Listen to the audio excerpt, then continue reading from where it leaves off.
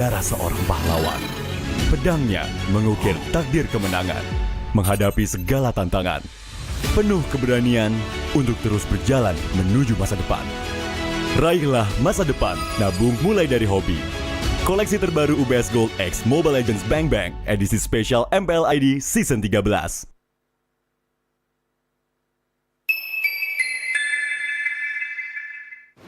Main Mobile Legends memang seru. Mabar sama temen makin epic. Apalagi kalau Double kill. Tropicana Double Crunch, es krim karamel. Wiped out. Dapetin edisi baru Gatot Kaca di minimarket terdekat.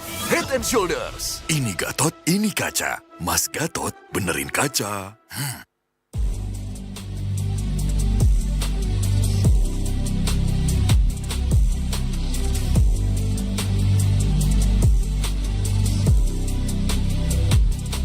Kenangan adalah jati diri kita.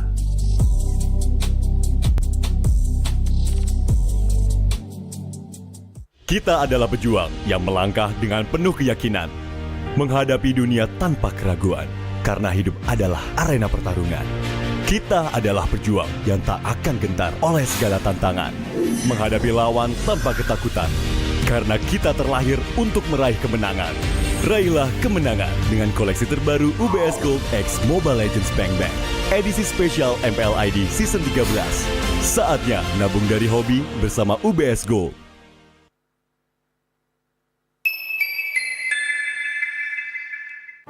apa akan kehilangan ingatannya? Masih inget ini, Pak? Sekecil apapun perhatian adalah kekuatan. Hidupkan momen kebersamaan. IndiHome. First blood.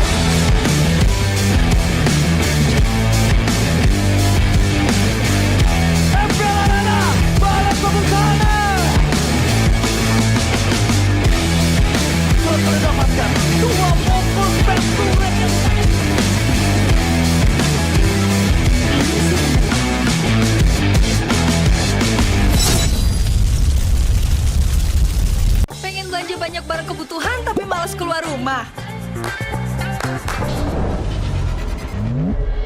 Untung aja pakai aplikasi Klik Indomaret. Cuma tinggal klik bisa belanja online seperti di toko. Beli ini, itu, jadi mudah banget. Produknya lengkap, banyak promonya. Gak perlu pusing, bisa pakai alat bayar apa aja. Wah, 1 jam udah sampai, gratis ongkir lagi.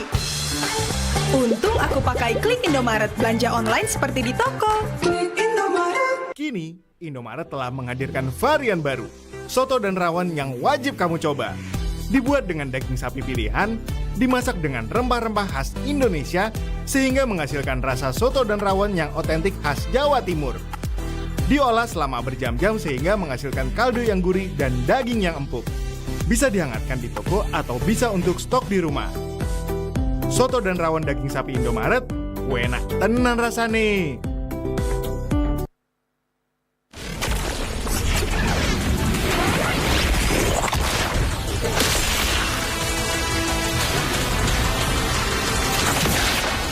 Strike first and without mercy.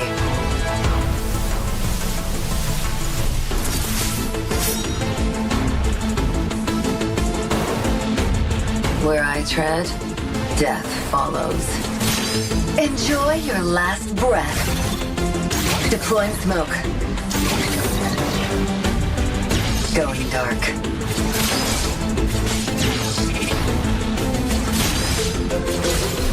War is my trade. Death is my craft. Backup plan? I am the backup plan. My destiny is what I make of it.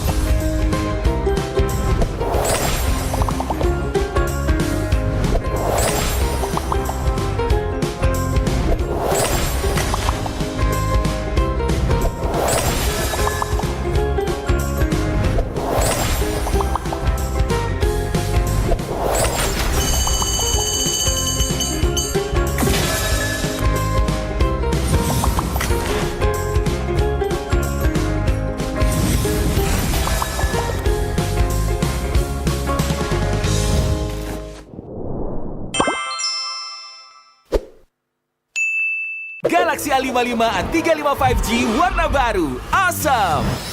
Kayak circle kita. Diajakin mabar di mana tuh? Circlein aja pakai circle to search. Wah, langsung ketemu tempatnya.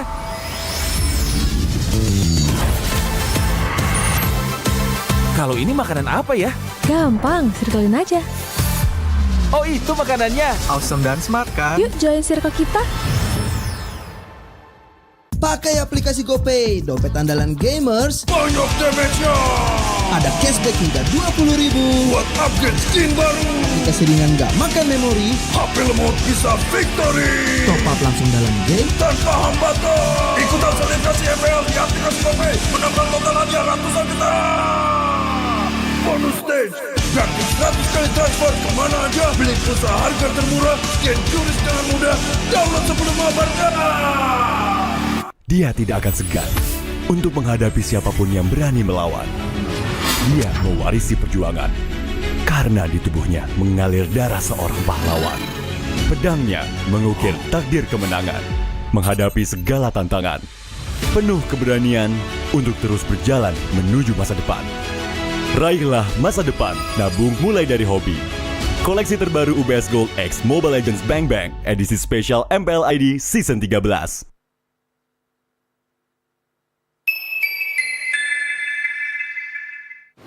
Main Mobile Legends memang seru.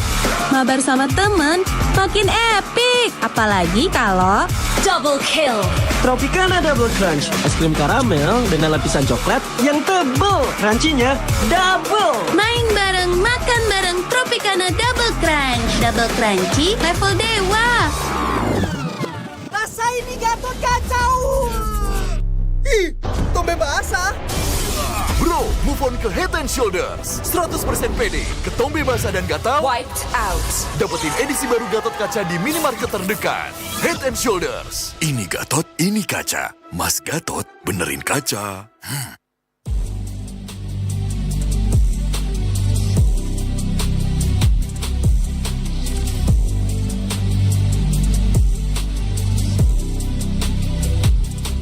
Kenangan adalah jati diri kita.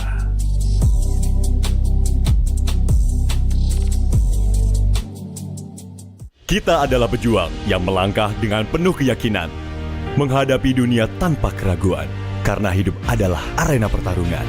Kita adalah pejuang yang tak akan gentar oleh segala tantangan, menghadapi lawan tanpa ketakutan, karena kita terlahir untuk meraih kemenangan. Raihlah kemenangan dengan koleksi terbaru UBS Gold X Mobile Legends Bang Bang, edisi spesial MPL ID Season 13. Saatnya nabung dari hobi bersama UBS Gold.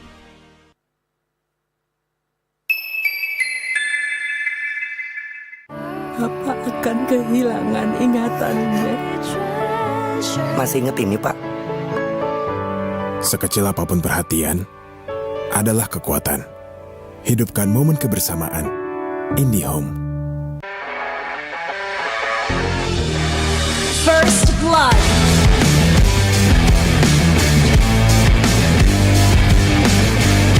MPL Arena, balas tepuk tangan.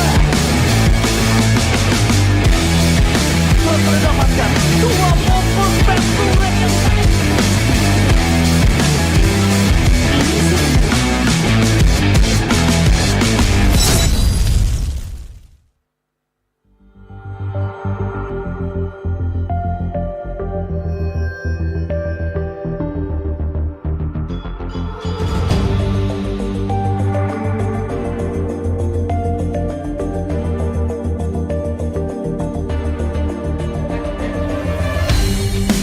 kan berdiri dan terus berlari, terus ke arah puncak tertinggi. Ku takkan berhenti hanya sampai di sini. Kemenangan abadi menanti. You know we won't miss if we unite our focus. And if you haven't noticed, we all live. Nyalakan apimu, hadapi semua tantangan, hadap semua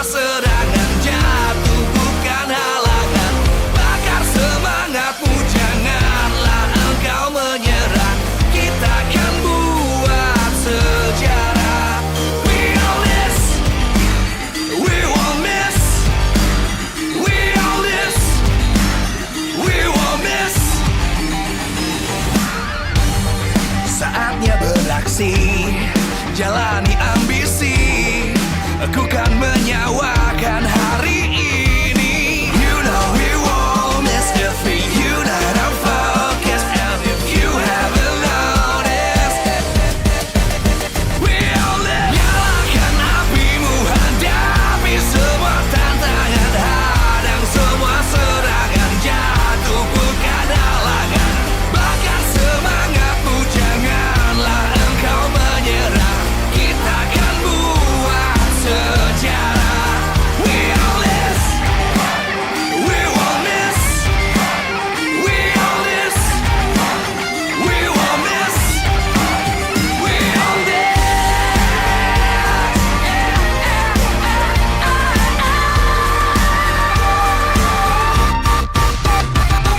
Nyalakan apimu, hadapi semua tantangan, hadang semua serangan, jatuh bukan halangan. Bakar semangatmu, janganlah engkau menyerah. Kita akan buat sejarah. We all this.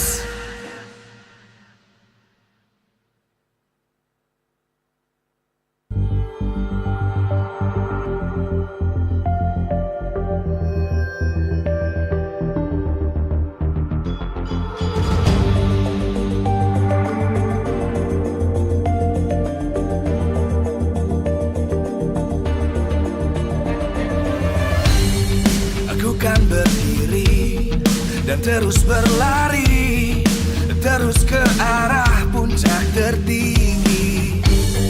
Ku takkan berhenti, hanya sampai di sini. Kemenangan abadi menanti. You know we won't miss if we unite our focus. And if you haven't noticed, we all live. Nyalakan apimu, hadapi semua tantangan, hadang semua serangan, jatuh bukan halangan. Bakar semangatmu, janganlah engkau menyerah. Kita akan buat sejarah. We all this, we won't miss. We all this, we won't miss. Saatnya beraksi.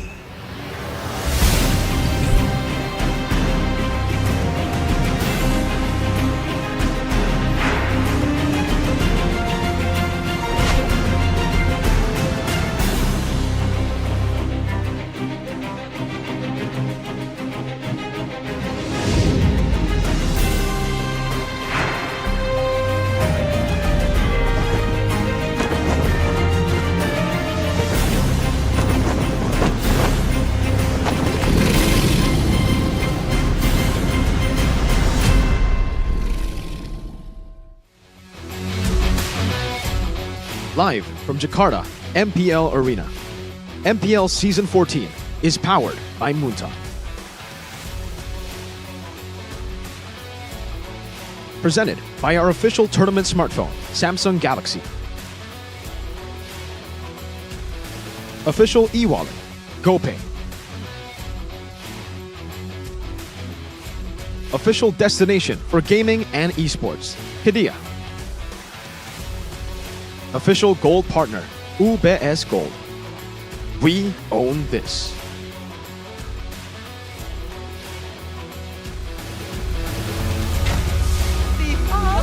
Gak boleh mau terjadi. Kalah dengan sangat cepat diselesaikan kali ini minionnya. Tapi Castle Flankernya gagal dan lawan.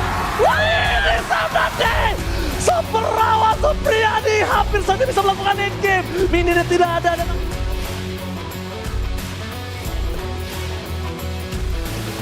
Untuk mereka, baik time dilakukan one shot juga seorang Fabian, tapi Spear of Alpha-nya mentok. Dan bahkan mereka mencoba untuk melakukan team fight dengan adanya orang yang tersisa.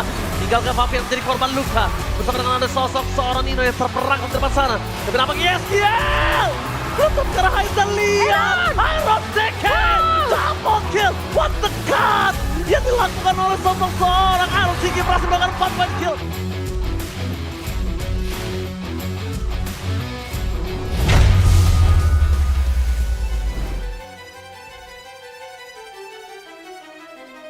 Minggu kelima telah berakhir untuk leg pertama Itu adalah tanda bahwa semua tim harus bersiap untuk memasuki leg yang kedua.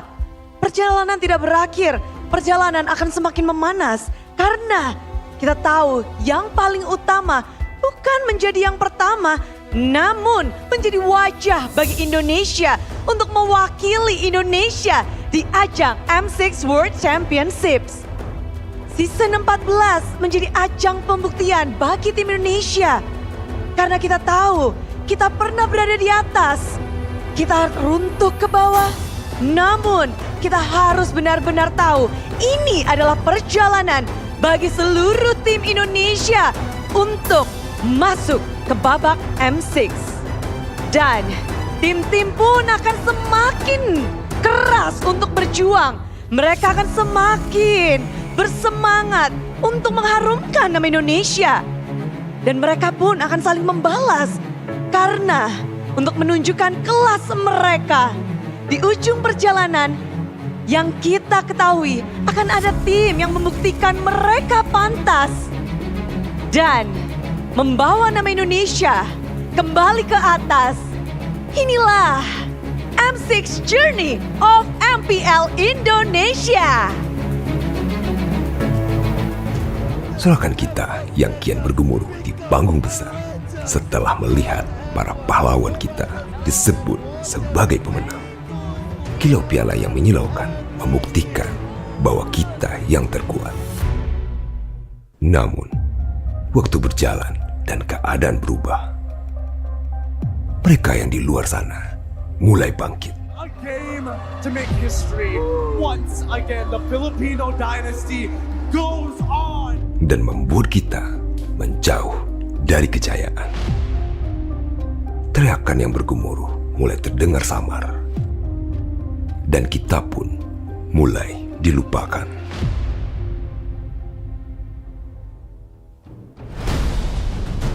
Kita di sini bukan untuk mengenang, tapi untuk membuktikan bahwa kita bisa kembali bangkit.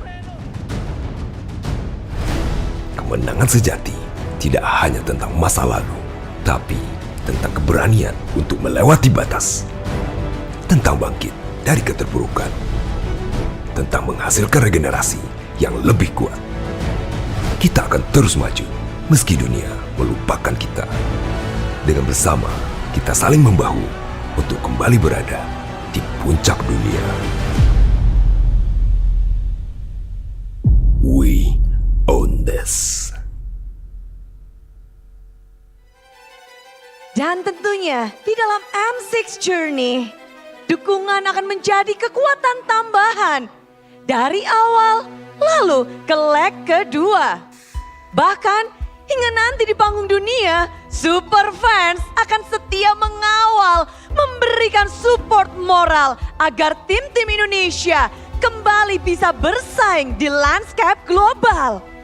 Kita tidak menyangkal, kita memang pernah gagal. Namun, bagi kita super fans, menyerah bukan pilihan. Gagal justru membuat dukungan kita semakin lantang. Memberikan kita waktu untuk memberikan kritikan lebih kencang. Agar pada akhirnya, tim-tim Indonesia bisa kembali berjuang. Dan sekali lagi Piala Dunia M-Series bisa kita bawa pulang. Mulai dari sekarang, dari leg kedua, kita akan melihat tim akan semakin berkembang. Pemain-pemain yang bertransformasi menjadi bintang. Dan lahirnya para penantang untuk sekali lagi membawa nama Indonesia menjadi terpandang. Karena MPL Indonesia Season 14, we own this!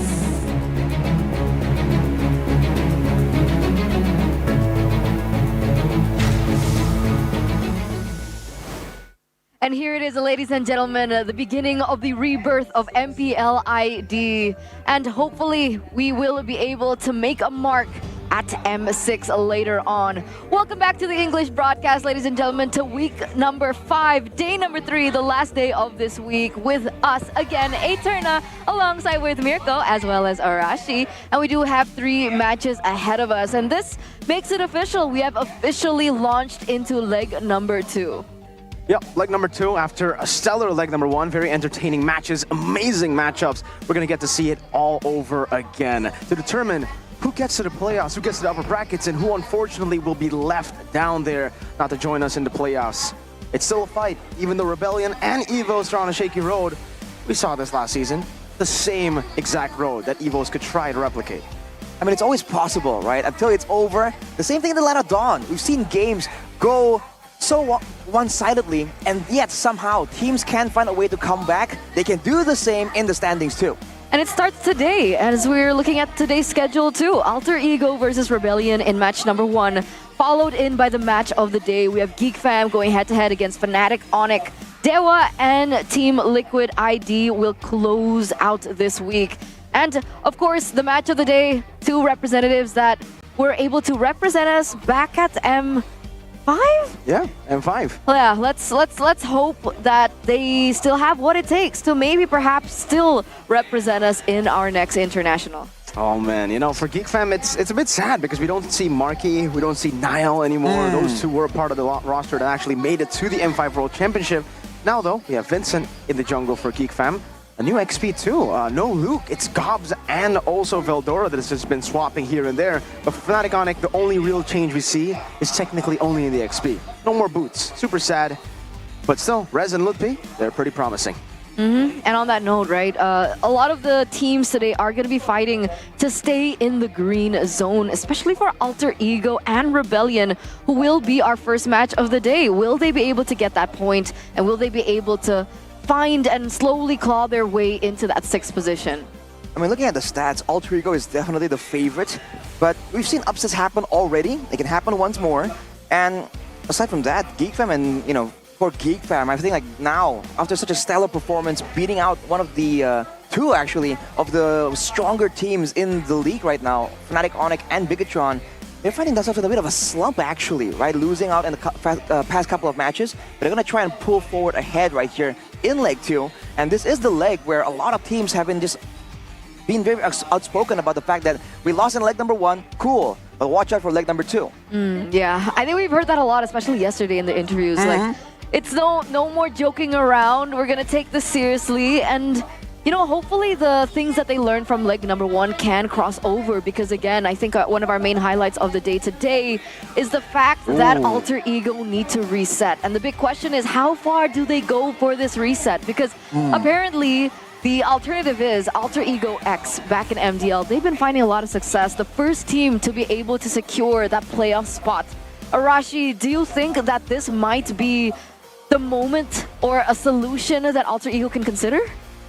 If it is, it's a drastic one for sure. We have seen almost total roster revamps mid-season. It's not impossible to expect this coming in from Alter Ego, especially with a great performance here from their quote-unquote alternative. But at the same time, you know, it's a whole different league, right? The MPL is a different situation. Of course, there is Sullyboy. There was still Taz in that roster, so there is still potential. But for now, you have to really think, is it actually that drastic of a measure required, or can they really try and make this roster work? For the most part, they really haven't been finding a lot of success, but especially in some key roles, right? We saw great moments coming in from Owen, great moments coming in from Niall in certain situations, in certain matchups. Is there a way to maybe pick and choose and find a combination that can finally allow some of these players to shine even more than before? The big problem for Alter Ego has got to be, in my opinion, not just the drafts, because yeah, obviously we can nitpick here and there about the drafts, what they can change about the drafts, but even when they do get the good drafts in, it just seems like Alter Ego, their main problem is up against the top 4 teams, they just get outclassed completely. But against the bottom teams, for some reason, they are really, really good, right? So it comes down to, I would say, their macro understanding. They're mechanically sound.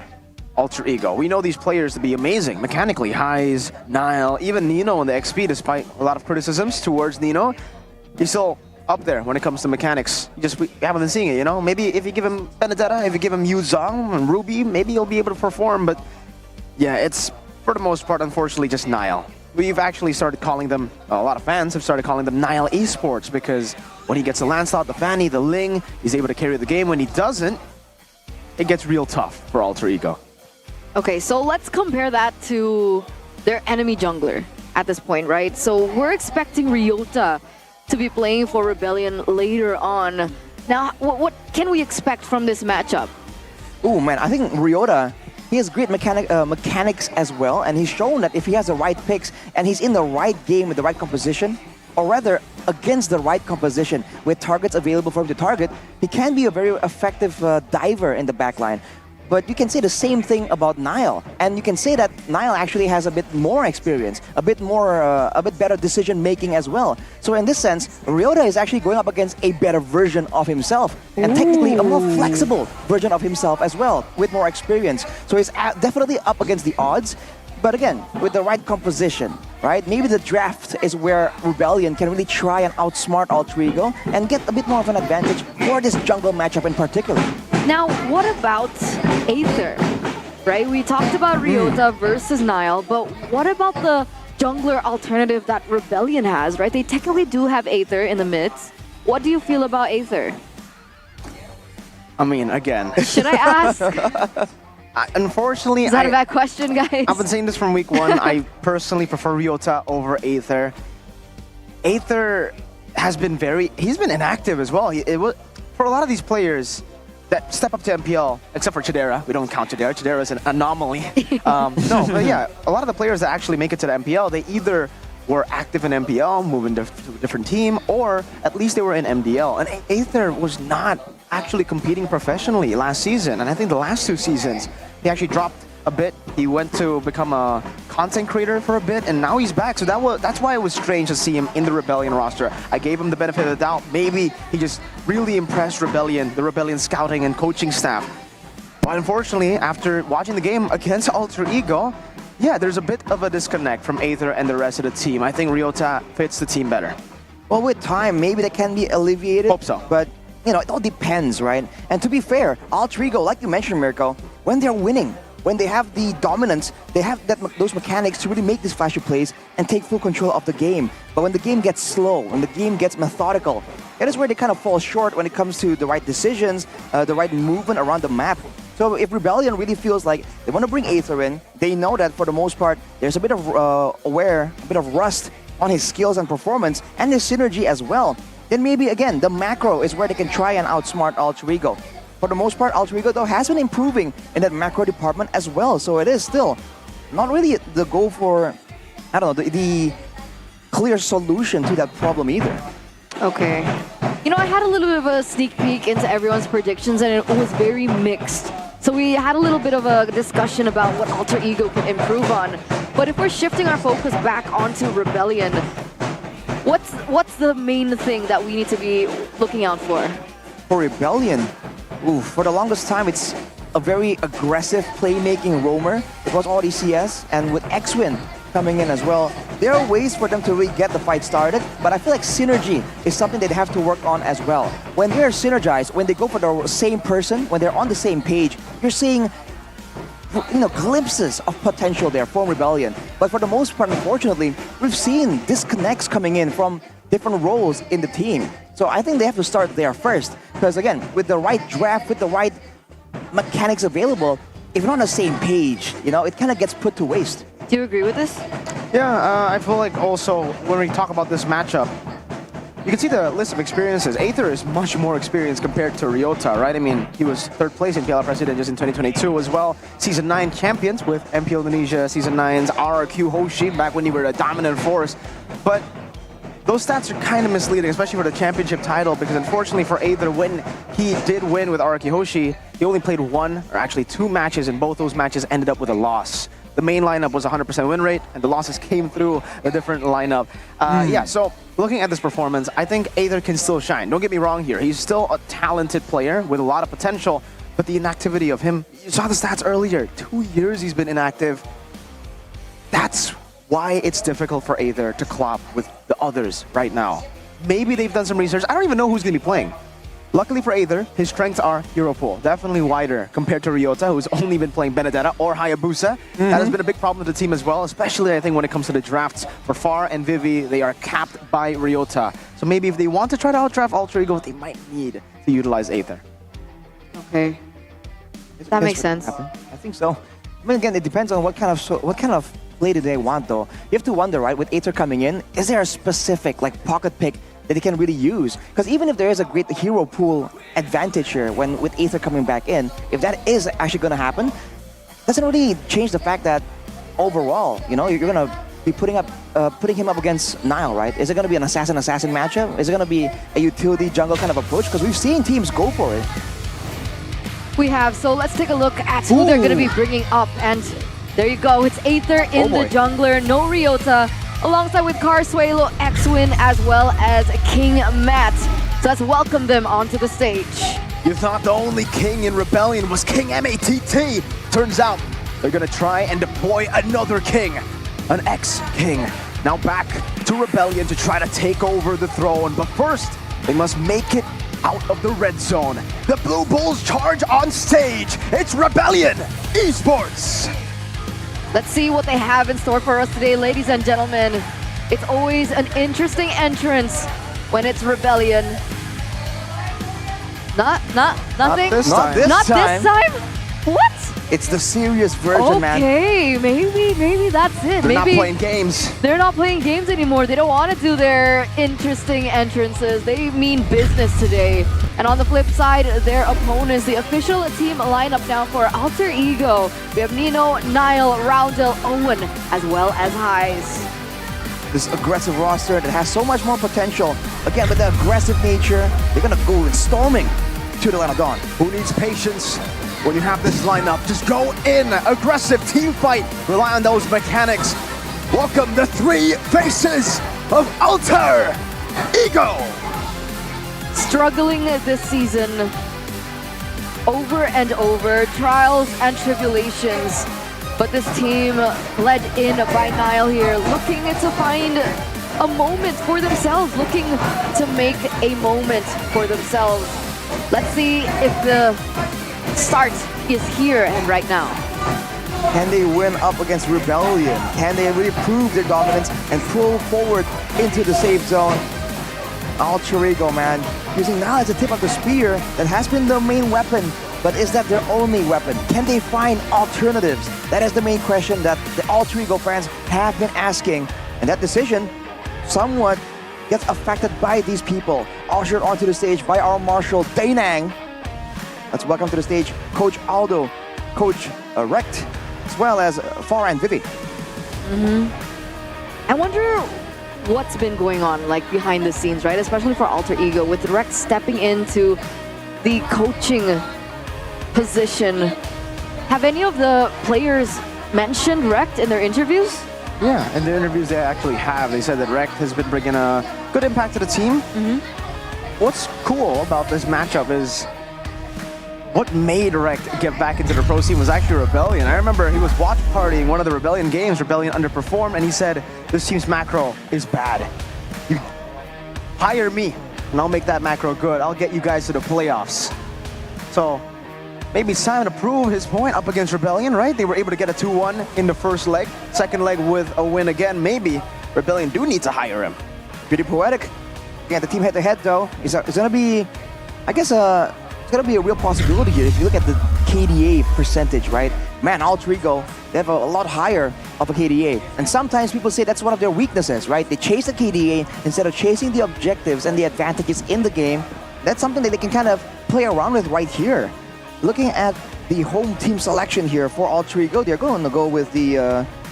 man, look at their first pick rate, man. It's 50%. Kind of weird to see the percentages because sometimes it's on the 50% mark, 60% mark, but it's still quite significant. 55% in, and they are going to be having first pick, so maybe that's the advantage that they need in this first game, that momentum to be able to win that first game, to carry it over to win this best-of-3 series. And for Rebellion, they have the second pick this time around, and looks like that win rate is at 25%. But looking at it, right? I mean, if you compare it to their own blue side, 27%, it's only a 2% difference, so maybe they can still find the success on the red side as well. Exactly, it's a bit of a silver lining, right? Whichever pick they go for, it's a similar percentage, so maybe they can go into this with a more flexible mindset. They're not really tunneled in on getting that first pick or second pick. They just know they gotta make the best out of the situation, because that is what they have been doing, right? They have more experience being the underdog. Let's put it that way against Alter Ego. They need to have the right perspective here, right? The glass, is it half empty or is it half full? They need to see it half full because this could be an advantage for them. 27.27% versus 25%. They're as good on both sides. Yeah. You know, by the way, ladies and gentlemen, for those of you watching at home, Mirko is a half-empty type of guy. No, it's an empty. No half. It's not even a half. Glass It's is just empty. full He's an empty dude. It's an empty so glass. what about you, Arashi? Are you a half full or He doesn't half even see the glass. empty?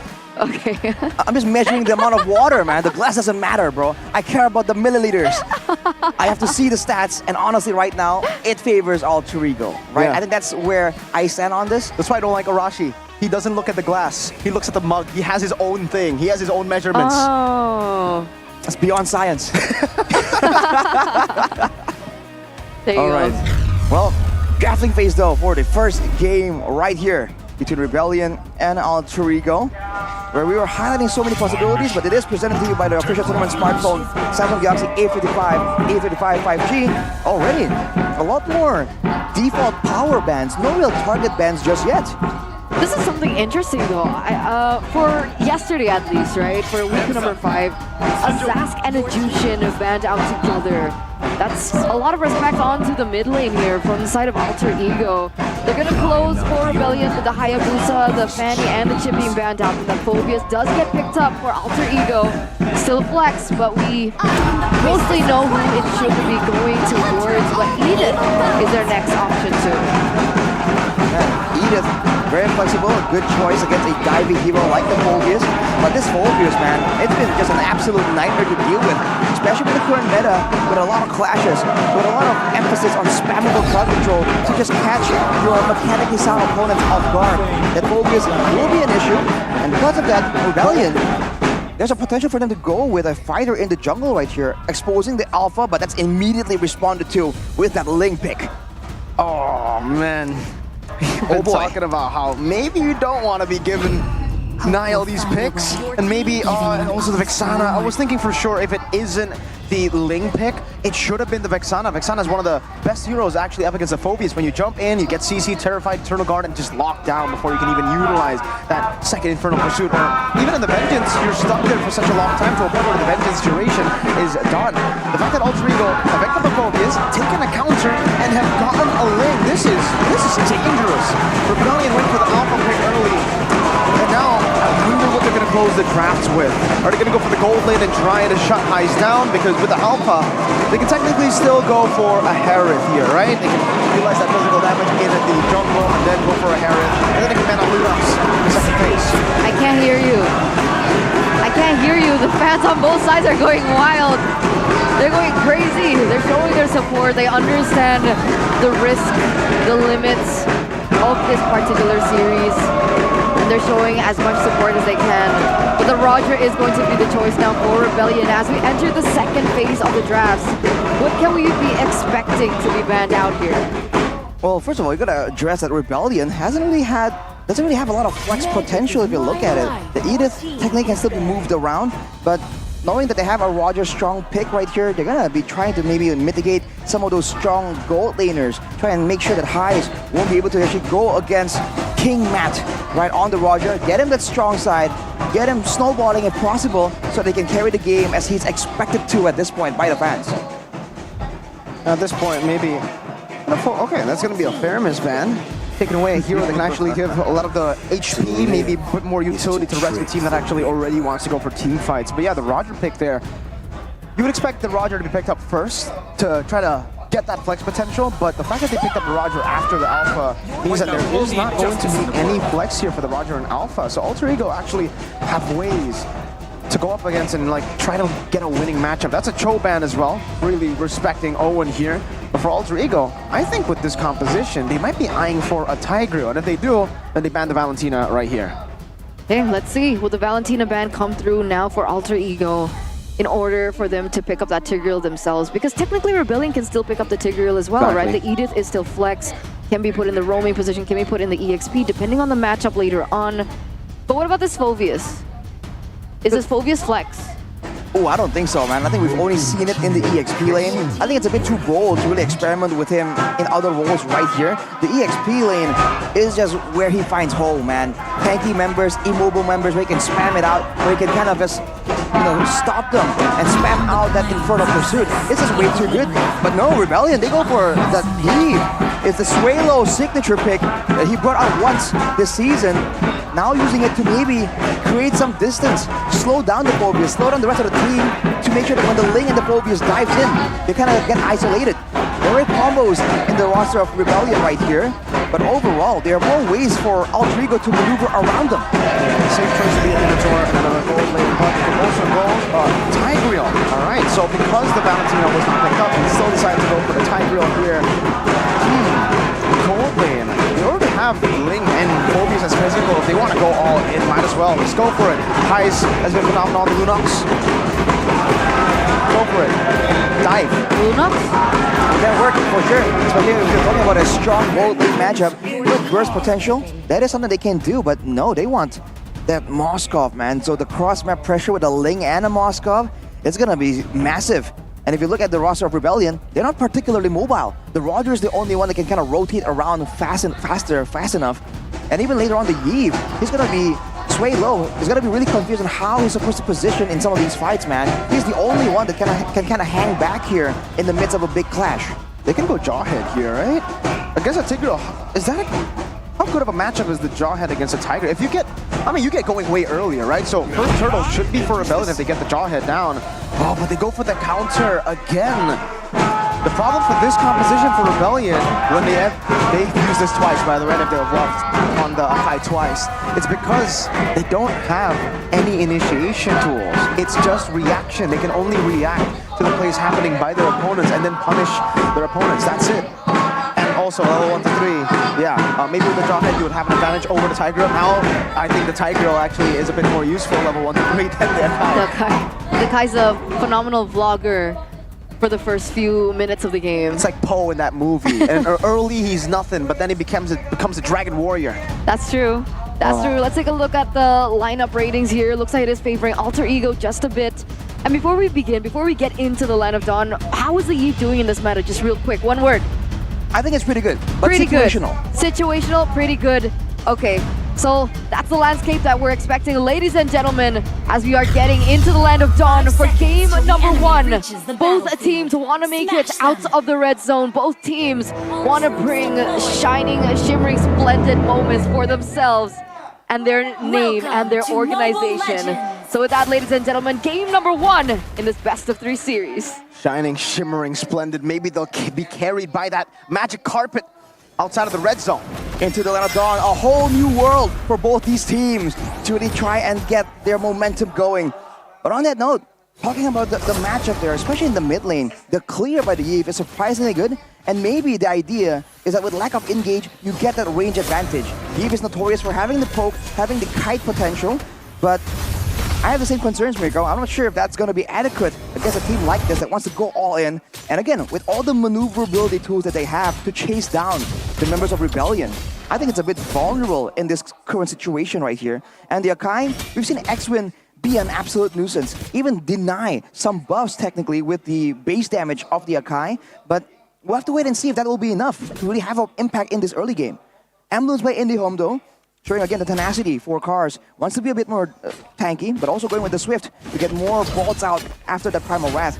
And if you look at it, Wilderness Blessing for the mid lane and roam, this is going to be a mobile heavy game. And if that's the idea for both teams, like we've mentioned, Alter Ego, what their composition will have a lot more of an advantage when it comes to moving around. I have a question though, Arashi. In the gold lane, who wins that lane matchup? Ooh, I would say that in theory it should be the Roger, but it's also a bit skill-based because the Moskov is so flexible, but look at this. Aether already getting ping-pong down. Niall, if we able to get that knockup. Oh, actually, he missed the knockup. X-Win now coming in. Niall picking up the blades, forced back. Sway Low is chasing him down. Doesn't have to ultimate, steps up a bit too aggressive, pops in the Purify to get away from Nino. And it will just be It's 0 for 0. Trey Cars has the Earth Shatter, goes for the minion waves. Rebellion to go for level 4. Cars has gotten it first. They can actually go for a fight. Primal Wrath coming down. Roundel disrespecting the damage potential of Rebellion. Nino is low. Cars will take him out. First blood to the Blue Bulls. All right, beautiful start here for Rebellion, being able to get that pickup. And now they're going to be focused on utilizing that space to get an edge in this neutral objective. And I don't think Rebellion will be contested for it, right? Alter Ego completely let it go.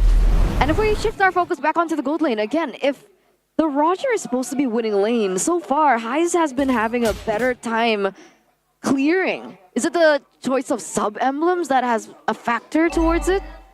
Well, I think when it comes to clearing, the fact that your hits hit the whole wave with the Moskov allows you to clear faster. So again, when it comes to moving around, clearing and rotating, with the Spear of Destruction, Heiss can't really be matched right there, but Cars... Oh, implosion from Owen into the demonic force to shove back into the Eternal Guard. Oh. With disengage from X-Win, Aether still going to be taken down though. Rebellion cutting their losses, only leaving Aether to fall. Great aggressive movements from both these teams. I mean, earlier, the fact that they were, for Rebellion, they were able to get the level 4 advantage, win a fight, was great. But immediately, Alter Ego strike back with the Tigreal pick. We did highlight this as a bit of a weakness there, right? For Rebellion, they're susceptible to just grouping up and getting punished like that.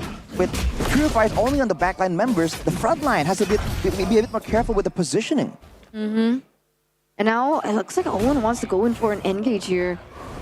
Not going to be able to get Aether's purple buff just yet, still able to hold on to it. And so, as we're entering the 4th minute of the game, who has that better control and better setup? Control and setup. I feel like for Alter Ego, they can get into the right positions a lot easier. There's not a lot of ways for Rebellion to punish it. But when it comes to scouting, the spammability of the Yave, I think, will help out Rebellion a bit more when they're moving in. So there are ways for Rebellion to kind of be careful. But Alter Ego, again, even though they can get scouted out, sometimes the attacks can come from the sides, from behind even, with a bit of the Spear of Destruction. So Owen there, as you can see, gets pressured, gets poked down. But in the grand scheme of things, like Mirko mentioned, the lack of engage means that X-Win has to make a very careful and expensive decision. Does he want to use a heavy spin to catch someone or to break the pace of Alter Ego?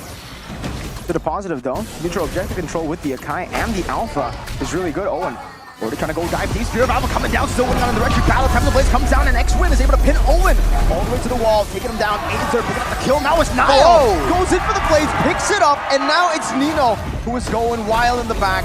Just trying to zone Cars and sway low as Niall will cut their movements away to give Heiss some space. Try to siege down this mid lane. Our mini wave is there. Matt entering from the other side, doing a whole lot of damage out to Niall. Cars with the flicker forward and the Earth Shatter and the onward, forcing Roundel. The flicker out of the RWM, sway low, slowing them down with the utility. That's a Primal Wrath used. King MATT. Grrr is what he says. He doesn't get the last shot though, however. Unfortunate stuff. Rebellion are still able to keep things okay. But you're seeing the damage potential, the chase potential. If there were a few more items in the inventory slots of Rebellion, that could have potentially been a dangerous situation for Alter Ego. Owen came in, and Rebellion respected his presence with the earlier implosion play. But it really wasn't up. It was more of a deterrent. If the game goes on, I think Alter Ego needs to be very careful with how they want to exit some of these trades. They can enter fast, but they can't really exit out as easily as they really could in usual situations. Looking at some of the items right here, Thunderbelt for Edith, as well as Matt saw earlier, that's where the chase potential comes in. He's also extra tanky, and he has a bit of extra slow coming in, and extra burst damage as well. So when it comes down to the cleanup situation, he can actually be a real threat. Oh, that poke damage with the Thunderbelt rush on the Roger, certainly something as well. But yeah, for Rebellion, I would actually say, now looking at it, this could be the strategy to beat Alter Ego. Having no initiation is no problem because it's always Alter Ego who wants to fight anyways. Rebellion should just be like, all right, you want to fight? Nah, heavy spin, fool. Yeah, and then they would have to force a lot of resources coming out from Alter Ego in these team fights if they do go for that engage, especially with Swalo picking up that RWM. We saw that actually in that previous skirmish, and we might see it again. Niall now level 10. We do see Aether is on the same level. So Rebellion right now, they have the better setup. And again, Alter Ego, they're still looking for it. They're still looking for this contest. Look at Nino go in. He's getting the Demonic Force procs down on X-Win and Cars, but good job holding off to that. They know that if they initiate first, Rebellion will be able to retaliate. Spear of Destruction connecting. He won't be able to take it. Meanwhile, in the bottom lane, KMATT almost just solo killed Highs. He's forced back. That is a free lane for MATT. The Rebellion decide to utilize this cars with an onward, getting Nino. But a damage Owen! Getting the implosion, but that's where the heavy spin comes in handy. Niall pinned down to the wall. Owen still in the midst of it all, still dealing damage. Real world inflation, able to zone them away. Roundel to be brought back by cars there. And it will be a trade. Either for Roundel as Niall's forced back cars with the Primal Rat is still poking Nino down. That's a double for Cars the Machine. 2-for-1 trade now. Rebellion are gonna have a little bit more to say after that, despite Niall being able to pick up that turtle. Unfortunately, the heavy spin was utilized before that, but wait a second, Owen! What was he doing? Just walked up to try and exert some pressure, gets tossed back. He did delay long enough to actually save the mid turret though, and Niall actually gets a turret on the top side. Altrigo somehow, someway got something of value in that situation there. But again, Rebellion, they're able to neutralize the threat of the Tiger Wheel almost completely using the heavy spin with the cut control immunity and the pushback. And for the most part, you can see that Roundel in particular, he is struggling to find the same impact in this fight, man. Every single time the fight breaks out, Cars is just on him immediately. King MATT likes those odds. 2v1, no problem. No problem at all. What's his level now? 10. As compared to Highs, who is also level 10. It would be interesting to see how that gold differential is at this moment. Because Rebellion still have that gold lead. Unfazed. Absolutely not. It's fine. 1v3. Whoa! Unfazed. Purifies out. MATT, that might have been a mistake. That's an internal guard to the face. Oh no, MATT, not like this. Okay, maybe that was a little too much for him to handle. He was too unfazed. Maybe he should have been phased just a little bit. Man, Lycan pouncing forwards when he knows the members were there, that's a bold move, man. That's a Matt move right there. That can make your team confident, but it can also kind of slow you down. With that play, the gold difference, it must have been significant in the gold in Eterna, because you look at it now. It was 2K just a little bit earlier. Now it's down to 1, below 1 even. It's back to the waiting game where Rebellion, in theory, has had the pressure, but keep in mind, there was the Moskov, there is the Ling. Right, the longer the game goes, the less turrets are available. Altrigo can get an advantage, especially now without the heavy spin. Keep your eyes on Owen, man. Oh man, X-Win, they're gonna have to wait for this heavy spin to be back up. They're going to be caught by the implosion. Like you said, he has the ultimate still. Niall is 2 levels ahead as well, by the way. So the Rebellion really want to go for the contest, that 50-50. Yeah, this is a good decision by Ultra Ego. They need to fight. They need to go for the fight. X-Win doesn't have ult. Oh no, they're taking it so slow. X-Win might be able to get ult before that. Cars with the first shatter forward, going on to Roundel, zoning him away, implosion to the back line. X-Win still doesn't have the heavy spin, and there you go. Even with that, Niall gets the kill. Nino gets traded over. That is a 2-for-1. 2 members per the Lord. And now Rebellion are the ones actually utilizing this as a benefit, as an advantage. Into the mid lane they go. 3v5 Rebellion. X-Win still doesn't have the ultimate, but it's a-okay. The Lord should be, like, they should be able to clear the Lord too. Was that worth it? For Rebellion, yes. Now the gold lead is back to almost 2K. Altrigo, that was an interesting play, but this is as well Niall with the Tempest of Blades and the recalls, just to show off a bit of that dominance. But Altrigo, they get the objective, and they just immediately back away. They left Nino and Owen to fend for themselves when the gold lead really wasn't that significant. And to top it off, they were having that heavy spin down. That was a big factor in their success in these fights. I feel like they could have really committed more to that, but maybe they have a different plan. Yeah, see, the question was more to Alter Ego, right? Because Exactly. they got the objective, but then it felt like there was like a miscommunication as to what they wanted to go for next. Did they wanted to go for the team fight? Did they want to pull back and wait for the Lord? But that Lord was just rendered useless at this point. Because, you know, they had the same kind of gold, and technically their composition is more suited to just going in. Like we mentioned earlier, they can't really exit as easily, especially with the Phobias, right? It's just forward for Nino, right? There's no rear gear. He just keeps moving forward, and that's all he can do. So for Altrigo to not go forward while they have the same kind of gold, no real big gold advantage for Rebellion, I feel like it was a bit of a waste. But Niall is still having an advantage. He's still, leading when it comes to EXP and gold. And Altrigo can play this route, right? This split push route. And it is kind of working. Yeah. Got to be careful, though. He does. Niall it was 2 levels ahead of Aether earlier on, now back down to 1. But again, this player just shows us his potential, just shows us his quality. being able to farm as quickly as that as well. And let's take a look at the items too. We have Highs on the Moskov with 3 items. Is he ahead at this point? Is he enough to be able to carry in these team fights when they go in for that full commit that you mentioned? I feel like he has enough items to not be ignored, but when it comes to just being that main threat that can kind of shred the whole team at the same time, he needs at least, like, I think, one more item. You know, like a Malefic Roar or something could really amplify his damage even more. For Matt, it's the exact opposite. Now he has all this burst damage with the double true damage burst with the Thunderbolt and the Endless Battle. And to top it off, he has the Great Dragon Spear as well. So his maneuverability in these fights is going to be really, really amazing. Suelo went for the Blood Wings though, so when it comes to the extra slow from the Ice Queen's Wand, or maybe extra defensive stats from something like a, you know, something like a Winter, like a Brute Force, you know, if he's concerned about the Nile Assassin threat, he doesn't really have it just yet. Going for that safety, for that movement speed-based approach, and with the Purify, I guess he's just thinking that so far, he really hasn't been doved on just yet. So he's comfortable going for just more damage and more impact in these fights. I get that, but what about Wishing Lantern on him? Is that something that we typically see? On the Yeet, not so far just yet, but with how long these fights are going, maybe it can be a valuable item. We'll see. Poke. Little by little, you know, trying to poke the enemies down. Rebellion are actually going to just be committing. Owen with the conceal into the back right now. The Primal Rat coming in from Cars. Owen gets a massive implosion, but that is in heavy spin actually to respond it over as well. Nice displace Aether.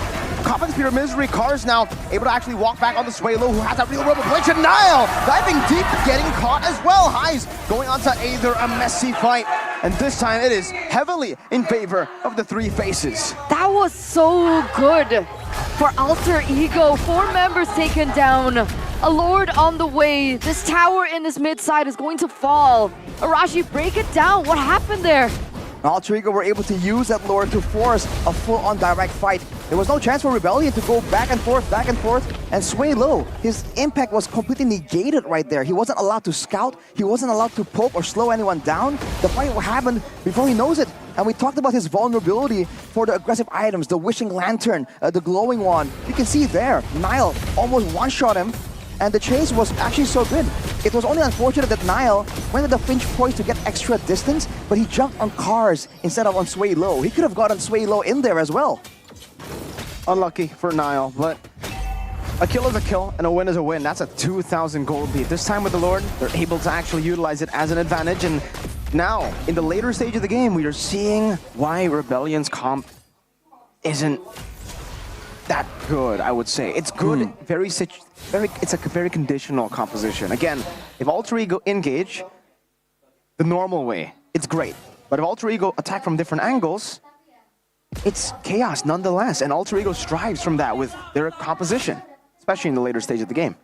Like we said earlier, a front to back can really favor Rebellion because they can poke everyone down. And even if they force an engage, the heavy spin is available. Even if Alter Ego play around the heavy spin, the Purify still is available for Sway Low. So he can kind of stay in the front and be that bold poking tool for the team. But if he's not allowed to do so, and like we said, with the maneuverability, if a Spear of Destruction comes in from the side, from a 90-degree angle, if Nile comes in and skips all of these tanky frontline members, they still fall. So in theory though, Rebellion, when they get into this defense position inside their own base, they actually can play it a bit better, but that's where the Moskov and Roger difference comes in. When it comes to damage output from both these teams, the Moskov will be able to do a lot more damage.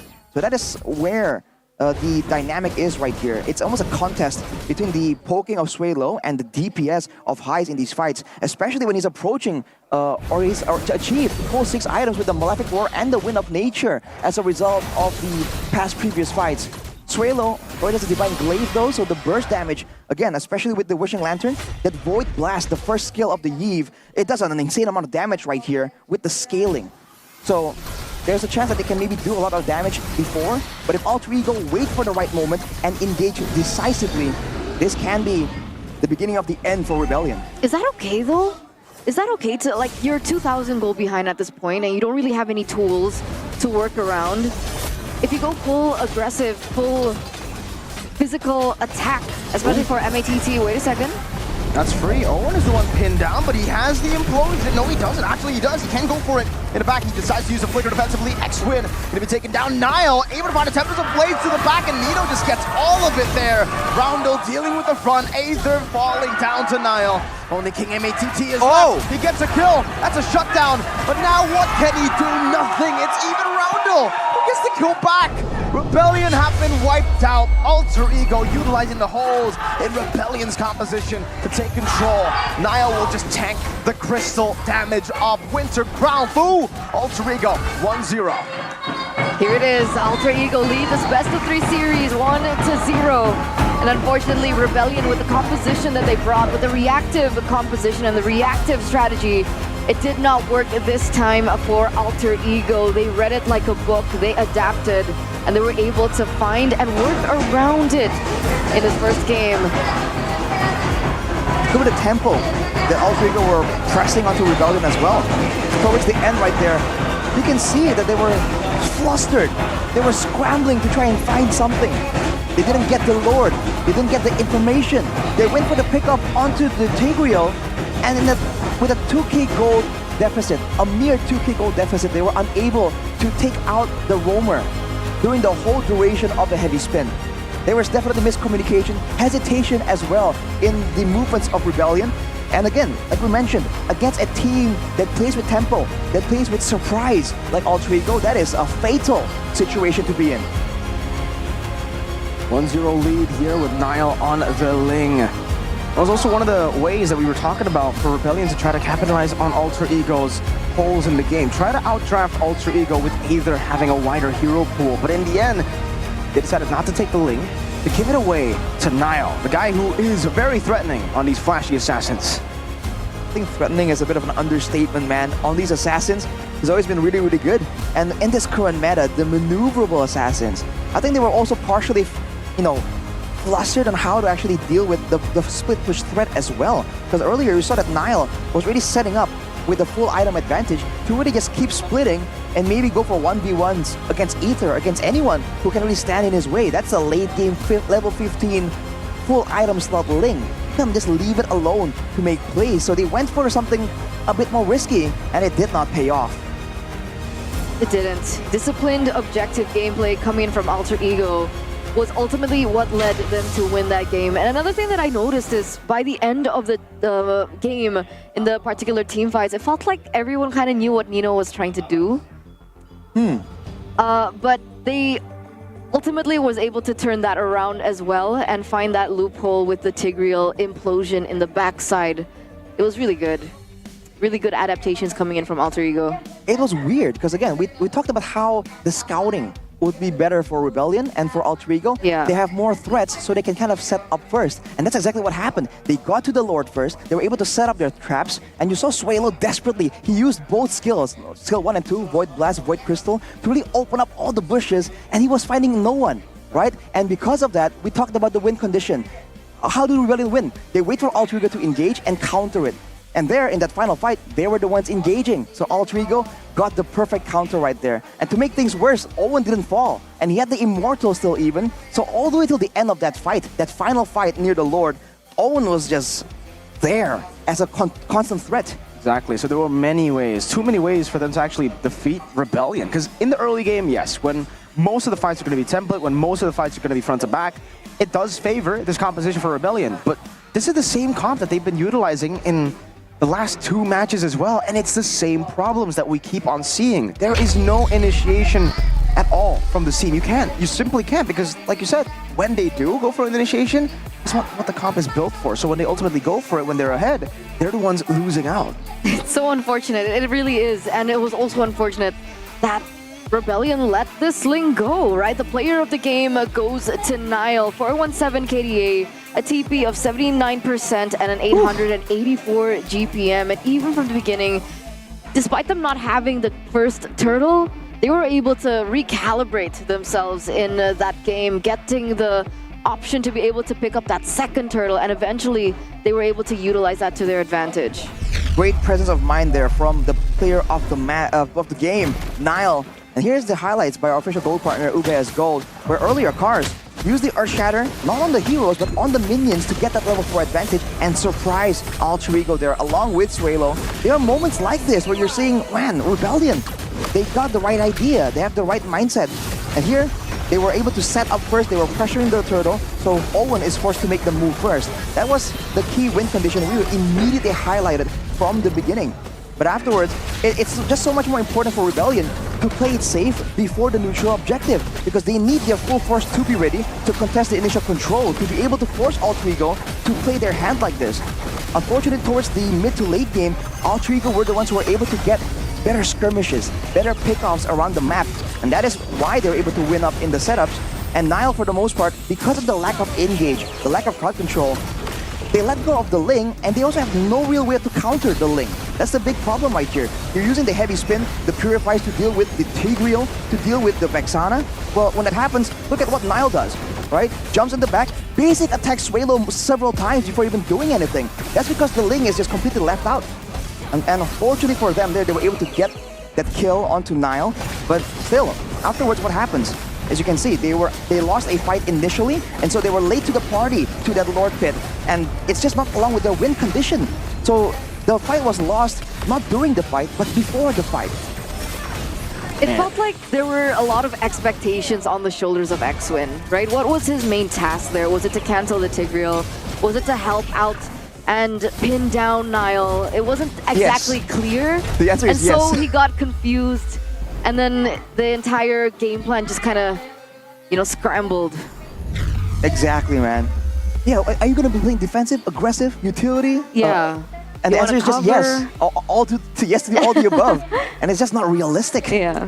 So I do think that with better execution, there was more potential. We could have seen more from this lineup. Like we highlighted, in theory, in a base defense, they would have done better. But again, they walked out and went for the Lord despite the fact that they were already late. They were already at a disadvantage. It won't guarantee them to win or to do better, but I feel like it's better odds, right? So I think game plan wise as well, when it comes to how they want to play the early and late game, defensive or aggressive, and who is responsible for what, I feel like Rebellion needs to make some adjustments for sure.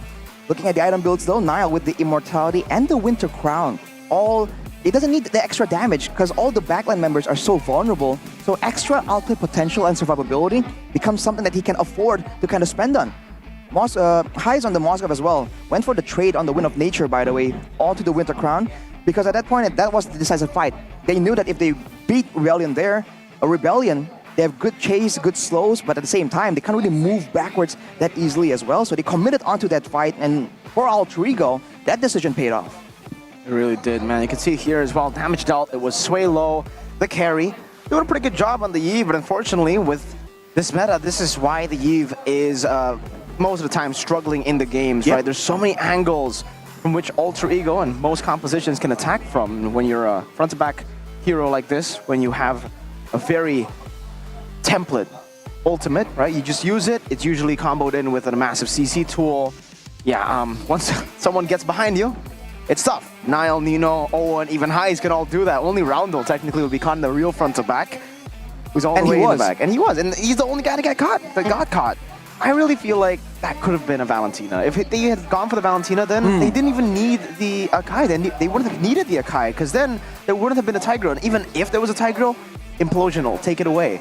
Even for the Akai, I think like the Jawhead was open. If they wanted to get early control, similar to the Akai, you get early control. It's just different, the ways of control and neutral objectives, right? You deal damage, you pick off. Akai is more of like a heavy CC to disengage.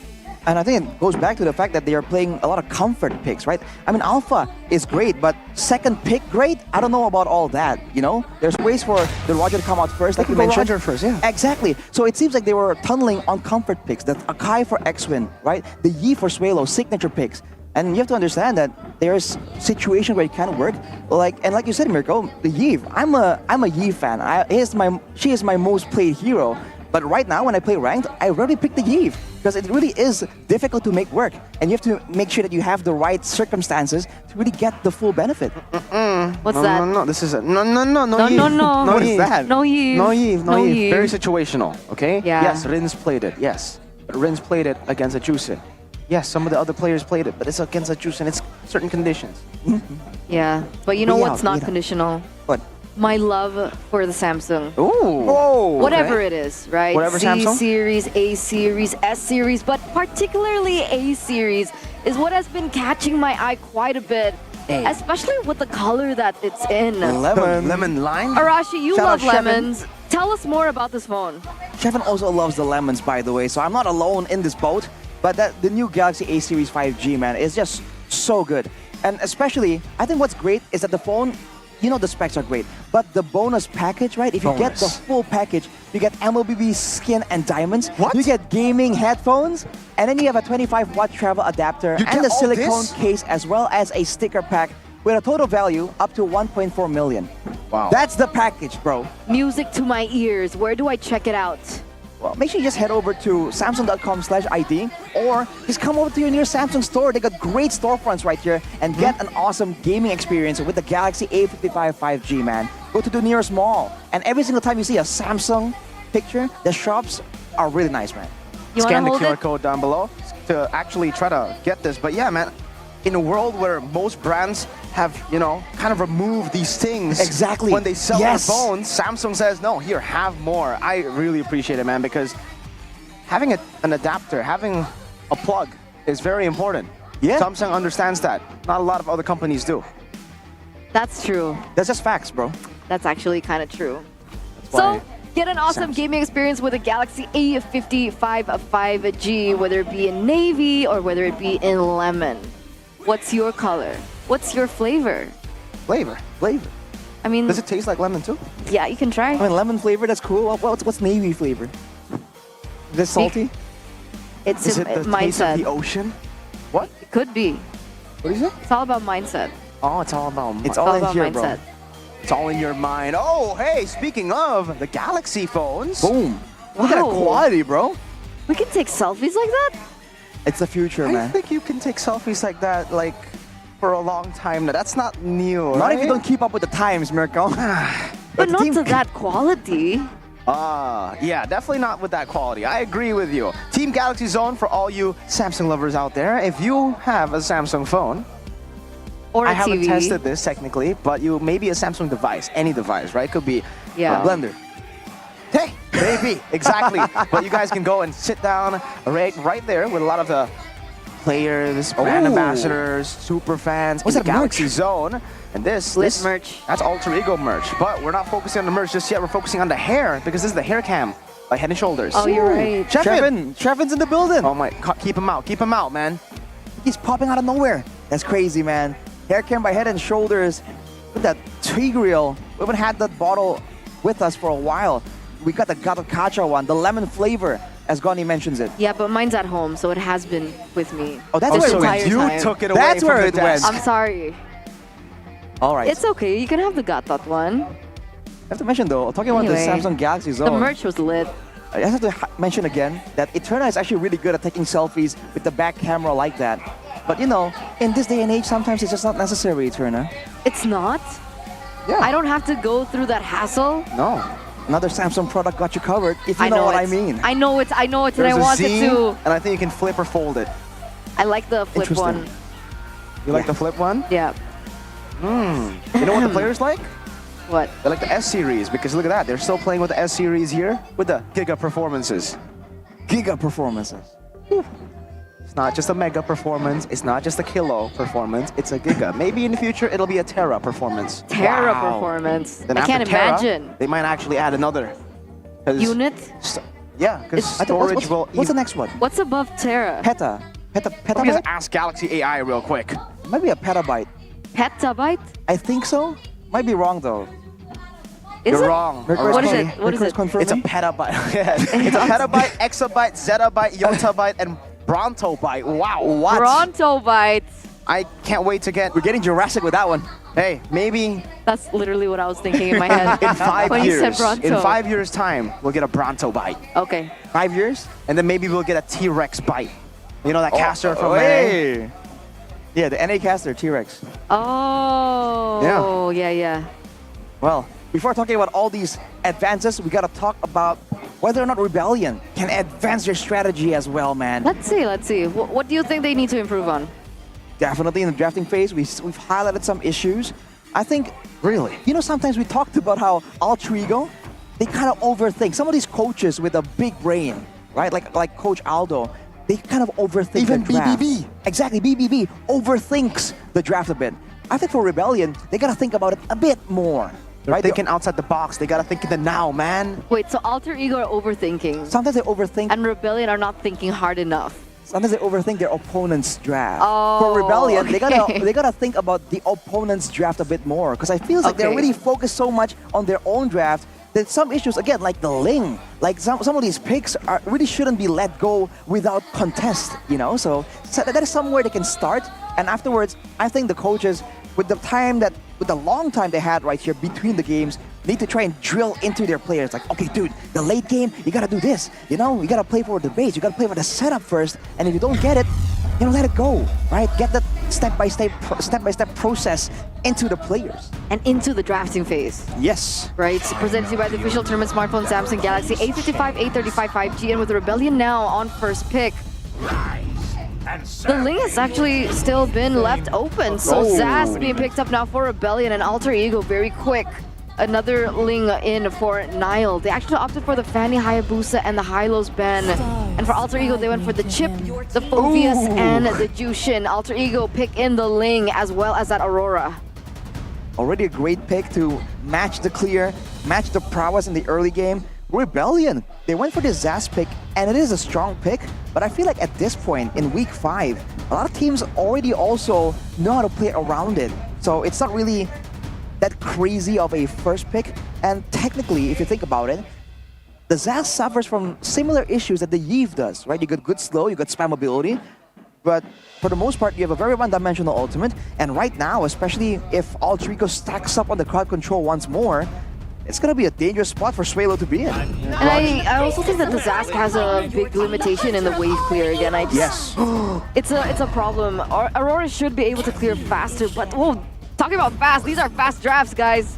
Moskov, Edith, Alter Ego go for Charizla, Mirko. Oh my goodness, this is the first time in a while that we have seen Matt on the Moskov. He's still sitting at a 0% win rate on the Moskov. I thought for sure it would be Roger Edith, not the Moskov Edith, but it seems Mr. M wants to play the M hero. Matt on the Moskov, the double M, Marksman, Matt Moskov, that's a quadruple M. Wow.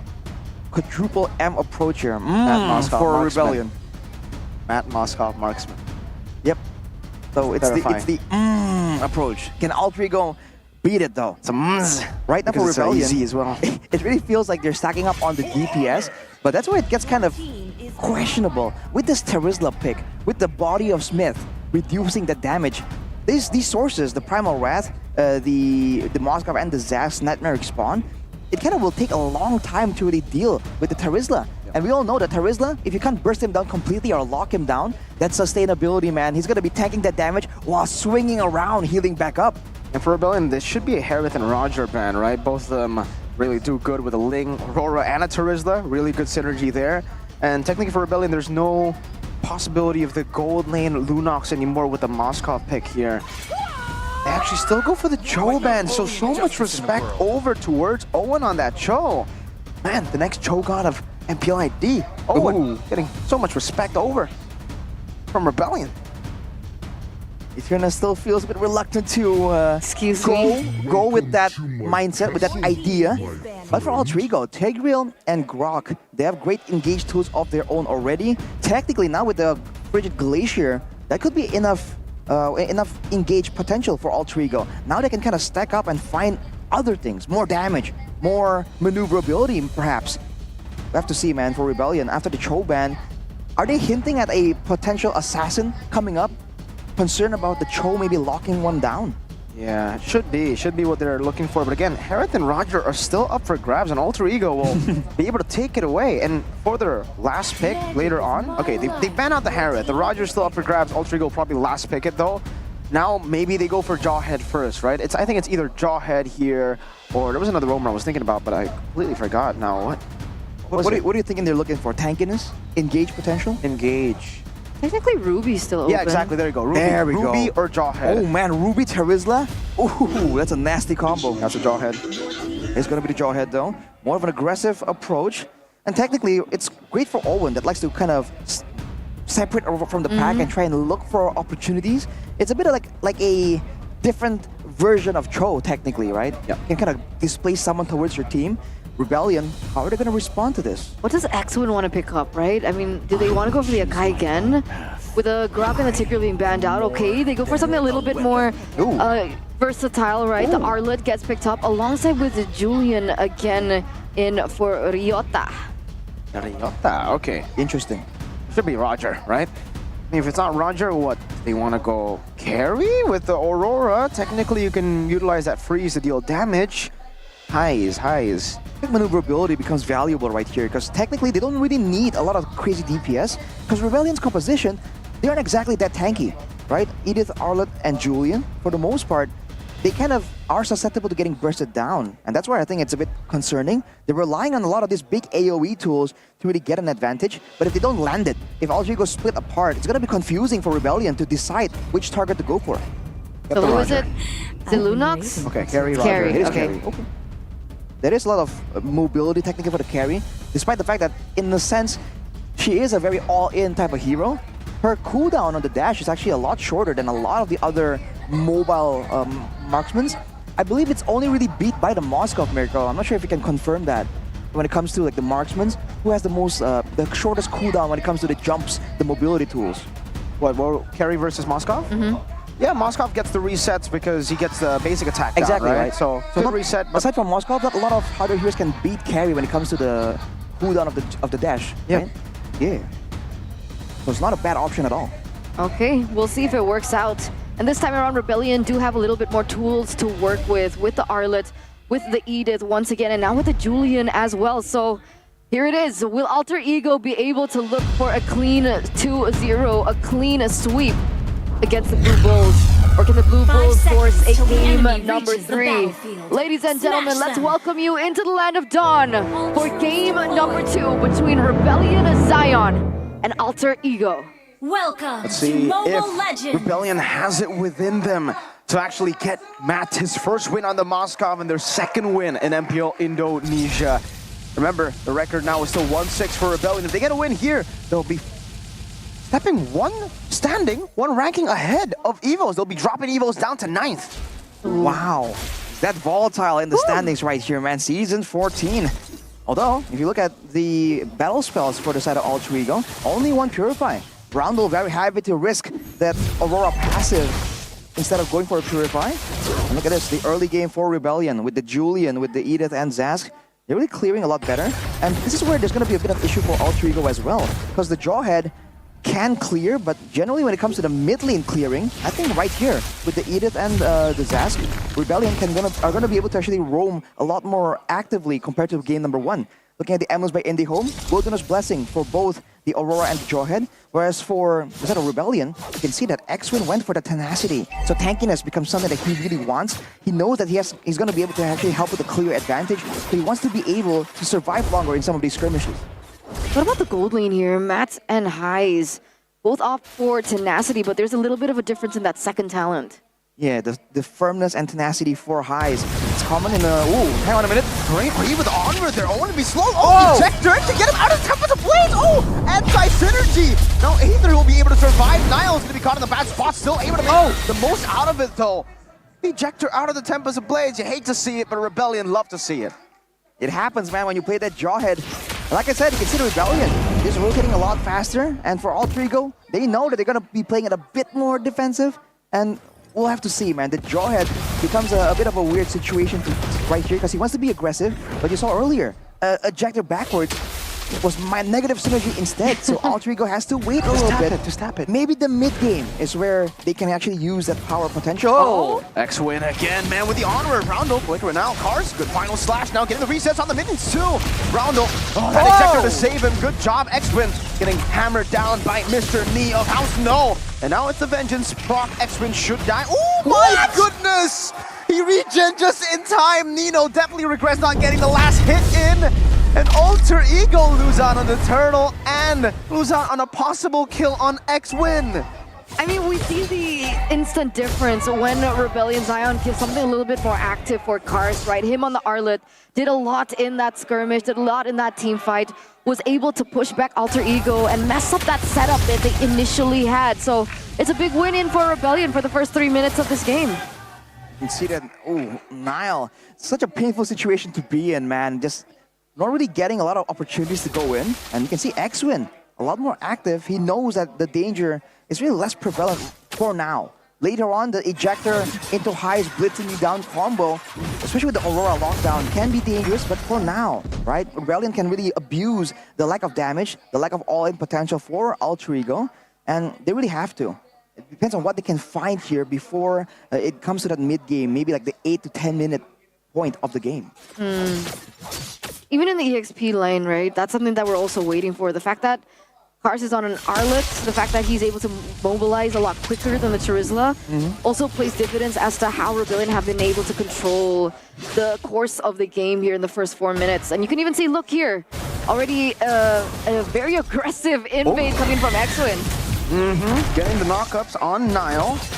But he will still be able to get it, you know, with a penalty zone. Alter Ego not actually going for this, but that's a lot of damage on X-Win and Owen.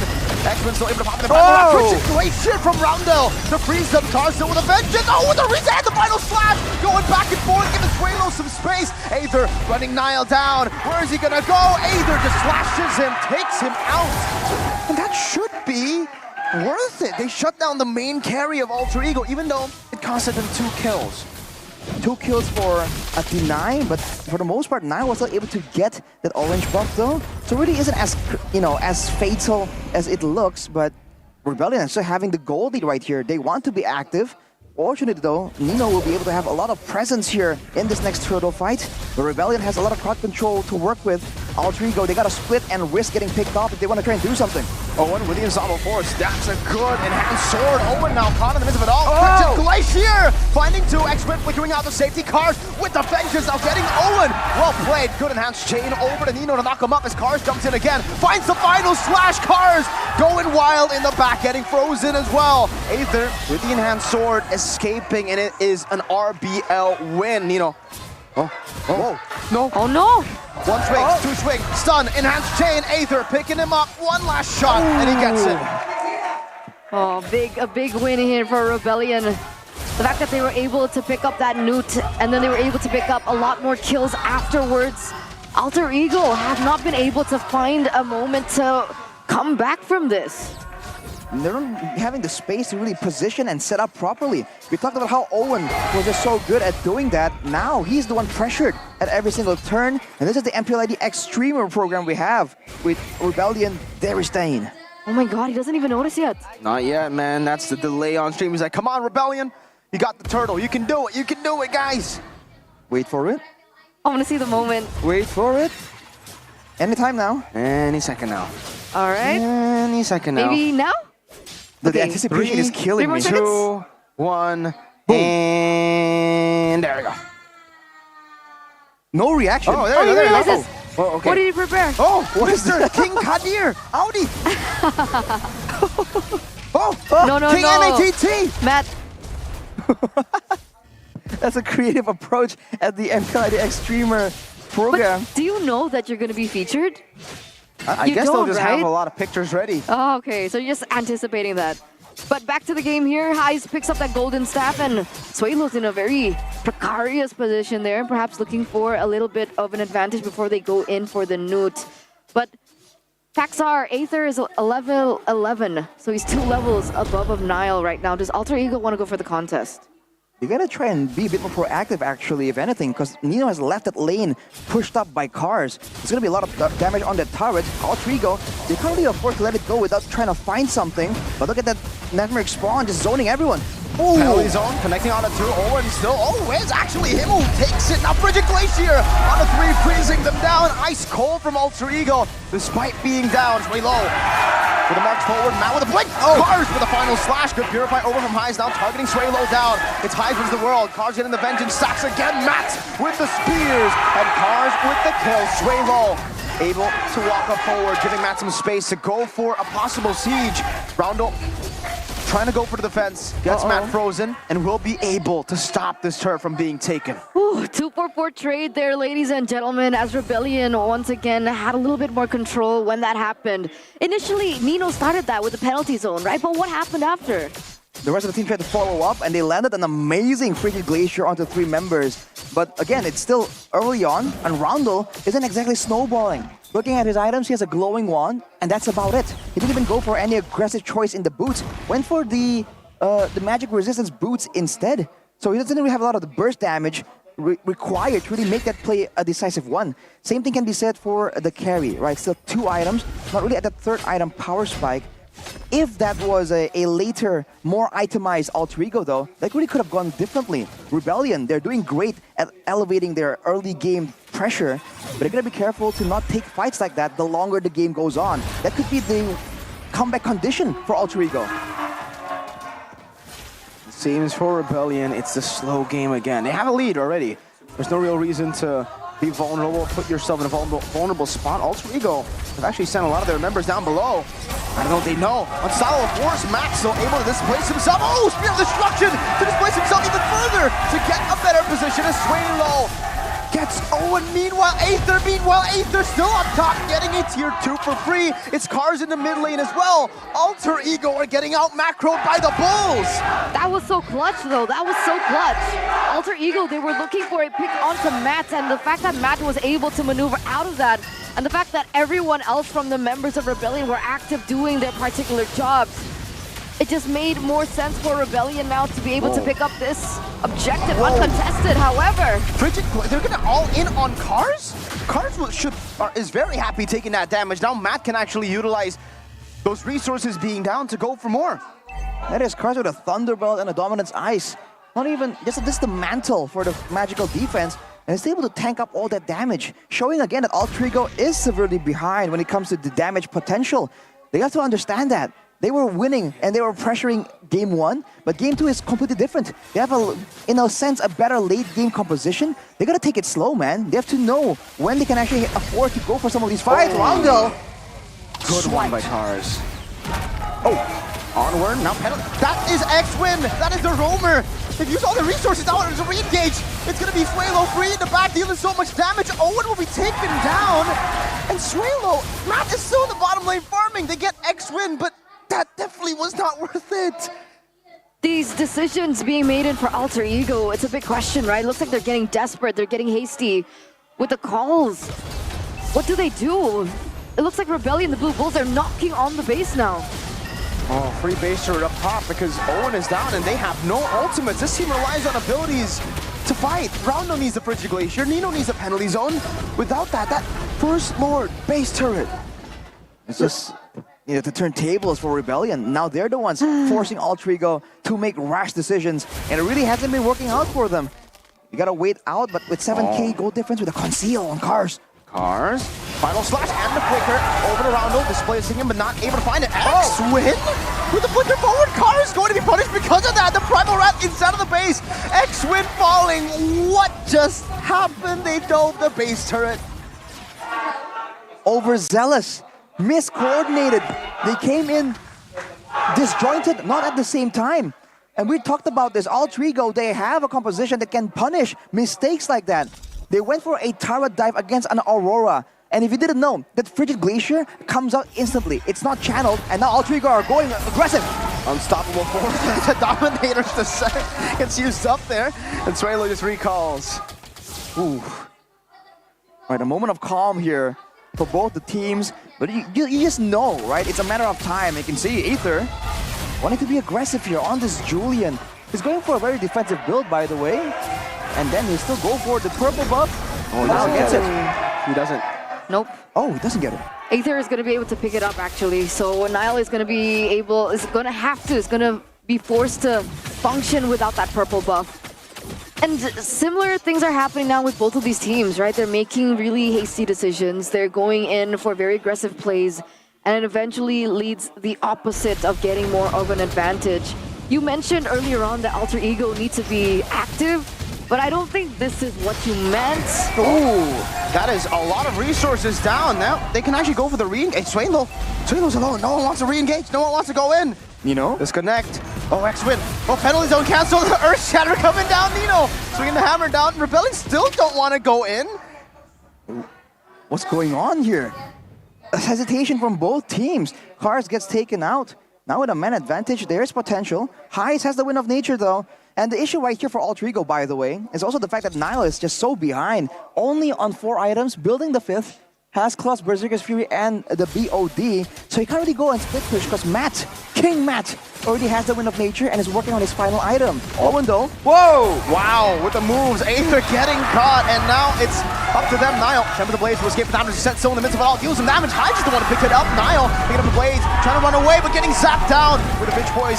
He is able to get out. X-Men taken down there with the freeze and with Roundel. Oh, getting the kill. Nino looking for the punish card.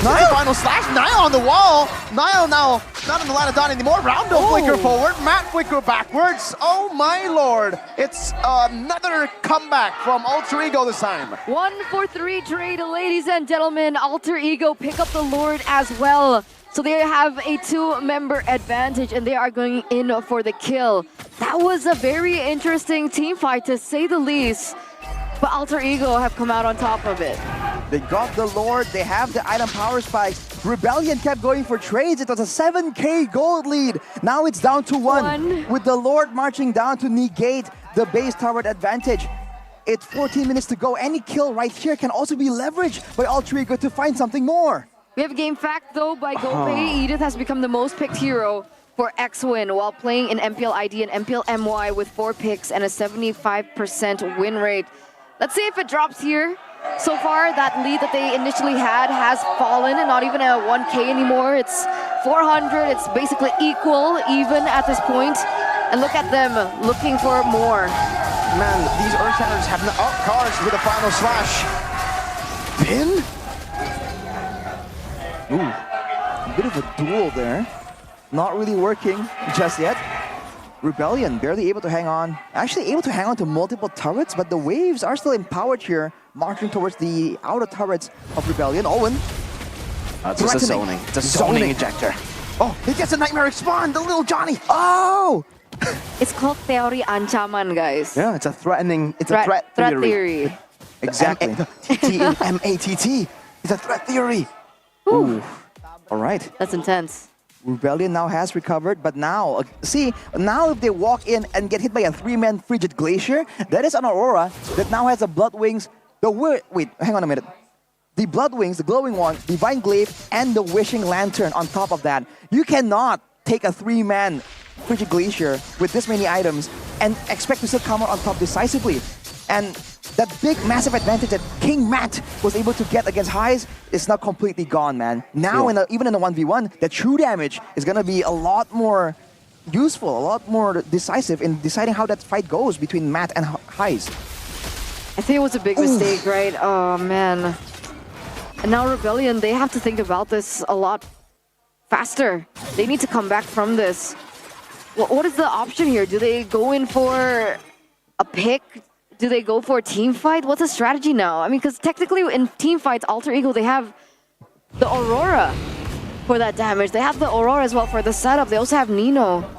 Ironic as it is, I feel like Rebellion needs to do what Alter Ego did in Game 1. Come from multiple angles, and if they can threaten, even if they don't get the pick off, if they can threaten Roundel and Hides enough, they can get an advantage as Owen recklessly rushes forward, doesn't find anyone though. Nope. It was the right time for the Lord play, but look at this. The wave on the bottom side is pushing for Alter Ego, so they can play with this. The slow push built up. Alter Ego now actually starting up the Lord here. Oh, Swalo gets the litho though. Good vision. Both of them just waiting around. We'll have to see, man. Alter Ego, they're gonna opt to actually tank up some of the turrets, and they're gonna see Matt soon, and that's where Owen will most likely make a move. Owen's looking for a flank. Unstoppable force over to Cars. Doesn't find the ejector. Good flicker out by Cars right now. Retreat battle. Sway low. Gets it. Okay. No, fight all in. X-Ray with the final rad flicker, but now Nile assassinating him. Aether enhance forward. Not with a winner cross. Aether, that is suicide. What? Was it a misstep? Was he looking for something? But either way, that's 3 members from the side of Rebellion taken out. Again, you can see Alter Ego The light at the end of the tunnel. They're looking in for that push, despite Rebellion picking up that Lord. Don't follow the light. This is the first time you'll ever probably hear that. Don't follow the light. They followed the light and they lost the fight. They only lost a base tower. It's for their troubles, though. Crew members still down, but with the waves not really set up properly, Alter Ego can't go for more. They're going to be able to clear this Lord almost immediately with the late game damage. Nile at this point, you see that he also has a lot more impact. He's caught up, man, with the Malefic Roar and the Endless Battle. A lot of burst damage and basic attack damage as well. With the Rebellion, they're trying to use this wave pressure to try and find ways to enter and maybe, once again, find a crazy fight. Find just something crazy enough to pull them back into this game. They're so lucky for Suelo. Because if that Lord wasn't stolen by Suelo, that would have been GG for Alter Ego. The amount of things that Rebellion and Suelo did. got it. Exactly. Not Aether, not Nile. Exactly. He's just carrying from the down low, sway low. Man, Mr. Low. 2.5k gold lead for Alter Ego, but we are approaching territory where it doesn't even matter. With our win per crown available, though, Roundel now can attempt to make even more aggressive plays, but they gotta keep it neat. You have to make sure that the Aurora, that the carry can actually do all that damage, and they have to actually make sure that Nino can land a massive penalty zone. That's part of their win condition as well. He's going for the Athena shield on top of the Queen's wings as well. So all he's trying to do really is to be tanky enough that he doesn't get immediately bursted down. If he can delay just long enough, if he can get that penalty zone down so that it kind of disrupts the movement from Rebellion, I think he feels that it might just be enough to really get his team the edge. I mean, it should be, right? There's no purifies from the side of Rebellion. I mean, technically Suelo can jump into the Dominator's Descent, but other than that, it could definitely be one of the ways that they can look for a proper team fight. I feel like right now the big factor is that Nile has already caught up and he is a assassin against a quote-unquote split push marksman in King Matt. We might see a potential 1v1 duel here between Nile and Matt, which would be poetic. But with 15 seconds to go, both teams are just playing it a bit more clumped up together. In fact, Rebellion are the ones that still understand that they want to stick together, right? And help each other out on the off chance that Nile shows up, tries to commit some violence. Looks like Rebellion, though, is going to have the better setup, right? They're there first. Nile is looking for that far lane push. I don't know if Matt wants to go there. And we might see what you mentioned, that 1v1. Oh, commitment from Rebellion here. That's concealed. Ice pops in the ultimate. Wants to go in. Oh, Dominator's Descent. Oh, they're trying to outthink each other. X-Wing going to be ejected back to the team. Good final slash over. Good purify from Highs. Escaping Nile with the assassination out of time of the blaze. And the penalty zone locks him down in the back. But Nile gets caught by the chain. Buys the immortality in time. Highs still hitting in the back. Frigid Glacier coming down. Good winner crowd from Nile. It's a freeze. And Aether will fall. Cars is next in the chopping block. Sway low. His first death. And his probably last death of the game. Now it's MATT versus the world. Can he do it? King Highs, man. King Highs. 4 members taken down from Rebellion again. Alter Ego. Matt shows himself on the map, but it doesn't look like Alter Ego wanted to go for the end here. They're looking for the Lord instead. It was a tag team play. They sent Rondo back so that Nile can come to the Lord. But King Matt, can he do it? No. He doesn't have ult. The Lord falls to the hands of Alter Ego. Is that the beginning of the end? Is that the final Lord? Technically, they do have a few seconds, right? Carson will be up in 10. Suelo will also be up in a few. Rebellion can reset and look for it. Oh man, they do have all the DPS available. Do they have high ground though? Do they have the clear? Zask, Moskov, Julian. DPS. They don't have big AoE, but they have a lot of ways to shred this Lord down. The Moskov, the Zask, the Edith even with the Primal Wrath. They have ways to kind of shred down this Lord, but can they do so while still avoiding a big play from Alter Ego? They haven't even been able to do so in a normal team fight. Let's see how this plays out. Lord still there, Owen. Unstoppable force over to Cars. Good ejector over. Cars still has immortality right now. The zone locks him down. Nile in the back as well. Utilizing the chaos to go for the blades. Not able to get all the blades. Nino with the winning crown. Does he buy immortality in time? Nino taken down. Matt still 3 hitting. And it looks like it is just going to be 2 for 2 for now. Alter Ego unable to end. Wow, Rebellion with an amazing defense. Did you see that? It was groundbreaking, man. All the odds were stacked against them there. and Alter Ego still unable to push. And remember, it could have been paramount for Alter Ego as well, right? Let's say Rebellion were able to take down more than 3 members. They could have turned that completely around. They could have gone for the straight push. Well, take a look at this, man. Straightforward engage by Owen. Cars dashes out, actually gets pulled back into the freeze, but look in the back line, right? Sway low once more. This guy's in the back and stops everyone.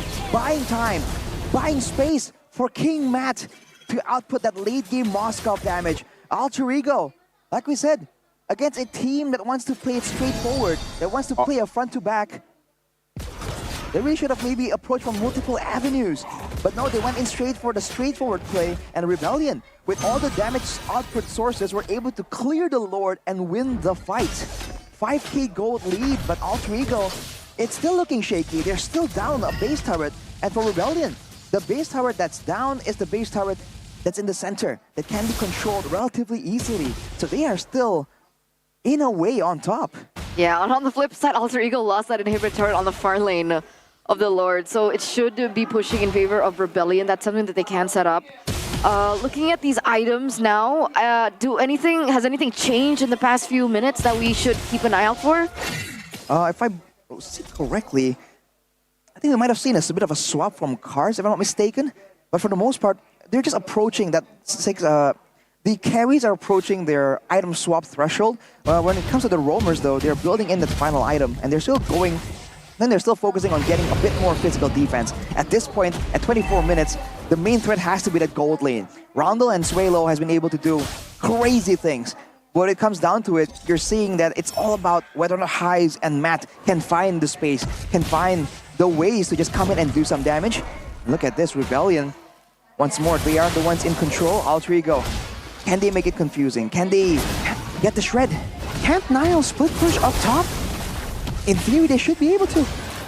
No purple buff. Oh, they fight with no purple buff. Nile doesn't have the purple buff again. Ejector connects on X-Twin, but he's still able to place the round go penalty zone to lock them down. The primal rat is still there. X-Twin taken down. Time of the blade. Used up. No purple buff. No problem, it seems. But again, Aether goes in with the enhanced sword to the wrong side. Matt now with the Will of Nature against the world. Kiting away. That's 1. That's 2. That's an immortality. Roundel not able to survive. That's a freeze. Matt! So able to get away. Nile buys the winner crown. Highs buys the rose gold. Nile is godlike as he gets rid of Aether. Can he outplay King Matt? Immortality down. No winner crown to be seen. Dodges away from the belly zone. Matt's almost trying to look for it, but Highs gets the fade away. It's a monster kill for Highs. Nile in the base recalling. It's a wipeout and Alter Ego against all odds. 2-0 clean sweep against the Blue Bulls. Alter Ego come back from this, and they break the amount of sheer disappointment that the fans have for them, right? They break that. They do the unthinkable. They pick up a win for themselves. They pick up a victory for themselves. And hopefully it will be enough to bring them forward in the second leg. That momentum shift for Nino, for Highs, for everyone on the side of Alter Ego. In those final moments, man, it still seemed so close. King Matt clawing the defeat away to try and get something for his team, anything. But it just wasn't enough, man. It was a slight margin, the slightest of margins. But Alter Ego has done it. Oh boy. Oh boy, indeed. Alter Ego coming back from that. They just team fight and they won. Nile had no purple buff that last fight. Rebellion could not withstand the damage and the lockdown. And in the end, maybe there was a bit of hope with Matt's able to space, able to kite, but at that point, that's where the gold lead mattered most for Alter Ego.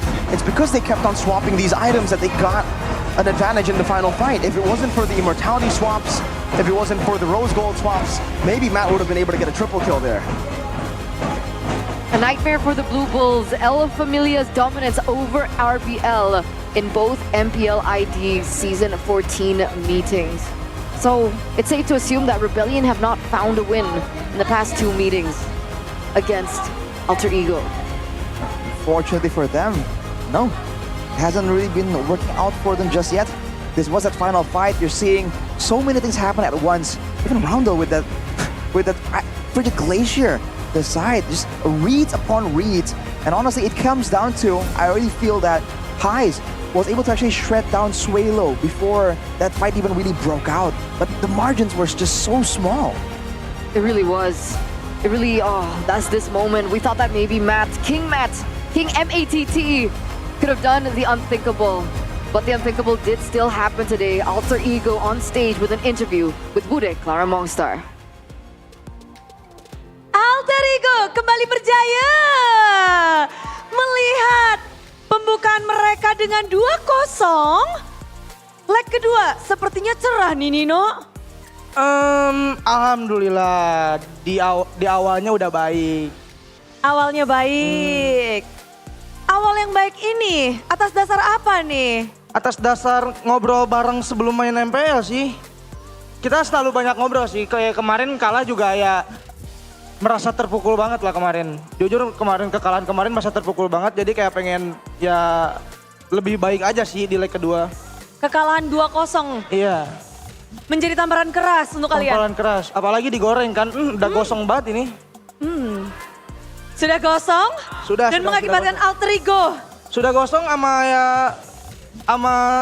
tim yang kemarin, ya adalah gosong banget. Gosong banget, tapi Alter Ego yang gosong makin serem atau makin apa nih? Harusnya makin serem sih, soalnya kan anak-anak juga kayak apaan sih kita diomongin terus gini kayak pengen dibuktiin gitu loh anak-anak. Gak mau dihina terus lah. Gak enak kok dihina, dihujat, kayak gitu tuh bener-bener gak enak. Cuman ya kita juga gimana cara ngelawan itu gitu loh Bude. Berbenah. Iya berbenah. Dan ingin menjawab dengan prestasi. Harusnya iya. Waduh, dinantikan Nino. Ya, ini Alter Champs dari tadi, wah sudah bahagia sekali nih akhirnya. Setelah 2-0, 0-2, sekarang 2-0 lagi. Dan 2-0 kali ini tentu banyak sekali yang membicarakan bagaimana pertempuran kalian sebelumnya di leg pertama. Menangnya tuh 2-1, sekarang 2-0. Bagaimana ini? Siapa yang mau kasih tahu kita? Ada mungkin? Oh, kenapa? Owen apa Rondal ayo? Gimana? Owen? Kenapa? Rondal. Owen. Kan kembar. Kan kembar. Bagaimana? 2-0 ini sebelumnya 2-1. Mungkin karena kita habis kalah sih kemarin, makanya sekarang lebih panas. Berarti dari Alter Ego-nya? Iya. Namun, dari Rebellionnya sendiri bagaimana kalian melihat mungkin hari ini? Dibanding dengan leg 1? Lumayan jago sih hari ini dibanding leg 1. Karena ada Rawang baru juga kan dia. Tadi juga hard game juga kan, kita 20 menitan. Bener juga, itu momen comeback siapa yang bikin tuh? Hais. Oh, Hais. Ya. Momen comeback, bagaimana kamu bisa menciptakan momen comeback itu? Caranya bunuh Swallow. Swallow yang mencuri Lord kalian? Bukan, tadi dia ada monster yang sangat mengganggu Zasnya. Monster dari Swallow. Ya. Karena dia mengganggu, jadi habisi dulu. Ya. Fokus utama, Swallow. Setelah kelar, bantai semuanya. Selesai. Hancur semuanya. Kamu melawan mantan timmu hari ini. Apa yang kamu bisikin ke teman-temanmu untuk memulai leg kedua ini? Main percaya diri aja, sama main kayak di latihan aja, main yang bagus. Bantai-bantai udah. Bantai sudah. Singkat padat jelas. Performa dari mantan timmu bisa dibilang di season ini sedang tertatih-tatih juga. Ya.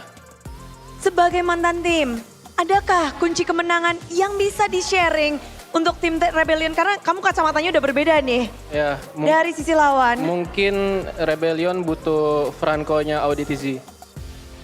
Audi? Ya. Audi CS? Ya, karena dia punya Franco power sekali. Franco harus dimunculkan. Itu saja? Ya udah itu doang.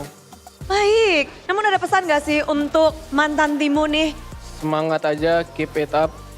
Semangat, udah. Semangat dan keep it up. Dan ngomong-ngomong tentang Audi, lawan hari ini bukan Audi, ada X-Win yang dilawan. Bagaimana sih apa bedanya dan ngelawan dua-duanya adalah leg 1 Audi, leg 2 hari ini X-Win. Bagaimana kamu melihat perbedaan kedua roam dari Rebellion? sama-sama jago, cuma lebih jago Audi soalnya dapat 1 poin dari kita. 1 poin yang kalian kehilangan gak kalian kasih untuk leg kedua. Iya Bu deh. Apa sebagai roam dari tim Alter Ego? Apa yang kamu fokuskan ketika melawan tim Rebellion? Kalau kemarin deep talk sama Gustian sih suruh mainnya lebih pede aja. Deep talk. Yang penting pede, namun kepedean Nael. Bagaimana Nael? Masuki leg kedua. Untuk Alter Ego yang suka naik turun, naik turun, naik turun. Bagaimana kalau dari Nael sendiri leg kedua ini? Kalau leg 1 kan kita udah sabar. Kalau leg 2 kayak gas. El gas dong nanti. Ya, kalau leg 1 udah stop lah sabar ya. Nggak ada kesabaran lagi, Alter Ego mau ngegas. Namun nextnya, wah di depan mata minggu ke-6 akan ada mantan Nael. Geek Fam di depan mata. Leg pertama memang kalian menang. Kalau leg kedua menurut Nael sendiri apa nih proyeksinya? Menang lagi ya harusnya. Menang lagi. Geek Fam yang leg pertama dan Geek Fam yang akhir-akhir ini sama nggak sih Nael?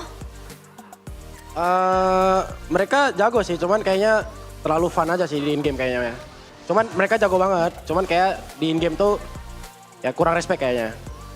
Di in-game itu yang akan kalian maksimalkan kah? Bisa. Ada yang mau kamu samain gak sih untuk Geek Fam? Baloy jangan main hero aneh-aneh. Baloy jangan main hero aneh-aneh. Dan kemenangan hari ini menutup match kalian di minggu kelima. Ada yang mau disampaikan mungkin? Nino. Itu loh Alter Champs yang minta, No. Apa yang disampaikan buat Alter Champs? Gak tahu sih, soalnya aku dihujat terus sama Alter Champs. Gimana ya? Gak apa-apa dah. Intinya makasih banyak sih buat Alter Champs ya. Walaupun ngehujat gua ya gak apa-apa lah, hujat gua aja. Gua juga pengen berkembang gitu, bukan kalian juga yang pengen menang. Gua juga pengen menang. Makasih aja sih. Ya kita juga tahu performa kita naik turun, cuman ya pengen naik terus sih, gimana caranya ya kita bakal cari sih ya. Doain terus ya. Doain terus, percaya proses, beri dukungan positif dan juga mungkin bisik-bisik sedikit ya. Biar makin gosong, biar makin panas Alter Ego. Kasih tepuk tangan untuk Alter Ego, gas. Itulah dia caster, kemenangan 2-0 yang begitu memukau. Pembuktian dari Alter Ego.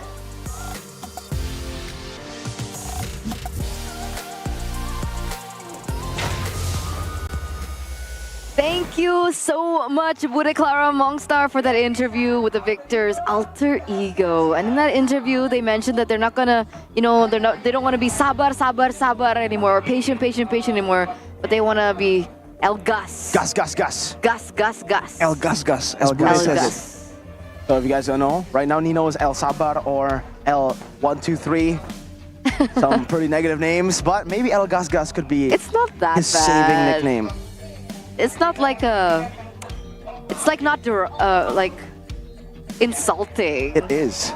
Wait, El Sabar is not insulting. It's not like saying like he's. It depends on the context. It depends on the context. Yeah, the okay, context we fine. know of when he used to spam the Sabar emote. Yeah. No, I mean, at the very least we can say he means well. Yes. Right? But looking at some of the highlights here for the player of the match, who could it be, man? Looking at the plays here, all around the neutral objectives. You see Highs got that one as well. Who do you guys think it's gonna be? For game 2?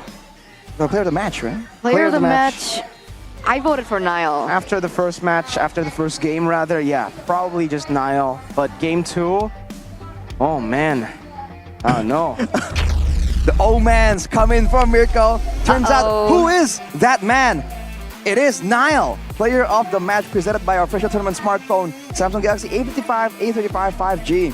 8-3 and 8, a rough start for the Ling. The notorious Ling we were hyping up in game number 1, shut down in game number 2, but slowly but surely made that progressive route to finally getting back on top and making great moments happen for his team as well. I feel like overall though, you can give honorable mentions to a lot of the other players as well. It really seemed like a group effort, and it's El Familia. So, it's almost like, of course it is, right? But Niall, of course, is the standout player, and especially you can see that the team once Nile was able to kind of recover and get several more items, immediately they seem more confident. Here's some of the match highlights by our official gold partner, UBS Gold.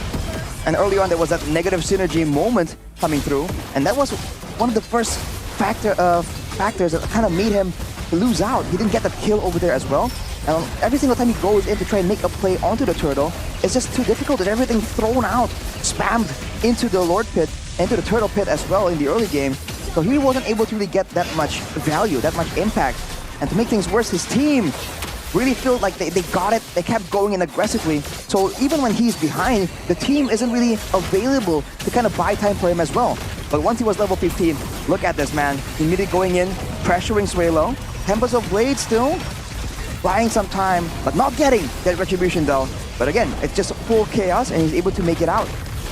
So it seems like he caught up at this point, and for the whole team, it's kind of a group effort once more. A bit more on the same page. You know, despite the mistakes that were made and despite the discipline issues, I do want to, you know, mention Hive just a little bit, right? I mean, he was able to dish out the damage in a lot of these team fights that we're seeing now. Like the spacing that he goes for was effective. And, oh man, this is the beautiful Matt moment.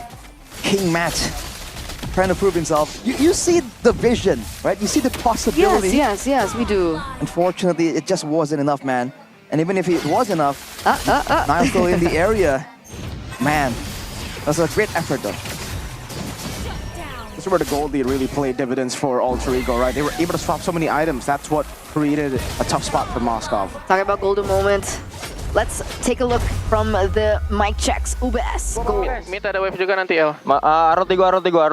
Santai guys, nunggu atas guys. Santai, jangan buru. Arut gak? Ini Arut sama gua. Dia konsil, Arut flicker. Edit. Edit dulu, nggak apa, orangin. Gua free, Dia semua. Nice. Edit, let go. Nice. Betul. Julian combo, miss ke gua. Winter. Nice po. Guys, strike mid. Ayo, boleh. Ayo. Lordnya ke bawah kok, aman guys. Saatnya nggak sih guys kita? Minta dulu. Sabar. Gas nggak sini? Woi, Weng. Sabar, Cok, kasih gue main, Cok. Aman. Gue lempar edit. Gue lempar edit. Arut flicker. Nih, Jaki yang ada. Gue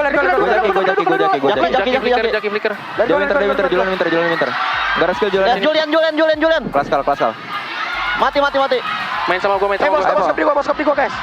Main sama gua. Gua clear bawah. I'm a little bit disappointed. I didn't hear the sabar. You heard Santai though. Oh, Exactly. in the beginning? He's changed his vocabulary, Santai.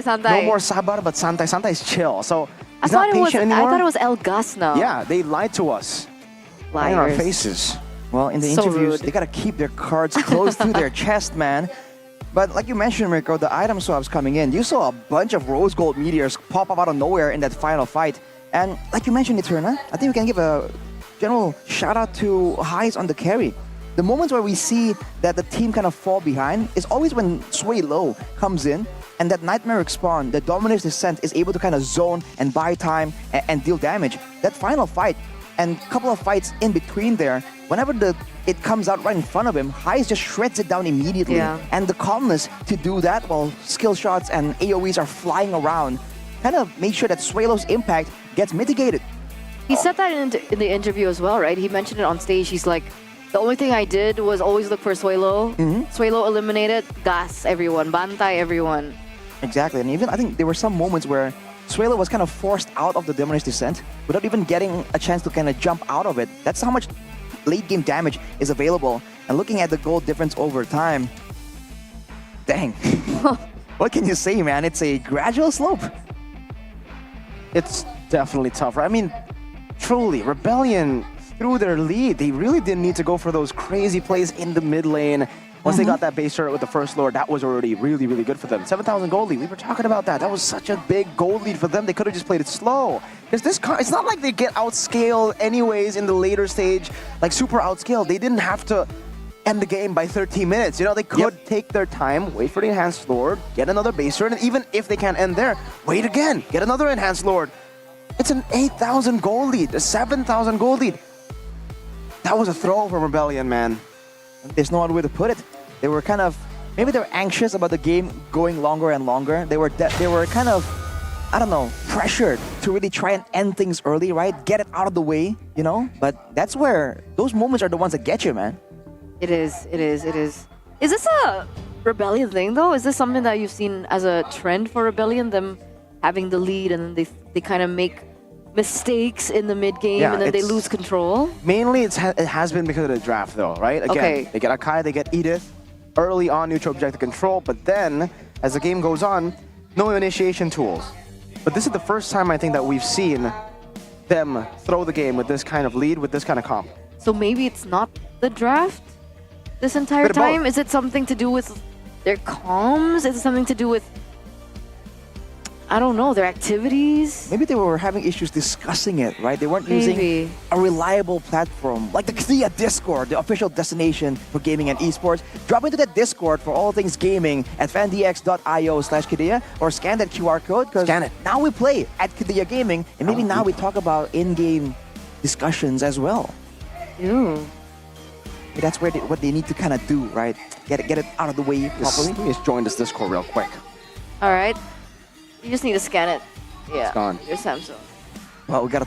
You just tap your monitor. It's back. It's back. On that's cue. so sweet. Thank you. Producer, you're the man. I use my Galaxy A series, you know, to open it up. Here it is. And I'm going to join that Discord. Boom. It's loading. Welcome to the Kidia Gaming Discord. Exclusive so updates. Oh, it comes with a welcome message? Yeah. There's a welcome message. That's interesting, man. Most Discords just drop you in. That's true. And you're just forced to It's like select a move to role. app. Exactly. There you go. Kidia Gaming, accept invite. There are 4,893 members right now. But accept that. That's a lot of members. There you go. Now we just have to go through the verification process, but all easy. And then we can have discussions with you guys. Come and join me in the Discord too. Yeah, go ahead, because maybe you can discuss about something else there. What? Maybe you can discuss about, money, the future, financial planning. Especially now that UBS Gold has released their epic collaboration limited series with MPL ID Season 14, which is available at ubslifestyle.com, UBS e-commerce, as well as, when you decide to purchase it, the limited edition, you guys can also get your hands on a free skin. Every purchase. Win, win, and win. Win, win, and win. Win in life. In life, absolutely. Get free skins with every purchase of limited editions. Not just the katana, not just the ring, but even, the purchase of the investment, the gold that you have, the small grams as well, the one you see down below there. You can get free skins while you invest, man. And it's pretty convenient. It's in a very compact package. And technically, right, it's kind of nicer to look at. It's not just a blob of gold somewhere. Exactly. It's in a card. It looks pretty premium. I It gotta is say, premium. as It someone is. who has seen one, who has one actually, it's pretty premium. I've been collecting it since the first time they started collaborating, right? Oh yeah? What season was that? Season was it 10. Season 10. I have the Season 10 one, I remember. Yeah. Wow. You have your Season 10 one too, right? 10, 11. I believe so. We should have all gone one. I should have gone more. Me too. It's like There was a vending machine Biggest regret. Exactly, outside. that was That's where cool. I got it. That That's was where I got cool. it. There was an UBS Gold vending machine it was outside. like 300K IDR. But I think there's still a vending machine outside, but not for UBS Gold. What is it for? But Campina rather. Oh, okay. The double choco crunch vanilla That one chocolate is my favorite. amazing, by the way, The double guys. So crunch. please check it out. They also have the caramel ice cream with double chocolate, and it's super crunchy. It's super enjoyable. You just put it in your mouth. And, experience the excitement of mabar or makan bareng, eating together with a Tropicana Double Crunch. Hurry up, get it at the booth or the vending machine because we gotta say, it's God level. God level. God level. I think before this, I never really recognized that how much I want texture when I'm eating ice cream. That's true. I ice cream agree. is ice cream, right? But I then agree. I tried Campina. Oh man, that texture makes a whole lot of difference, dude. I Ice ran to cream? the media room and I Uh-huh. stole like 10. Yesterday, right? You and our talent manager, our makeup artist, stole like a whole lot of ice cream. And hey, it's okay because sometimes stealing is okay. Thank you, Campina. Sometimes. Mirko has a box of ice cream in his house as well. We don't talk about that though. Y'all didn't hear it from me. You know what? Since But you said that, I let's- might brawl you, Arashi. Okay, don't brawl. Brawl no me? fight, don't fight. Wait, did you say brawl? Brawl. You mean Yeah. like brawl with the best? The best, Arashi. yeah, the best. Oh. Are you talking about, you saying we're not as good as the pro players? Is that it? I don't know. I guess you just have to test that theory out. That's a fair point. Because, you know, to all your friends attending at the MPL Arena, every even week, right? Every even week, there is a But it was brawl odd. match with pro players. Odd or even? Well, find out. Come to MPL ID. That's true. Real quick, man. That's if you guys true. want to see, then you must see with your own eyes. The GoPay booth outside at the MPL Arena. It's not outside the MPL Arena. It's outside of this, you know, arena right there in the activities booth. You guys can go and check it out when you register and use the GoPay app. There is a lucky draw for a chance to win a golden ticket, and that ticket will grant you an opportunity to play with the very best. Hazel was spotted out there. Another time it was Audi, Mr. CS Man. Another time could maybe be. Oh yeah, or Kyrie was what I was thinking about, you know? Oh, wait, he's actually there. The god in the jungle. Wait, you saw him? He's there. Oh my god, imagine brawling against Kyrie. Oh, imagine getting destroyed. Wait, he's going to be on your team though, right? In theory? Are you going to be playing against him? I don't know how many people are there. One, Is it a two, three, 5v5 four, five? or is it just brawling with Kyrie? I think it's brawling with Kyrie. Wow, so you go up against some random scrubs online and you have Kyrie in your team. That's unfair. That's an experience, It's though. an easy win. You know what they should make? Ranked together with them, because then it will just be an easy win. You get free points basically. Mabar VIP. Mabar VIP. Yeah, that's true. That would just be Mabar VIP. Official version. Yeah, those But, guys like, were very lucky, For man. free, essentially. Those guys were very lucky. They got to play with Kyrie. For free. You know how I got to play with Kyrie? At M3, the only time I got to play with Kyrie was when Wolf gave his phone to Kyrie, and Kyrie was playing with his phone, and we were all like, wait, why is Wolf so good on Cho? Why is Wolf so good on Cho? Yeah. Let's ask the audience.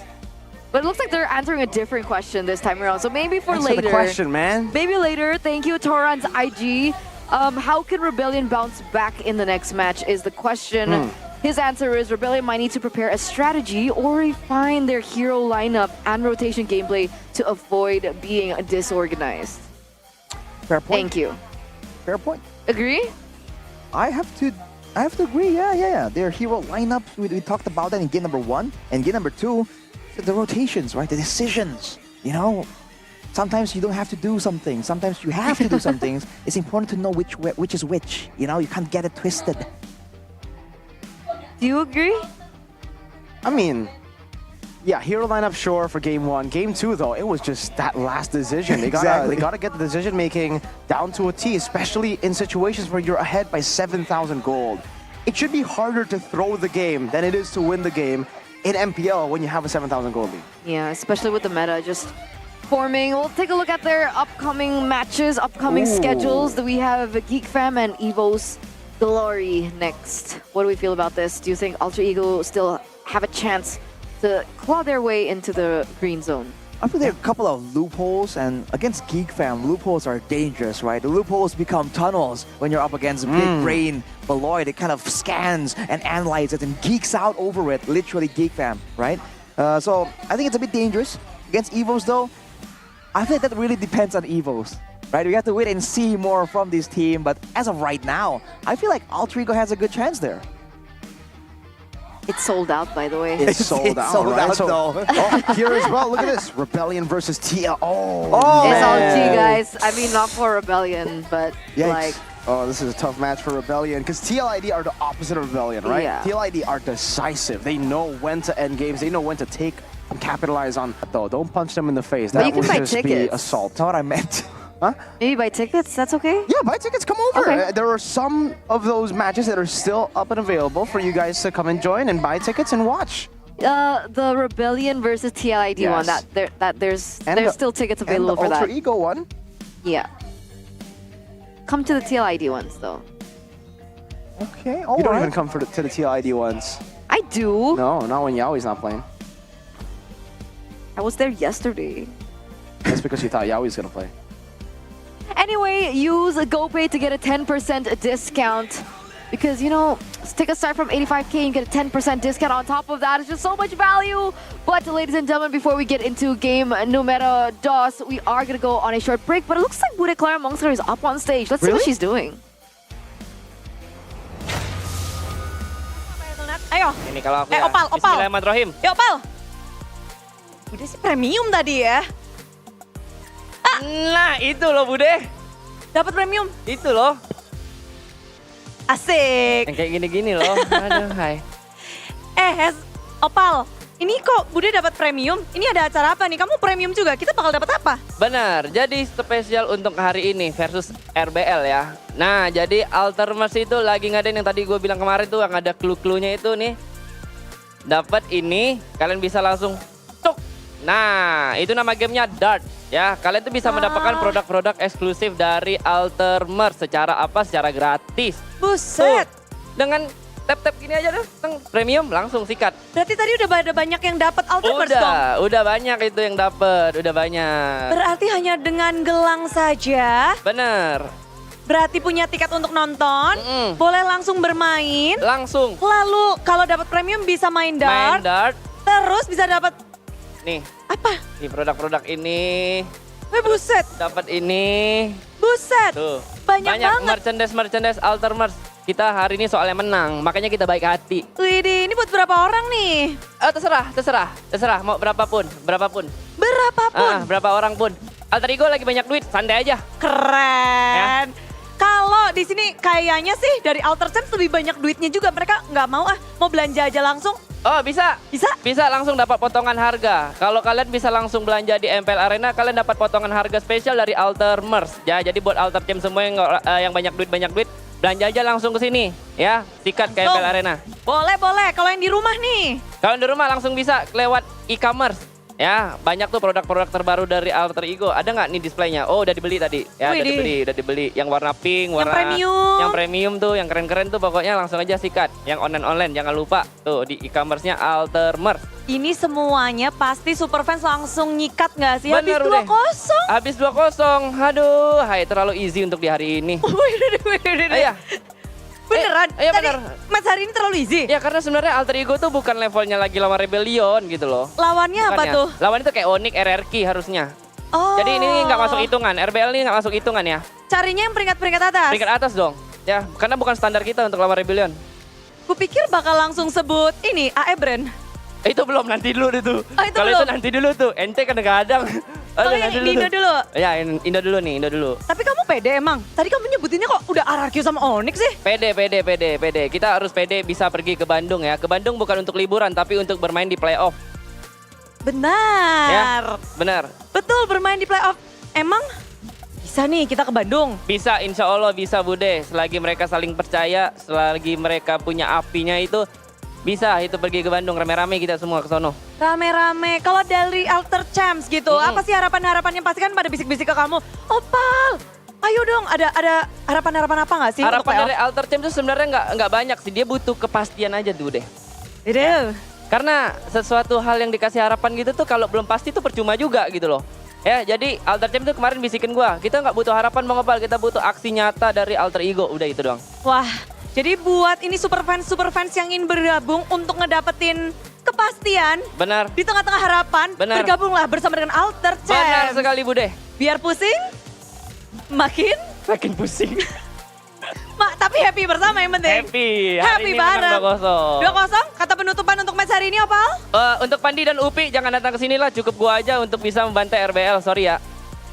Ciao. Sudah, begitu saja. Kita akan langsung ke match kedua sesaat lagi. So, dadah. Mana dartsnya? Kita main langsung.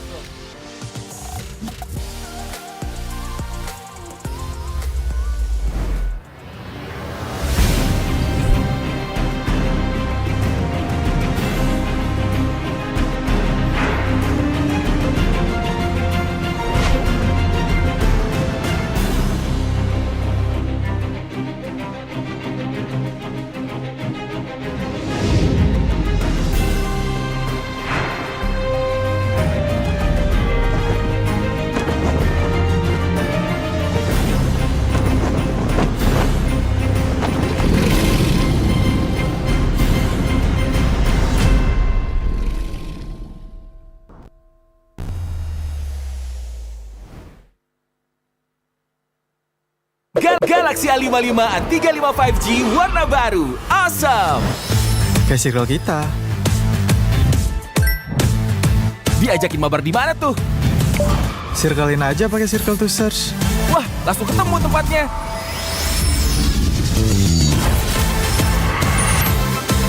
Kalau ini makanan apa ya? Gampang, circlein aja.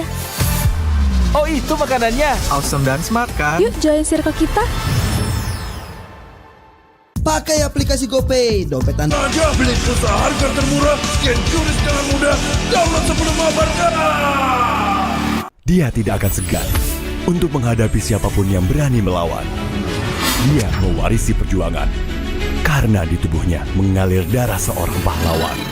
Pedangnya mengukir takdir kemenangan, menghadapi segala tantangan. Penuh keberanian untuk terus berjalan menuju masa depan. Raihlah masa depan, nabung mulai dari hobi. Koleksi terbaru UBS Gold X Mobile Legends Bang Bang, edisi spesial MPL ID Season 13.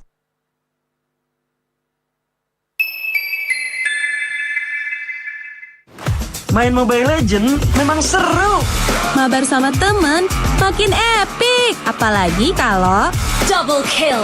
Tropicana Double Crunch, es krim karamel dengan lapisan coklat yang tebal. Crunchy-nya double. Main bareng, makan bareng Tropicana Double Crunch. Double crunchy level dewa. Rasa ini Gatot kacau.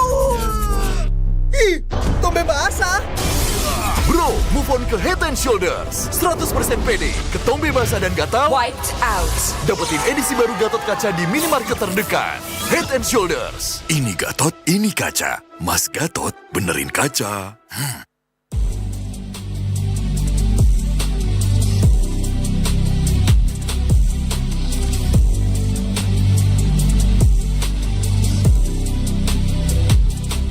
Kenangan adalah jati diri kita.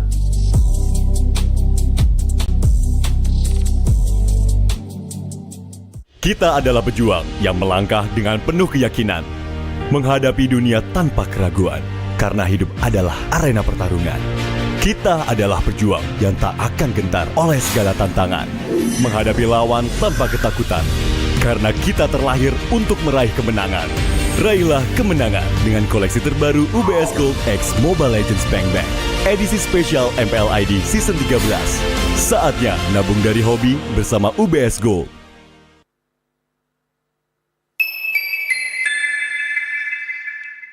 Apa akan kehilangan ingatannya? Masih inget ini, Pak? Sekecil apapun perhatian adalah kekuatan. Hidupkan momen kebersamaan. IndiHome. First blood.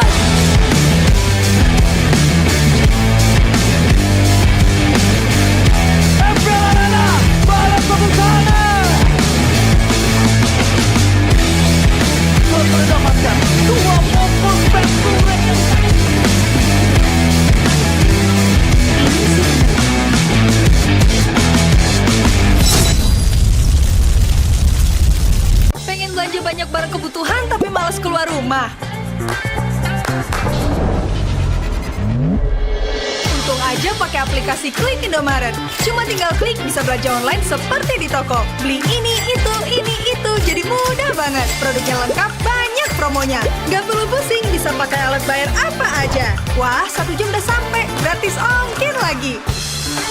Untung aku pakai Klik Indomaret, belanja online seperti di toko. Kini, Indomaret telah menghadirkan varian baru, soto dan rawon yang wajib kamu coba.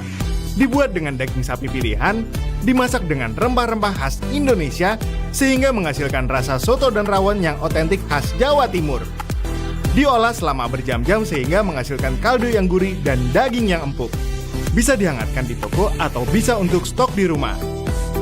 Soto dan rawon daging sapi Indomaret, enak tenan rasane.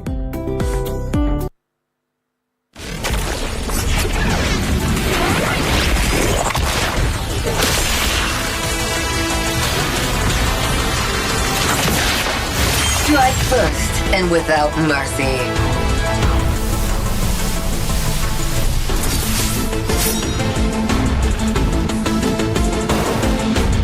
Where I tread, death follows. Enjoy your last breath. Deploying smoke. Going dark.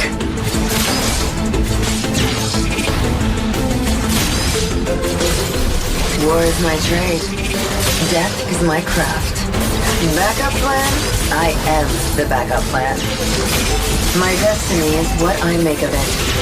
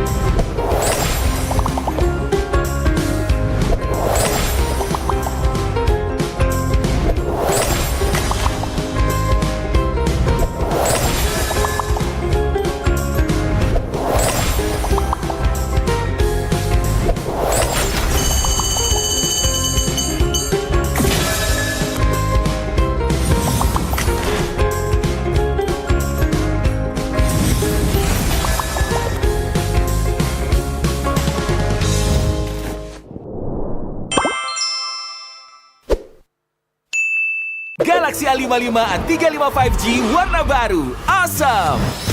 Kayak circle kita. Diajakin mabar di mana tuh?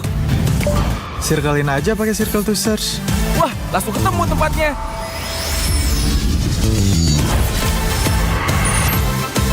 Kalau ini makanan apa ya? Gampang, circlein aja. Oh, itu makanannya. Awesome dan smart kan? Yuk join circle kita. Pakai aplikasi GoPay, dompet andalan gamers. Banyak damage-nya. Ada cashback hingga 20.000 buat upgrade skin baru. Jika seringan nggak makan memori, HP lemot bisa victory. Top up langsung dalam game tanpa hambatan. Ikutan selebrasi MPL di aplikasi GoPay. Menambah total hadiah ratusan juta. Bonus stage. Gratis 100 kali transfer kemana aja. Beli pulsa harga termurah. Scan QRIS dengan mudah. Download sebelum mabarkan. Dia tidak akan segan untuk menghadapi siapapun yang berani melawan. Dia mewarisi perjuangan karena di tubuhnya mengalir darah seorang pahlawan. Pedangnya mengukir takdir kemenangan, menghadapi segala tantangan. Penuh keberanian untuk terus berjalan menuju masa depan. Raihlah masa depan, nabung mulai dari hobi. Koleksi terbaru UBS Gold X Mobile Legends Bang Bang edisi spesial MPL ID Season 13.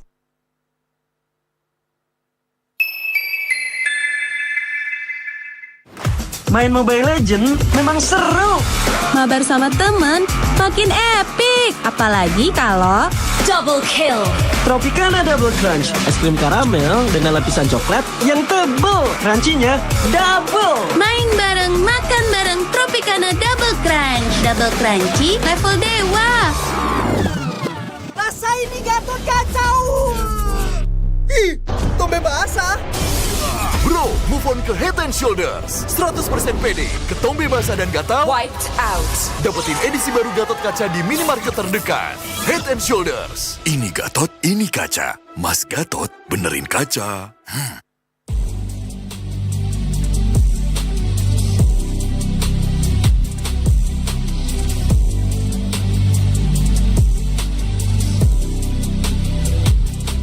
Kenangan adalah jati diri kita.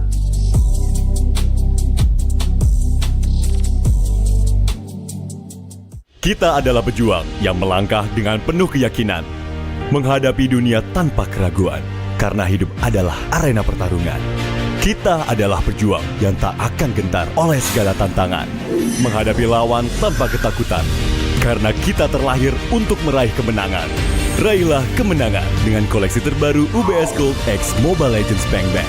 Edisi spesial MPL ID Season 13. Saatnya nabung dari hobi bersama UBS Gold.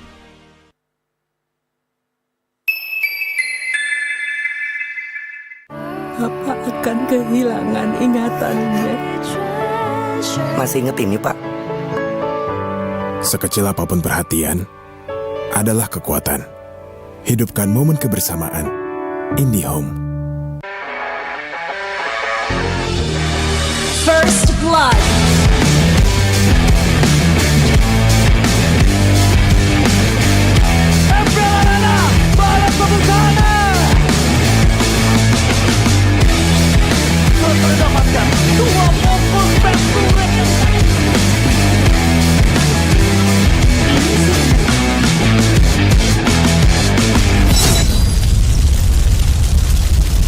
Pengen belanja banyak barang kebutuhan tapi malas keluar rumah.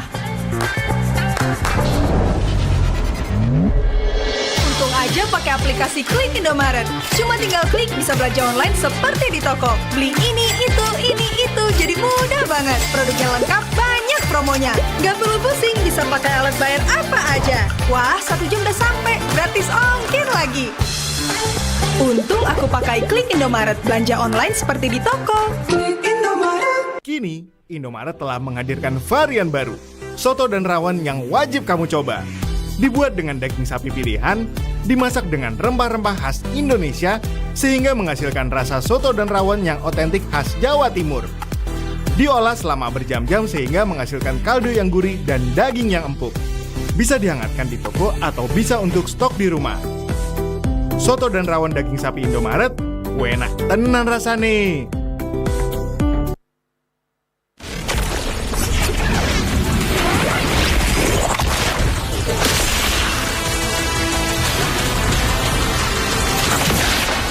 Strike first and without mercy.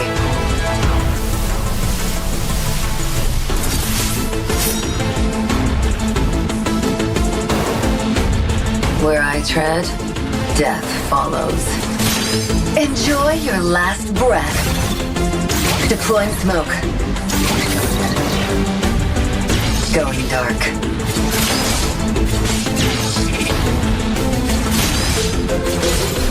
War is my trade.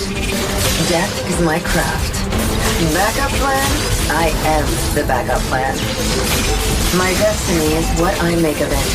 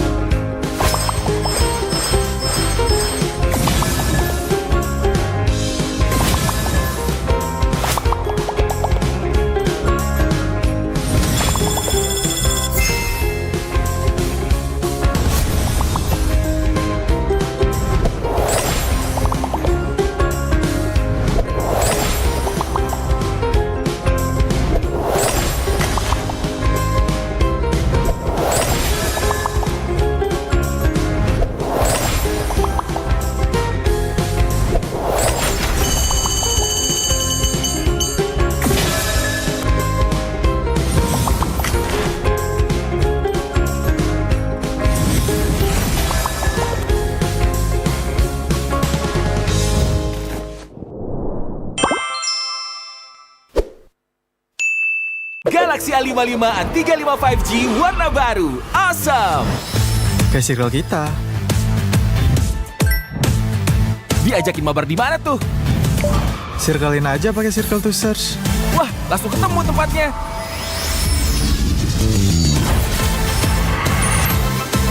Kalau ini makanan apa ya? Gampang, circlein aja. Oh, itu makanannya. Awesome dan smart kan? Yuk join circle kita. Pakai aplikasi GoPay, dompet andalan gamers. Banyak damage-nya.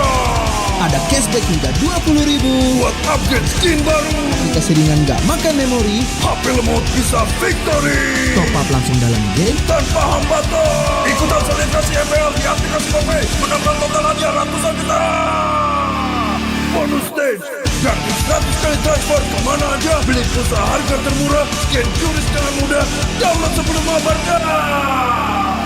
Dia tidak akan segan untuk menghadapi siapapun yang berani melawan. Dia mewarisi perjuangan karena di tubuhnya mengalir darah seorang pahlawan. Pedangnya mengukir takdir kemenangan, menghadapi segala tantangan. Penuh keberanian untuk terus berjalan menuju masa depan. Raihlah masa depan, nabung mulai dari hobi. Koleksi terbaru UBS Gold X Mobile Legends Bang Bang edisi spesial MPL ID Season 13.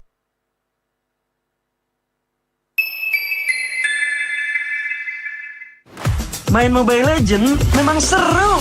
Mabar sama temen makin epic. Apalagi kalau double kill. Tropicana Double Crunch, es krim karamel dengan lapisan coklat yang tebal. Crunchy-nya double. Main bareng, makan bareng Tropicana Double Crunch. Double crunchy level dewa. Rasa ini Gatot kacau.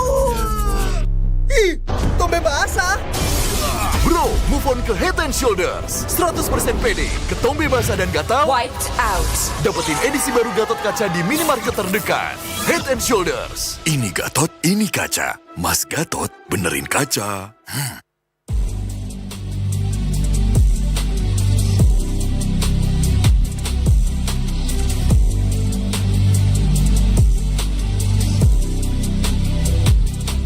Kenangan adalah jati diri kita.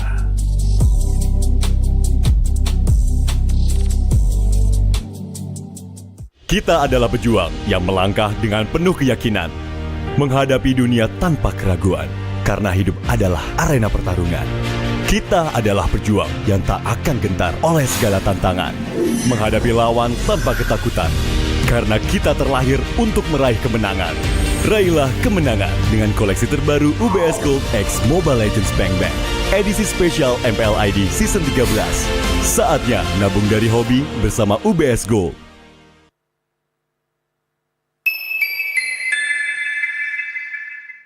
Apa akan kehilangan ingatannya? Masih inget ini, Pak?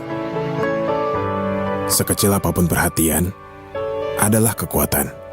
Hidupkan momen kebersamaan. IndiHome.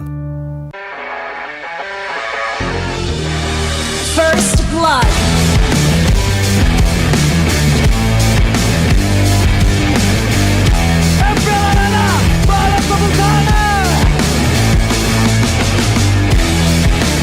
Mendapatkan 2 momen back-to-back.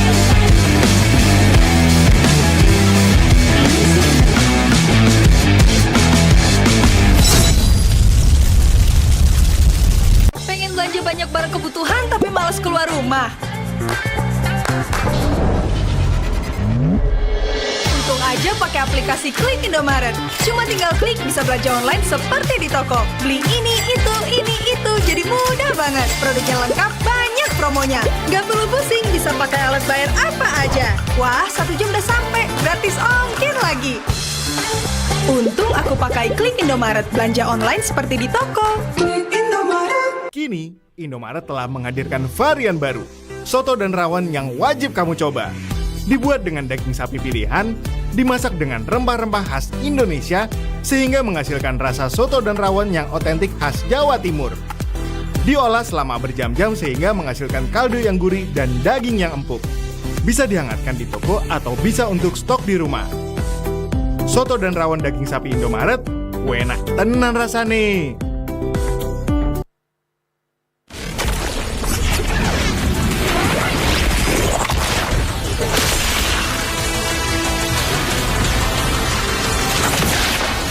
Strike first and without mercy.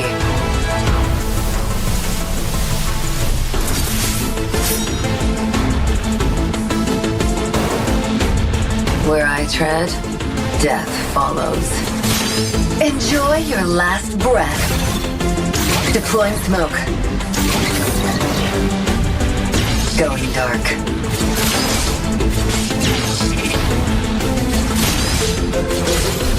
War is my trade. Death is my craft. Backup plan? I am the backup plan. My destiny is what I make of it.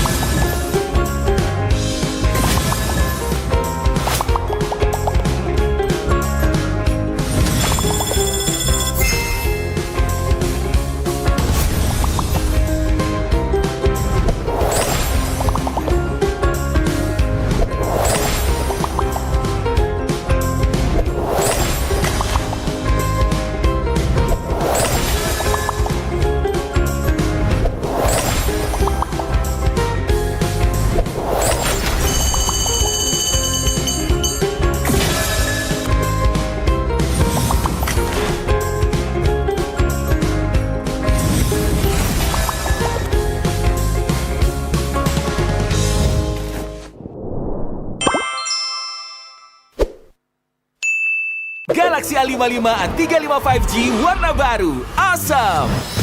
Kayak circle kita. Diajakin mabar di mana tuh? Circlein aja pakai circle to search. Wah, langsung ketemu tempatnya.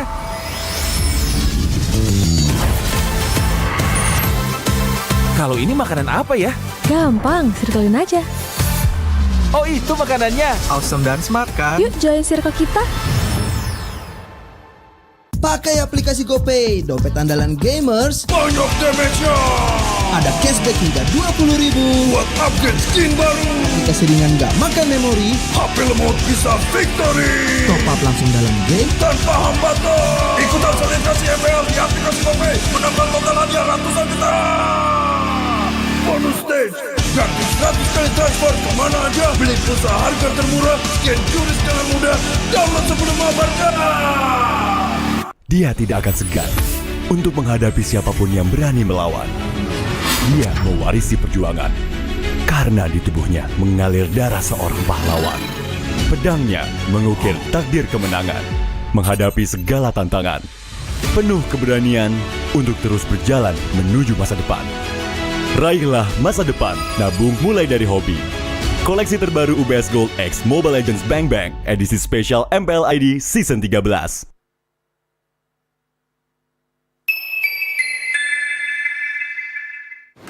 Main Mobile Legends memang seru. Mabar sama temen makin epic. Apalagi kalau double kill.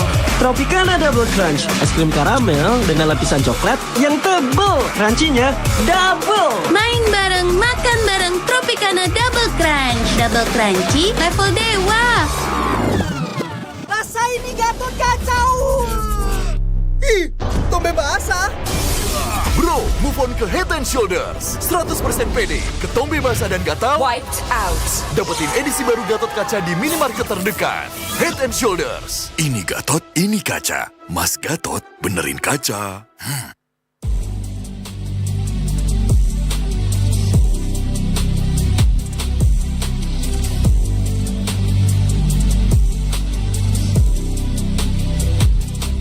Kenangan adalah jati diri kita.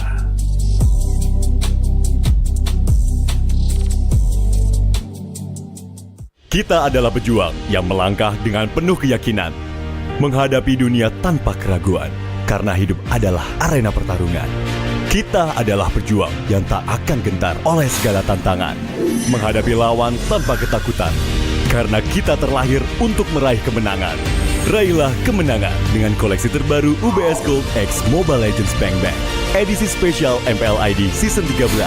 Saatnya nabung dari hobi bersama UBS Gold.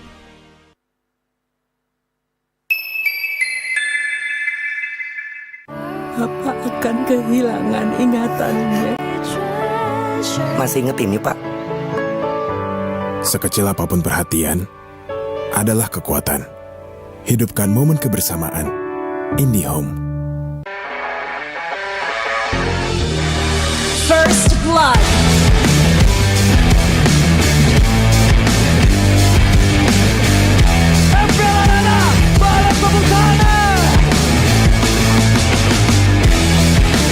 Mendapatkan 2 momen pentulen.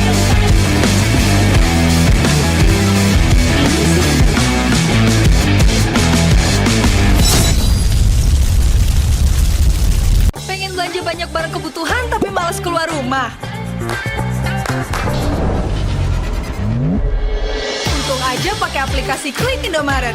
Cuma tinggal klik bisa belanja online seperti di toko. Beli ini, itu, jadi mudah banget. Produknya lengkap, banyak promonya. Gak perlu pusing, bisa pakai alat bayar apa aja. Wah, 1 jam udah sampai, gratis ongkir lagi. Untung aku pakai Klik Indomaret, belanja online seperti di toko. Kini, Indomaret telah menghadirkan varian baru, soto dan rawon yang wajib kamu coba.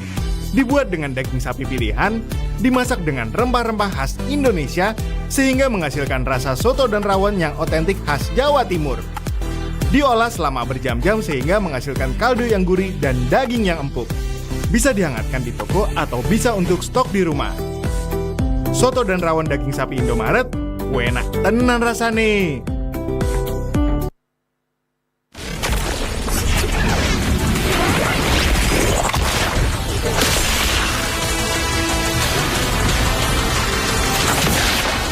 Strike first and without mercy.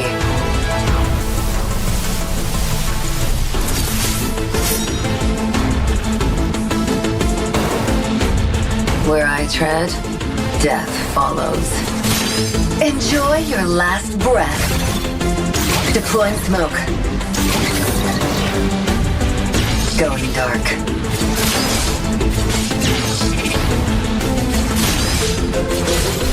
War is my trade. Death is my craft. Backup plan?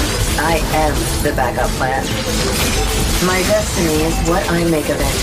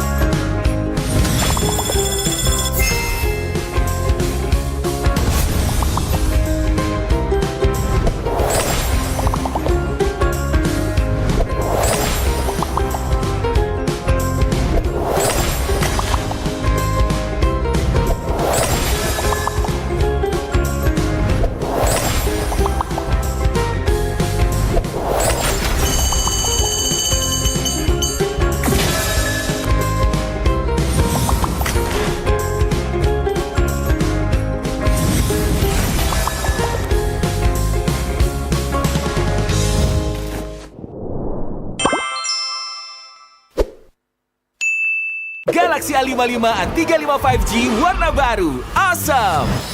Kayak circle kita. Diajakin mabar di mana tuh? Circlein aja pakai circle to search.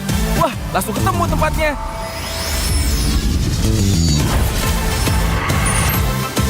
Kalau ini makanan apa ya? Gampang, circlein aja. Oh, itu makanannya. Awesome dan smart kan? Yuk join circle kita. Pakai aplikasi GoPay, dompet andalan gamers. Banyak damage-nya. Ada cashback hingga 20.000 buat upgrade skin baru. Aplikasi ringan gak makan memori. HP lemot bisa victory. Top up langsung dalam game tanpa hambatan. Ikutan selebrasi MPL di aplikasi GoPay. Menambah total hadiah ratusan juta. Bonus stage. Gratis 100 kali transfer kemana aja. Beli pulsa harga termurah. Scan QRIS dengan mudah. Download sebelum mabarkan. Dia tidak akan segan untuk menghadapi siapapun yang berani melawan. Dia mewarisi perjuangan karena di tubuhnya mengalir darah seorang pahlawan. Pedangnya mengukir takdir kemenangan, menghadapi segala tantangan. Penuh keberanian untuk terus berjalan menuju masa depan. Raihlah masa depan, nabung mulai dari hobi. Koleksi terbaru UBS Gold X Mobile Legends Bang Bang edisi spesial MPL ID Season 13.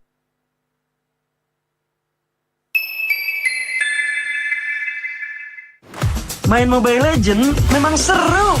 Mabar sama temen makin epic. Apalagi kalau double kill.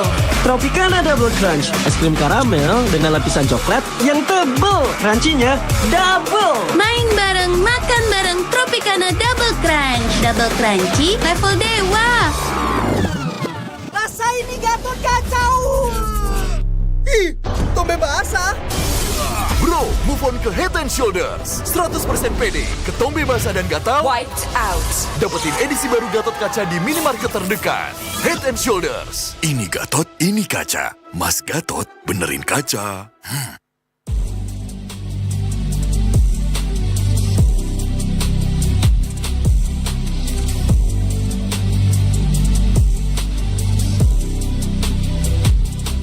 Kenangan adalah jati diri kita.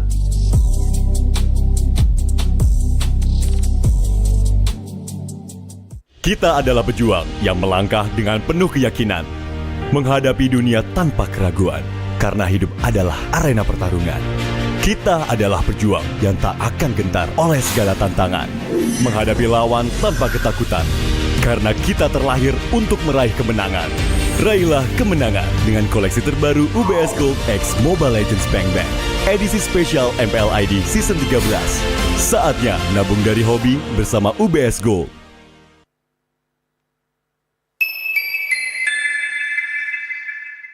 Apa akan kehilangan ingatannya? Masih inget ini, Pak? Sekecil apapun perhatian adalah kekuatan. Hidupkan momen kebersamaan. IndiHome. First Blood.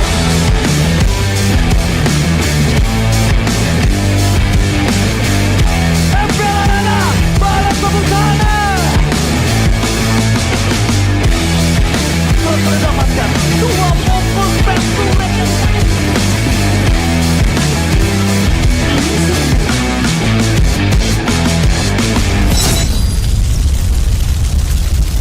Pengen belanja banyak barang kebutuhan tapi malas keluar rumah. Untung aja pakai aplikasi Klik Indomaret. Cuma tinggal klik bisa belanja online seperti di toko. Beli ini, itu, jadi mudah banget. Produknya lengkap, banyak promonya. Gak perlu pusing, bisa pakai alat bayar apa aja. Wah, 1 jam udah sampai, gratis ongkir lagi. Untung aku pakai Klik Indomaret, belanja online seperti di toko. Kini, Indomaret telah menghadirkan varian baru, soto dan rawon yang wajib kamu coba. Dibuat dengan daging sapi pilihan, dimasak dengan rempah-rempah khas Indonesia, sehingga menghasilkan rasa soto dan rawon yang otentik khas Jawa Timur. Diolah selama berjam-jam sehingga menghasilkan kaldu yang gurih dan daging yang empuk. Bisa dihangatkan di toko atau bisa untuk stok di rumah. Soto dan rawon daging sapi Indomaret, enak tenan rasane.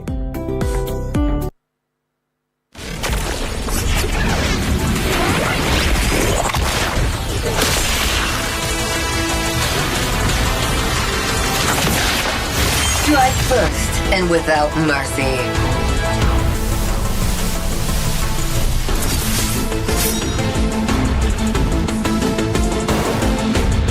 Where I tread, death follows. Enjoy your last breath. Deploying smoke. Going dark.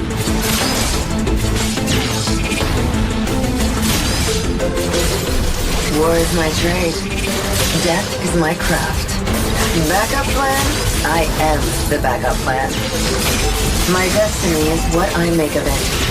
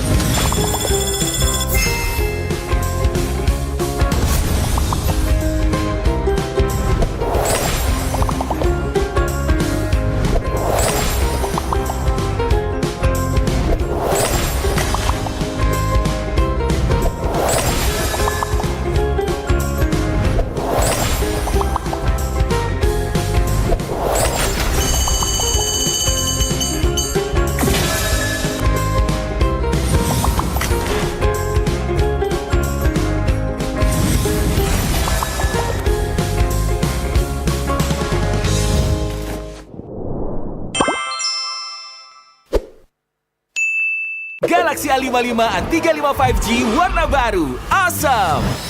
Kayak circle kita. Diajakin mabar di mana tuh? Circlein aja pakai circle to search. Wah, langsung ketemu tempatnya.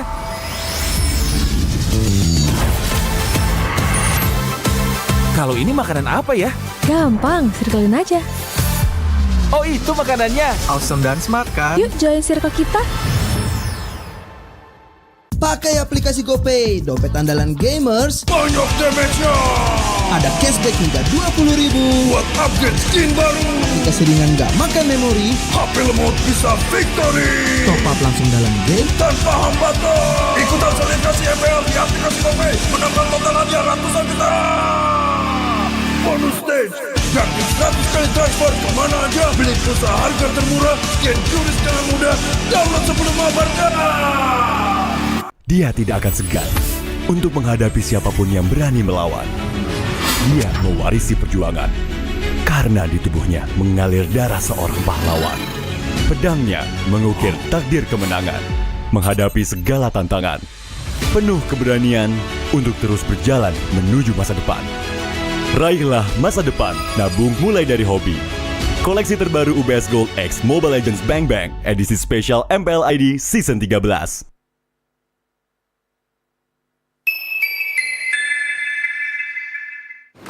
Main Mobile Legends memang seru. Mabar sama temen makin epic. Apalagi kalau double kill. Tropicana Double Crunch, es krim karamel dengan lapisan coklat yang tebal. Crunchy-nya double. Main bareng, makan bareng Tropicana Double Crunch. Double crunchy level dewa. Rasa ini Gatot kacau. Ih, tombe basah. Bro, move on ke Head and Shoulders. 100% pede, ketombe basah dan gatal Wiped out. dapetin edisi baru Gatot kaca di minimarket terdekat. Head and Shoulders. Ini Gatot, ini kaca. Mas Gatot benerin kaca.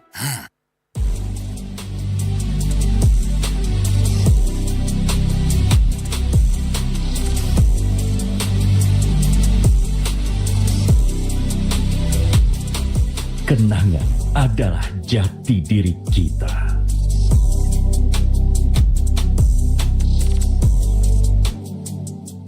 Kita adalah pejuang yang melangkah dengan penuh keyakinan, menghadapi dunia tanpa keraguan, karena hidup adalah arena pertarungan. Kita adalah pejuang yang tak akan gentar oleh segala tantangan, menghadapi lawan tanpa ketakutan, karena kita terlahir untuk meraih kemenangan. Raihlah kemenangan dengan koleksi terbaru UBS Gold X Mobile Legends Bang Bang, edisi spesial MPL ID Season 13. Saatnya nabung dari hobi bersama UBS Gold.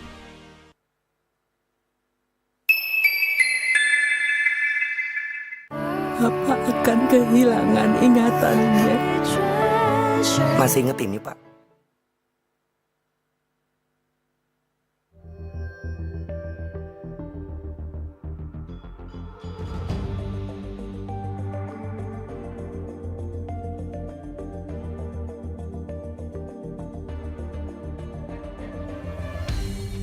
Aku kan berdiri dan terus berlari, terus ke arah puncak tertinggi. Ku takkan berhenti, hanya sampai di sini. Kemenangan abadi menanti. You know we won't miss if we unite our focus. And if you haven't noticed, we all live. Nyalakan apimu, hadapi semua tantangan, hadang semua serangan, jatuh bukan halangan. Bakar semangatmu, janganlah engkau menyerah. Kita akan buat sejarah. We all this, we won't miss. We all this, we won't miss. Saatnya beraksi, jalani ambisi. Aku kan menyawakan hari ini. You know we won't miss if we unite our focus. And if you haven't noticed, we all live. Nyalakan apimu, hadapi semua tantangan, hadang semua serangan, jatuh bukan halangan.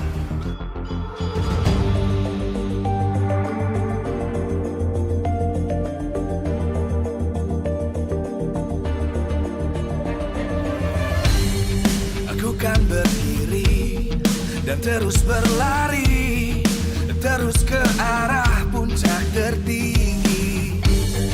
Ku takkan berhenti, hanya sampai di sini. Kemenangan abadi menanti. You know we won't miss if we unite our focus. And if you haven't noticed, we all live. Nyalakan apimu, hadapi semua tantangan, hadang semua serangan, jatuh bukan halangan. Bakar semangatmu, janganlah engkau menyerah. Kita akan buat sejarah. We all this, we won't miss. We all this, we won't miss.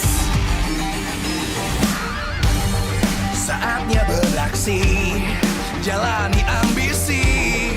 Aku kan menyawakan hari ini. You know we won't miss if we unite our focus. And if you haven't noticed, we all live. Nyalakan apimu, hadapi semua tantangan, hadang semua serangan, jatuh bukan halangan. Bakar semangatmu, janganlah engkau menyerah. Kita akan buat sejarah. We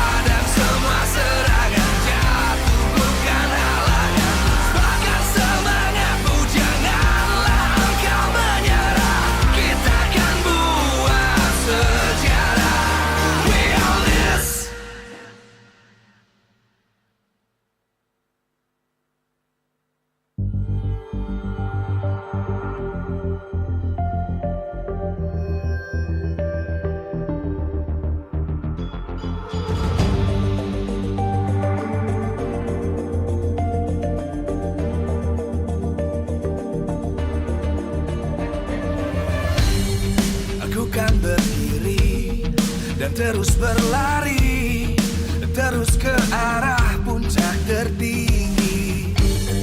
Ku takkan berhenti, hanya sampai di sini. Kemenangan abadi menanti. You know we won't miss if we unite our focus. And if you haven't noticed, we all there. Nyalakan apimu, hadapi semua tantangan, hadap semua serangan, jatuh bukan halangan, bakar semangatmu.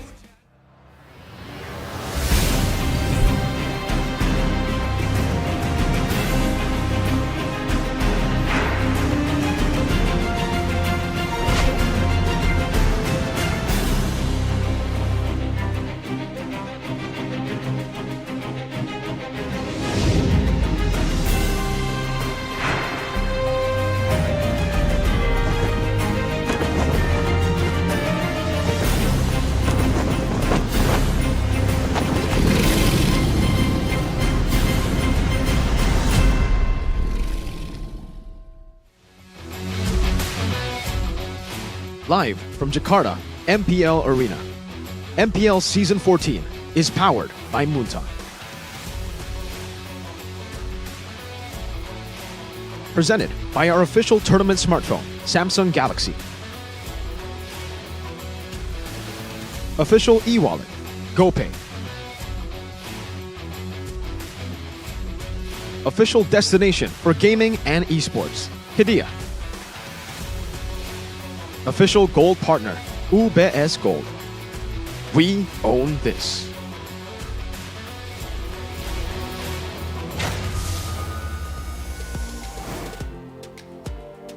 Memasuki match kedua di hari terakhir minggu yang kelima adalah pertempuran bagi dua tim yang pernah membawa nama Indonesia di M5. Dan saat ini kita akan menantikan bagaimana pertemuan kedua mereka di leg yang kedua. Inilah dia, Fnatic Onyx dan juga Geek Fam.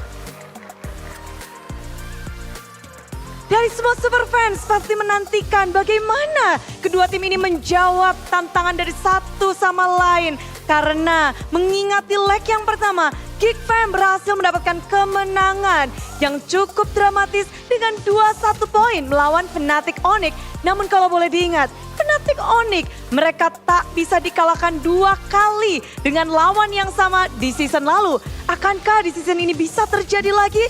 Fnatic Onyx harus menjawab itu semua. Namun sebelum kedua tim ini menjawab tantangan masing-masing, izinkan Bude mengucapkan terima kasih kepada semua super fan yang telah hadir, yang ada di rumah, yang lagi nobar-nobar, dan khususnya kepada para sponsor dan partner. Karena MPL Indonesia Season 14 powered by Munton, presented by official tournament smartphone, Samsung Galaxy, official e-wallet, GoPay, official destination for gaming and esports, Hidea, official gold partner UBS Gold. Dan kita juga punya partner in esports. Ada Campina, Head and Shoulders, Ora Imo, Telkomsel, Dunia Games, dan IndiHome berserta dengan WeDrink. Dan juga suppliers kita ada Erigo, Klik Indomaret, Yummy's Choice, dan Saturday. Acara ini supported by PBSI. Dan support yang terus mengalir untuk kedua tim ini, di mana kita sedang mencari tahu dua tim masih suka mengutak-utik dari segi line up. Gameplay pun tentu berubah. Namun bagaimana dengan perjuangan Fnatic Onyx? Akankah ini menjadi mode mengejar upper bracket untuk Fnatic Onyx?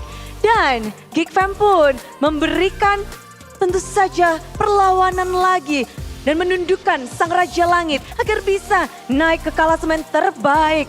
Kali ini berada di posisi nyaman bukan menjadi pilihan tentunya. Semua ingin menjadi yang terbaik karena kita sendiri sedang mencari tim terbaik untuk berlaga di M6. Mengingat kedua tim ini pernah mengharumkan nama Indonesia, berjuang atas nama Indonesia. Kali ini kita harus melihat perjuangan mereka terlebih dahulu di leg yang kedua. Melawan satu sama lain, inilah dia pertarungan antara Fnatic Onyx dan juga Geek Fam.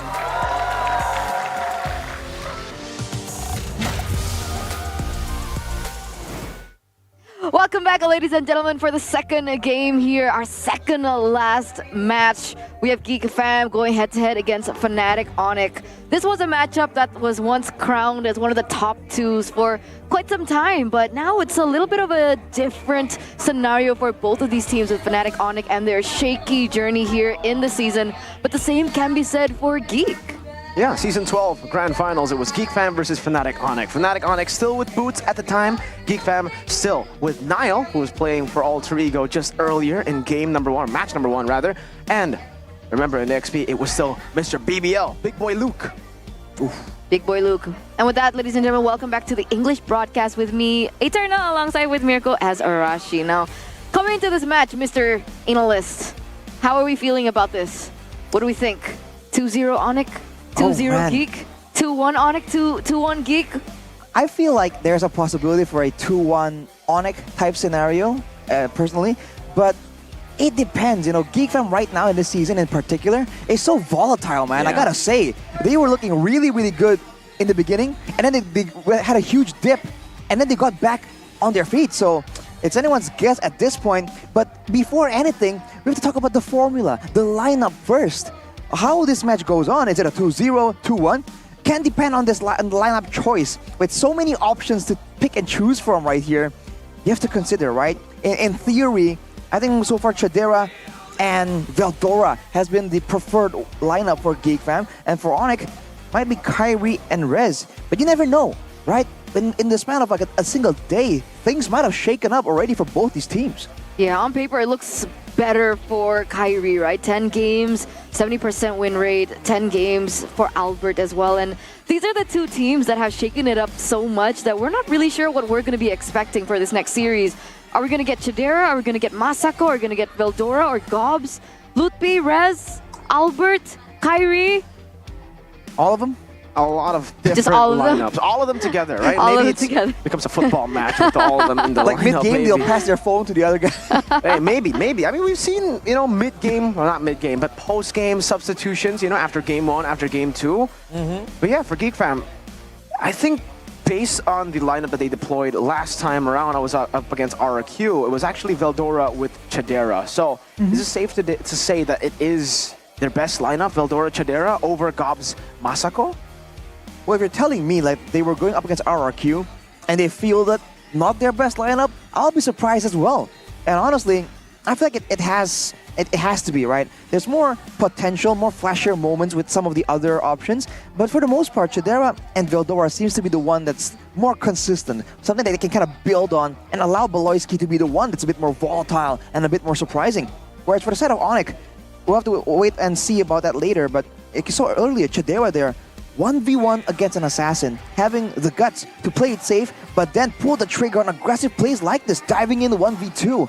That's the kind of moments, the kind of calculations in the split second that you want to have on a gold laner, right? Because you need them to be volatile and aggressive, but only when necessary.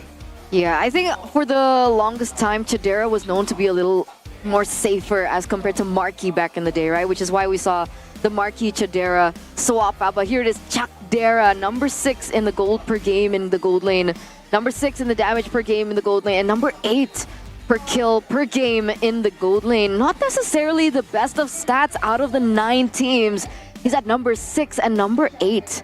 What's been going on here with Chadera this season? Well, it's unfortunate for Chadera because he hasn't really had as much playtime as we usually see him get, right, in the season, because he has obviously been swapping back and forth with Masako, and it does feel like maybe early on that safe style that Chadera brings to the table isn't what Geek Fam were trying to utilize, isn't what Geek Fam have been trying to achieve with the gold lane in general for that role. That's why they opted to go for Masako for a lot of the games, and in the end, maybe Masako is a bit too 50-50. So now they're going back with the reliable gold lane, maybe playing towards that top side of the map first.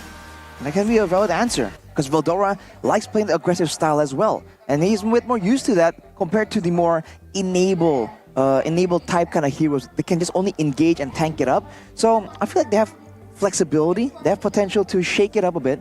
But I think then that the question becomes how to balance it out. Because we talked about this for Onyx actually, right? If everyone's enabling, then no one carries. If everyone's carrying, no one's enabling. You gotta have a balance. And I think Beloyski is good at adjusting. So I think if whatever choice they went with, there has to be some discussions already done backstage. And now we talk about Fnatic Onyx right here and seeing their potential with Rez coming through.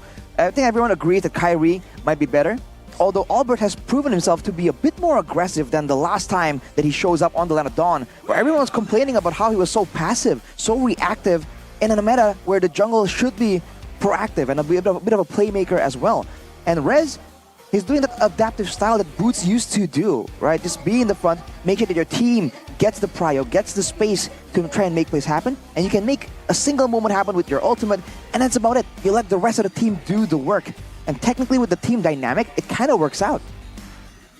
But it does seem like for Fnatic Onyx, with the different styles at play with Rez or Lutpi, Albert or Kyrie, we've seen that with Rez, it's actually just the old Fnatic Onyx playstyle. Back when they didn't even have the Fnatic in their name, it was Onyx Season 11 and 12, where they actually just played with the two side lanes to enable the trio mid. And so far with Rez, that has been the case. Meanwhile, for Lutpi, there's a little bit more ways that you can tackle the game, obviously, with an aggressive XP laner that wants to carry the game. But honestly, looking at Fnatic Onyx play with Rez, it just feels right. It just feels like the real Onyx is back. It feels like he's maybe the heir of the Sky Throne here. I like that title, heir of the Sky Throne. Number 1 total damage per game in the EXP lane. Number 2 kills per game in the EXP lane. And number 4 assists per game in the EXP lane. What do these stats tell us about Rez? It tells us that he's actually a bit more aggressive than you would give him credit for. A lot of people seem to think that Rez, all he does is just roam around, clear waves and roam around. But you can see that in the damage dealt, he's actually quite significant. So it's subtle. And that's because everyone else on Onyx is just that flashy. Back to what Mirko was talking about, the trio mid. I mean, dude, Albert or Kyrie mixed with Sans and Keyboy. Come on, there's a reason why they're so notorious and why there are so many edits online for crazy highlight moments for them. They are a crazy, I don't know, shining trio mid lane. And sometimes the subtle approach on the side lanes, it really makes the whole thing click together. I think I can agree with Mirko on that. But I do wonder if the idea for Onyx is to have that playstyle ready, but also a chance to kind of bring in Lutpi out of nowhere. And that could be a bit of a secret weapon. The same way GeekFam were using Marky the last time around with, when he was in the roster. It's definitely possible. Something that they can use up their ace sleeves. But at this point, do they still want to rotate things around? Is that okay for the stability of their playstyle and their gameplay? Yeah, honestly, it really feels like they shouldn't anymore, right? We're already in Leg 2 now. Maybe leave the experimentation in Leg 1, that's it.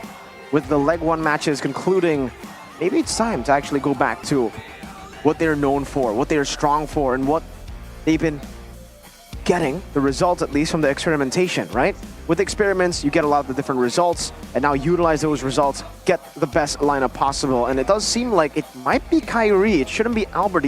Albert isn't wearing the jersey. A bit of a, you know, maybe a spoiler there, as you don't really see Albert ready up. He has the jacket on.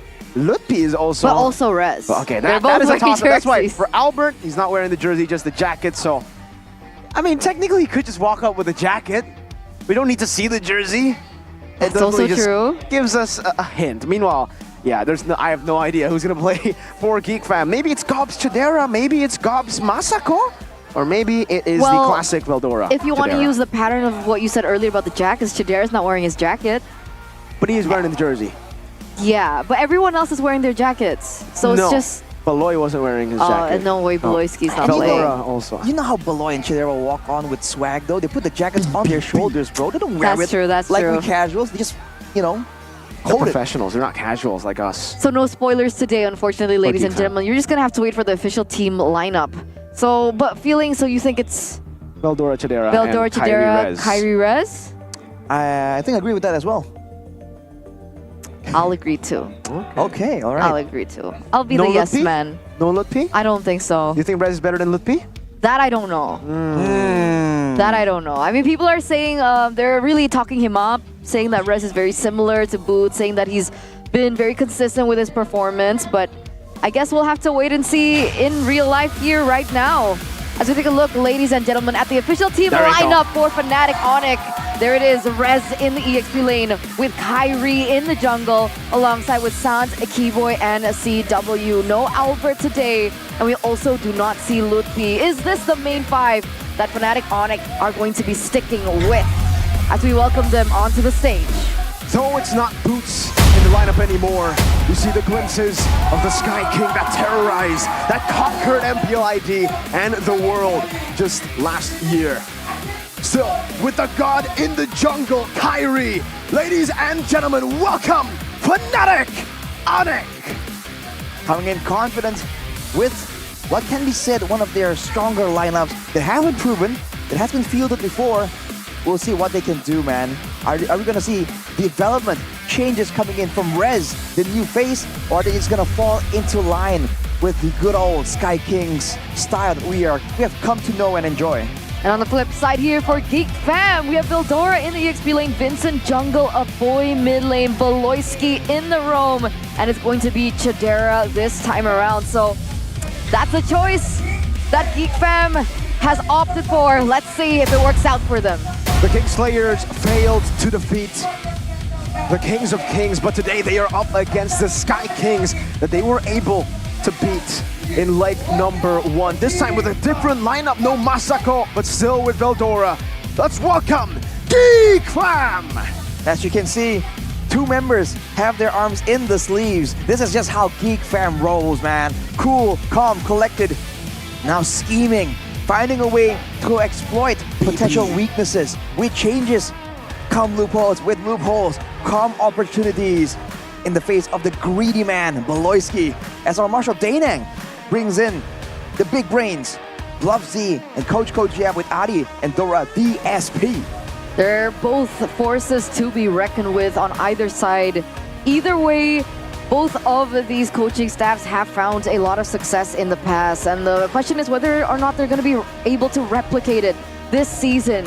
A lot of things have changed this season, and I'm wondering, we haven't really spoken too much about Beloyski, right? When we're talking about Geek Fam, a lot of the plays center around this man. What do you think about Beloyski this time around? Do you think we're going to be expecting some crazy picks coming from him? I think he already swayed away from the Gatot. I think if it's the Hellcurt, Natalia, maybe, because that was exactly what they were able to utilize up against Fnatic Onyx. Knowing that maybe going up against Keyboy in the traditional roamers isn't really too smart of an idea. This is probably the best at utilizing those traditional initiators. And looking at the rival showdown right here, like you mentioned, Mirko, total assists 219 for Keyboy, number 1. But close behind in 192, it's Beloyski. 1 or 2 good games can swing this stat back and forth between both these roamers. That's where it gets interesting. Even looking at the average KDA, by the way, despite Beloyski having a notoriety for going with these aggressive, with these assassin roamers, Keyboy has him beat at number 5 with 4.47 KDA right there. That's a big jump. Number 5 and number 6 only behind number 1, but it's 2 and it's 4. The difference of that KDA is interesting. But of course, you know, those stats, I understand on paper, maybe Keyboy seems like the preferable roamer, but the stats can't really explain the level of impact that Beloyski has in the game. For sure. It's not only about his own performance, it's what he does to the team. What kind of opportunities that he allows his team to have. And of course, even outside of the game, this man it's no secret that Beloyski has been a key factor in nurturing, in training, in improving the team overall. Looking at the most pick and ban heroes, the Roger sticks out. It has been a subject of a lot of discussion of Geek Fam, whether or not it's critical to get a jungle that is not exactly an assassin in their hands. We'll just have to wait and see. Because if you look at the rest of the stats, aside from the KDA, still pretty close to each other actually between Geek Fam and Fnatic Onyx. I'm wondering whether or not the stats for first pick and second pick are similar too, right? So we're going to take a look at that. First pick selection will be Geek with a 50% win rate on both blue side and red side. Supposedly Onyx has the better win rate on red side. Yeah, they have a much better win rate on red side. I believe the red side, we'll get to see it. I think it's 80%. Meanwhile, on the blue side, it's down to, what, 40% for Fnatic Onyx. They might have risen since we last saw them, but I guess we will just see right here. A Geek Fam, though, by the way. Yeah. Man. Yeah, it has risen 90% to 40% for first pick versus second pick. And this is one of the reasons Geek Fam was able to actually beat Fnatic Onyx. They put them on blue side. They forced Fnatic Onyx to take blue in their first time meeting. But now, it does seem like, you know, it is going to be a different approach, or I believe it is Fnatic Onyx that are the home team, so they get to decide in game 1. Okay. in theory, being first pick Geek Fam can kind of force Fnatic to kind of respect a lot of these special, weird, unnatural almost heroes that Beloisky can use. But we'll have to see. Coach Yeb, this man is known to not only take a single layer of approach, he always goes in for some bans, but sometimes he lets some bans slip through, and when you least expect it, he comes up with an unorthodox solution. So for Bluffsy and Beloisky, you gotta be careful right here as he goes straight into that drafting phase. Here we go. Presented to you by the official tournament smartphone Samsung Galaxy A55, A35 5G. Fanny Hayabusa banned out by Geek Fam. Fnatic Onyx go for the chip and the health card here on red side. Still no Roger ban. That's usually what we see up against Geek Fam. Maybe Fnatic Onyx are just going to respect Beloy. And it will be the juice in from Geek Fam. They definitely want to try to leave this Roger open, knowing that Geek Fam, they find a lot of success when Vincent gets the Roger. And with Chidera, usually when they play with Masako, when you see the Roger, it is going to go to the hands of Vincent. Never mind, we're just not going to be talking about that because it got banned. Phobius, I think, should be. It should be, with how much impact, with how decisively Geek Fam wants a team fight. And Veldora, now he has options, right? Does he want that Phobius? Does he want that Hylas?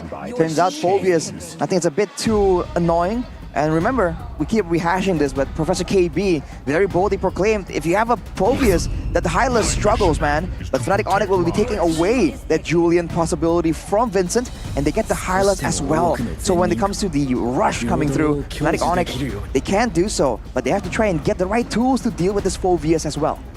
This is the approach that RQ went for too up against Geek Fam in game number 2. They ban out the Roger, pick up the Julian, and force Vincent to go for the Nolan, or actually just a Ling, right? Any other assassin except for the Julian, any other jungler except for the Roger, those are the two comforts for Mr. Vincent. Now that the Nolan has been shown and the Moskov, this does put Fnatic Onyx in a good spot to try to counter that gold lane, or even better in my opinion, to punish the Vexana.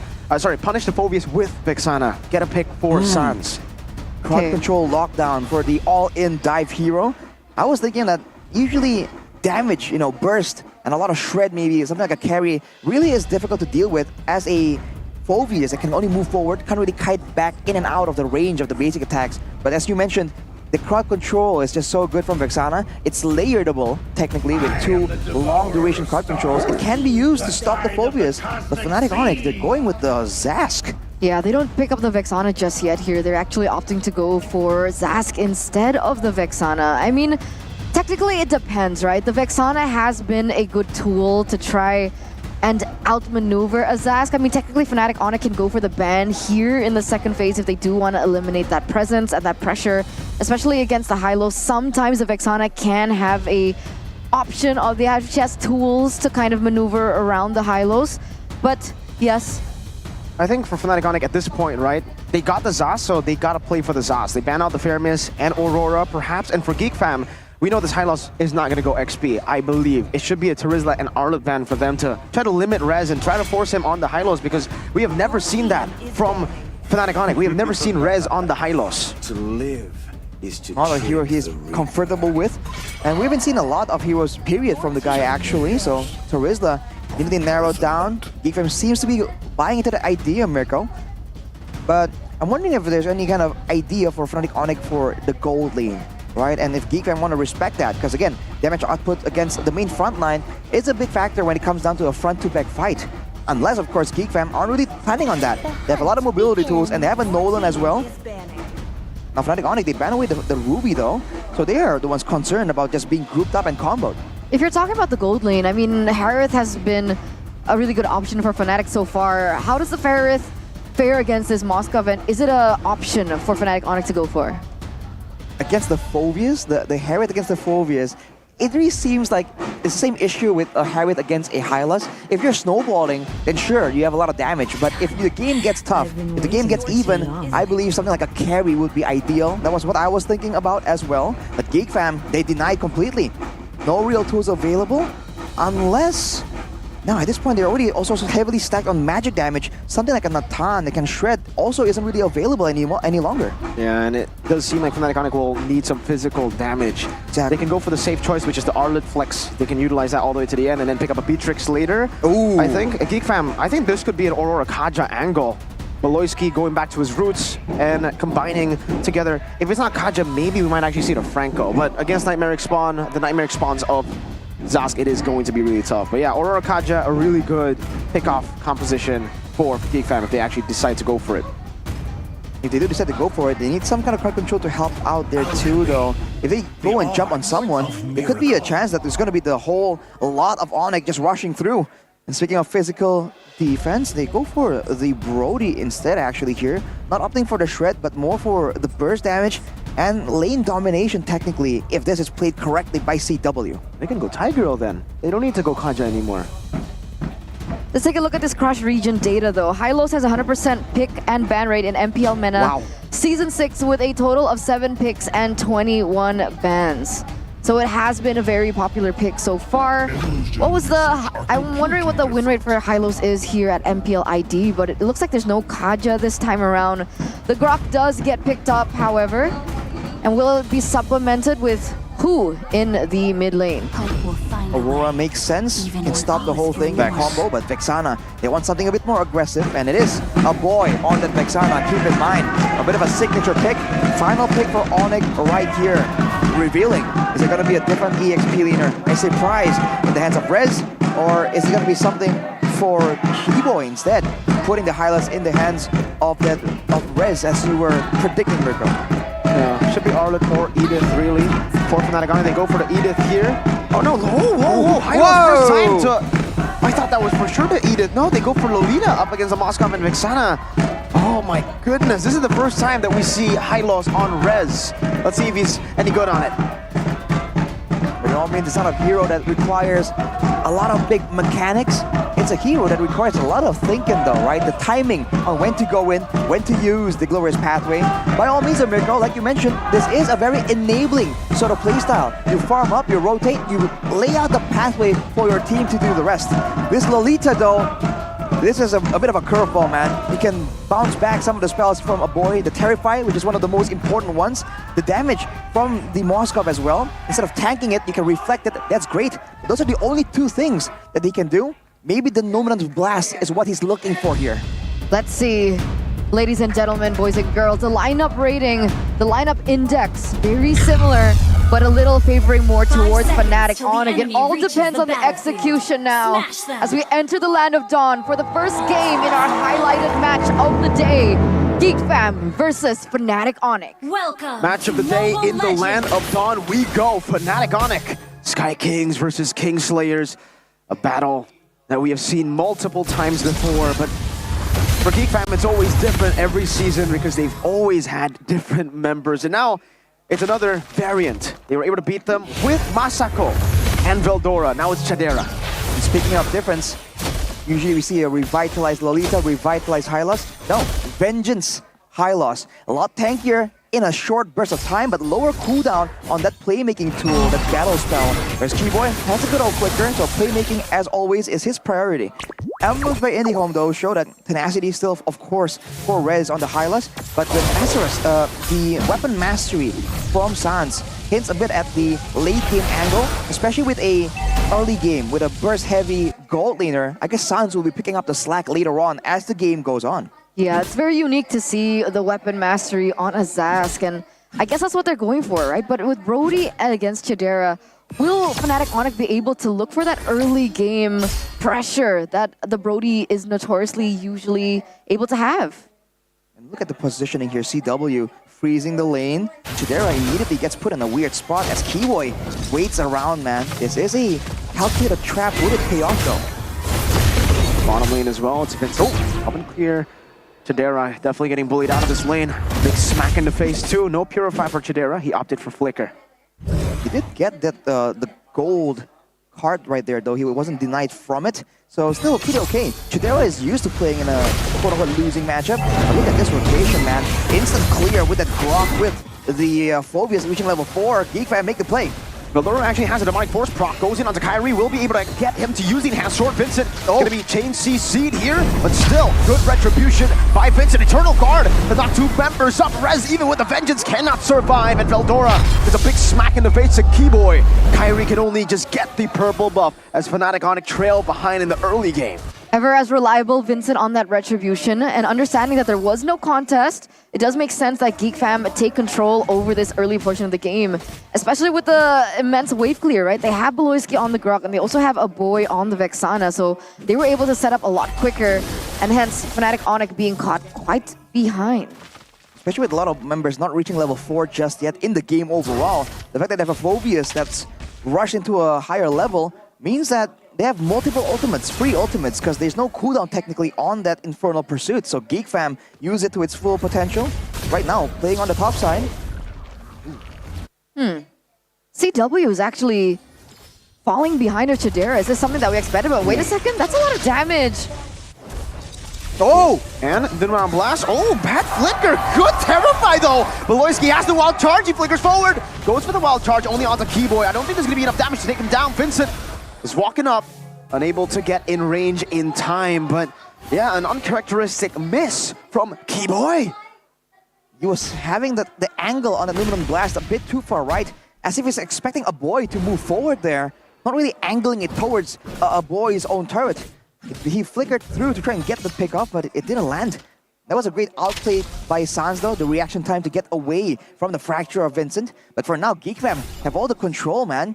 They still have a lot more damage, a lot more wave clear, and when it comes to just the brawls, they have a lot more spells spammable in these fights. So Fnatic Onyx are taking it easy, and they're making sure that at least the key members like Kyrie are keeping up in EXP and gold. So what's the plan now for Fnatic Onyx? Because technically Geek Fam, if they continue on this pace, the fact that they have the control over the neutral objectives at the moment is okay, right? Because at the end of the day, they do still have Chidera on the Moscow, but for Fnatic Onyx, what are they waiting for?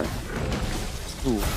They're supposed to play with the gold lane, but Keyboy, moving on blast this time, no flicker. Veldora still doing a good job. Now popping a vengeance, jumping onto Kyrie, buying a lot of time. Eternal Guard popped in, good in that sword. But Beloyski wins it out with the power of nature. Kyrie gets caught in the midst of the team fight.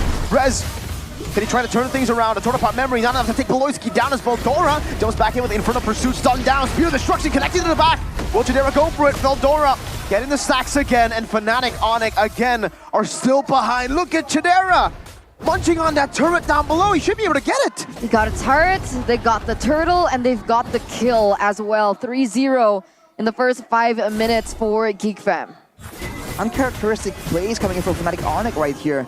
A more reactive draft, a very aggressive playstyle though. The Numinous Blast used up almost immediately. And look at this. Veldora alone has no opposition right here. The fact that Geek Fam were able to negate all of that DPS, all the shred potential from Fnatic Onyx, means that Veldora can just walk up like this, and worst case scenario, he'll be forced, he will get taken out, but it's gonna take a lot of time.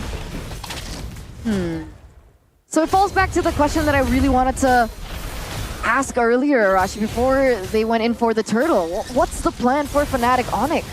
In theory, it really should be to play with the Brody, right? Get the winning lane a bit more aggressive. And you saw that the rotations earlier from Fnatic Onyx were kind of banking on that working.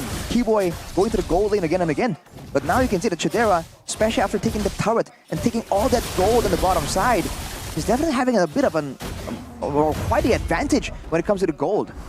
Yeah, and again, right, that's why I'm not really that big of a fan of the Brody pick here. It's good in lane, yes, in this matchup. It's a good matchup. The Brody does beat Moskov, but knowing that CW is mostly a weak side player, you can really see that he hasn't been able to utilize the winning matchup. And again, Fnatic Onyx, yeah, they've been playing around XP so much that they didn't play around the top side of the map at all. And now Beloyski can do whatever he wants, walks up, gets out. He does lose out on the flicker, but he buys that Radiant armor, which is going to be great against Kyrie and Sans. That's peculiar, because earlier Chidera, if I'm not mistaken, he was able to get the first item first.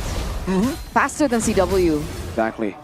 Oh, Beloyski. Oh, forcing out the flicker. Rez already no mana. Popping the glorious pathways. Veldora jumps into the back. A boy still able to kite and peel for himself with the Eternal Guard. Rez pops in the vengeance, but that's not going to be enough to get away from Vincent. Veldora, on the other hand, is having a field day on this Phobius. Jumping back and forth as the Dominators of Set is able to get the kill on a boy, but Sans will be traded back. Vincent on the Nolan, on the Assassin.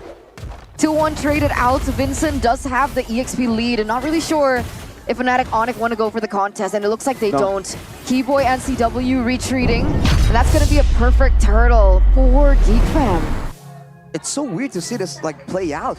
Fnatic Onyx, they're going for this approach where they're trying to match the impact, the pressure coming from Veldora with the Hylos, with Rez diving in the back line. And to his credit, he got a boy quite low, forcing a flicker out of him as well. But without any follow-up, it's just not possible. They're trying to match the shredding of the Moskov using a Brody. And it's just not going to be working out, especially with the potential for Veldora to dodge out from a lot of damage using that Infernal Pursuit. Very confident predictions, by the way, boys. 2-0 for Fnatic Onyx. It sure ain't looking good for them right now. Well, Mr. Pulung definitely, you know, enjoys his moments, and this is one of them. But man, again, for Fnatic Onyx, what's the idea here? It's almost like in these fights, if everyone dives together in the back line, like Sans with the Dominus Descent, and maybe even Kyrie, if they jump together, they can absolutely take out a boy. But they're now playing more around the EXP lane, and look at that, Vincent. Just to steal, the wild charge is used, and then they go bot. Chidera is a turret eater on the Moskov. You would expect that from the Brody, not the Moskov. Level 11 to 9, that is a 2-level diff for the scaling marksman versus the early game marksman. Which is why everything that Fnatic Onyx were banking on is going wrong, right? They were banking on CW, winning the lane. That wasn't even entirely true. And now as we get into the mid-game, CW is far behind. Veldora, though, All good, and it's a turret up top. It's a good trade for Geek Fam. Wow. It was all just a distraction, Arashi. Pressure one side, make plays on the other. Wishing Lantern very early on. Second item for a boy. So not even the Enchanted Talisman. He knows that the fights won't really go that long anyways. And even if it is going long, a boy will be forced out. So he goes for the extra bit of damage to ensure that when he drops that Eternal Guard, it will have impact. It does seem like Fnatic Onyx at this point are really looking for anything. Anyone that they spot, they'll try to poke down, they'll try to go for. But this is the main problem for the Hylos as well. Rez is already down in mana. Again, Beloski can just recall back. And Fnatic Onyx, I don't even think they can threaten the Lord take. They're 6,000 gold down. There is no way. Kyrie's 2 levels below as well. So if we're looking for that 50-50, despite... I guess it's they're banking on Rez, right? I guess they're banking on Keyboy as well. If they can find a proper moment, maybe they'll have a chance. Oh. The Terrify, they bait out the Vengeance. That is a green light for Geek Fam. They can go for the Lord at this point. Rez won't be tanky enough to do anything, and you can see it. Rez is already stepping back a bit. This is the Thunderbolt, so he's going to be scaling a bit more. But Fnatic Onyx, they have a wave pushing down, already taking out one turret. I think you're banking on Geek Fam spending time and effort on the Lord, and they're going to try and go for a pick-off, for a play onto Chidera or a boy. Keyboy is trying to find some information. Is that possible, though? But the Vincent still up top, holding that angle. Both teams hovering over it. Vincent will be spotted. He will be able to get a bit of damage onto Rez. Both teams disengage. They know they got to handle the wave down below. That is a massive wave. CW with a flicker forward. Vincent trying to run away. The Torn Apart Memory is not going to be enough, but is very, very close to taking Vincent down. But he gets out, right? At the end of the day, he gets out. And even if Chidera wanted to... Okay, he used his ult earlier. I was going to say if he wanted to re-engage, he can utilize it. But he is going to be able to clear. And they bought a little bit of time now for yet another setup from Geek Fam. Ooh, Keyboy gotta be careful with the usage on the Bulwark, man. Boy and Chidera are timing their spells when it's off. And Rez now is shredding Beloyski, but the Lord is getting shredded down as well. Keyboy trying to create an opening. Good Eternal God with a Terrify. That locks Kyrie down. Rez in the back, not able to survive even with the Vengeance. That curse and the DPS is too much to handle. The horse down. The tree wins this time. Oh, the Lord is marching a 7,500 gold lead. It was a wonder what Rez was doing in the back line. I don't think he even used his second skill.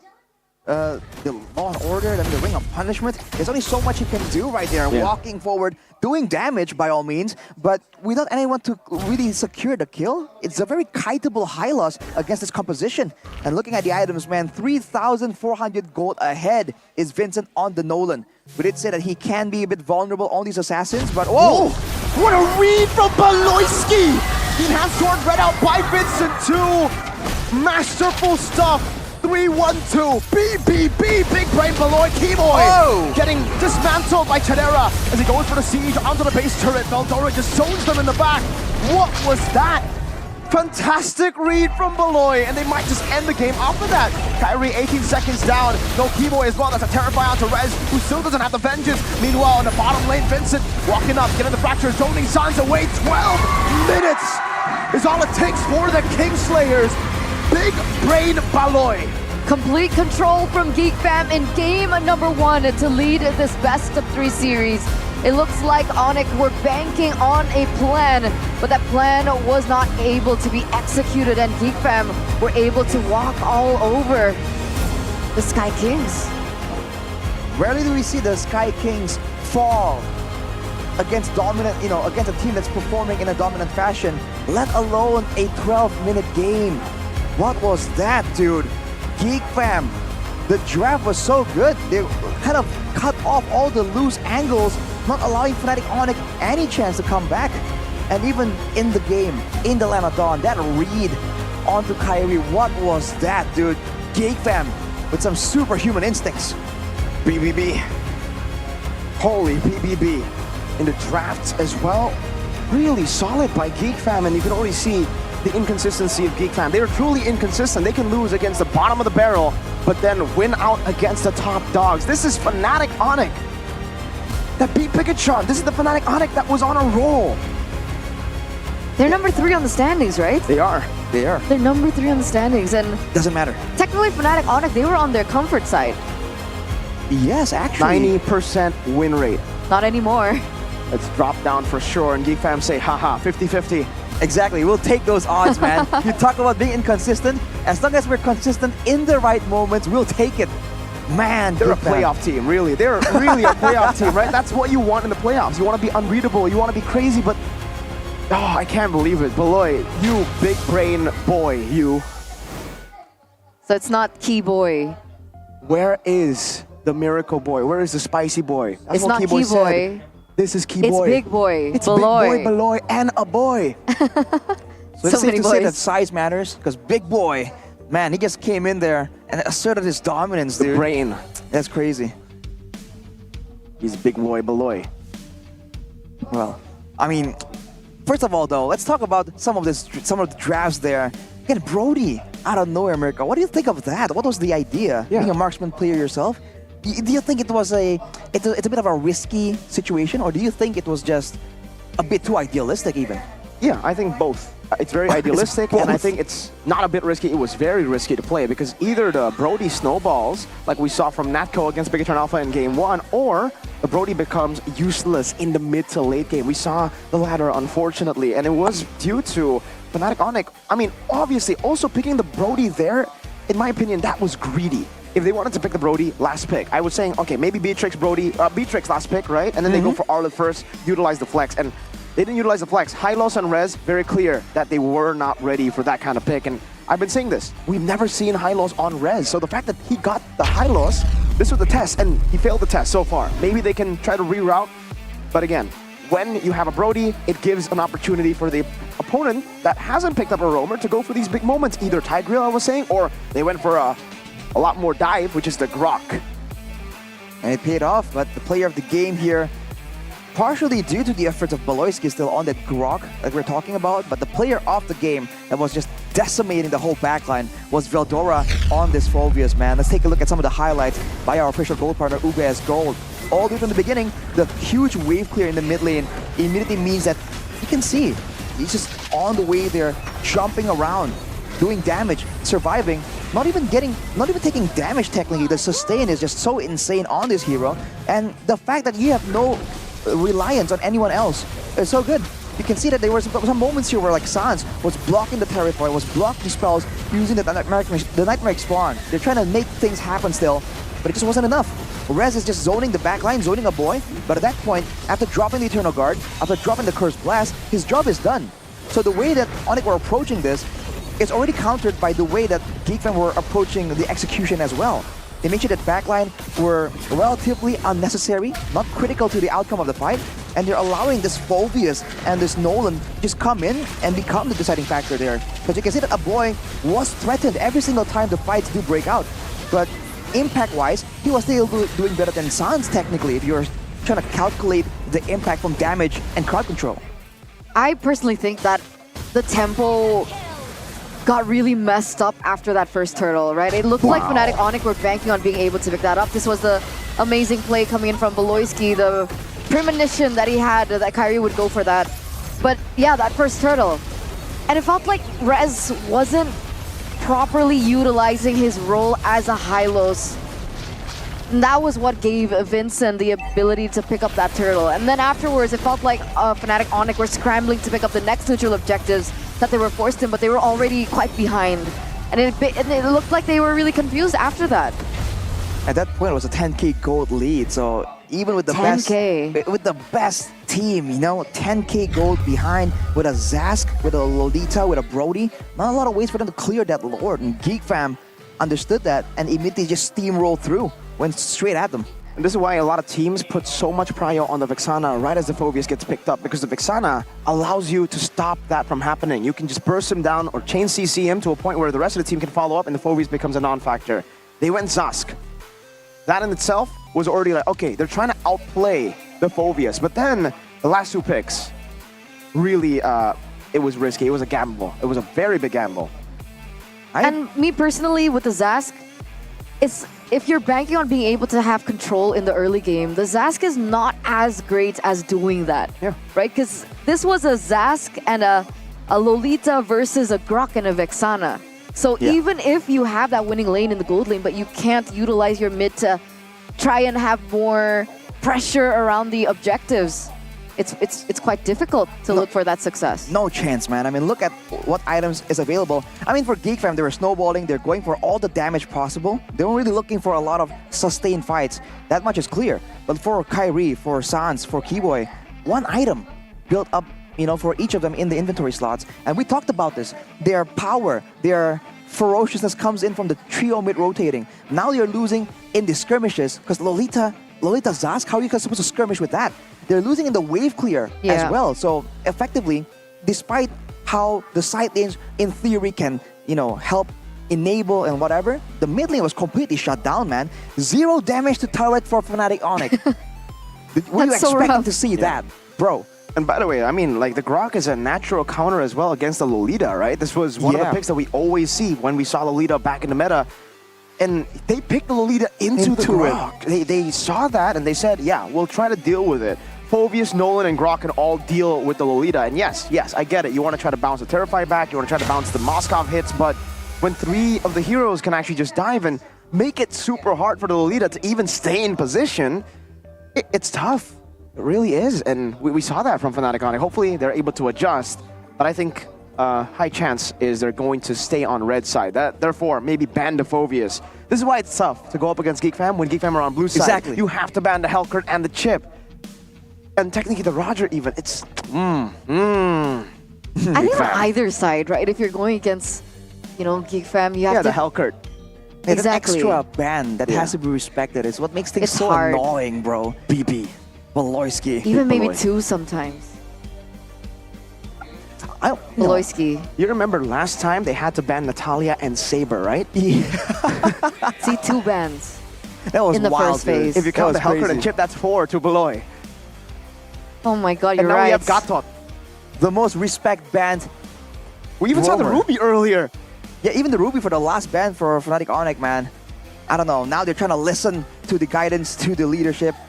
And maybe if they use the Airbuds 4 from Oraimo, they can do so even better, man. Experience the power of hero sound and LED digital display visualization in collaboration with MLBB, all with Airbuds 4. Go ahead and check it out in the official Oraimo store and get yours now, ladies and gentlemen, because all the casters are already decked with it. All right, we're suited up with Airbuds 4. Yeah. And we can see the visuals too, man. We got that's why they went Brody. Why? Brody's on screen for Airbuds 4. Oh. Was it worth it though? The Brody pick. Man, let's go back to the Hylos pick for a second, Airbuds though. 4, I would say yes. I guess, okay? We make decisions, right? For Onyx, it just did not pay off. Remember, it is a best of 3, so it's fine. I think a certain caster we know would say like, it's the first game, bro. They're trying stuff out. You see their bans? Hellcurt, Roger, Faramis, and Ruby. They're trying to see what options Geek Fam has. I can hear that. If you cut off someone some of backstage their main in options. the town room. Someone with like the initial G, Yeah. ASG. He's been saying that a lot. And the big G's. Big G. But yeah, man. I mean, that pick, right? RQ versus Geek Fam. Remember, RQ picked up the Julian, banned out the Roger against Geek Fam. That was the game they lost. go for your comfort picks. Don't over-respect some of these opponents as well. I mean, for Geek Fam, we saw that he was exposed as well. Vincent, just the Roger. The Julian isn't a crazy threat in itself. You can still outplay it, but they still tried to deny the Julian away. I think the question of synergy gets raised there as well. Again, Hylas that can run forward, and then a Lolita that wants to stay there and charge up the Numenon Blast.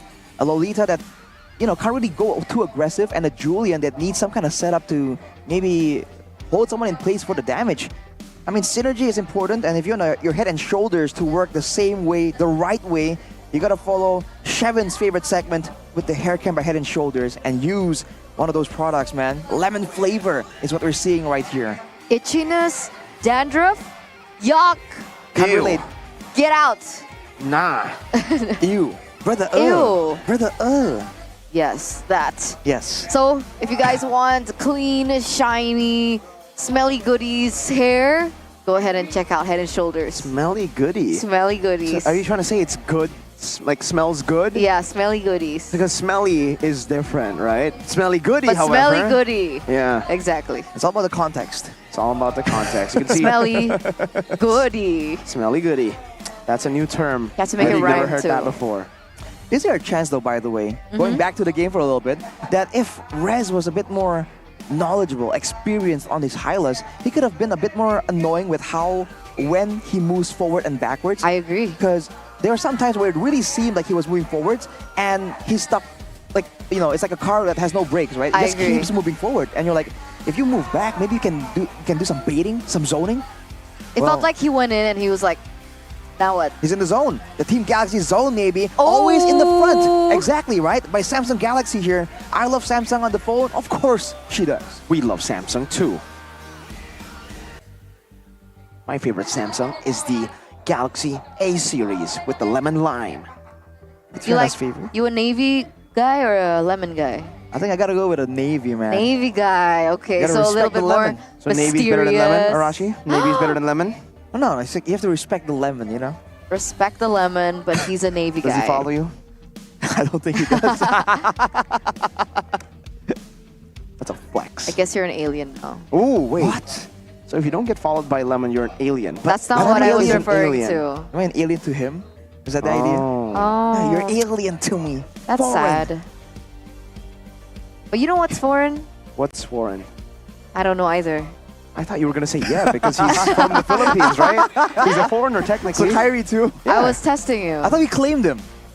Yeah. I thought he's Indonesian now. Yeah, they are. Alright, so he's not foreign. He's Especially domestic. Kyrie. Kyrie has been enjoying his time in Indo. Oh, Is yeah. that why? I'm not gonna finish that sentence. Oh, I have no idea what you were going to say, but I'm glad you didn't say it. Anyways, Moving how on. do Fnatic Onyx come back into game number 2, right? So we're talking about drafts. We've talked about that a little bit. Well, what about execution? Was there anything off about their execution, or was it just purely a draft problem? I feel like maybe it's in association with the draft problem. Because like with Keyboy, again, maybe it's because of the lack of synergy with the Hylas. Because remember, consider Keyboy, right? The playmaker.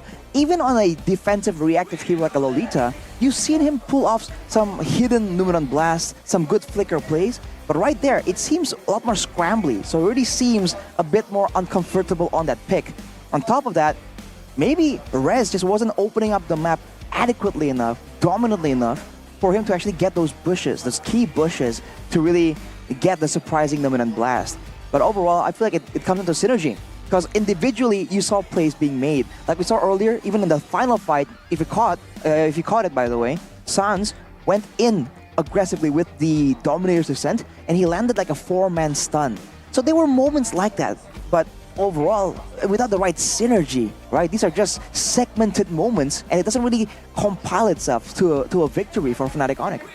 Speaking of victory, it looks like Geek Fam are going to still be first pick. So Fnatic Onyx with that loss still want to go for red side. So it was Against saying, Geek.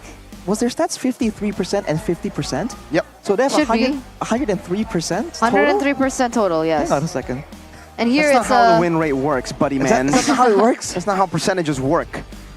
I was never good at math, bro. Clearly. Right. So Onyx now down to 80% though. A single game right there, and they're down 10% in their percentage. Certainly discouraging, but Coach Yeb built different. CCY. Let's see what is the idea here. What is the response? Because again, with Coach Jeb, sometimes he goes with the bans, sometimes he goes with the different instructions for the execution. And seeing a lot of talks in the back room there, maybe, right, there's some execution tips as we get into the drafting phase. Presented to you by the official tournament smartphone Samsung Galaxy A55, A35 5G. Once again, both teams have opted to go for the same sides, Fanny and Hayabusa, the ban and Jushin. So exactly the same 3 bans that Geek did in game number 1. But let's see Fnatic Onyx change. There is no change. Geek can pick up the Phoveus once again. Small changes. That is the way Coach Jeb operates. He doesn't really do anything too crazy. 1 or 2 picks switched around might be it. Now with the Roger still banned away, the Julian comes to mind, but this main problem, this big Phoveus threat that has been an absolute menace is still there. Now Fnatic Onyx, can they go for the Hyla? Still they do! Yeah. They want to try and secure something in the XP lane though to ensure that this can be moved over. No! What? I thought for sure it's Hylo's Vexana. Maybe Vexana later on? Vexana last pick, that would make sense, but now for Geek Fam, yeah, they can go for the Nolan. Again, they have to go for Nolan. They have to go for a comfort pick for... Oh, honestly, we've seen the Alpha too, right? For Geek Fam, maybe they want to swap things out, but if it ain't broke, usually you don't want to fix it. Moskov and Nolan should still be. No changes. Yep. Oh boy, this is the change. It shouldn't be Zask. It really shouldn't. Or they change the last 2 picks, no Brody, no Lolita, and then they still keep the same lineup. See how that plays out. If our theory that Rez is uncomfortable moving back and forth, it holds water, then something that can be a bit more aggressive, that can be more all-in together with the Hylas can be a solution here. But again, Coach Jeb, you never know what he's thinking, right? Possibilities are just so out there. Is it going to be a change in the mid lane, or are they going to show something else first? Maybe the roamer even. Vexana. Vexana, is that going to be the change? Oh, the carry! They go for carry first, so I don't know. What do you think about this? Do Fnatic Onyx just not want to utilize this Vexana again? I mean, how do you think that they're going to look for a counter onto this Phoveus? I think the carry is a counter to the Phoveus. If you've seen Phoveus go up against the carry, it is difficult, man. You can shred it so much. It depends, of course, on how the laning phase goes. But I was making a lot of noise earlier in game 1 in the drafting phase when Fnatic Onyx didn't have a lot of solutions to shred down the Phoveus. Because technically, it's just a more mobile, more damage-heavy Hylas that doesn't really go with the same kind of battle spell. So now with the carry available, they ban the Zask out. And technically, if GFM don't respect it, then Fnatic Onyx can still pick up that Vexana if we're going with what Mirko's theory was. Not a bad adjustment from Coach Jeb. It's still possible unless Geek ban it here. Exactly. But it looks like they're going to go for the Charizla instead, right? Taking and eliminating options. So maybe they saw the exact same thing that you guys were talking about earlier on, right? Maybe Rez wasn't as comfortable on the Hylos. Maybe they're forcing this Hylos to be flexed to get another hero for Keyboy. But with the Faramis banned out here from Fnatic Onyx, if they ban the Faramis, they pick up the Vexana. Geek Fam is left with what? An Aurora maybe? It has been used very well, by the way, to counter the Hylas, slow everyone down, stop the advance, zone them off with the Frigid Glacier. The final choice, though, is going to be a Kaja from Geek. They're concerned about that combo, right? Kaja carried. You're right, with the carry being picked up, it was a good eye, but there you go, the Vexana and the carry. So these are the small adjustments coming from Fnatic Onyx, and now the heat is kind of on Geek now. Do they go for the same thing? Do they go for Grok and a different mid laner, or do they go for something completely different? Among the plains Oh, it's gonna be Eve actually. Wow. We just talked about how it's situational, Mirko. Yeah. No assassins, no big mobility tools. This is one of these situational moments, and with the Ruby not banned away, it is going to be a Mathilda instead. So they want to play this kiting game. They want to try and get away from the initial glorious pathway, using all the dashes that all 3 members can go. And technically for Geek Fam, they can use this Mathilda to get Phoveus out of danger. The one-dimensional nature of this Phoveus has now been augmented. But if that's the case, if they want it to be mobile, why pick the Yve?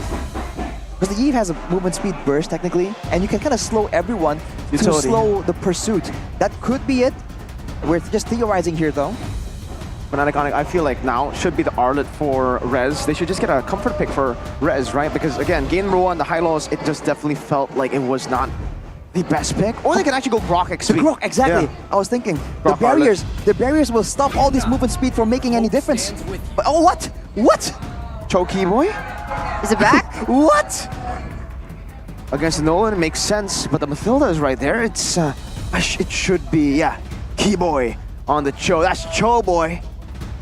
Cho boy's back. That's quite surprising, man. That was not one of the heroes I was expecting to show up right there. Man. Okay, so now they have a very front-to-back style, but now they have that mobility. They can go over walls. They can hide around and kick someone in front. And if it lands onto the right member, it'll be great, but with 3 purifies, man. Keyboy, how are you gonna maneuver around this? That's a lot of respect given over. I guess they have to play with the timers now. And it looks like the lineup rating does favor Geek heavily. So, ladies and gentlemen, with the odds stacked against the Sky Kings right now, will the Kingslayers once again prove the moniker true? They lost against RRQ last time. They lost against the Kings of Kings last time. But this might be their moment of redemption. Welcome to Game 2. And let's welcome you into the Land of Dawn. Here it is, ladies and gentlemen. Our Geek fam is Greed, or Beloyski rather. The nightmare of Fnatic Onyx, the Sky Kings. Already being a nuisance very early on, abusing Mathilda's multi-dimensional kit. Kyrie, though, will be able to clear no problem. Rez, by the way, switched over from the Vengeance to the Revitalize. Already maybe a moment of learning from the previous game. But that's just interesting, man. And we talked about what ideas Fnatic Onyx might go for. With the Cho, now they are more aggressive, they have more playmaking potential, and they have the clear advantage too. So now the mid lane trio can be more activated. If you take a look at the emblems by Indie agility, along with the tenacity for Sans. He knows he's going to be targeted, he knows there's an assassin, but he also wants to be able to rotate fast. So instead of going for the Wilderness Blessing and foregoing that tenacity, going for the agility, an interesting choice as for the same way, Rez with the Wilderness Blessing and the Firmness. So the opposite. Foregoing the tenacity for the Wilderness Blessing, but then not getting the vitality or agility for that Firmness. Okay, but they're going to go for a trade there. A little bit of damage being brought in. CW very aggressive as well with the talents earlier on. Did you get a little sneak peek into CW's talents? He was just going with the Wilderness Blessing, trying to roam around and be fast. And I think he needs to be. At this point, all the pressure coming in from the Mathilda, from the Nolan, Keyboy's job right now is basically to try and screen it, right? He can stay in the front, in the bushes, and he can gain vision for his team and have a relatively safe time getting out. Because there's a lot of hard CCs for the side of Geek fans. Okay, looks like they're going to be able to clear first, and so the setup is faster. But Keyboy's not yet level 4. Not just yet. He is quite useful though, even though it doesn't have level 4. Does seem like though, as Fnatic Onyx don't really want to go for the skirmish just yet. Beloyski's not level 4 either, and Mathilda should be a bit more useful with the guiding wind there to escape, and the blooms as well onto Keyboy. He was doing some damage though. But as you can know, Rez moving forward, Veldora trying to do the same thing against Kyrie, but it goes onto Rez instead. That's a Purify already, and Rez has done a good job this time around with Revitalize. Real world manipulation knocking him down though, and that's first blood over to a boy. Sans force a flicker out, does have the Eternal Guard, pops it in. Veldora still going at it, the Spear of Destruction hit from downtown to give Veldora an easier way into the skirmish. And he's still there. Way to drag on the flicker now with the Vengeance as well. That's a guiding wind to get Veldora out clean by Geek Fam. What is Veldora on? I mean, it has been a big highlight, a hallmark for all the Phobia's players today. The fact that he was able to get out, get in without even losing his life. That was exceptional coming from Geek. Oh, huh? That's Rez with the stun. Veldora, there's no way you run from this one. Caster Curse. Exactly, Just stop man. talking about it, man. I should stop. Overstate is welcome right there. No Vengeance available as well. Going back to the lane. So great play by Fnatic Onyx. But you can see earlier, they are the ones really struggling with the Phobia still. Despite having the Way of the Dragon and all these tools, I wonder what the idea is for Keyboy if he's approaching that Phobius. Does he want to kick him back and allow CW to shred him down? using it as a makeshift Divine Judgment? Or does he want to kick the Phobias away from the backline and maybe give some breathing room to Sans and CW? I don't know. I guess that's a big question here. Now it looks like, Fnatic Onyx, very aggressive into the purple buff. The guiding wave still there, actually bringing Veldora into the fight. The real world manipulation has immobilized them as Veldora is able to zone them away, and Vincent will be able to catch that purple buff, take it away. Very aggressive real-world manipulation usage coming in from a boy. And we haven't seen him use this hero too much, but I mean, this kind of adjustable, this kind of adaptable hero really kind of suits his style. And he likes playing these long-range heroes as well, because his distance management, I think we've highlighted more and more as the season progresses. But he's really good at just identifying potential threats and maintaining that distance. So I guess that's what the Eve was picked in for, right? And it has been a problem for Fnatic Onyx so far. The fact that he already has the glowing wand as well is going to be interesting. Wait a second though. B-Boy walking back, Rez able to escape, good Terrify down. Rez gonna be taken very, very low. Pops into Revitalize, but gets taken out by the Infernal Pursuit. Kyrie winning the retreat battle. Veldora on the Infernal Pursuit. Not able to get any more sacks. Kyrie, good immobilization. Whiskey taking a whole lot of damage. Has the guiding wind to escape. It does seem like GeekFam should and will only get that one kill. That's a 1-for-1 trade, Arashi. Still pretty good. And for now, GeekFam are just confused on what to do. Well, look at this. Veldora brought back in the real world manipulation. Veldora pops in for the pursuit in time. Good way to drag and lock him down, though. Veldora still chasing, and he gets him under the tier 2, no problem. Sans for Veldora. That is a trade he'll take all day. Ooh, look at Kyrie though, eyeing a chance. Spying Baloyski, revenge for game number 1. You can't do what the BB does to you. Oh, CW! Flicker and the second skill to get that fade away. Oh, okay. So it's all just battle skirmishes, trades in left and right, a little bit of revenge, and a little bit of heat coming through for both of these teams. But we gotta take a look at the items here. Vincent unable to get that tower in the top side. Not just yet, only a Hunter Strike, not really snowballing as hard as he was, but for a boy, immediate glowing wand, going with a single mana crystal to help with the mana sustain. He has the Impure Rage to help with that too, but he goes for the glowing wand because he understands the amount of healing coming in from the side of Fnatic Onyx, from the Revitalize, but also for Keyboy on the Cho. With the Shunpo shielding, you're gonna try and make sure that he can't really get in there as annoyingly as he usually can. But you're saying earlier, by the way, CW, again, the carry, sometimes just really good in the early game, but he is doing a great job shredding down Veldora, so Veldora's got to itemize to try and deal with this carry a lot sooner before it gets too late. I mean, right now he's already at 2-0-0, has picked up another item, that Golden Staff, already in his pocket. Meanwhile, the rest of the Fnatic Onyx members are focusing here to set up properly for the turtle in the top side. And there it is. Oh my. 1v1. Do they want to go for this? Man, W is aggressive. He's angry. He is. Walking in and using the fadeaway play, but look at Baloyski though. Again with the circle. Oh no, Sans! Oh no, it's Veldora that gets brought back under there. Good vengeance with the dragon to lock him down. Now with the immobilization as well. The real world manipulation is free. Kyrie still there to deal enough damage as Keyboy is able to flicker out, but Veldora for the turtle. Vince is still waiting there, going for Rez, doesn't land the fracture. Ooh. So it's a bit of an exchange here. Instead of GeekFam getting zoned away by Rez, they put a trigger first, but whoa! Terrify, not connecting, good sidestep. 1v1, a boy versus Kyrie. A boy walks away. Both teams just going at it, man. It's so good. But looking at the items, by the way, Veldora only has a Radiant Armor as of right now. He's completely ignoring the CW. And maybe they're intending of using some skills, some spells to zone him away. But if CW gets his hands on Veldora, he's going away real quick. He is gonna disappear real quick. Right now, did he get it? Yep, he did. Oh no. Vincent, man, wow. Proving again that on the Assassins, he still has potential.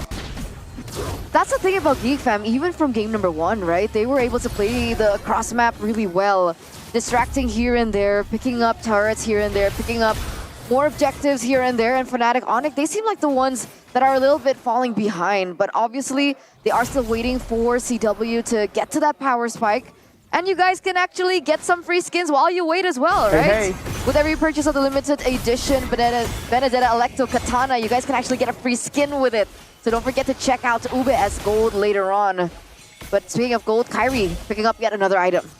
With the Feather of Heaven there, more basic attacks, a bit of extra sustain as well. Great for these prolonged fights. Especially if he doesn't have to dive in with the enhanced sword. If he uses the enhanced sight or enhanced chain to really seal the deal on the Veldora pickoff, that could be a great approach right here. That's the flexibility of this Julian. And Beloyski has the Purify, doesn't even use it. Way to Dragon bait it out, and now a boy has free reign to go and poke them down slowly but surely as the Lord number 1 spawns in the Land of Dawn. Kyrie's a little bit behind right now, right? He's at level 12. Should be able to catch up, I think. But is it going to be enough time? I don't think they have enough time. Ooh, to the back, this time onto Vincent. Vincent's able to escape. Rez pinned down to the wall. Meanwhile, Veldora in the back versus 4. No way the Dragon with the vengeance. He's able to buy a lot of time. And that is a 1-for-1 Rez for Veldora. CW, deals some damage back onto Beloy, but he does still have that guiding win. CW's chunk. Kyrie walking up. Keyboy try to go for something. He knows that there's a Purify still in the hands of a boy. It's too risky. So unfortunate for Veldora. The DHS was picked up right before they went in for that Lord. A full-on power spike, 3 items for CW. Now comes the real test for the side of GateFam. See, Veldora building in towards a Dominance Ice to kind of lower the attack speed. But sometimes against Carry, it might not even be enough. Ooh, as you can look at the zoning, the scouting, ooh. Look at that, Rez coming in with the stun. Oh, wait. A boy didn't get the guiding whistle, able to Purify out. Rez gonna be baited in towards the spike. Veldora! Amazing infernal pursuit. Not going for more. Vincent walking up. Keyboy getting the G-Kundo. The real world manipulation forcing him to flicker out. Vincent diving deep. Sans the flicker. Vincent with a dodge on the Terrify. GeekFam win it out. It's 1-for-0. They baited enough resources. Oh, Keyboy chose the wrong bush to recall in, and Beloy spots him out. GeekFam free Lord. Wow, man. The 3 Purifies. A Chadera was jumped on, he gets out. A boy was jumped on, he gets out. Everyone gets out. And that's before even Beloyski gets involved in the picture.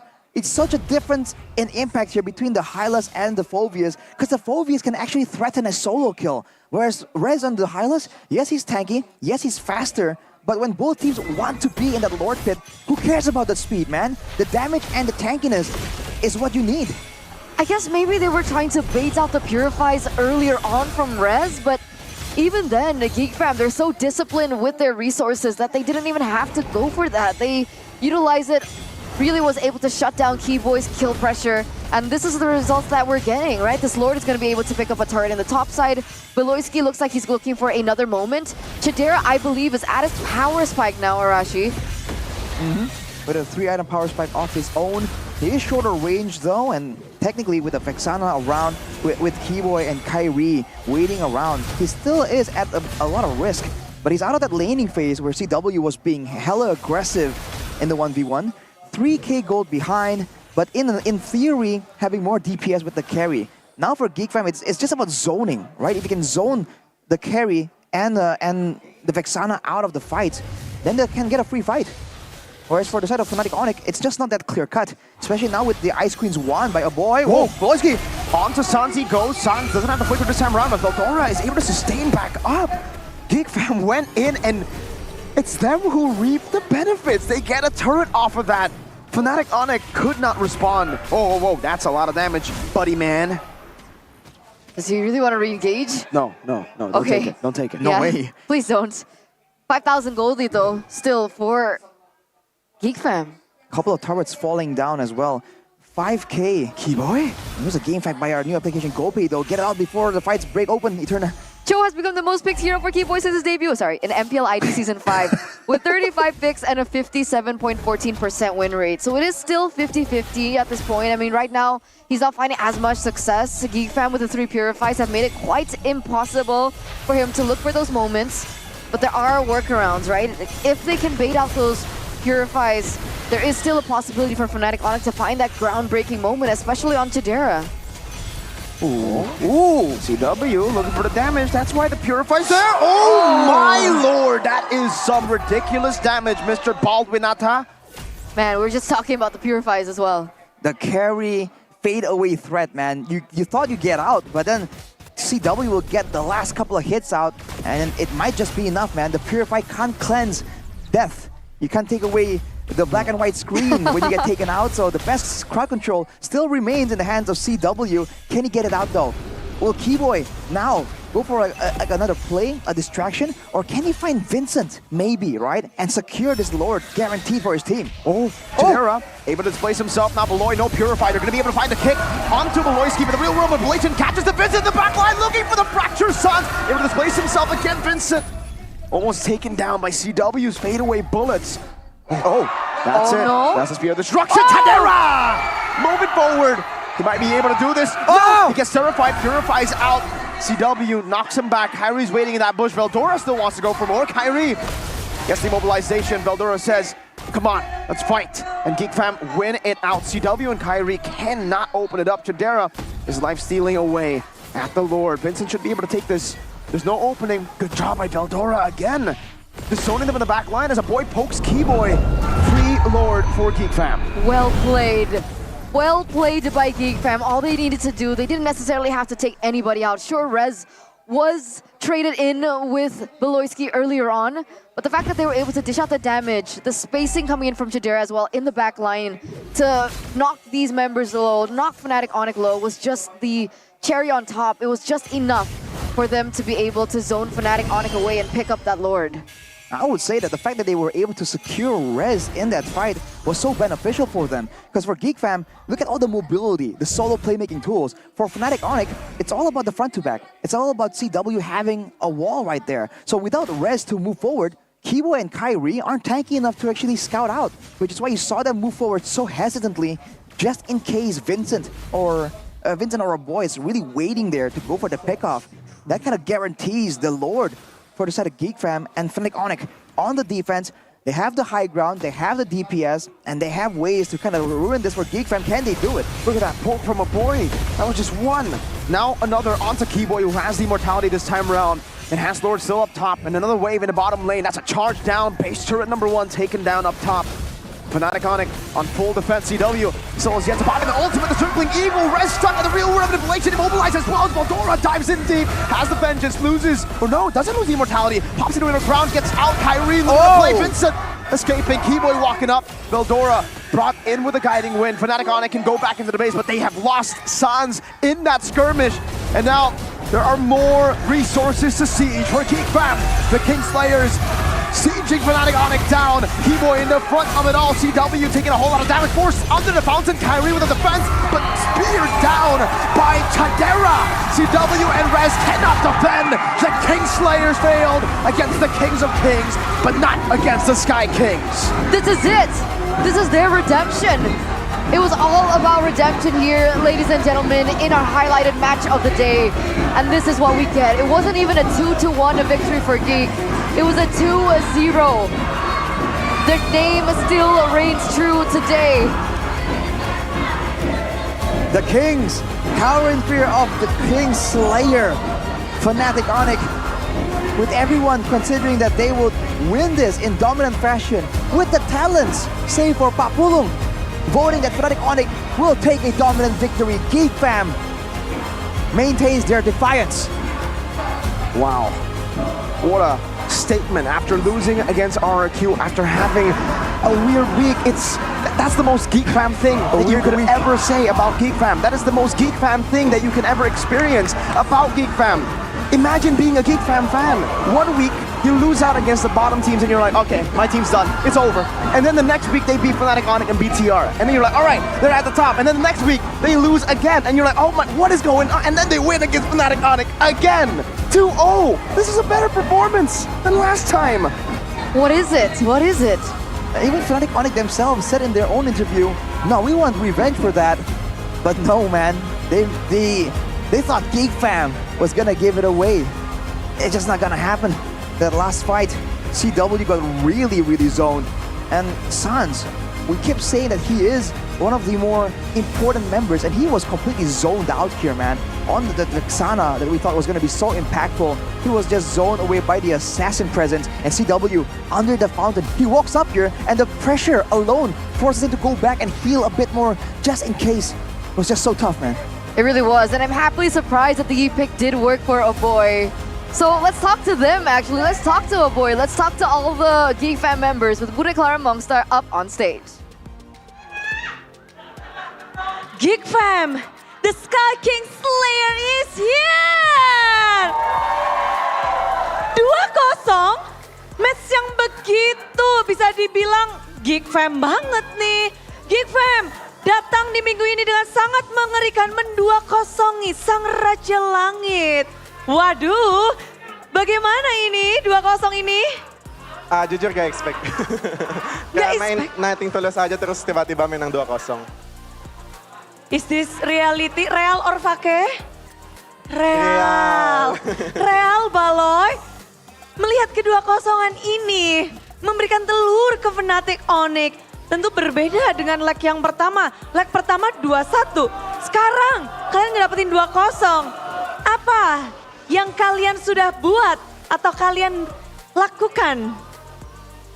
Gak tahu sih karena tapi emang kalau musuhnya kuat kita kayak lebih semangat mainnya, jadi kayak mungkin kayak kali ini kita bangunnya bagus juga, kayak kaget juga sih sebenarnya.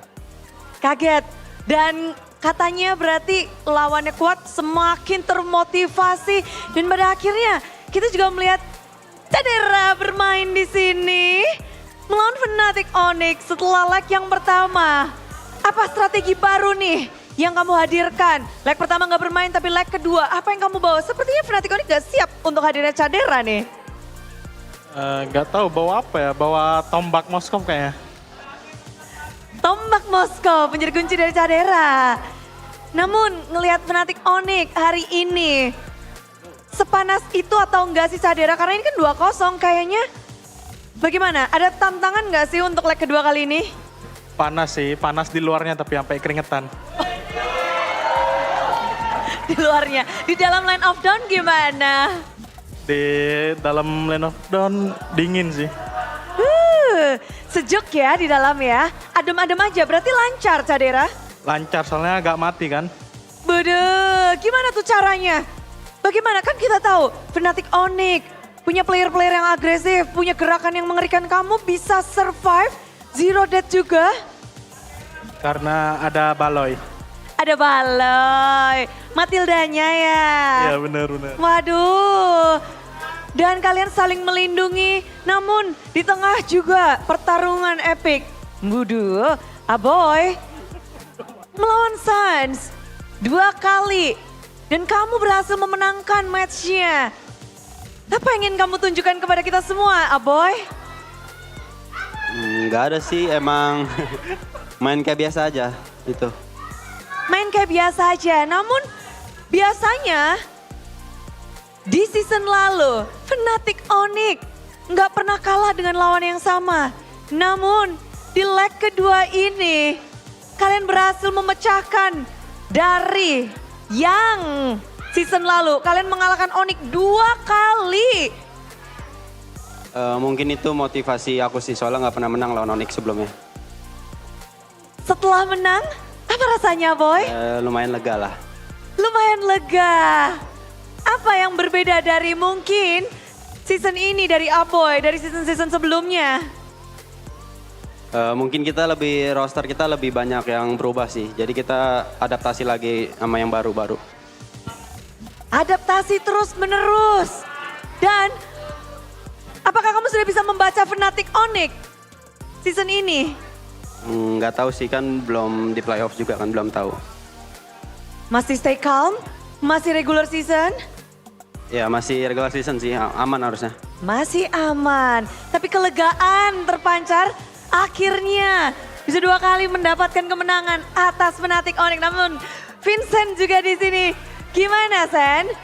Melawan Fnatic Onyx dengan Kairinya? Bersyukur menang. Puji Tuhan lah menang, soalnya kita kan di leg ke-1 ngiranya leg 1 kan kita menang, terus ngiranya di leg kedua mereka pengen balas dendam banget lah. Ya, jadi dikasih 2-0 tuh ya bersyukur banget sih. Bersyukur? Iya. Wow, ini memang memenangkan melawan Fnatic Onyx mengerikan dan pada akhirnya Geek Fam benar-benar menggalak.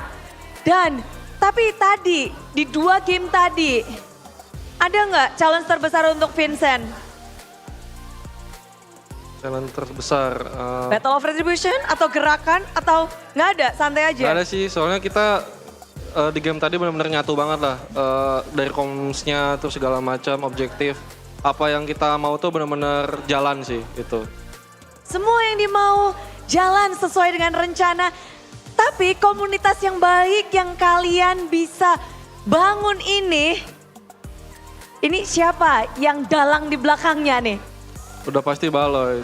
Waduh, memang Baloy ya. Nanti kita akan balik lagi ke Baloy. Tapi Veldora juga, kamu bermain di sini.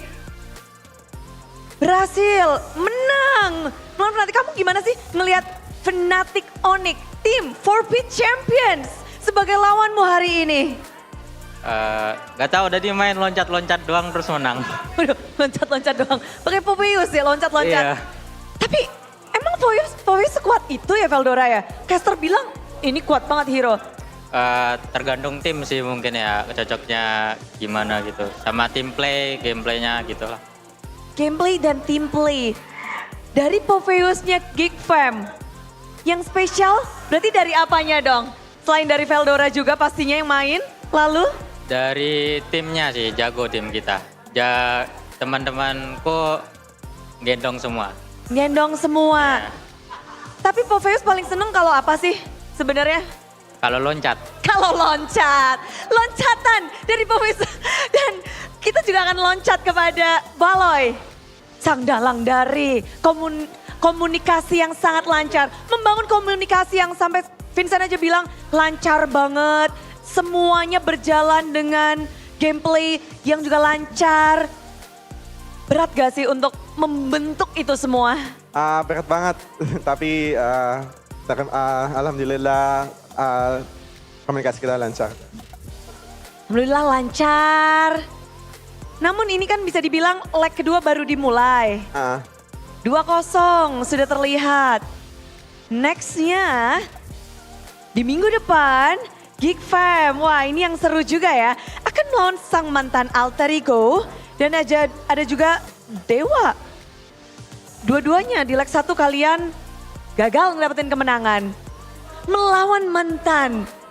Apa tantangan di leg kedua nih? Kan sudah terjadi leg pertama. Semoga bisa balas lah. Karena kemarin kan kayak kita dikalahin dan kalahnya kayak menurut aku kayak kesel sama diriku sendiri karena kalahnya kayak kalah on myself lah. Kesalahan sendiri. Ya. Nextnya, plannya untuk melawan alter ego?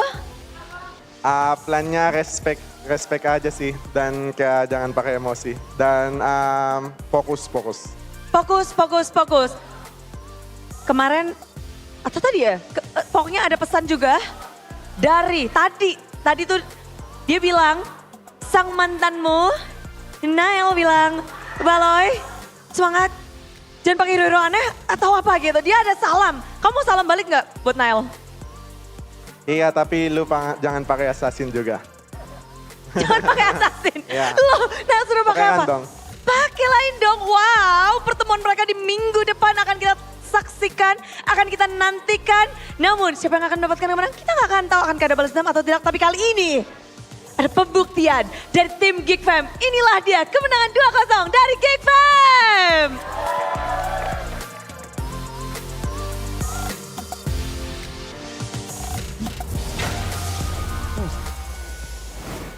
Congratulations once again to Geek Fam. Why'd you stop clapping? You were like clapping so hard. I thought it was for the camera.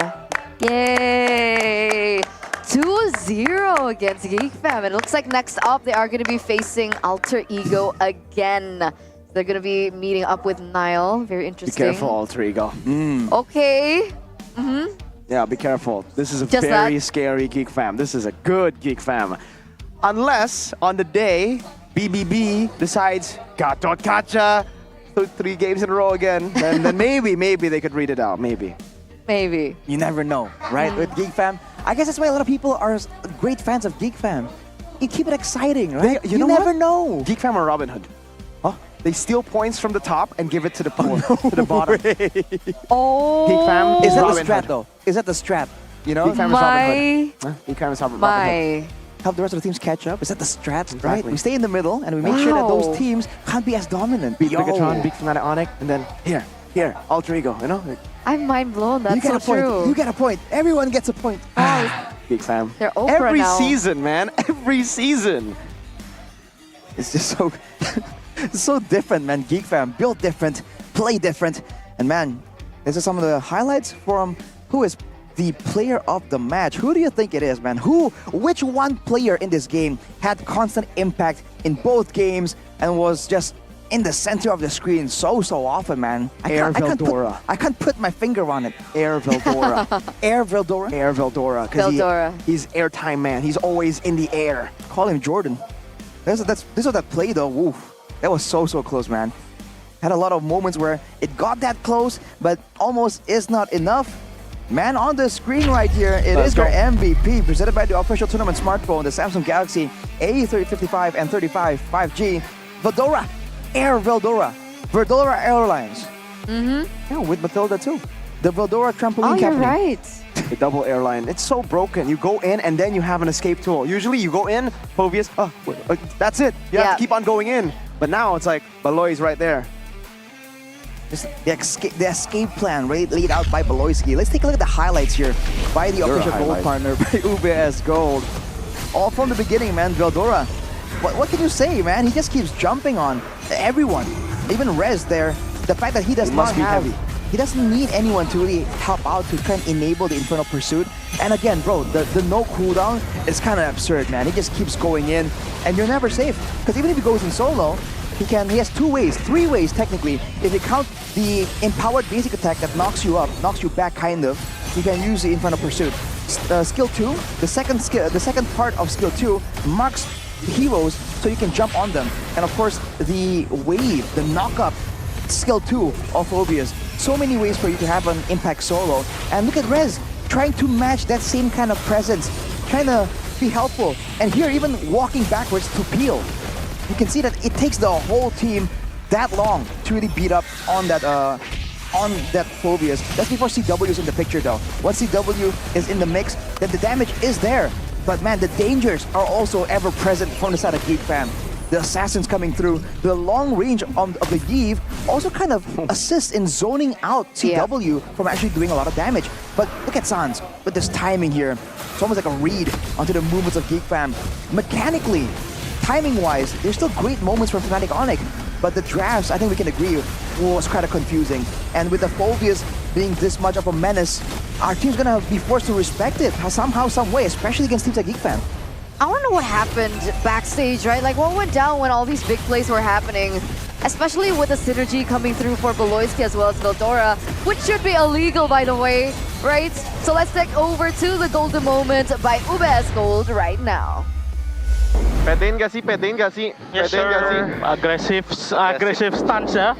Izin serius dulu, bantai-bantai Zax. Ayo guys. Missing ya, Hilos guys. Ini dulu, Sony-nya dulu. Bunuh. Gua dapat Kairi. Ayo. Sabar, gua nggak ulti. Gua stun. Udah das deh, udah das. Gua stun Kairi. Guys, mati. Nice. Ayo langsung cobain aja. Botinya kuat guys, botinya kuat. Balik. Gua udah dapat posisi guys. Dapat plating ke daerah, dapat plating. Gua lihat Chan, tapi gua nggak. Masuk Chan. Jangan. Aman, gua kuat. Siap tarik gua aja loh. Pegang bawah. Siap tarik gua ya. Sabar ya boing, gua mau tarik nih. Aman. Atasnya Batwave ya. Ya, gak apa-apa. Dia konsil. Dia mau gocok. Bisa muter gua. Gua dorong. Lihat guys. Perang. Gua ke sana. Sabar, ada behind dia. Ayo dulu. Gua aman. Bisa santai gak? Kalem. Itu nggak ada spell ya? Chan atas Chan. Aduh, udah ulti. Gas Chan. Ayo Chan. Mati Chan. Lihat gua. Ayo. Gua liat. Julian misinya. Mati sih itu sama lu. Boy. Interesting. As expected, right? It looked like Baloyski was the one holding on to the comms. There were a lot of reminders. It felt like everything was solid, I guess. Yeah? Yeah, there were even calls when the Spirit of Destruction hit. He's like, go in, Chandra, go in. And the other guy's like, no, don't. Wait. There's both an angel and a devil within the team. There's someone that says, do it. Even on the desk. Even on the desk. Yeah. Yeah, I think Eternal can relate to that very, very well. Let's take a look at some of the items though. I mean, Rez, again, he has the Radiant Armor, the Anti-Cuirass, but for the most part, he's dealing with DPS coming in from Chidera to really melt him down. And with the glowing wand from a boy, it's not a lot of ways for Fnatic Onyx to just maintain that front line. And whereas for Veldora, it's the exact opposite. Only with a Radiant Armor and a Dominance Ice, he was able to just stand in the front. And despite all I've been saying about carry, being able to melt down the Phobias, not when the games go like that, right? Not when he saves the Vengeance exclusively only for the carry. That makes things a lot more difficult. And the range game, a boy, like we saw there in the highlights too, even in the first game, on the Vexana, barely just stepping out of a Numenon Blast range. This guy's distance management is something else, dude. Spacing. Oh boy. Spacing of Veldora even in these skirmishes because, I would say this Phobias takes way more skill compared to the old Phobias. Even though now it does look more broken. Old Phobias, you rely on the dashes, right? You rely on just the opponents making mistakes and you just tap one button on your phone. You just keep on spamming that one button, the ultimate. Now you actually have to aim. And Veldora does it in a really good way. He gets, second skill is your main tool of damage, technically. Because if you get it on multiple targets, then you get the you jump old like 4 Phobias. times. You get the old Phobias, you can just, yeah. The quick fire, rapid fire thumb. Exactly. What he said. Yeah, there you go. But to be fair, if we took a look at the highlights again, most of those Veldora plays were on the back foot of Beloyski. He was the one that brought him to the location. If you get what I'm saying, if you catch my drift. Matilda Airlines. Matilda Airlines, there it is. So, how do we answer this question, right? How can Fnac bounce back in the next match? An audience, one of you guys have actually helped us with an answer. It's Chrisma. From the 2 drafts, Onyx frontline heroes lack reliable crowd control. Perhaps using tanks and EXP laners with surprise effects and CC might prevent a 2-0 loss. Okay. Agree or disagree? Agree in a way. I'm not a fan of the Lolita, not a fan of the Cho. I think game 1 would have been a better Arlet game. Game 2 would have been a better anything except the Cho.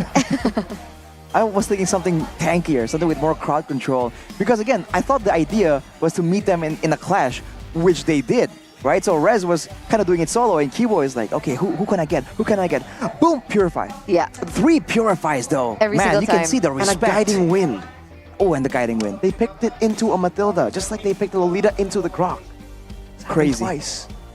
All right, so I mean, I agree. I think it's the roam as well. It's not just the EXP lane, but Chrisma, having a, quite a good insight Thank you, here. Chrisma. Quite in line. Thank you, Chrisma. You're good. You should be an analyst. Oh, I'm in Maybe danger. He is an online coach, like a lot of the people back at home. Online coach. Yeah. Could be. There might be Chrisma right there, but it could be anyone else, The online is a dangerous place. That's true. It could be like Coach Ducky Whoa. with a different name. That's true. I mean, to Right? be fair, this is a random comment that we take from YouTube, so it might actually be Coach Bonchan or even, maybe Few. In his spare time, he wants to It help could. the ID teams. Talking about helping the teams, let's take a look at the team that needs help, right? The loser team. Let's take to the interview with Bude Clara Mongstar. Hai guys. Hai. Bagaimana Zetsuna? Hari ini 2-0. Gak sesuai plan dong pastinya. Ya hari ini nggak sesuai plan aja sih. Ada apa dengan 2-0 ini? Kenapa? Ya pokoknya lagi hari kalahnya aja sih. Untuk kedepannya nggak kalah lagi. Hari kalahnya. Apakah sulit membaca atau menganalisis Geek Fam? Dibilang sulit, ya normal aja sih. Cuman kita kalah di eksekusinya ya pas lagi di gameplaynya ya. Di gameplaynya. Namun kita tahu di season lalu Fnatic Onyx nggak kalah dengan tim yang sama 2 kali. Tapi di season ini baru mulai nih di leg kedua mendapatkan kekalahan dengan tim yang sama. Kalau untuk leg lalu ya kita move on lah. Ini kan leg yang baru ya. Kita juga line up baru juga timnya dan ya it's okay lah. Tetap still have fun juga tim Onyx saya juga. Oke, dan ngomong tentang line up, ini banyak sekali pertanyaan. Kalian bisa mengutak-kutik player, menggonta-ganti player. Bagaimana sih keputusan itu? Siapa yang akan bermain? Jungler ada 2 pelapis, ada pelapisnya, lalu juga EXP lane ada juga. Bagaimana tuh? Karena kita kan ini masih regular season juga ya, dan kita lagi mengasah jungler kita kayak kenapa Albert, kenapa Kyrie bergantian gitu. Kayak kita lagi mengasah mereka karena mereka potensinya sama-sama bagus, jadi kita harus ngelihat yang terbaik dan harus mereka jadi terbaik gitu sih. Ini saatnya berarti untuk mencoba menjajal. Itu kalau dari junglernya, namun kok kita nggak melihat ada pergantian lagi ya di EXP lane? Karena ada Lutfi dan juga Reis. Setelah diganti ke Reis, Lutfi tidak bermain lagi nih, belum kelihatan. Kalau dulu dramanya Lutfi itu selalu ditemenin sama Boots kan. Sekarang Reis, kemungkinan sekarang Reis lagi bagus banget mainnya dan ya udah kita all in Reis untuk di season ini karena Lutfi season lalu udah main. Oke, jadi nextnya Lutfi nggak main lagi nih? Masih main dong, karena dia masih bagus loh. Masih bisa Pro jadi. player dong. Oh iya, jadi memang ini lagi difokusin dulu untuk Reis. Lutfinya lagi jadi abang-abangannya Reis. Betul. Lagi dikasih jam terbang. Oh, konsepnya memang berarti regular season untuk Onyx adalah masa percobaan kah? Masa eksperimen? Gak eksperimen juga sih, kita menjadi yang terbaik lah. Mencari yang terbaik. Tapi apakah meta di season ini yang membuat Onyx dari hero-heronya, dari ininya metanya kah? Agak kewalahan kah atau gimana? Patch baru ya?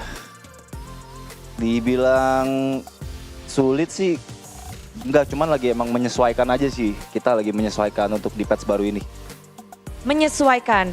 Nextnya nih, minggu depan, 2 tim yang sepertinya bakal menjadi tantangan. Lagi di pucuk 1, ada tim RRQ. Di depan mata, di leg pertama, kalian tumbang dengan RRQ. Bagaimana nih untuk persiapan minggu depan? Lawan RRQ ya. Untuk minggu depan sih keputusan semua ada di coach ya. Saya cuma menganalisis gameplay yang ada, jadi kita tunggu strategi coach siap apa nanti langsung ditonton aja RRQ lawan Onyx di minggu depan ya. Kayak gitu aja sih. Wow, tapi semangat dong pastinya. Iyalah, pada semangat dong.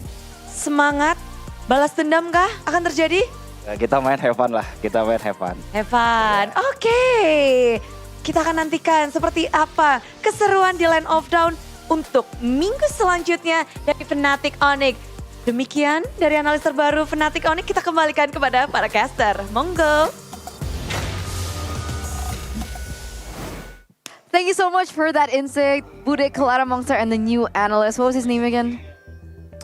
Zetsuna, I believe. Zetsuna, the new analyst for Onyx. Now, he mentioned in the interview that it looked like, you know, it's not a problem from Onyx. The draft was okay, execution was a little bit off, but they are still adjusting to the new meta and the new patch. But it's not a big problem. It's just them adjusting. And when they were asking about why are they changing up the lineups, we talked about it a bit in the pre-show, right? We talked about the layers.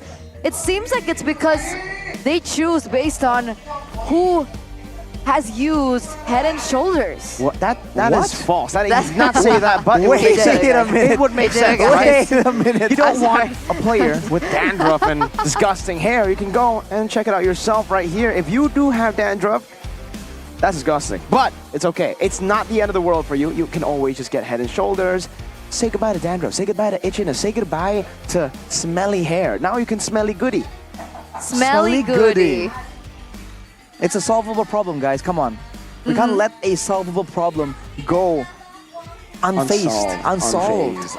Come on, guys. Don't be unfazed. Don't be, Don't be unfazed. Yeah. Ignorance is not the answer. Yeah, to be fair. It's also like it's also a root of a lot of problems. Exactly. You know, like you can't ignore. I mean, Look, you could just not watch your hair. we and need ignore to be it, but Geek Fam. Is that bliss? Really? We need to be Geek Fam. You need to be Geek Fam. What does that mean? Everything in moderation, always the 50-50. Blue side, red side, 50-50. Oh. Because if you wash your hair too much, then it becomes really dry. Okay. But if you wash your hair too little, it doesn't really- become smelly goody and becomes really oily. Right. So, you know, everything in moderation. What do you recommend, Eterna? What's What would you the best recommend? Yeah. use The instructions? 50-50. Yeah. Be like Geek Fam. 50. What does 50? What does it mean? Just 50% of the bottle. So we have 7 days in a week. Okay. How many times How did do you you- wash your hair?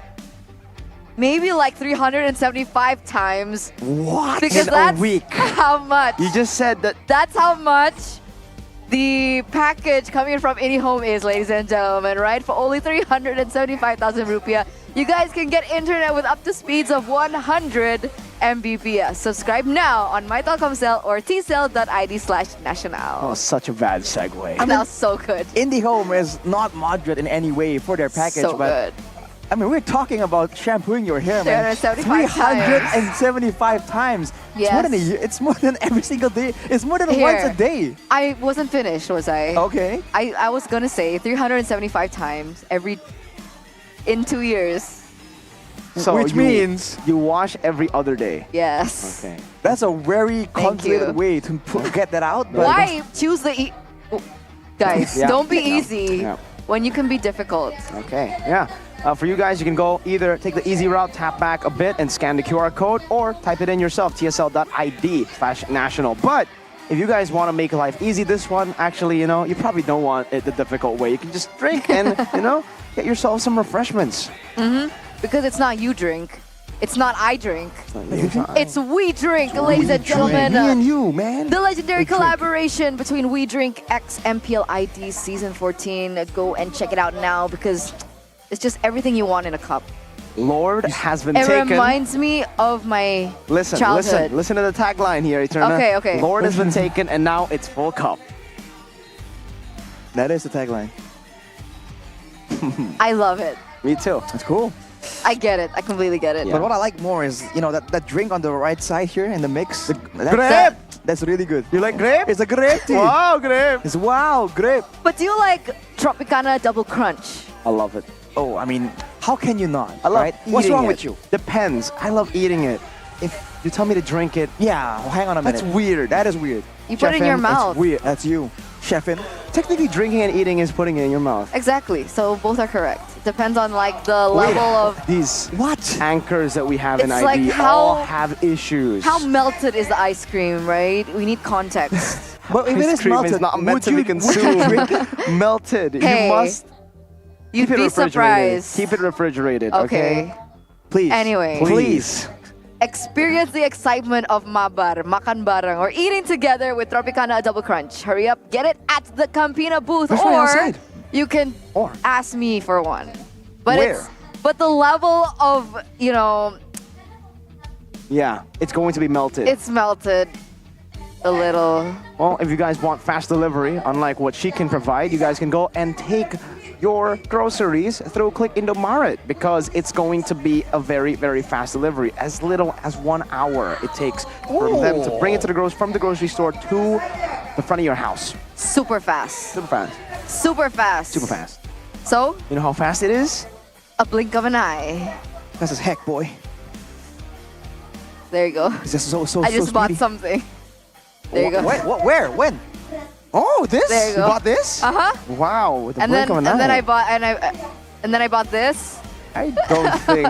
I mean, they sell that in the grocery store. Yeah, but the Head and Shoulders though, when you wash your This, hair, though, more believable, 375 times in 2 years, you gotta get that quick delivery, man. do. Otherwise, you don't smelly goody. No, you want to be smelly goody You're all just the saying time. I was like, yeah, you want to be Oh, smelly I thought goody you all the said time. yeah. No, Which I means said no in Indo. yeah. I said yeah. Okay, Yeah. She said yeah.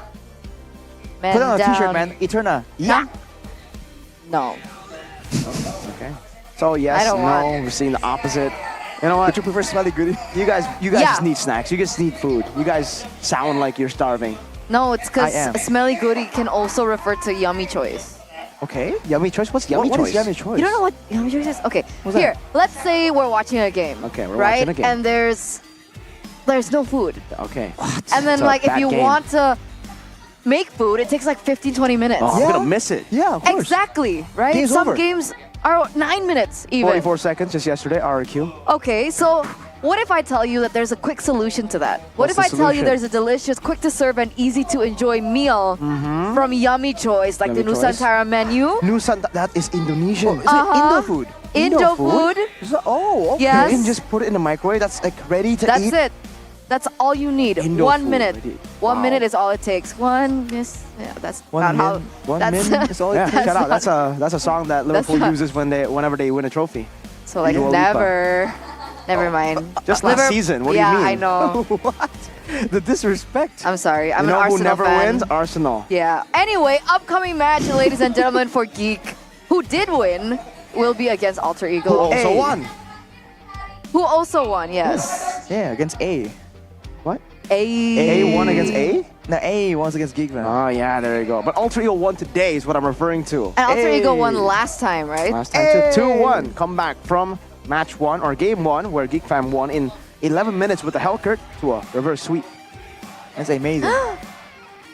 That's crazy. Amazing. We should be seeing the next upcoming schedule for Fnatic Onyx later, but there was a little bit of a spoiler. It's the Royal Derby next. Ooh, man. Let's go. Can't believe it, man. But here it is. It is, oh my. This is a tough these are week. bangers, bro. This is a tough week for Fnatic Onyx, guys. RQ and then TLID just right after. Oh, he's ready. Whoa. You know? If Gani was here, he'd probably just be like, the heck is this? Where's your trophy? I'm unfazed. That's what Gani would do. You can just feel the sparks flying if Ghani's in this. Where's your MSC trophy? Where's your MPL trophy? 4 Pete, by the way. Where your rings at? Where your rings at? Where Where your rings at? rings? Unfazed. That's so accurate. Regular season experimentation. We're gonna destroy you in playoffs. It's scary how accurate that is. It's literally. I know, Gani. But Well- do you know that there are still tickets available? Yes, I do. I saw it earlier. Okay, and because you know, do you know how to buy it? Yes, I do. Tell us. I don't want to. I want to keep the tickets to Fine. myself. Fine, I'll ask Arashi because he's a nicer caster. Okay. I think there are different ways of doing it, but if you can use GoPay, man, they got that Okay. extra 10% discount. Uh-huh. And you get a 10% GoPay coin cashback. This is my secret, man. I've been using this. It's only for limited quota, though, which is why Mirko is just so adamant. Bro. The tickets start from 85K, and then you get discounts on top of that. So it really is pretty value. Oh, wow. I wonder if Booty Clara Monkstar knows this. Booty? Booty? Do you know about it? Booty Clara Monkstar? Does she know about it? Booty?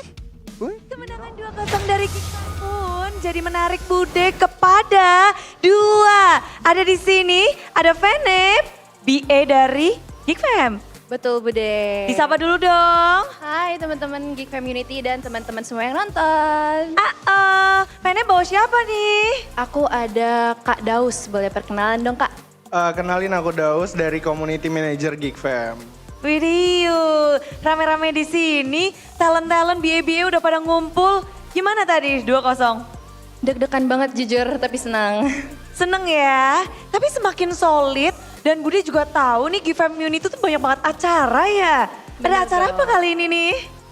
Jadi yang terbaru ini kita dari Geek Fam dan juga Geek Fam Unity bakal adain event terbaru nih dari Geek Fam Bude, yaitu Geek Fam nongkrong di kampus. Jadi event ini nongkrong sekaligus nobar Geek Fam di match regular season. Tiap ada regular season berarti? Iya. Setiap matchnya.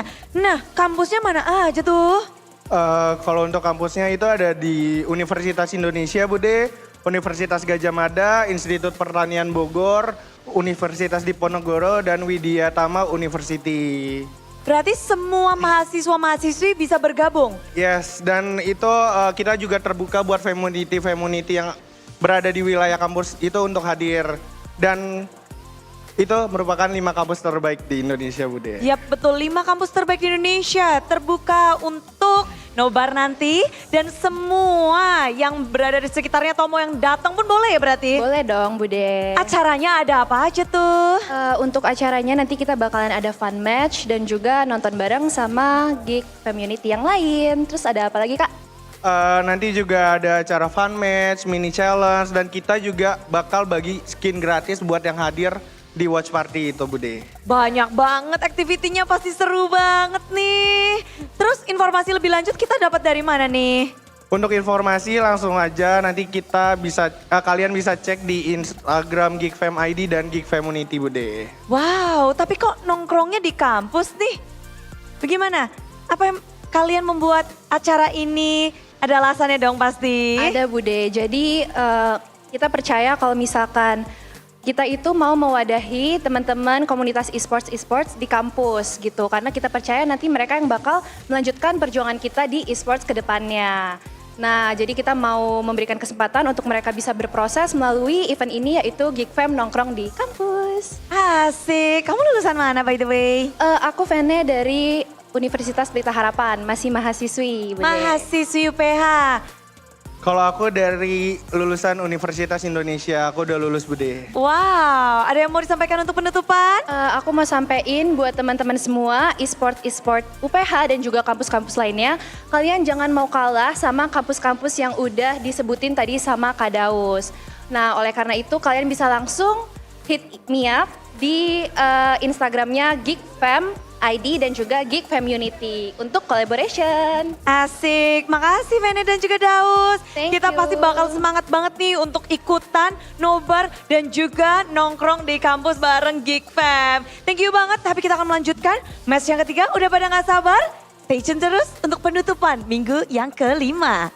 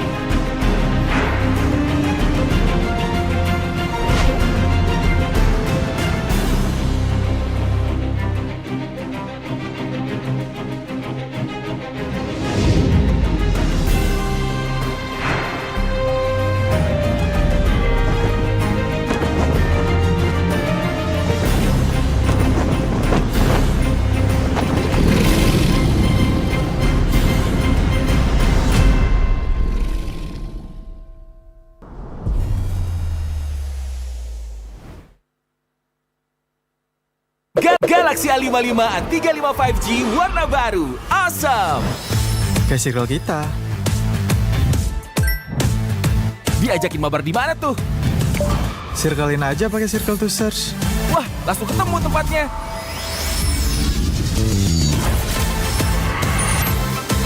Kalau ini makanan apa ya? Gampang, circlein aja. Oh, itu makanannya. Awesome dan smart kan? Yuk join circle kita.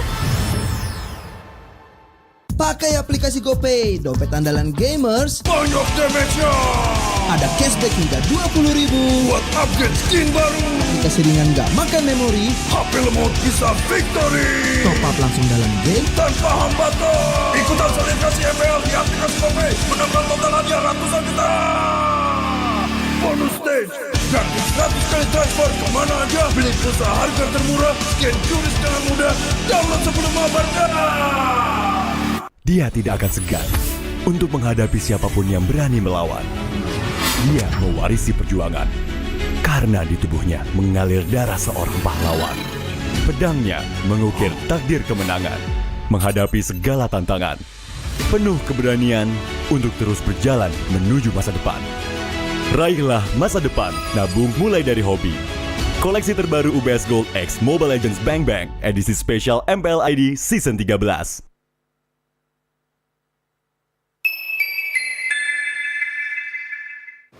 Main Mobile Legends memang seru. Mabar sama temen makin epic. Apalagi kalau double kill. Tropicana Double Crunch, es krim karamel dengan lapisan coklat yang tebal. Crunchy-nya double. Main bareng, makan bareng Tropicana Double Crunch. Double crunchy level dewa. Rasa ini Gatot kacau. Ih, tombe basah. Bro, move on ke Head and Shoulders. 100% pede, ketombe basah dan gatal. Wiped out. Dapetin edisi baru Gatot kaca di minimarket terdekat. Head and Shoulders. Ini Gatot, ini kaca. Mas Gatot, benerin kaca.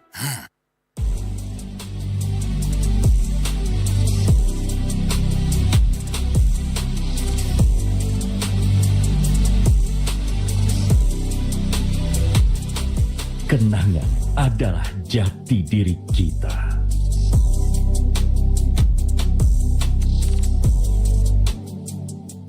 Kita adalah pejuang yang melangkah dengan penuh keyakinan, menghadapi dunia tanpa keraguan, karena hidup adalah arena pertarungan. Kita adalah pejuang yang tak akan gentar oleh segala tantangan, menghadapi lawan tanpa ketakutan, karena kita terlahir untuk meraih kemenangan. Raihlah kemenangan dengan koleksi terbaru UBS Gold X Mobile Legends Bang Bang. Edisi spesial MPL ID Season 13. Saatnya nabung dari hobi bersama UBS Gold.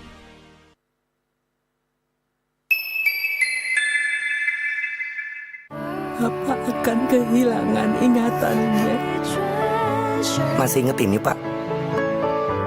Sekecil apapun perhatian adalah kekuatan. Hidupkan momen kebersamaan. IndiHome. First Blood.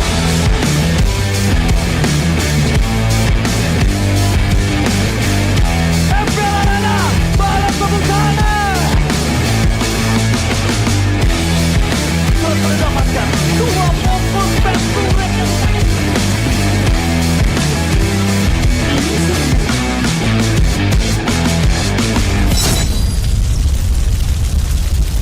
pengen belanja banyak barang kebutuhan tapi malas keluar rumah.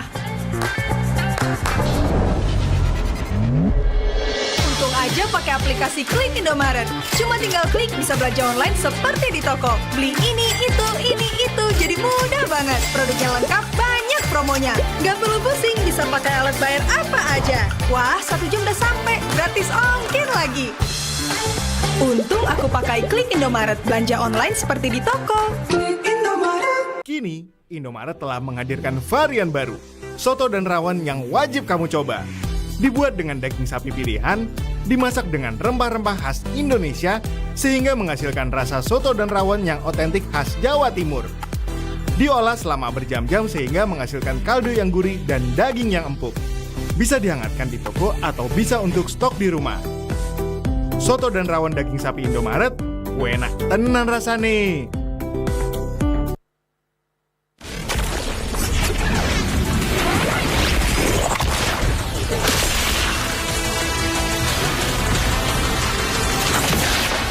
Strike first and without mercy.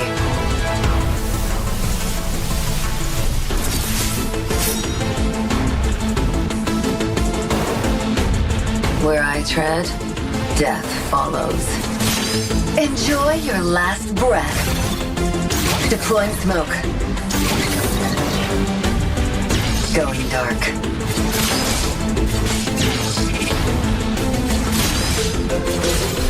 War is my trade. Death is my craft. Backup plan? I am the backup plan. My destiny is what I make of it.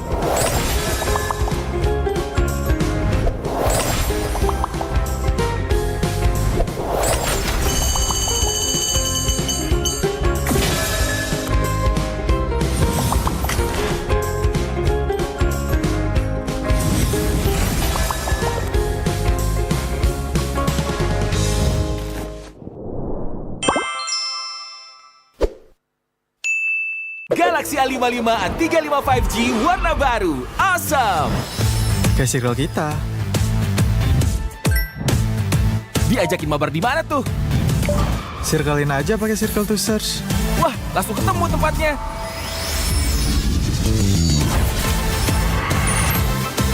Kalau ini makanan apa ya? Gampang, circlein aja. Oh, itu makanannya. Awesome dan smart kan? Yuk join circle kita. Pakai aplikasi GoPay, dompet andalan gamers. Banyak damage-nya. Ada cashback hingga 20.000 buat upgrade skin baru. Aplikasi ringan gak makan memori. HP lemot bisa victory. Top up langsung dalam game tanpa hambatan. Ikutan selebrasi MPL di aplikasi GoPay. Menangkan total hadiah ratusan juta. Bonus stage. Gratis 100 kali transfer kemana aja. Beli pulsa harga termurah. Scan juris dengan mudah. Download sebelum mabarkan. Dia tidak akan segan untuk menghadapi siapapun yang berani melawan. Dia mewarisi perjuangan karena di tubuhnya mengalir darah seorang pahlawan. Pedangnya mengukir takdir kemenangan, menghadapi segala tantangan. Penuh keberanian untuk terus berjalan menuju masa depan. Raihlah masa depan, nabung mulai dari hobi. Koleksi terbaru UBS Gold X Mobile Legends Bang Bang, edisi spesial MPL ID Season 13.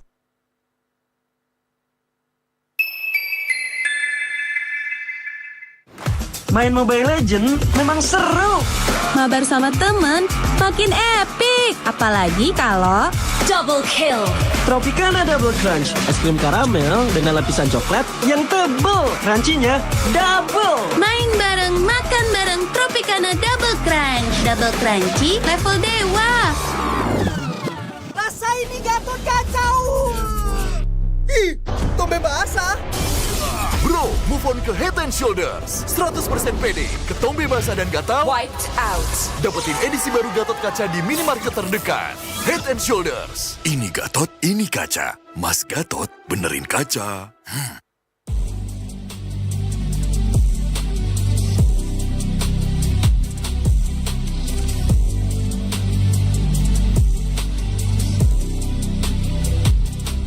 Kenangan adalah jati diri kita.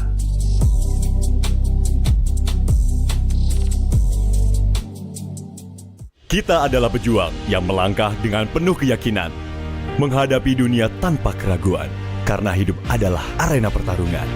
Kita adalah pejuang yang tak akan gentar oleh segala tantangan, menghadapi lawan tanpa ketakutan, karena kita terlahir untuk meraih kemenangan.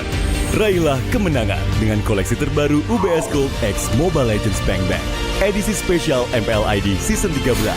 Saatnya nabung dari hobi bersama UBS Gold.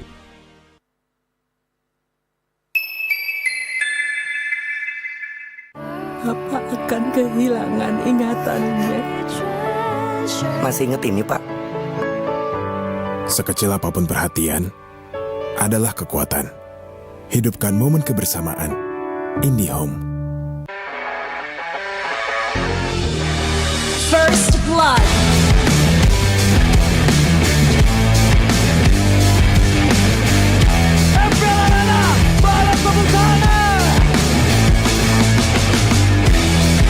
Mendapatkan 2 pompon pentulan.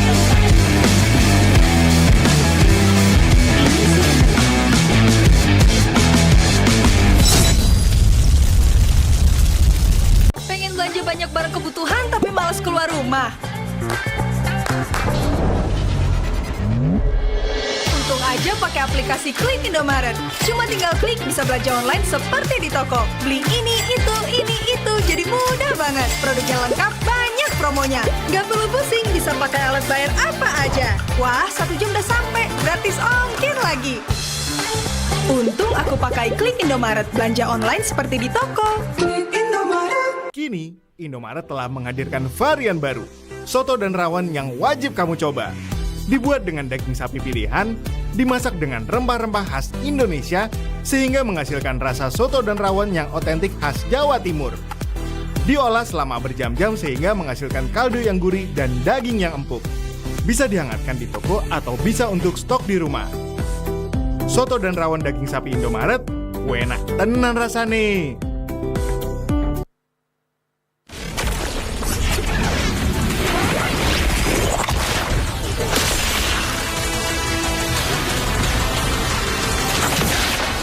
Strike first and without mercy.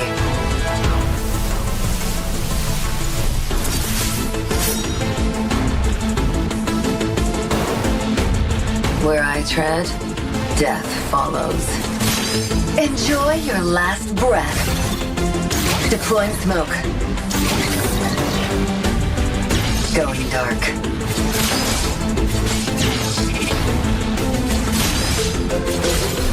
War is my trade. Death is my craft. Backup plan? I am the backup plan. My destiny is what I make of it.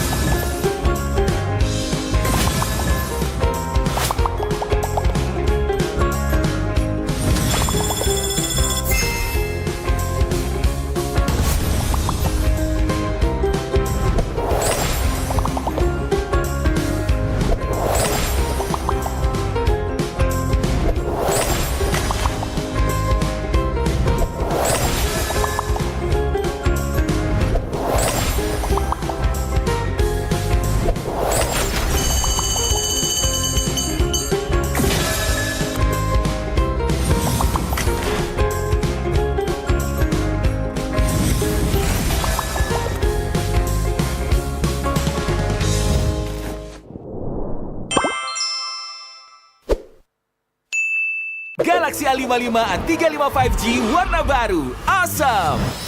Kayak circle kita. Diajakin mabar di mana tuh? Circlein aja pakai circle to search. Wah, langsung ketemu tempatnya.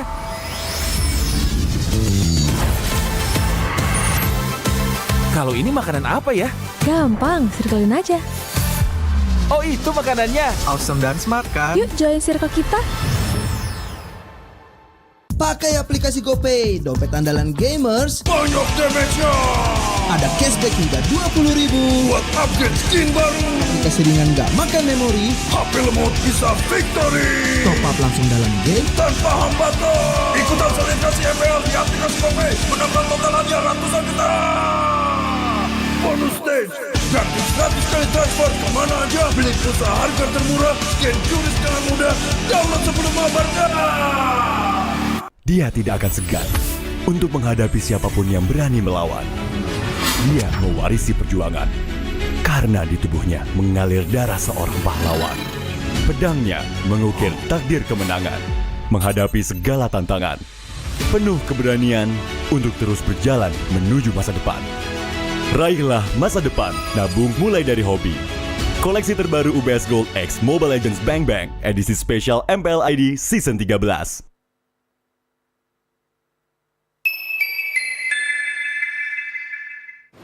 Main Mobile Legends memang seru. Mabar sama temen makin epic. Apalagi kalau double kill. Tropicana Double Crunch, es krim karamel dengan lapisan coklat yang tebal. Crunchy-nya double. Main bareng, makan bareng Tropicana Double Crunch. Double crunchy level dewa. Rasa ini Gatot kacau. Ih, tombe basah. Bro, move on ke Head and Shoulders. 100% pede, ketombe basah dan gatal Wiped out. dapetin edisi baru Gatot kaca di minimarket terdekat. Head and Shoulders. Ini Gatot, ini kaca. Mas Gatot benerin kaca.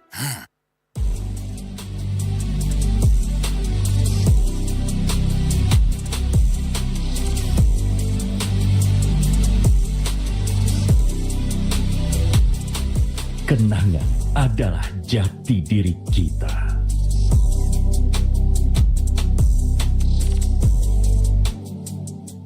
Kita adalah pejuang yang melangkah dengan penuh keyakinan, menghadapi dunia tanpa keraguan, karena hidup adalah arena pertarungan.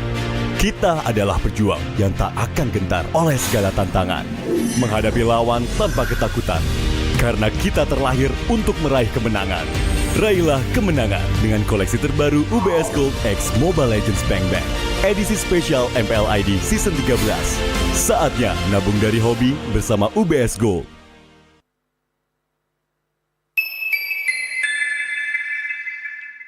Papa akan kehilangan ingatannya. Masih inget ini, Pak? Sekecil apapun perhatian adalah kekuatan. Hidupkan momen kebersamaan. IndiHome. First Blood.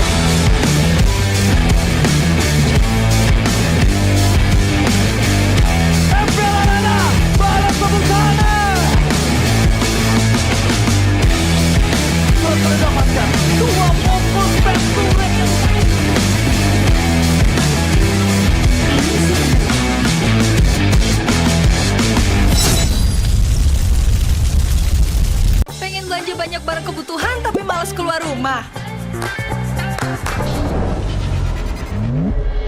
Untung aja pakai aplikasi Klik Indomaret. Cuma tinggal klik bisa belanja online seperti di toko. Beli ini, itu, jadi mudah banget. Produknya lengkap, banyak promonya.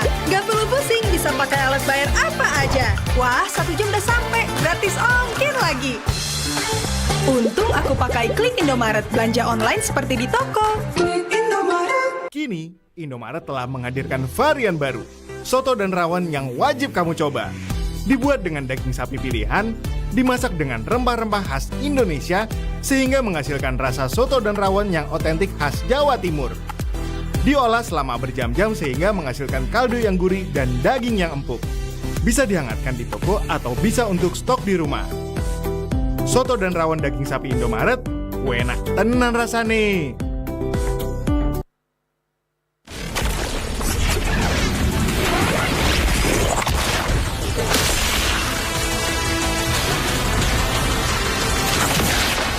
Strike first and without mercy.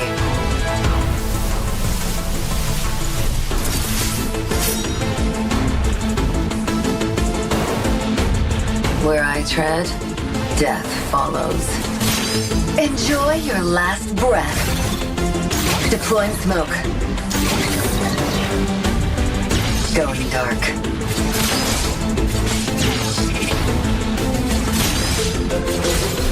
War is my trade. Death is my craft. Backup plan? I am the backup plan. My destiny is what I make of it.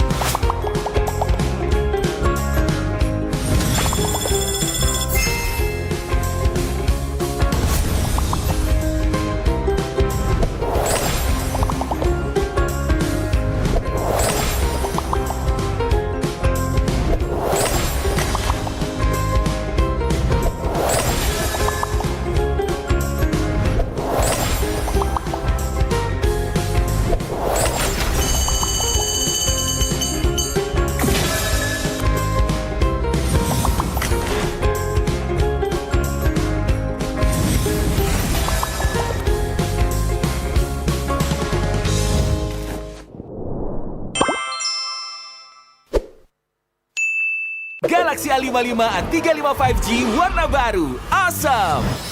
Kayak circle kita. Diajakin mabar di mana tuh? Circlein aja pakai circle to search. Wah, langsung ketemu tempatnya.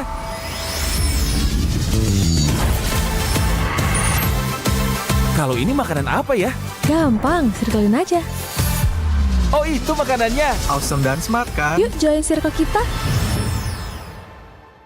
Pakai aplikasi GoPay, dompet andalan gamers. Banyak damage-nya. Ada cashback hingga 20.000 buat upgrade skin baru. Aplikasi ringan gak makan memori. HP lemot bisa victory. Top up langsung dalam game tanpa hambatan. Ikutan selebrasi MPL di aplikasi GoPay. Menambah total hadiah ratusan juta. Bonus stage. Gratis 100 kali transfer kemana aja. Beli pulsa harga termurah. Scan QRIS dengan mudah. Download sebelum mabarkan. Dia tidak akan segan untuk menghadapi siapapun yang berani melawan. Dia mewarisi perjuangan karena di tubuhnya mengalir darah seorang pahlawan. Pedangnya mengukir takdir kemenangan, menghadapi segala tantangan. Penuh keberanian untuk terus berjalan menuju masa depan. Raihlah masa depan, nabung mulai dari hobi. Koleksi terbaru UBS Gold X Mobile Legends Bang Bang, edisi spesial MPL ID Season 13.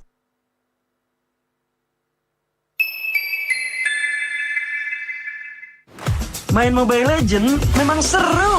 Mabar sama temen makin epic. Apalagi kalau Double kill. Tropicana Double Crunch, es krim karamel dengan lapisan coklat yang tebal. Crunchy-nya double. main bareng, makan bareng Tropicana Double Crunch. Double crunchy level dewa. Rasa ini Gatot kacau. Ih, tombe basah. Bro, move on ke Head and Shoulders. 100% pede, ketombe basah dan gatal Wiped out.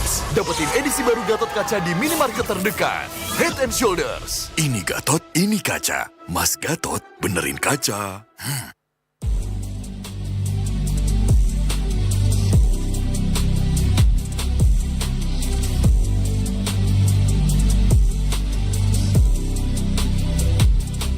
Kenangan adalah jati diri kita.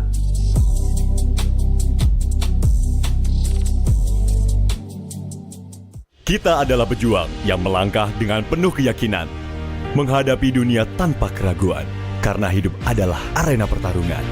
Kita adalah pejuang yang tak akan gentar oleh segala tantangan, menghadapi lawan tanpa ketakutan, karena kita terlahir untuk meraih kemenangan. Raihlah kemenangan dengan koleksi terbaru UBS Gold X Mobile Legends Bang Bang, edisi spesial MPL ID Season 13. Saatnya nabung dari hobi bersama UBS Gold.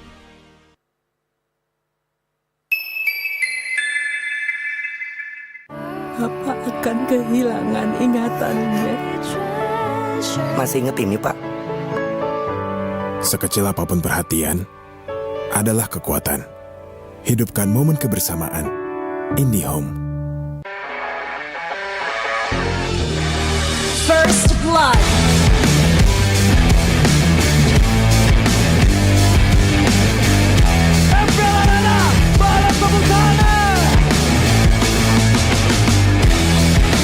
Mendapatkan 2 fokus penturet yang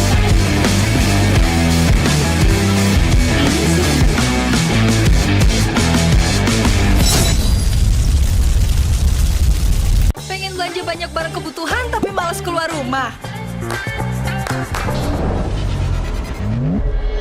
Untung aja pakai aplikasi Klik Indomaret. Cuma tinggal klik bisa belanja online seperti di toko. Beli ini, itu, jadi mudah banget. Produknya lengkap, banyak promonya. Gak perlu pusing, bisa pakai alat bayar apa aja. Wah, 1 jam udah sampai, gratis ongkir lagi. Untung aku pakai Klik Indomaret, belanja online seperti di toko. Kini, Indomaret telah menghadirkan varian baru, soto dan rawon yang wajib kamu coba. Dibuat dengan daging sapi pilihan, dimasak dengan rempah-rempah khas Indonesia, sehingga menghasilkan rasa soto dan rawon yang otentik khas Jawa Timur. Diolah selama berjam-jam sehingga menghasilkan kaldu yang gurih dan daging yang empuk. Bisa dihangatkan di toko atau bisa untuk stok di rumah. Soto dan rawon daging sapi Indomaret, enak tenan rasane.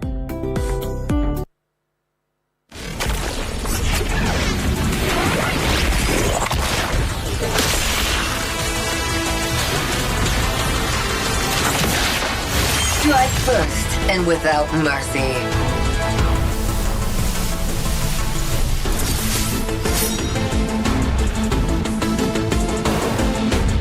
Where I tread, death follows. Enjoy your last breath. Deploying smoke. Going dark.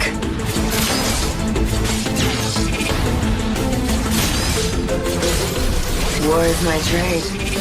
Death is my craft. Backup plan? I am the backup plan. My destiny is what I make of it.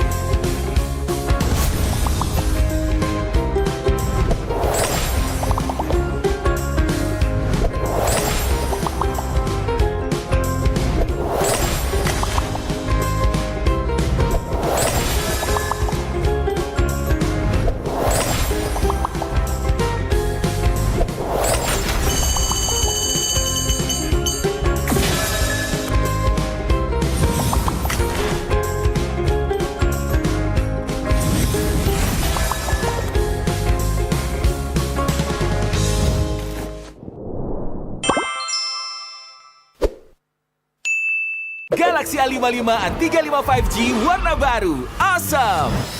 Kayak circle kita. Diajakin mabar di mana tuh? Circlein aja pakai circle to search. Wah, langsung ketemu tempatnya.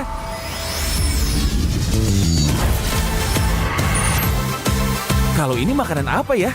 Gampang, circlein aja. Oh, itu makanannya. Awesome dan smart kan? Yuk join circle kita. Pakai aplikasi GoPay, dompet andalan gamers. Banyak damage-nya. Ada cashback hingga 20.000 buat upgrade skin baru. Aplikasi ringan gak makan memori. HP lemot bisa victory. Top up langsung dalam game tanpa hambatan. Ikutan selebrasi MPL di aplikasi GoPay. Menangkan total hadiah ratusan juta. Bonus stage. Gratis 100 kali transfer kemana aja. Beli pulsa harga termurah. Scan turis dengan mudah. Download sebelum mabarkan. Dia tidak akan segan untuk menghadapi siapapun yang berani melawan. Dia mewarisi perjuangan karena di tubuhnya mengalir darah seorang pahlawan. Pedangnya mengukir takdir kemenangan, menghadapi segala tantangan. Penuh keberanian untuk terus berjalan menuju masa depan. Raihlah masa depan, nabung mulai dari hobi. Koleksi terbaru UBS Gold X Mobile Legends Bang Bang edisi spesial MPL ID Season 13.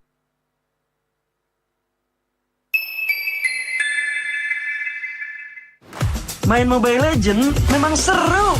Mabar sama temen makin epic. Apalagi kalau double kill. Tropicana Double Crunch, es krim karamel dengan lapisan coklat yang tebal. Crunchy-nya double. Main bareng, makan bareng Tropicana Double Crunch. Double crunchy level dewa. Rasa ini Gatot kacau. Ih, tombe basah. Bro, move on ke Head and Shoulders. 100% pede, ketombe basah dan gatal Wiped out. dapetin edisi baru Gatot kaca di minimarket terdekat. Head and Shoulders. Ini Gatot, ini kaca. Mas Gatot, benerin kaca.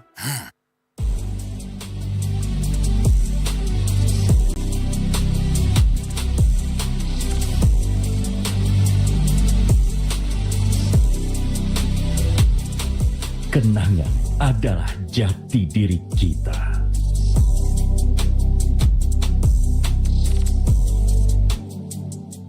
Kita adalah pejuang yang melangkah dengan penuh keyakinan, menghadapi dunia tanpa keraguan, karena hidup adalah arena pertarungan. Kita adalah pejuang yang tak akan gentar oleh segala tantangan, menghadapi lawan tanpa ketakutan, karena kita terlahir untuk meraih kemenangan.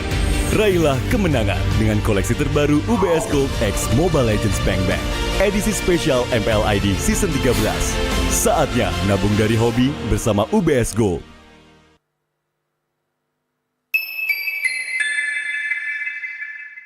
Apa akan kehilangan ingatannya? Masih inget ini, Pak? Sekecil apapun perhatian, adalah kekuatan. Hidupkan momen kebersamaan. IndiHome. First Blood.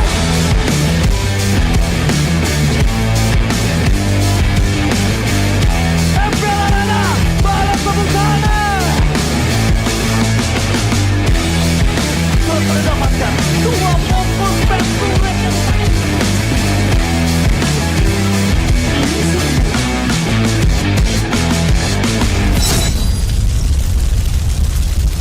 Pengen belanja banyak barang kebutuhan tapi malas keluar rumah.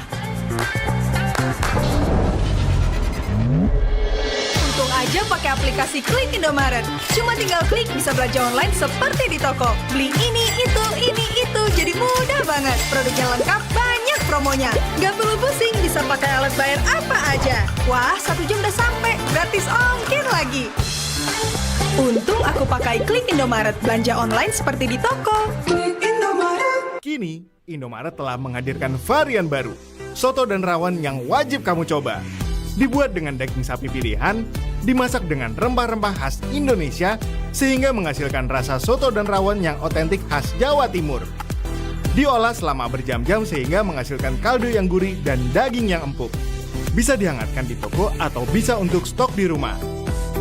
Soto dan rawon daging sapi Indomaret, enak tenan rasane.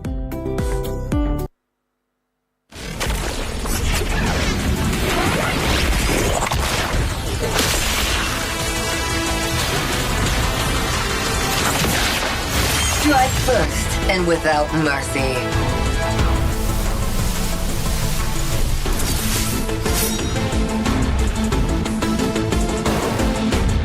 Where I tread, death follows.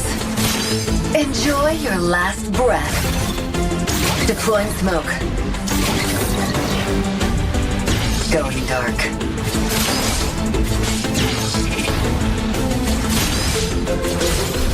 War is my trade.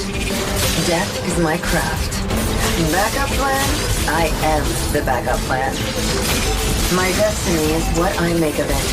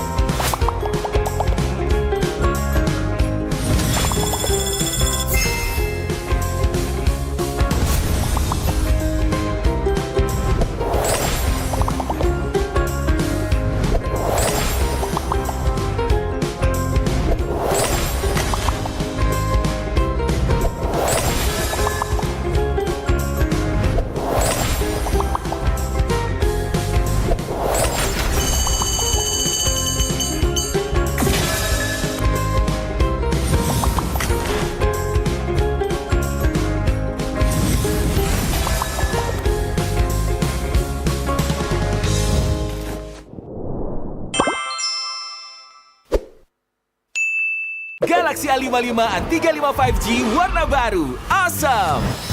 Kayak circle kita. Diajakin mabar di mana tuh? Circlein aja pakai circle to search. Wah, langsung ketemu tempatnya.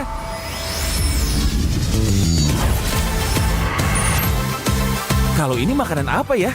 Gampang, circlein aja. Oh, itu makanannya. Awesome dan smart kan? Yuk join circle kita. Pakai aplikasi GoPay, dompet andalan gamers. Banyak damage-nya. Ada cashback hingga 20.000 buat upgrade skin baru. Aplikasi ringan gak makan memori. HP lemot bisa victory. Top up langsung dalam game tanpa hambatan. Ikutan selebrasi MPL di aplikasi GoPay. Menambah total hadiah ratusan juta. Bonus stage. Gratis 100 kali transfer kemana aja. Beli pulsa harga termurah. Scan juris dengan mudah. Download sebelum mabarkan. Dia tidak akan segan untuk menghadapi siapapun yang berani melawan. Dia mewarisi perjuangan karena di tubuhnya mengalir darah seorang pahlawan. Pedangnya mengukir takdir kemenangan, menghadapi segala tantangan. Penuh keberanian untuk terus berjalan menuju masa depan. Raihlah masa depan, nabung mulai dari hobi. Koleksi terbaru UBS Gold X Mobile Legends Bang Bang, edisi spesial MPL ID Season 13.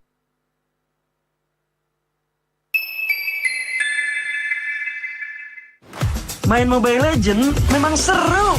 Mabar sama temen makin epic. Apalagi kalau Double kill. Tropicana Double Crunch, es krim karamel dengan lapisan coklat yang tebal. Crunchy-nya double. main bareng, makan bareng Tropicana Double Crunch. Double crunchy level dewa.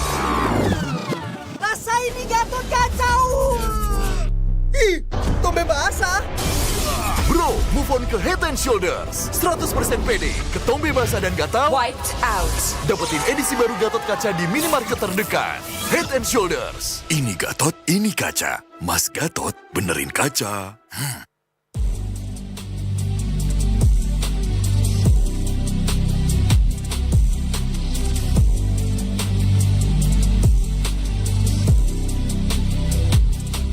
Kenangan adalah jati diri kita.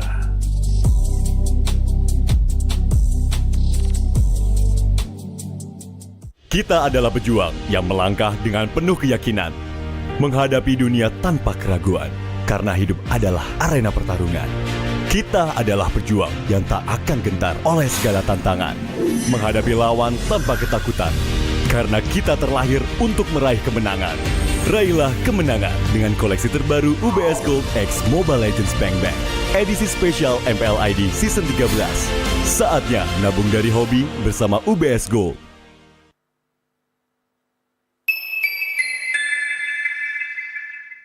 Apa akan kehilangan ingatannya? Masih inget ini, Pak? Sekecil apapun perhatian adalah kekuatan. Hidupkan momen kebersamaan. IndiHome. First blood.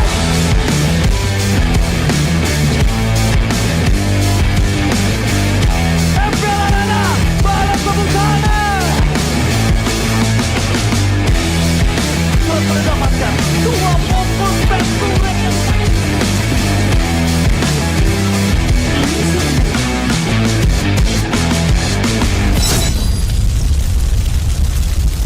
Pengen belanja banyak barang kebutuhan tapi malas keluar rumah.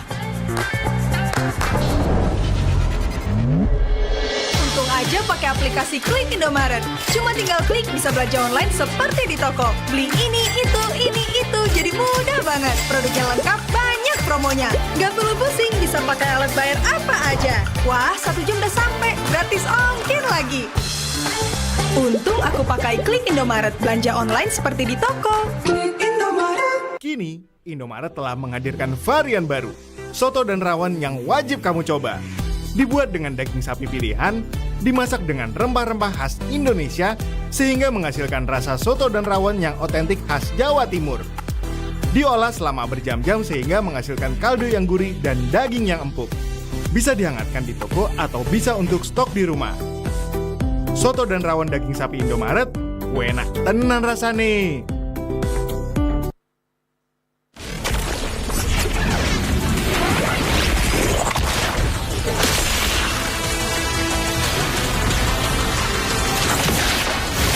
Strike first and without mercy.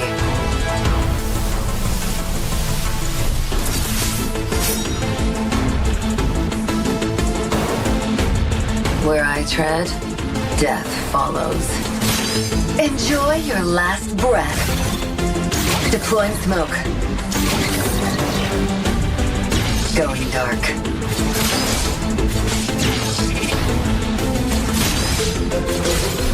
War is my trade. Death is my craft. Backup plan? I am the backup plan. My destiny is what I make of it.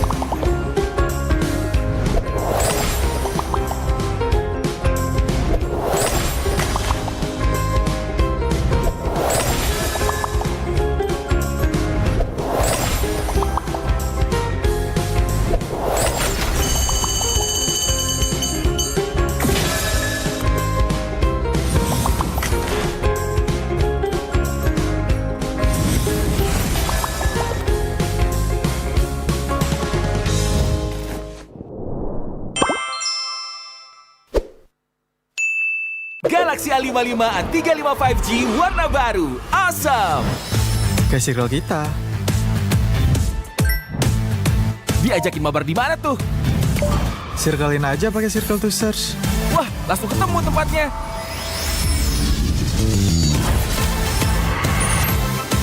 Kalau ini makanan apa ya?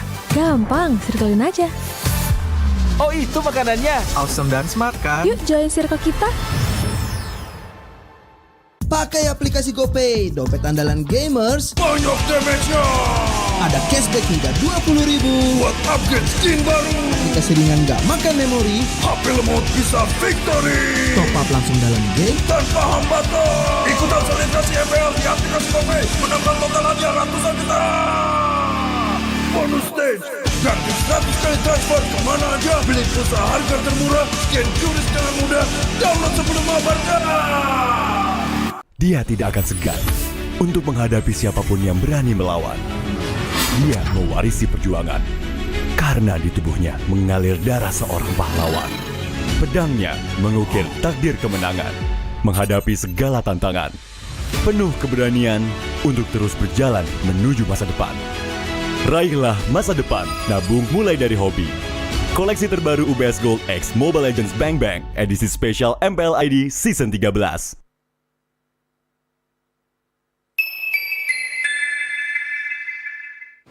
Main Mobile Legends memang seru. Mabar sama temen makin epic. Apalagi kalau double kill. Tropicana Double Crunch, es krim karamel dengan lapisan coklat yang tebal. Crunchy-nya double. Main bareng, makan bareng Tropicana Double Crunch. Double crunchy level dewa. Rasa ini Gatot kacau. Ih, tombe basah. Bro, move on ke Head and Shoulders. 100% pede, ketombe basah dan gatal Wiped out. dapetin edisi baru Gatot kaca di minimarket terdekat. Head and Shoulders. Ini Gatot, ini kaca. Mas Gatot benerin kaca.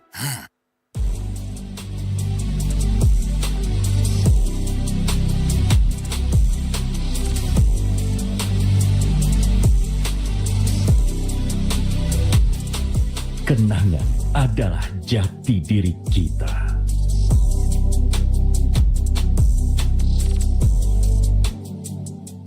Kita adalah pejuang yang melangkah dengan penuh keyakinan, menghadapi dunia tanpa keraguan, karena hidup adalah arena pertarungan. Kita adalah pejuang yang tak akan gentar oleh segala tantangan, menghadapi lawan tanpa ketakutan, karena kita terlahir untuk meraih kemenangan. Raihlah kemenangan dengan koleksi terbaru UBS Gold X Mobile Legends Bang Bang, edisi spesial MPL ID Season 13. Saatnya nabung dari hobi bersama UBS Gold.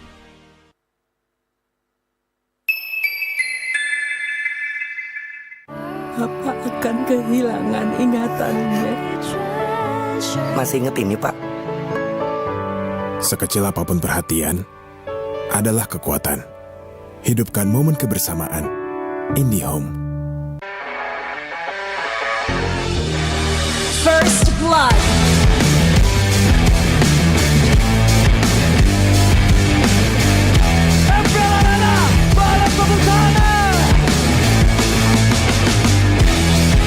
Mendapatkan 2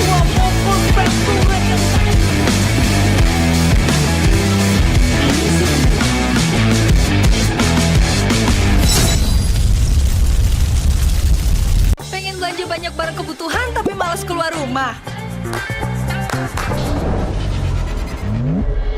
Untung aja pakai aplikasi Klik Indomaret. Cuma tinggal klik bisa belanja online seperti di toko. Beli ini, itu, jadi mudah banget. Produknya lengkap, banyak promonya. Gak perlu pusing, bisa pakai alat bayar apa aja. Wah, 1 jam udah sampai, gratis ongkir lagi. Untung aku pakai Klik Indomaret, belanja online seperti di toko. Kini, Indomaret telah menghadirkan varian baru, soto dan rawon yang wajib kamu coba. Dibuat dengan daging sapi pilihan, dimasak dengan rempah-rempah khas Indonesia, sehingga menghasilkan rasa soto dan rawon yang otentik khas Jawa Timur. Diolah selama berjam-jam sehingga menghasilkan kaldu yang gurih dan daging yang empuk. Bisa dihangatkan di toko atau bisa untuk stok di rumah. Soto dan rawon daging sapi Indomaret, enak tenan rasane.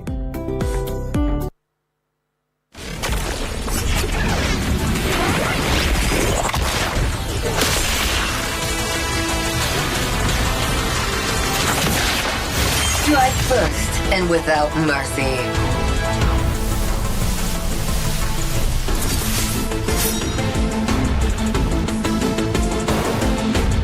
Where I tread, death follows. Enjoy your last breath. Deploying smoke. Going dark.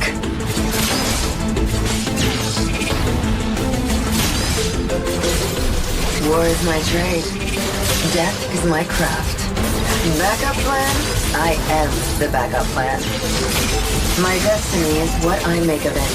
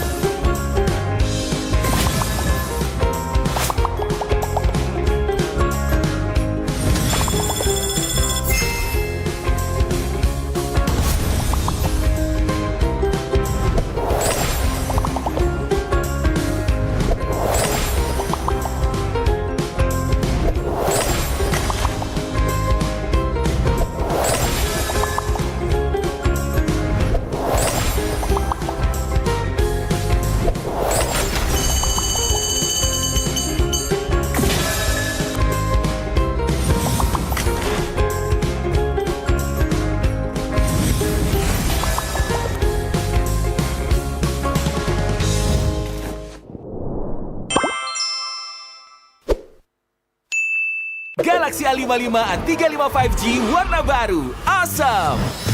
Kayak circle kita. Diajakin mabar di mana tuh? Circlein aja pakai circle to search. Wah, langsung ketemu tempatnya.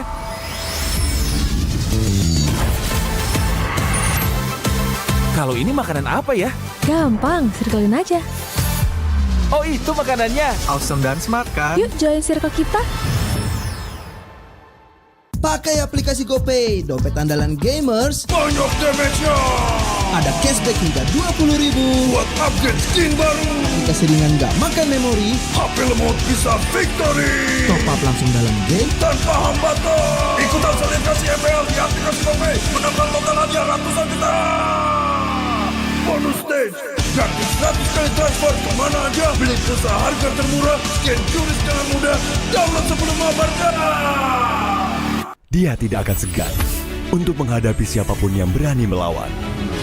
Dia mewarisi perjuangan karena di tubuhnya mengalir darah seorang pahlawan. Pedangnya mengukir takdir kemenangan, menghadapi segala tantangan. Penuh keberanian untuk terus berjalan menuju masa depan. Raihlah masa depan, nabung mulai dari hobi. Koleksi terbaru UBS Gold X Mobile Legends Bang Bang, edisi spesial MPL ID Season 13.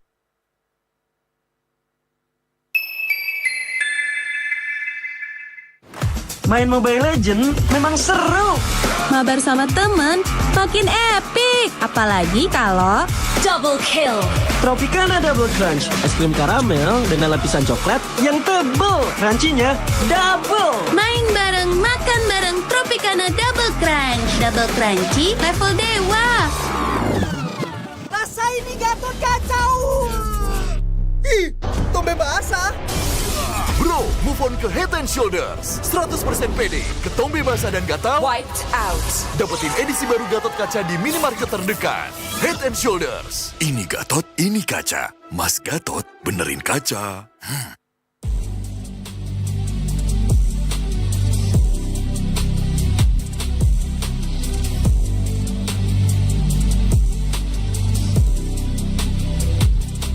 Kenangan adalah jati diri kita.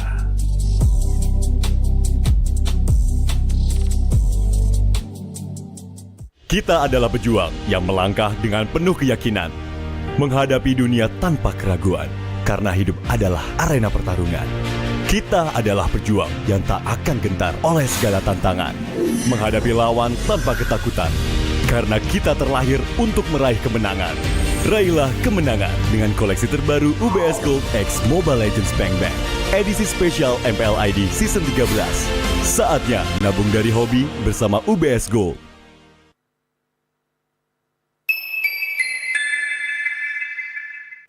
Apa akan kehilangan ingatannya? Masih inget ini, Pak? Sekecil apapun perhatian adalah kekuatan. Hidupkan momen kebersamaan. IndiHome. First blood.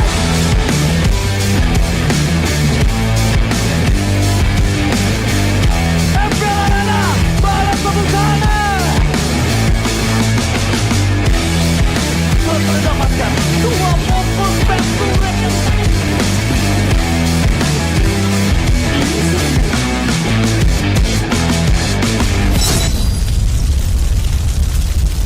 Pengen belanja banyak barang kebutuhan tapi malas keluar rumah. Untung aja pakai aplikasi Klik Indomaret. Cuma tinggal klik bisa belanja online seperti di toko. Beli ini, itu, jadi mudah banget. Produknya lengkap, banyak promonya. Gak perlu pusing, bisa pakai alat bayar apa aja. Wah, 1 jam udah sampai, gratis ongkir lagi.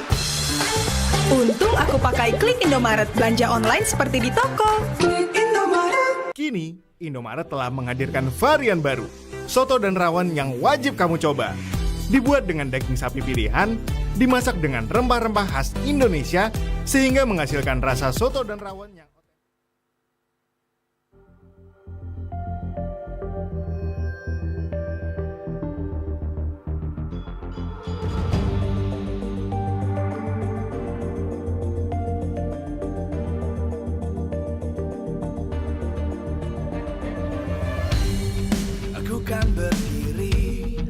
terus berlari, terus ke arah puncak tertinggi. Ku takkan berhenti, hanya sampai di sini. Kemenangan abadi menanti. You know we won't miss if we unite our focus. And if you haven't noticed, we all live. Nyalakan apimu, hadapi semua tantangan, hadang semua serangan, jatuh bukan halangan. Bakar semangatmu, janganlah engkau menyerah. Kita akan buat sejarah. We all this, we won't miss.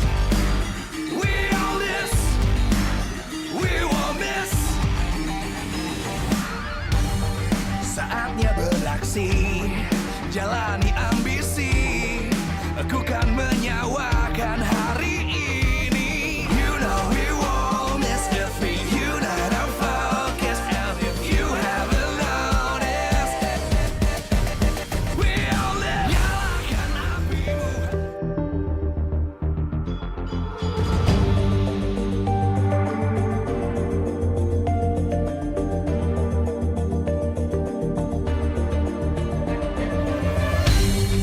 Aku kan berdiri dan terus berlari, terus ke arah puncak tertinggi.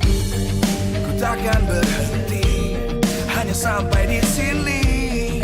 Kemenangan abadi menanti. You know we won't miss if we unite our focus. And if you haven't noticed, we all live. Nyalakan apimu, hadapi semua tantangan, hadang semua serangan, jatuh bukan halangan. Bakar semangatmu, janganlah engkau menyerah. Kita akan buat sejarah. We all this, we won't miss. We all this, we won't miss. Saatnya beraksi, jalani ambisi. Aku kan menyawakan hari ini. You know we won't miss if we unite our focus. And if you haven't noticed, we all live. Nyalakan apimu, hadapi semua tantangan, hadang semua serangan, jatuh bukan halangan. Bakar semangatmu, janganlah engkau menyerah. Kita akan buat sejarah. We all this, we won't miss. We all this, we won't miss. We all this.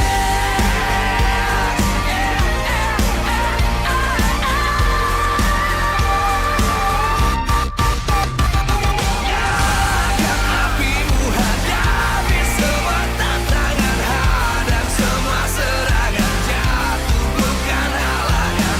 Bakar semangatmu, janganlah engkau menyerah. Kita akan buat sejarah. We all this.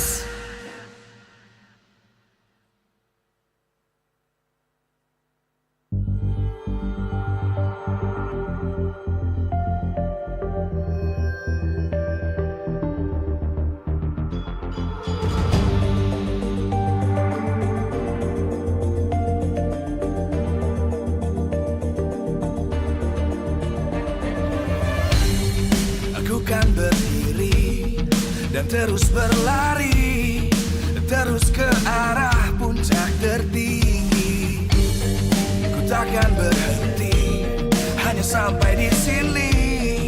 Kemenangan abadi menanti. You know we won't miss if we unite our focus. And if you haven't noticed, we all live. Nyalakan apimu, hadapi.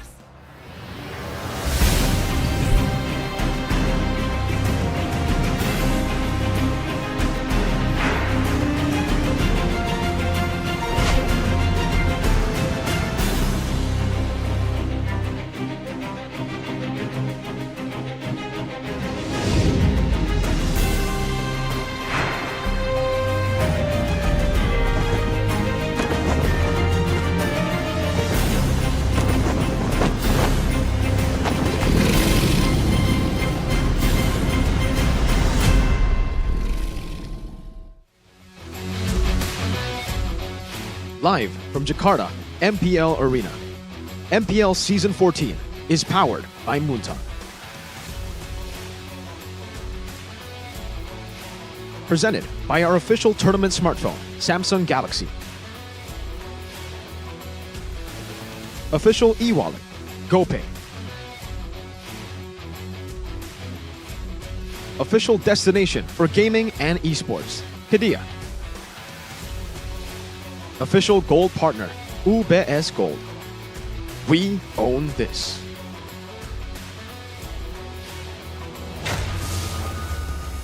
Memasuki match penutupan di MPL Indonesia Season 14 minggu yang kelima. Di leg kedua banyak sekali tim-tim yang memulai dengan cukup struggling, namun ada juga yang di posisi nyaman. Namun bersama Bude, mari kita sambut, inilah dia. Pertemuan antara Dewa United dan juga tim Liquid ID. Semua super fans pasti menginginkan hal yang terbaik untuk tim favorit mereka. Dan untuk tim Dewa United, mereka harus memulai leg yang kedua dari posisi 7. Sedangkan tim Liquid ID, mereka berada di posisi zona yang cukup nyaman, zona tengah di posisi 4. Namun mereka tentunya harus berjuang ekstra juga untuk mempertahankan posisi mereka atau malah bisa memperjuangkan posisi yang lebih baik lagi. Dan tentu saja di sini semua dukungan terus mengalir untuk match pembukaan kita, khususnya kepada para sponsor dan partner karena MPL Indonesia Season 14 powered by Muntan, presented by official tournament smartphone Samsung Galaxy, official e-wallet GoPay, official destination for gaming and esports Kadia, official gold partner UBS Gold. Dan kita juga punya partner in esports, ada Campina, Head and Shoulders, Ora Imo, Telkomsel, Dunia Games, IndiHome, dan We Drink beserta dengan supplier Erigo, Klik Indomaret, Yummy Choice, Saturday. Acara ini supported by PBSI. Support tentunya terus mengalir dari semua super fans yang lagi di rumah. Siapa yang akan mendapatkan kemenangan di leg kedua ini? Akankah ada balas dendam atau pembuktian? Kalau melihat di leg yang pertama, ada 2-0 nih yang dihasilkan oleh tim Liquid ID. Namun pastinya kedua tim sudah mempersiapkan sesuatu hari ini. Tentu saja menjadi challenge bagi kedua tim. Karena sebagai match pembukaan mereka di leg yang kedua, apa yang akan mereka berikan? Gameplay seperti apa yang akan dihasilkan? Dan siapa yang akan dimainkan? Banyak sekali pertanyaan dari seluruh super fans yang untuk menyaksikan, menantikan pertemuan kedua dari kedua tim ini. Tanpa berlama-lama lagi, sepertinya semua super fans yang sudah hadir, sudah bersiap, pastinya sudah tidak sabar. Langsung saja, boleh, let's go, ready? Siapkan dirimu untuk menyaksikan match penutupan di minggu kelima. Inilah dia Dewa United dan juga tim Liquid ID.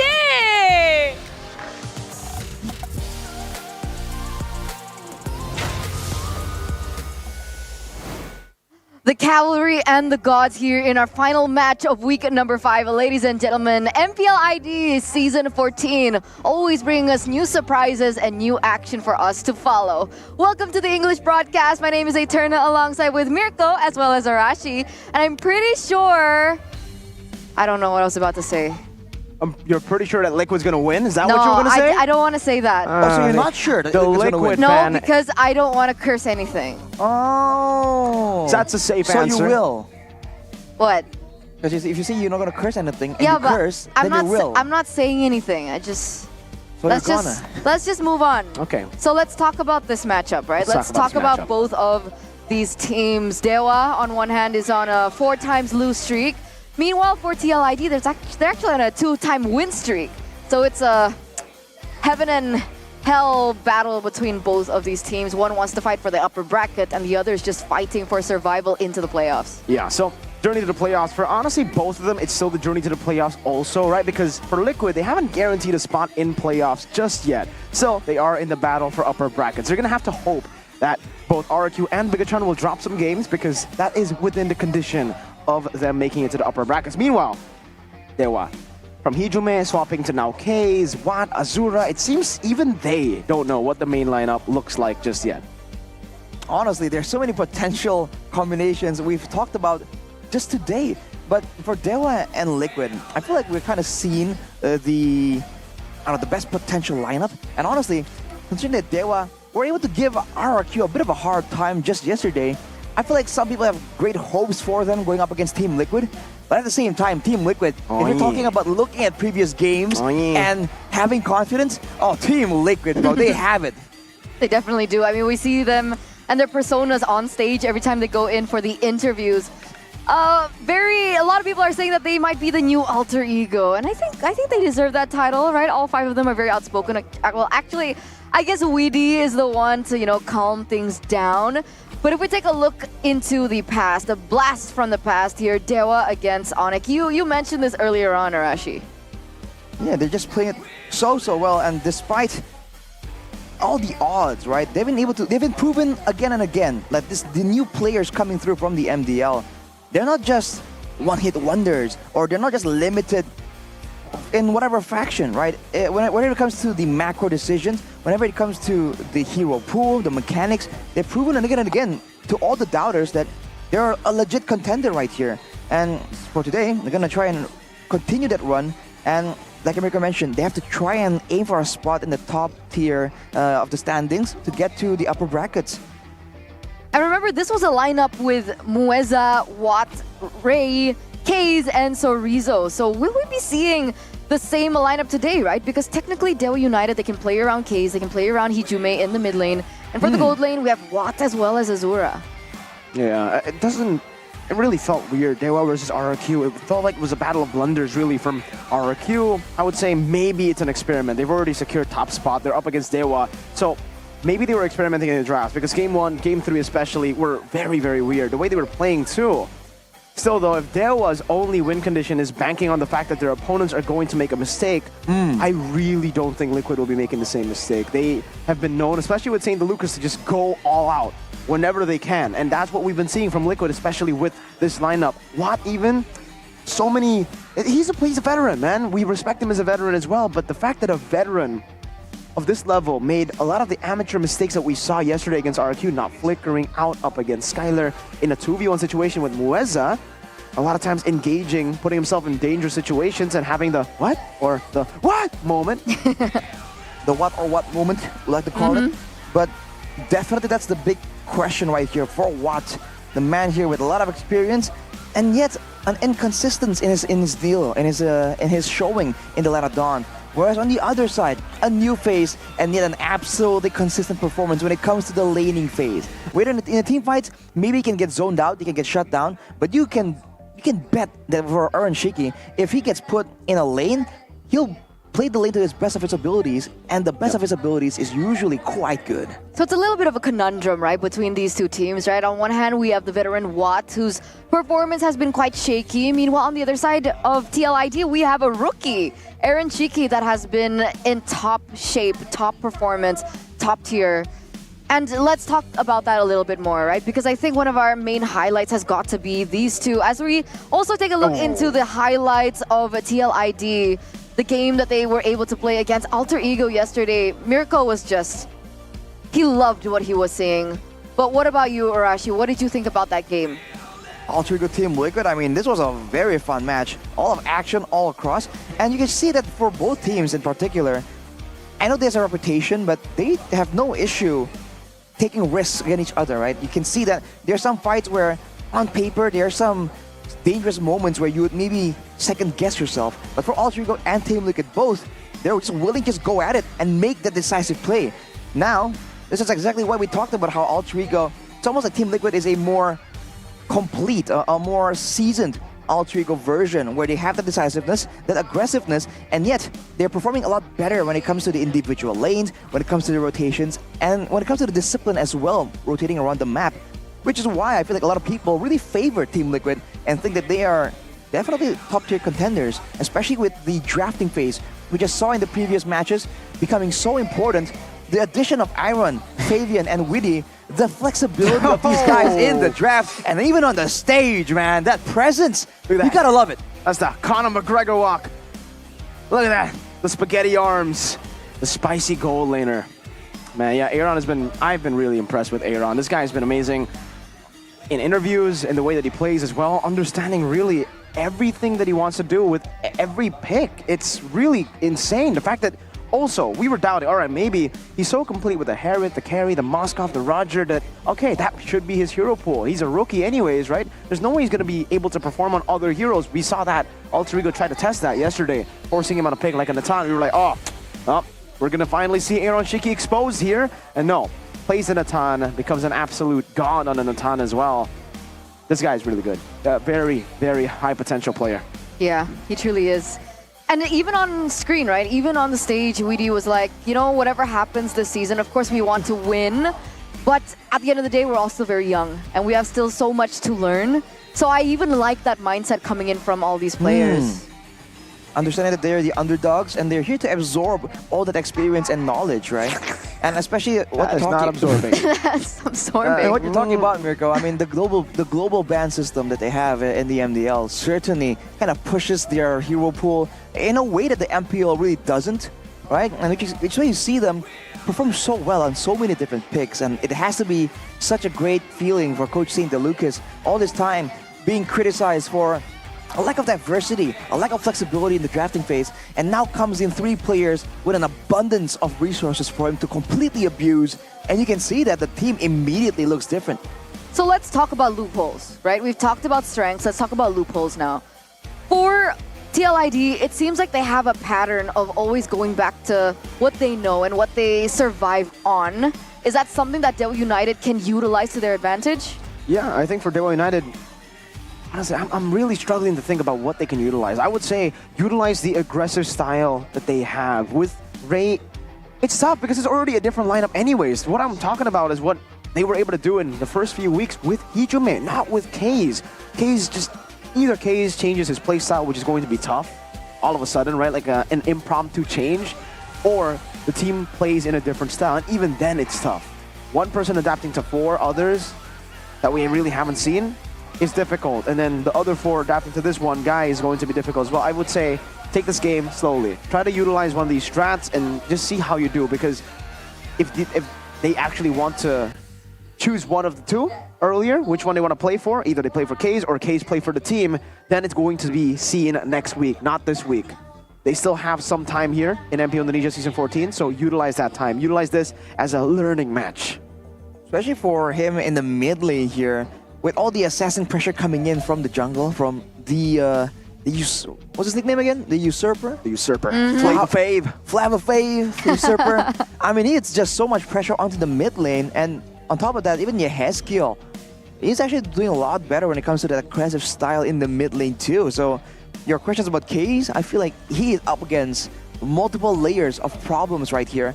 And the issue is that his team doesn't really have a lot of things to be able to do to really kind of alleviate some of that pressure. You saw that their playstyle, in the end, it kind of revolves more around this Mueza, looking for potential plays along with Ray, but a lot of times it doesn't really even involve that mid lane, right? They roam to the side lanes and make that side lane play work, which where we saw, you know, usually Watt, right? They get him to snowball, they get to carrying a little bit, but the mid lane, right? We haven't seen a massive hard carry mid lane performance coming in from Dewa United. So do we want that mid lane to be filled by Hijume today, or do we want Kaze?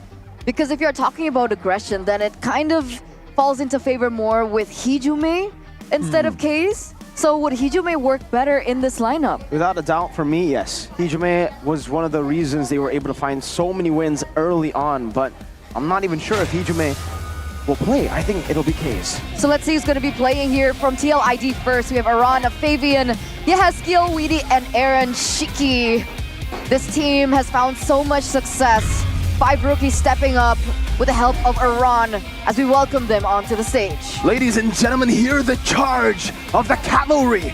Slowly but surely creeping up with a new lineup, and this time it is done. They have progressed, and they are looking to be one of the contenders in Season 14. Looking for the upper bracket slot. The cavalry charges up on stage. Let's welcome Team Liquid ID. Attempting to use that horsepower to overwhelm, to overtake the top tier contenders in the season right now. Team Liquid ID. Expect aggression, expect wildness, and expect that they will bring out the absolute massive flexible picks that they have to take down Dewa United. Do they have it? Do they have it? Can they stay consistent? But on the other side here, we have Dewa. Let's see the answer to our questions. It's going to be Kaze as well as Watts. So no Hijume. And we don't see Azura in the lineup as well. But let's welcome them up on the stage too. All the way in the red zone, their climb was definitely a bit tougher. Climbing from the depths. Once they were able to make it to the playoffs, they must try to replicate that success with the main lineup being Dewa United with Kaze, not with Hijume. Let's see if it works out against the Cavalry. Let's welcome to the stage, Dewa United Esports. They're looking for a miracle here. They are looking for an epiphany. Something from the gods would help them in order for them to have that chance, that possibility to still make it and to win in their playoff run. They had momentum before, but they lost it. Now they have to try even harder to try and bring back that momentum, bring back the speed that they required to really find a place in the playoffs. Begins here already on stage. Our Marshall Daydang bringing in Coach St. Lucas with Reza actually, Palevi, and Raizan with Belen. Belen in the lineup, once known as Erpang, if you don't know, ladies and gentlemen, back in Geek Fam. He was the coach for Geek Fam when they made it to the M5 World Championship. Always with a shadow though, right behind him. But Mr. Belen. Mr. Belen. Mr. Belen usually has a shadow behind him. Ooh. And unlike the name Erpang or Belen, the shadow behind him was always howling. Always howling. Interesting. Not anymore though. Seems like he's actually moved to TNC. Interesting. Anyway, the rival showdown, veteran versus rookie. We get a little sneak peek into their stats. Tell us what it's talking about. Well, it's impressive first and foremost that the rookie is able to really overtake the veteran when it comes to teamfight participation. In fact, he's #1 when it comes to teamfight participation. Jeez. And #3 when it comes to average kills as well. Jeez. Now that #1 teamfight participation is really telling to the playstyle, right? Team Liquid, they have a lot of ways to carry, but in the end, Iron Shiki, he is just that active of a gold laner. Even when he hasn't really completed his transition and he hasn't really been moved around the map just yet, he is willing to just push out, get dominant in that lane, and then rotate around to impact the fights even more. That's where that participation comes from. Now for what? Outmatched in stats by the new kid on the block. What can they do here for Dewa? Here's the victory by Samsung Galaxy A55, A35 5G. Going to explore Mueza's hero pool, try and get something that works right here. Something that can threaten that backline or maybe shut down Fabian in the jungle. And Keys, like you said, Mirko, you can't just keep playing defensively against a team like this. When it gets messy, when it gets crazy, the team that is proactive, the team that is daring to make the first move will have a bit of an advantage. Same thing can be said for Team Liquid, but their keys to victory right here is Fabian utilizing Widdy as a flexible anchor, able to play defensive and aggressive, finding opportunities on a multitude of heroes at this point. I think there's a lot to be said for Widdy as the main anchor and foundation to build on. And on top of that, if they can provide a winning matchup for Iron Shiki, I think that's enough said, right? If you get him a winning matchup, this man has and will deliver.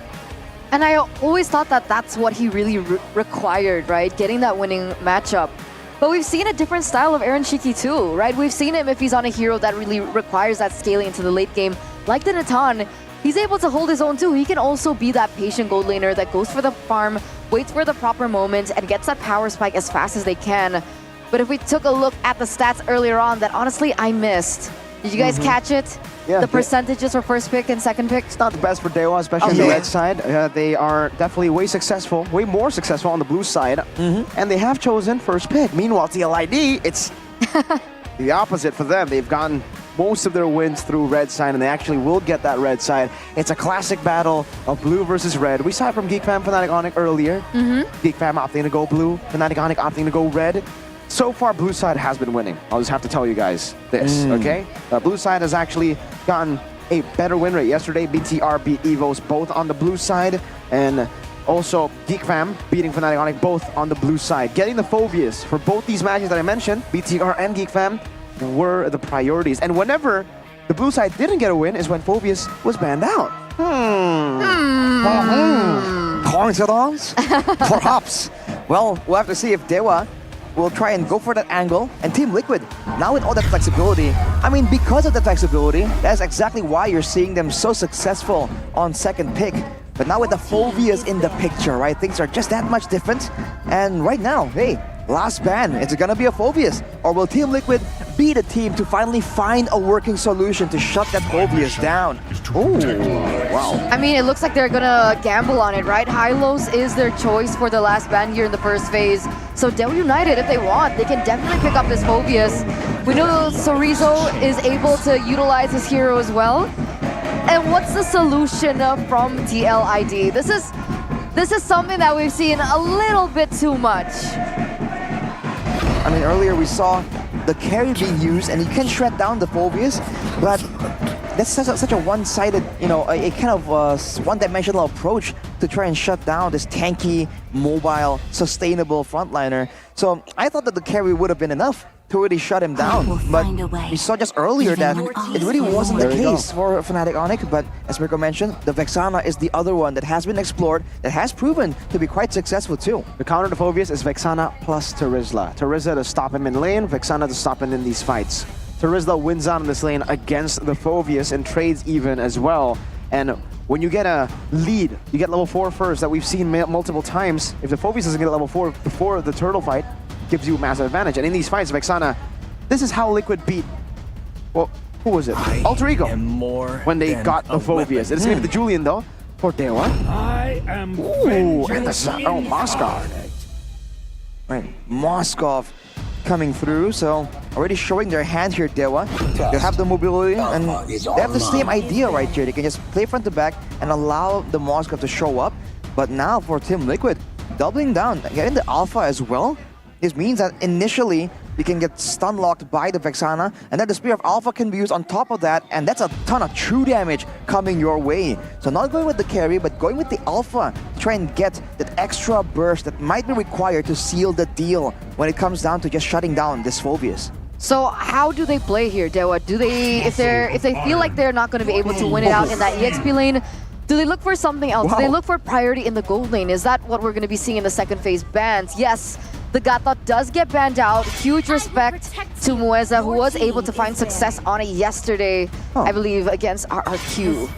That's a quick draft banning phase though, the second one. With the Aurora banned away as well, not a lot of other heroes can match the Vexana's wave clear and crowd control potential. For Dewa though, Mathilda, interesting. The Lolita and the Mathilda, we've seen that Widdy has been one of the only roamers. Now we actually have seen Beloy as well pick up Mathilda, but yeah, Widdy has been playing the Lolitas and also the Mathildas really, really well. Now, the Roger is still up for grabs, technically, for TLID. They didn't pick it up in the first phase, but they can certainly just utilize it here in the second phase. Up against a Moskov too, it's a pretty good winning lane. But it seems he might actually be looking for a roamer first. It's a Carmilla that they're hoping. Wait. Nah. Wait a minute. There's no way. There's absolutely no way. So far, no synergy. Whoa, okay, I was no synergy with that Johnson. I was about to say. Yeah, they gotta go. Okay, they go for the Carmilla, man. Oh, man. This team, man, keeping us on edge every single time, even at the drafting phase. This is why they're the crowd favorites at times. But with the Carmilla now, this idea from Dewa United to just keep going for the team fights, to just keep going for the front to back. Now with the Carmilla, it becomes that much more discouraging. Yeah, I agree. There's a lot of AoE setup coming in from the Terizla, even Vexana.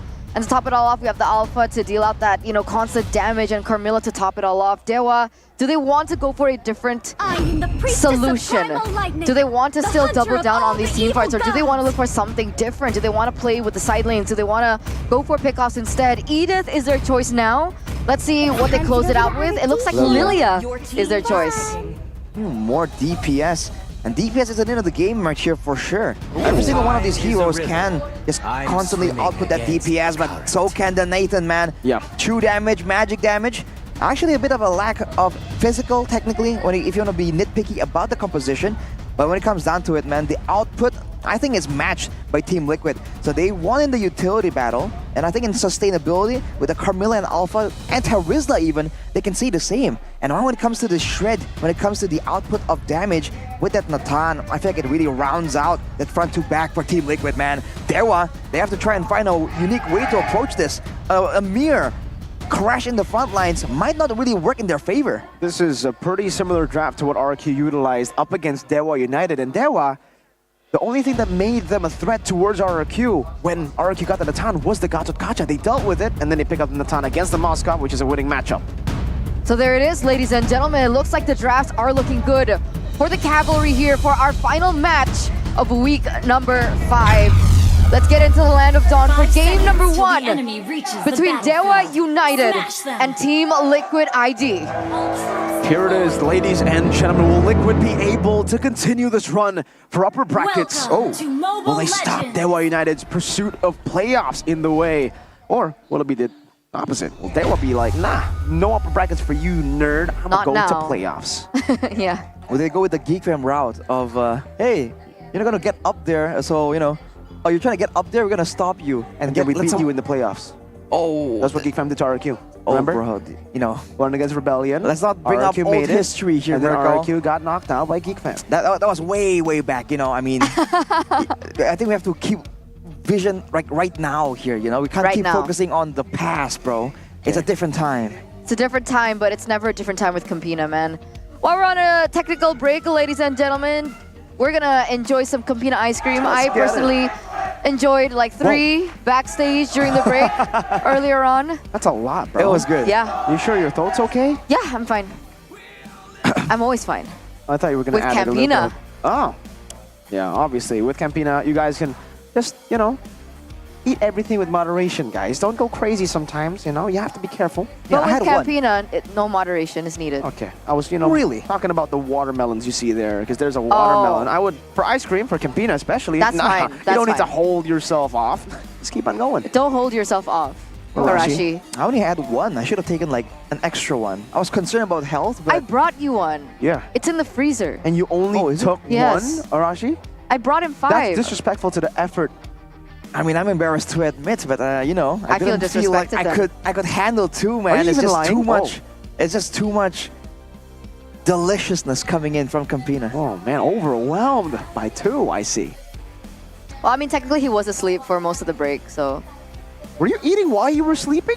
Exactly. It's a hidden talent passed down from my forefathers. Okay, during this break, let's get back into the game just a little bit. During this break, I think we should be going in really soon. Yes. The Marshal, do we see him? Okay. That's not Danang. Okay, it's not Mr. Danang. Oh, bang. But it's Cupid, nevertheless. Let's get straight back into the Land of Dawn. Cupid. Let's have a little bit of a look into the emblems and their spells. From the spells, though, 2 Purifies in the hands of Witty and Iwanshiki means that when it comes to the engage, the only real big tool that they have, I would say, is the Phobias and the Edith. More so the Moeza on the Edith than anything. And we know that Dewa are a team that likes fighting off the back of a clear, proper engage. So we'll have to wait and see. Emblems by IndieHome, though, you know that durability is off the question here. Tenacity for the Natan in that lane, and Rita's Finder as well. Like you said, Mirko, probably feeling confident in that matchup. Witness Blessing for the Carmilla and the Vexana, though, so they're going to be moving around the map very rapidly here, but against the Lilia, maybe Dewa can kind of stop it. Moeza forced to onward there to actually get out. Fabian's already holding himself back from actually going in there. Case. Case, he's got to be careful. He walks up just a bit. That Spear of Alpha is going to be ready, and luckily Case was able to space out just in time. Get enhanced chain to answer it over. Oh, Cursed Blast almost took Case down. That's a lot of damage, and Case is not yet level 4, so he can't just dive out of there. And not to mention raise damage onto Yehezkiel to boot. And we saw this coming, man. The mid lane is going to be so hotly contested, with the roamers being so critical. Oh, the top side, Aran. Oh, this is not what you want to see for the Terizla. Winning matchup against the Phobias. One more shot, Terizo. Oh, no! That is super unfortunate. He got HP just in time, and Aran will be able to run away. It's way too close for comfort right there. You can barely see his HP, but look at this, Fabian. Going straight for the orange buff of Ray, letting go of the turtle. Yeah, an interesting move. I mean, Why? Understanding that the Lilia is going to be pushing so much faster, and understanding that Aran was low in HP, immediately going for the trade there. That was a great call by Flavor Flav.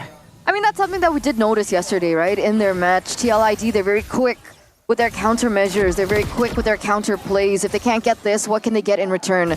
So that's a small win here for Fabian. He is still a level ahead of Ray as well. So even if they have a better setup later on in the second turtle, they should have an advantage. But meanwhile, Aaron Shiki. Oh! Spear Destruction. Oh, I thought for sure Watt was going to take it. I thought for sure we were either going to get a what? Or a what? Moment, but okay, Watt's teasing us just a bit there. Okay. That was dangerous from Aaron Shiki though, waiting to the last second to pop that entropy and go back. By all means, Watt isn't really winning. Forced to itemize in a bit more defensive fashion as well, rushing the boots, the magic defense boots. But look at the talent prediction right here. Once again, very one-sided. But Papulo, as always, is here to save the day. Oh, Mueza, terrified, Chain C Seed. This man's not even given the chance to go for the Primal Wrath, and it's Aaron Shiki who takes first blood. How does he do that? How is Aaron Shiki always at the right place at the right time, right? That is beautiful resource management coming in from TLID. Giving him that kill will help him get to that power spike a lot quicker in already a winning matchup. He just sees things differently than we do, man. Better Heaven completed for him as well. A big spike in his damage. Fabian, though. Spear of Alpha coming down. Chorizo trying to go for the Demonic Force stacks, but he knows better than to go in. Aran is waiting in the midst. Chorizo will have to give this away. Mueza onward over to Fabian. People are coming back in. There's going to be some retaliation. Fabian going the other way. Aran goes over the penalty zone. Witty collecting them with a Curse of Blood. It's going to be Aran who finds it good. Fabian move a Spear of Alpha there, but the Spear of Destruction comes down with the Infernal Pursuit. Witty forced to use a Purify, but it does not matter. Ray has the chain. Kaze has the glooms. Aran can only just run away as Yehezkiel peels him. That's a small win for Dewa, right? Fabian taken out, no retribution for them. So Dewa United should be able to secure this without any contest from TLID yet again. Wow, man, Team Liquid, that is a super aggressive move to cut the wave and stick around even after all that. They must have known that with the map going dark there, Dewa immediately were rotating to try and punish that maneuver. So they lost out in the value fight. I guess they were banking on the fact that Dewa would be too focused on the turtle maybe, and they wanted to try and punish Chorizo even more. But that was quick rotations coming in from Dewa. Very quick. And let's see the retaliation coming in from TLID as we take a look at a game fact here by GoPay. In week number 5 of MPL ID Season 14, Phoveus became the most frequently first picked hero with 12 first picks out of a total of 16 games. And I guess we're seeing that success come through, right? Aran versus Chorizo right now. Aran is still holding his ground as both of these EXP laners do want to look for the better trade. Yeah, that would have been a bit different had he not lost the lane earlier. Witty gets chunked quite a bit there. In fact, the frontliner really isn't a massive tank just yet, and running the Purify as well. That doesn't like a Vengeance. There's danger for Witty to get punished right there, but Mueza... Oh, good cancel by Aaron Shiki. Canceling the onward. That could have caught Aaron Shiki. Now with the entropy forward. Find the kill, now Purify used up as well. The Infernal Pursuit over to Witty. Just as you call it, Arashi, he is not tanky enough. All right, so that was a 1v1 trade, but that was a kill over to Aaron Shiki. Who was it a better trade for? I feel like at this point, if you know that you're up against Team Liquid, trading 1-for-1, giving a kill to Aaron Shiki, you do not want that, man. But that was a bold move from the guy.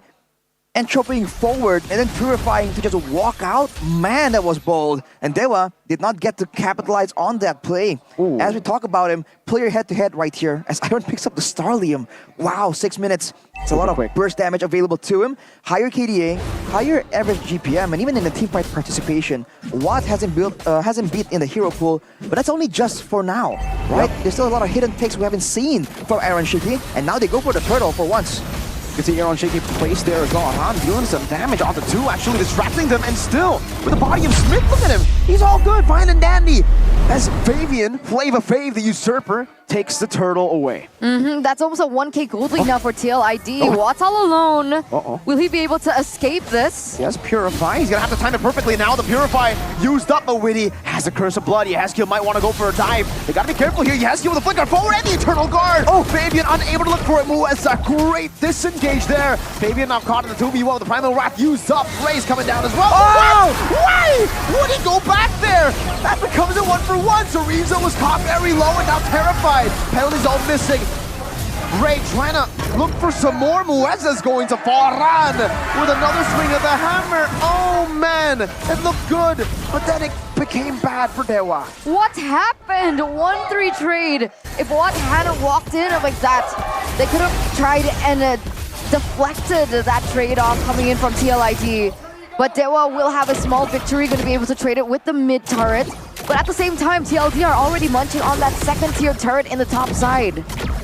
Man, Watt went back in right there. Another Watt moment. And immediately Team Liquid, the fact that Dewa afterwards, after losing Watt, were kind of committed to try and get a fight there. That was crazy. They tried to fight Team Liquid at their own game with no way to threaten Iron Shiki, and they just went to town and just beat everyone up. Looking at the goal difference though, when it comes to the lead over their lane partner, Iron Shiki and Aran actually both respectively are doing a lot better. About 1,300 gold ahead from both the EXP lane and gold lane of Dewa. So these side lanes are definitely pulling further away when it comes to gold. I mean, but technically, it's not like TLID are spiraling out of control, right? 8 minutes in, Aaron Shiki is still on his second item. There is still room for Dewa United, but in this 1v1, is there going to be some room? All right, Fabian retreats from that, and Ray gets chunked quite a bit. But even looking at the disparity of their EXP, Fabian level 12, Ray level 12, it's a 50-50 here. And with Dewa having the Moskov, he should be able to control that far lane. That's only if Team Liquid doesn't force the issue though. Already on the Lord, having ways to shred it down, having ways to engage as well. Really walks forward. We gotta get that retribution if they want to win this game. Could purify out the Curse of Blood, actually stopping him now. Kill coming up with a Terrify to give Fabian all the room to go for the Lord. In a 1v1, even actually winning it out. What? Dumping back forward, but then getting caught by Kill. And still Aaron Shiki will be taken down. But TLID win out in the fight. It's a 2-for-2. 3-for-2 rather. Make it 4 with the Lord taken by Fabian. And that was a crazy decision there. Team Liquid immediately scramble onto it. When it comes to those split-second decisions, they just always seem to have to make the right one. They didn't allow Watt any time to push and take more turrets. And despite that, because they were forced into it, Iron Shiki was actually right in the thick of things. And Fabian actually got stunned up by Watt there. The guy who secured the turret was Kill. It was looking really sketchy, but Iron Shiki survived long enough to shred everyone down, and his team was able to get the job done. And considering that the fact that he is ahead, but not the only guy with kills, that was a really great outcome for him. Aran actually is the one 4-0-1. Fabian got the Lord. Yep. Really? Fabian. I thought Heskiel got it, but yeah, he got stunned up right when the Lord was kind of low. So that was a close one. A respectable play from Watt. Fortunately, just wasn't enough. Oh, Holy Crystal in for Aaron Shiki already here. 10 minutes. 10 minutes. We've seen faster. From Skylar. From Skylar. But granted, 10 minutes is already quite quick for Aaron Shiki, especially Dewa United. How will they be able to take Aaron Shiki down in that backline? Is it Rizzo's job to find that dive? At this point, if he dives solo against Aaron Shiki, he's gonna get melted, man. Him and Fabian together. Not to mention, the Spear of Alpha can push him back even further. An additional layer of crowd control too. So for Dewa, I feel like it's Keys that has to try and step up and do some damage right here. But it's a lot easier said than done if you look at the positioning and how Team Liquid are playing here. Even when they're grouping together, they're having a good amount of spacing between them, just in case, right? In case Keys gets those angry glooms going. Honestly, it's tough, right? Because if Keys steps out of line just a bit, sure, there is the black shoes to play with, but really can just go in with the Curse of Blood. And then Keys will have a very difficult time to deal out that expected damage onto the backline. And speaking about damage, let's take a look little bit at this item, but what? What a great play. Entropy coming down. Aaron Shiki still able to survive. Meanwhile, Aran finding the penalty zone on 3, giving Heskiel the combo of his life. What an Eternal Guard, what a Terrify, what a Curse Blast, all set up by Aran. Triple kill in as well for Heskiel. We were just talking about that Curse of Blood and that setup coming in from Aran, and here it is. 4 members from the side of Dewa United are taken out. Look at TLID, look at the cavalry charge into the base of the gods. Oh! Baiting out the Purify. Watt against the world. He cannot win. Aran gets the monster kill. 6-0-4. Aran on the Terizla. And you give this man, he used to be known for split pushing, but with the current team, he does what is necessary, man. On the Terizla, winning the lane. Getting it done in the team fights when it comes to the engage, when it comes to the sustainability. Picked up 0 times. What a show from the whole team, man. That was a dominant show with holes in the game nevertheless, but Team Liquid showing that at least if they're gonna make mistakes, they're gonna make it confidently. Well played, man. TLID as strong as ever against Dewa. Turtle number 1, turtle number 2, no problem. They knew that their power spike was going to hit when Natan gets his power spike. He's so intelligent from this team. Well played. So many forced errors as well from TLID on towards Dewa United. Even from that Lord dance that they were able to go through earlier, hopefully we get like a little bit of a highlight into it. It was TLID that was forcing the issue. What? He didn't purify. Aaron. Wow. It was so close. Man, but look at the hastiness coming in from the rest of the team. It was like the perfect setup for TLID to win that team fight. It's almost like they should have really just committed there either way, because at that point, once you've made that play, right, it's too late to recover from it. They either win in that play in the jungle off Watt's Spear of Destruction, or they get taken out regardless. But optimal objectives and targeting led Team Liquid to secure game number 1, man. The neutral objective control, the decision to trade it with buffs, with turrets, whenever it doesn't seem favorable. That was quick thinking every single time, every step of the way for Team Liquid, man. And that's something that we don't really see too often in some of these teams, right? When they lose the grasp of a particular thing, when it's not as favorable for them, like they don't hit that level 4 just yet, or the setup isn't right, we always see some teams just force it. They don't find the counter trade to it. No. And TLID, that was a great example of how it can be done. It was really, really good by TLID. They just keep on impressing every single day, right? Yesterday as well, you were already saying that they are so smart with their decisions in game, and we get to see it again. Turtle number 1. It was definitely in favor of Dewa. They went straight to the orange buff. Fabian got the orange buff, still kept himself in the lead because not only did he get the orange buff, he took the entire bot side jungle. He's so quick with these decisions. And you have to, at this point, not just give props to Fabian. You need to give props to the whole team for communicating that, okay, we're not contesting the first turtle. Because if there was just one person who said, we're contesting the first turtle, Alpha wouldn't have been in position to go for the entire jungle. Woody is the brains of the business, right? Do you think it was his call? I think it might be. I don't know. It's weird. It's weird. They're all so good, man. They're in sync. Then the call to not contest may be, but then the call to immediately move towards the orange buff, I think that's Fabian, man, because we've seen him do it so often. And this was that sketchy dive on the top side. Watt barely escaping with his life, gets out from the Eternal Guard, and he wants that Fabian kill, but unfortunately, man. And from there, so Rizzo and the rest, they didn't really have to really commit onto this, but they kind of, I don't know, kind of flipped the coin on it and just went in. And unfortunately, without one of their main carries, with them already on the back foot, it just wasn't enough. Too greedy, too greedy. But when he's greedy, he gets it, right? Perfect calculations coming in from this guy, and he will warrant that player of the game, Mr. Ran. And despite everything, 0 deaths. 0. Not a single death. Who's the tank? Who's the tank in the team? Who's the tank? Like, him, he's supposedly? Yeah, but this is like this is an assassin or a marksman KDA. 6-0-4. Crazy. 0 and 4, man. The Festival of Blood and the Rupture there. He knows he wants to go toe-to-toe. Just duel that EXP lane out, get that Rupture for the extra bit of damage. And the Festival of Blood was just critical in ensuring that he can outlast Sorizo. Because technically Sorizo can only regenerate when he's using the Infernal Pursuit. So, man, there's just so little that Dewa can do right there. And you're seeing those small moments like there where Aaron Shiki was able to cancel out the onward from Mueza and just make these trades so much more beneficial. And once again, we take a look at this play initiated by Yeheskiel, aggressive on the Vexana, but Fabian was unable to secure it. And while that was all happening, look at how spread out the fights were. We see that Team Liquid don't really have the right kind of massive combo to recapture Dewa here when they're not together. So they just keep going at it and allow Aaron Shiki all the space to just slowly but surely move forward and just shred everyone down. That was a big miscalculation. I guess they wanted to put the resources on to Watt, which does make sense, but I think he went in a little bit too early. Even here, man, gotta give props to Yehezkiel too, because he was actually able to get the Terrify and the Eternal Guard on Ray.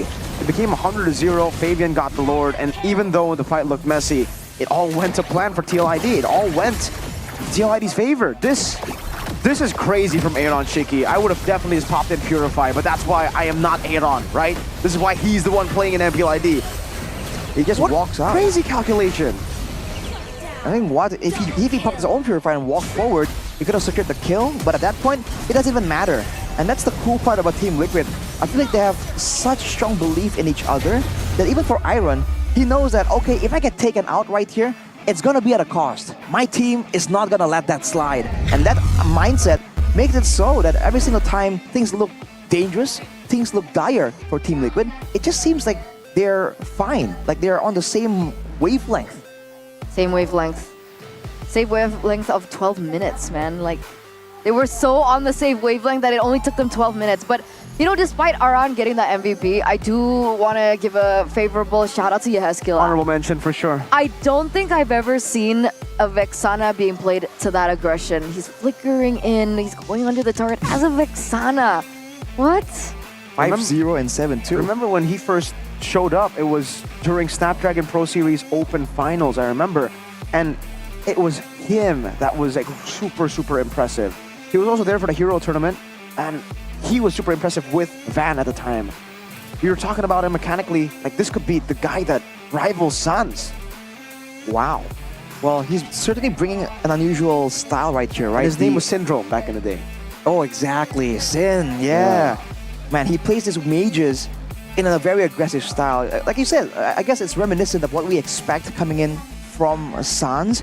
And I guess the whole team understands his playstyle too. So every single time he goes for it, there's always some follow-up available. Rarely do we see a play initiated and no one respond, right? Which is a testament to just how well the comms are with Team Liquid.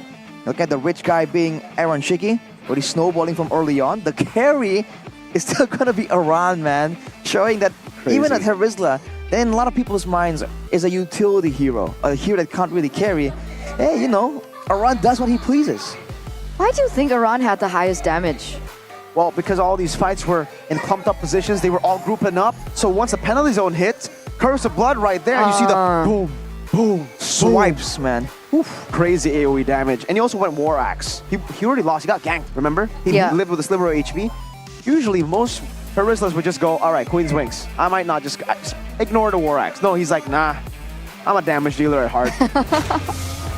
Go straight for the War Axe. And technically, with all the pressure, this is why it's so good to have a team that's well-rounded. Because with Fabian, with Aaron making the crazy plays, with Yehezkiel even flickering forwards, right? With Aaron entropying forwards in the early game. It's a claw, boom. Well, let's say, imagine you're a Dewa player and you see a run, right?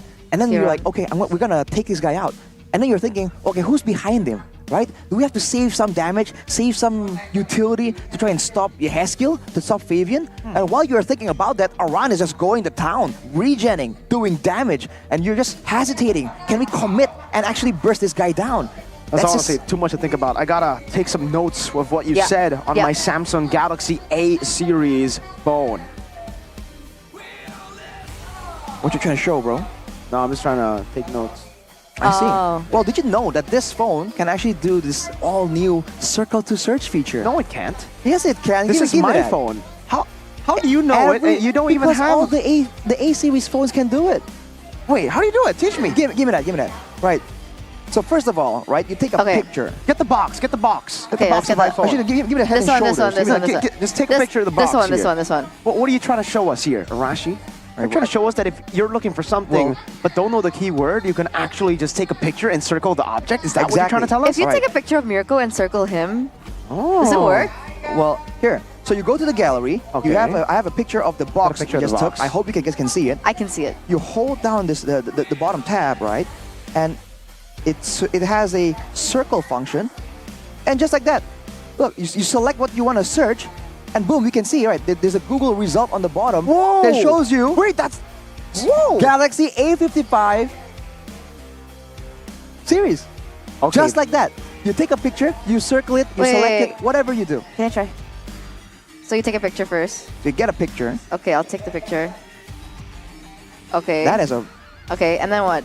And then I press the picture. You hold here on this menu, and then immediately you can just circle, or you can that's select. a picture right there. You can select a portion of it. Okay. And it just immediately searches for you. Okay, I'll circle this one. Imagine Miracle pops up. That's crazy. Oh my God! It's your tie. Okay, so he got the tie. It got the tie. Not bad. It's your tie and like the MPL pin. Whoa! And even your shirt. Wow.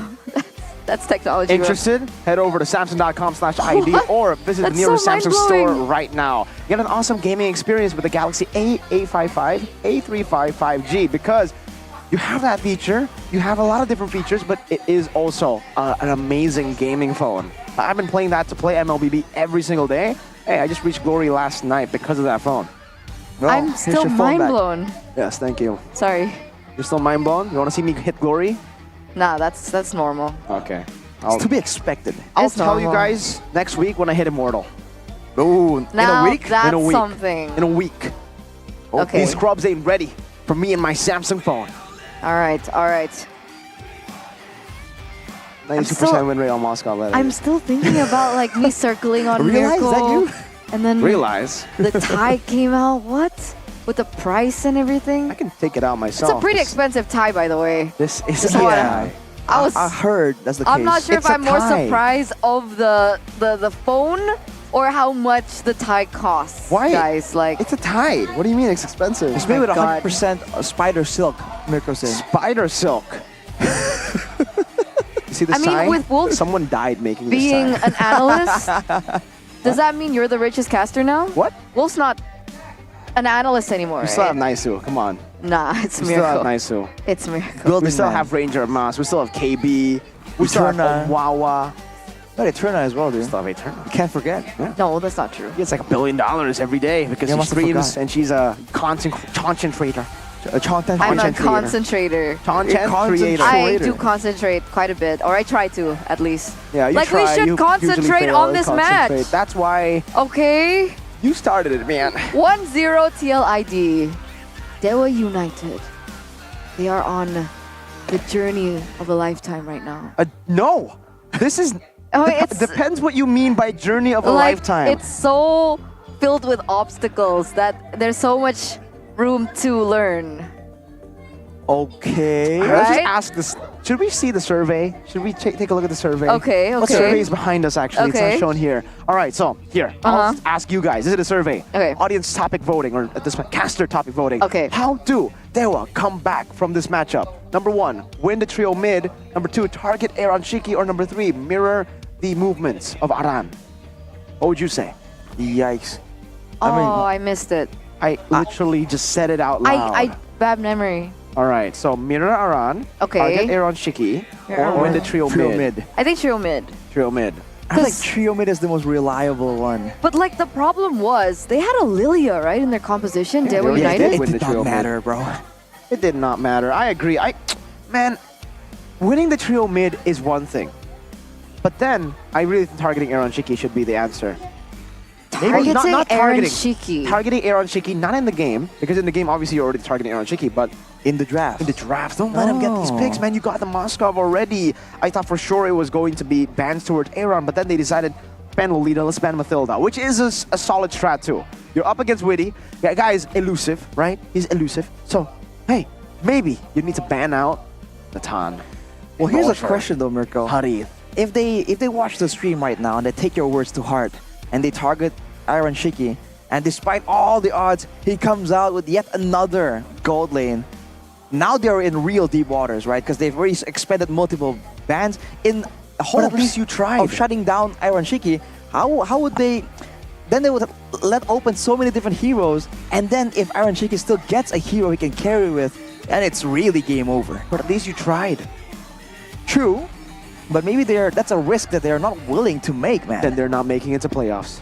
Ooh. You need to take risks in MPL. There's no safe way about tackling these games. This is pro level MLBB. Pro level drafting phase as well, ladies and gentlemen, as we get into it, presented to you by the official tournament smartphone Samsung Galaxy A55, A35 5G. And this time, Daewoo United have actually opted to go for red side. So already a swap in the drafts, ladies and gentlemen, for game number 2. We see the Jushin, we see the Hayabusa, we see the Phoveus being banned up by TLID. Meanwhile, Daewoo United go for the chip and the Fanny. So this time around, no Phoveus. No Phoveus and a chance for Team Liquid to pick it up. If Daewoo don't ban it out right here, yeah, Phoveus or Hylas regardless. Oh, okay, so no Phoveus, no Hylas. Team Liquid now, are they gonna go for Assassin pick? Yep, here we go. Oh boy. Oh boy. The Usurper is back on track. This is the first time I think that he's played the Ling. Usually it's always banned away from him. So, Daewoo, what do they respond to the Ling with? That's my question. Usually what? You want to go Ruby here? Try to flex it later on as well. And then, what a mid laner? You want to go Zask? Zas Aurora. I think Zask would be a bit more... Yeah, Ruby, Zask. A bit more, what do you call it? Less reactive, you know? Oh, Gatot, straight up! Whoa! Find a We way. did see that Mueza is able to play a mean Gatot there, able to just zone out the more dangerous of heroes in the back line, depending on the circumstance. But Gatot and Vexana immediately already gearing for more of a team fight situation. Whereas for Team Liquid, now seeing that, they can commit to try and do something more macro-oriented. Why not Terizla again, right? There Okay. you go, Terizla and Harith. Good balance in magical and be a physical Lunox. damage from the Harith and the Ling. And of course the solid front line. This composition is still very hidden. There's a lot of things that can kind of expose right here to really change how it all works together. Now for Daewoo, final pick to be shown already. Do they want to get something for Watt? They seem to be very intent on doing so earlier. Can get it Lunox or here. Julian, probably. I think it should be, yeah.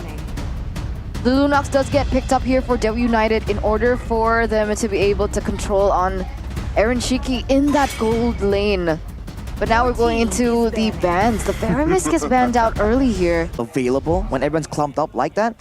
But I feel like they don't really have that, what do you call it, like confidence to do so, especially against Team Liquid when they saw that in game number 1, the spacing between them is just so neat, so calculative.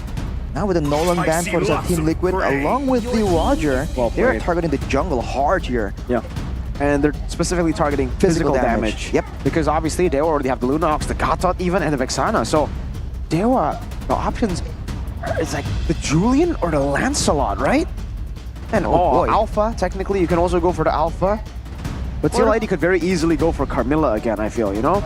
Does Ray not play Fanny? Oh, Fanny's banned. Exactly. What about Xborg? He has picked up Xborg. Ooh, Xborg That could be jungle. a pretty good answer, actually. Yeah.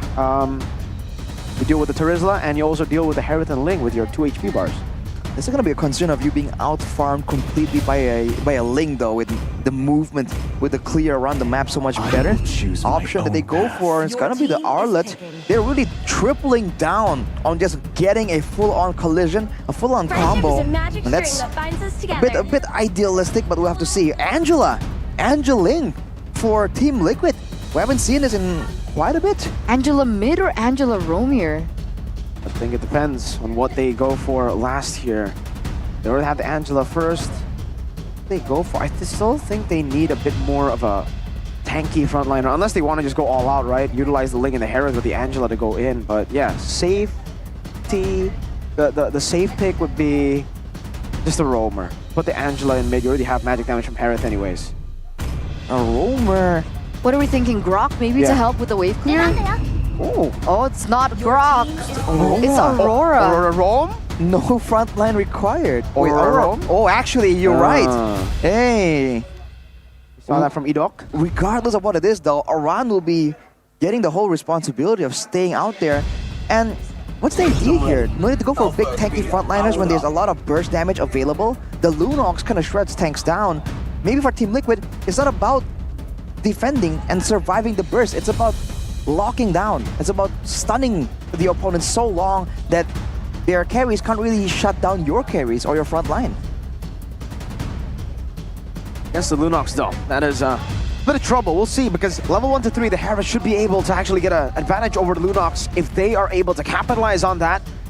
Early game snowball should be the key. That was what RQ were able to do against Dewa in game 1, but then the comeback happened because they overstepped. It's all about getting the early game for Liquid, and that's why you can see for Dewa, they have the more rounded off composition, the more standard comp. Their playoff destiny on the line as we enter into the Land of Dawn, ladies and gentlemen. TLID looking to get that upper bracket slot, and they will be a step closer if they can win this a 2-0. But Dewa United will fight with everything that they've got to win this out, to prove themselves as well in the second game, to force a game number 3. And let's get straight into it. When the cavalry starts getting that momentum, gaining speed, it is impossible to stop it unless you sacrifice yourself. Maybe game 1 was that sacrifice. You try to get a few members down, but man, this early impression, it's witty, by the way, on the Angela. It's Rome Angela with a Aurora, and the lane, of course, is so brutal here. K is already chunked down, and I'm curious to see how this Gatot Kacha will work here. Against a team with a single core damage dealer, the passive, the way the rage works with the Gatot, where you can get damage reduction and an extra bit of sustain and damage when you charge it up, is really good. But in this composition, there's not a lot of ways for him to really shut someone down and zone him in the middle of a big fight. Emblems by IndieHome, showing the support emblem for the Angela with the focusing mark as well as the Inspire. And that's the same thing for Iron Shiki as well. Tenacity and Inspire technically improving his tankiness due to the more spammable nature of the spells, but Watt will be running that weapon mastery, so he is all in, trying to carry till that late game, but we'll see if Team Liquid allows it to even get that far. That's a big question. We can already see Fabian going into the bottom lane here. Aaron Shiki trying to force Watt out of these creeps. He's still there, he's still hovering. Ray will also be using the Spear of Alpha to chunk around. Meanwhile, bottom lane, this is what we're talking about. Use the kill pressure. So far, so good for TLID. Oh. Watt again picked off. And Iron Shiki walks off away from it. That's immediately the aggression coming in from Fabian. And look at Dewa trying to get something in exchange, but Oran goes in with a penalty zone. Again, good Terrify over Ray. Able to displace himself. Hesky trying to go for the stun right there, but it doesn't seem like Fabian is even interested. Chorizo with the Vengeance reset. Aran slain. Fabian actually going to be chased down by Chorizo. He might actually fall. That's a hard guard coming down. Good timing. Fabian getting out with 1 HP, but that is disastrous for the lane. No purple buff. Ray steals it away. That was too close for comfort there for TLID. And yes, they were looking and banking on the fact that they were able to get that turtle. They were able to get it, and they saw the opportunity to pick up and go for a dive into Fabian, who was still trying to clear that jungle creep. Meanwhile, in the bottom lane, Aaron. No Purify this time, a full dive by 4 members should do the job. The long-range arrival from Mueza there. Man, the turtle take though, Team Liquid, after everything we said about them being on the same page, wait a minute. What? The Eternal Guard stole the orange! Oh my lord, if it couldn't get even worse. K's got it with the Eternal Guard. Oh man! Fortune from the gods for the sons of the gods. Dewa United getting a lot of very good happenings for them in the early game. But like we said, Team Liquid, I think Fabian did not have the retribution, so he didn't come in because of that. It was 5 seconds off, 5 seconds away from being up when the turtle was taken. But despite that, Aran and Yeheskel came in to try and get some kind of wombo combo. Now they have to be in recovery mode though. 1,700 gold behind, and Iron Shiki already feeling the pressure. Forced to burn that Purify early on, and now still pressured around because Mueza is sticking with Watt. They want this Lunox to really start rolling. Yeah, the timings didn't really favor TLID earlier on. I think they were banking on that. Maybe they wanted to buy a little bit more time in order for Fabian to go in for a sneaky, last-minute steal on the turtle. But it didn't happen, and everything just went really badly for TLID afterwards. Aaron, however... Again, some damage. DPZ coming down. The hard guard also. Woody just hovering over Aran just to let Dewa know that if you go for the dive, you're going to be punished. Fabian might be forced to use the retribution on this purple buff. Why? He went for the green. He doesn't have the retri. Oh no, Mueza just steals it away. I thought the greeted for that. No, he did have the red tree.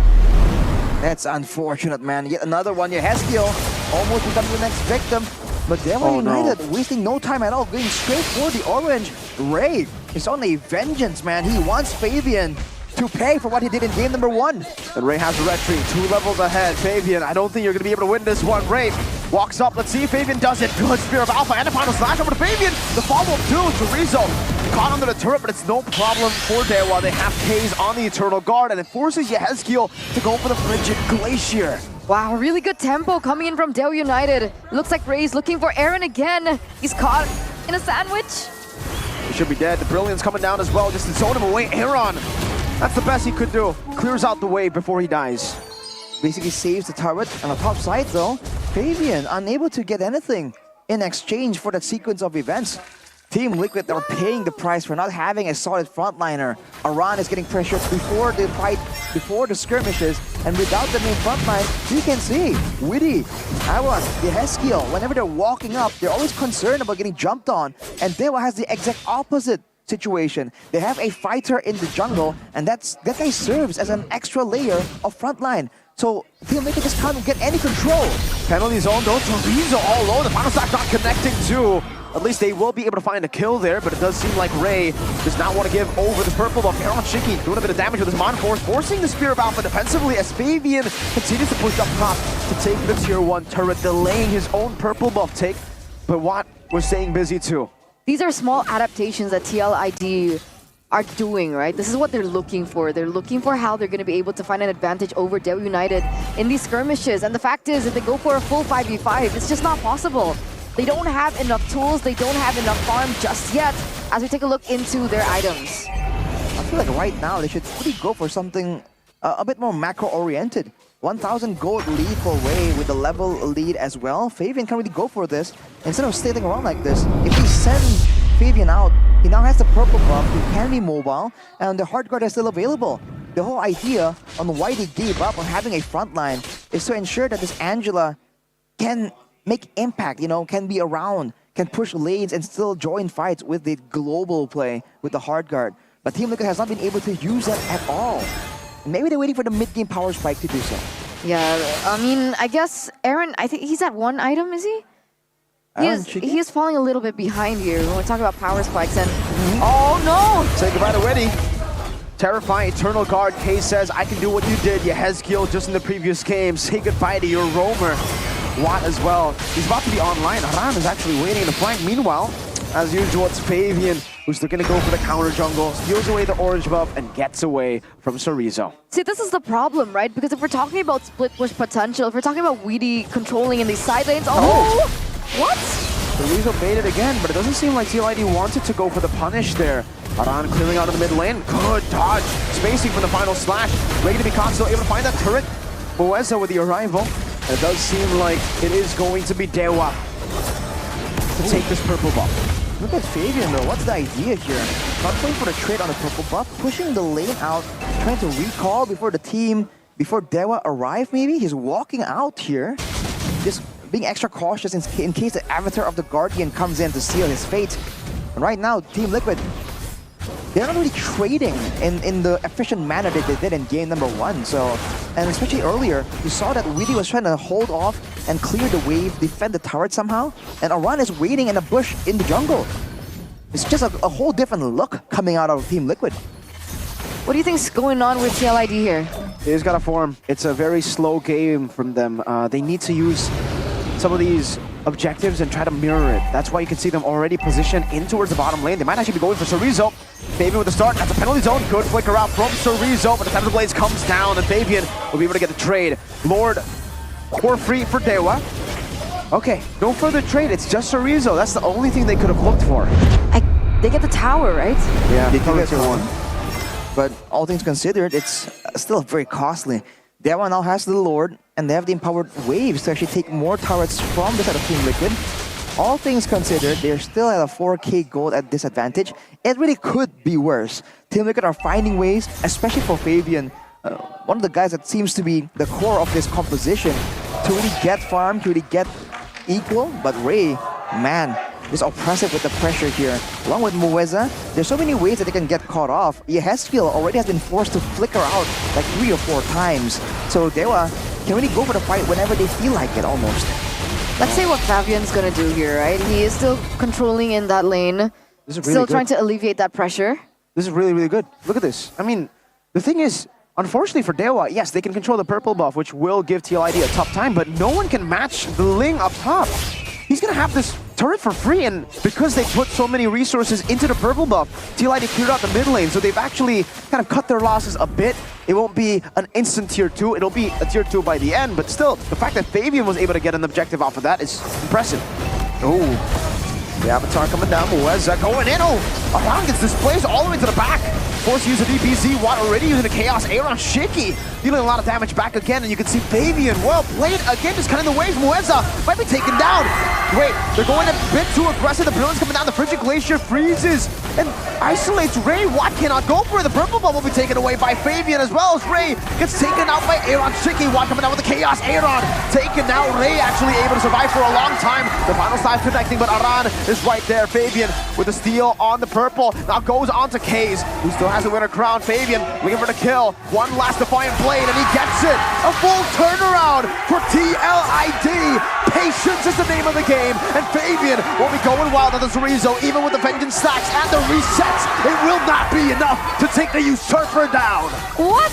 Mueza, the only one to be able to try and defend this mid-side turret. They lost Aaron Shiki for the price of 4 in a complete turnaround here for TLID. That 4K gold lead, it's now gone, Arashi. That was a crazy decision for Team Liquid to send Arashiki with the hard guard, just stand in the front and do some damage. Dewa just thought that they were so far ahead that they can't lose at a 4K gold advantage, and they just really paid the price, man. Team Liquid with a very risky play, but they're able to catch Dewa Lakan. They tried to get out and get back out of the situation, but that's where Fabian comes in. The whole time, he's kind of left his team out to dry in favor of getting more farm, and has paid off at Aran. Going to be engaged on. Meanwhile, Fabian dives into the back line, has a Tempest of Blades, will not decide to go for it. Good Avatar catching Yehezkiel. The taunt not there. The Frigid Glacier actually connecting as well. The Tempest of Blades now used up, picking it all the price. Fabian against the world plus Aaron Shiki. It ends up being a 2-4-0, but Dewa were real low. Unfortunately, though, Aran got caught. What was he doing there? What was the idea? Aran was just in the front, kind of opening the map up. And now, once again, the Lord immediately gets taken out. And there's nothing for Fabian to take, and Chorizo is on the hunt. Uh-oh. Way too slow, though. Okay, still able to pinch points out of that, but wow. That's a big conundrum. Dewa now hold on to that 2K gold lead. They have the Lord on the way as well. And what I find really impressive was after we saw what Aaron Shiki was able to do with Weedy, he only had 2 items, so he's on his way to his 3rd. We do still see that maybe he's on his way to the Holy Crystal. Would that be enough to defend this push with this Enhanced Lord? He now has the Holy Crystal already, actually. So it's still not really the same kind of damage like a Natan or a Moskov can do, though. It's still very burst-based. So we'll have to wait and see if Dewa can enter at the same time, if Mueza can make the play and rezone the backline, then maybe Dewa might be able to get this, but they gotta be careful. It's actually so well played by TLID. They didn't clear the wave all the way in the bottom lane, so it forces the Lord to actually just march in towards them. Doesn't give Dewa the time to manage the waves. They've dealt with one, they're dealing with the bottom lane as well. Chorizo with the final slash connecting on the Yehezkiel, but it's gonna be a flicker out. Fabian now in the midst of it all. Aran catching them with a penalty zone. Fabian into the back, Watt very low. Fabian getting out. The Frigid Glacier is there, and TLID have defended, only losing Aran. Some of the big resources spent already, though, for both these teams. Dewa still has a wave in the bottom lane. Fabian doesn't have the Tempest of Blades. Chorizo walking up. Wow! Fabian baiting them into it. Aaron Shiki getting some damage. Devon Force away as well. Now back and forth. Bring the Spear of Battle of Aaron Shiki is still in the midst of it all. Fabian getting the kill back. The Chaos getting Yehezkiel. The wave's still there. Watt going to fall under, determined to the shot. One more cannon minion. They won't be able to defend. Chorizo and Dewa United equalize to make it 1-1. What a moment by Dewa United against everything, against the dominance that we saw from TLID in that first game. Small shakeups, a trade-in with blue side and red side. Dewa United were able to gain control over it. with that momentum that they held from that early portion of the game. Dewa United, it's like they've woken up. They didn't allow Team Liquid the same kind of leverage, the same kind of time to really scale up and plan out their setups. They just kept going at it. And with the global presence of Mueza there too, it really ruins the whole pacing. With the Alpha, with the frontline approach that they have right here to really shut down the bursting nature of that Harith on Aaron Shiki, it's like they kind of achieved the two of the win conditions you talked about, Mirko. They got that mid lane, trio mid kind of equal, especially with the play coming from the Vexana and the Gatot.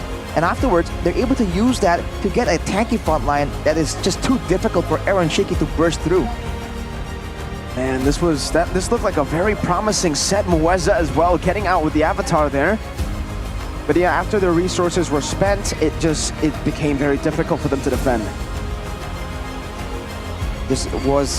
They're just too far behind at this point. There was great plays by, like here where Fabian is able to distract everyone, get a pick off, but at this point, right, even though the goal difference isn't too far, it's like a 3k gold lead, it's just enough for Dewa to just take the momentum, man. They do have more fighters. The faster the game ends, the better for them. And it seems like they were playing with that in mind, right? They want to make sure that this just ends as fast as possible. Trio mid's aggressive play levels the score for Dewa in game 2. So, you know, earlier we had that little survey on the stage. I guess that trio mid really had that much of an effect, right? Of course, amongst every other thing, but the fact that they were able to gain control of that tempo in the early game, even from that first turtle, was quite great, right? It was good enough for them to transfer it onto the rest of the game. There were moments where TLID seemed like they were able to regain that control, but, you know, honestly, with so much scrutiny centering around Watt, he did do the Lunox justice in that game, right? Really? He dished out that damage. He was really great at dodging all those skill shots coming through. How many times did he get picked off in these team fights? Well, there was never really a moment that he could be picked off anyways.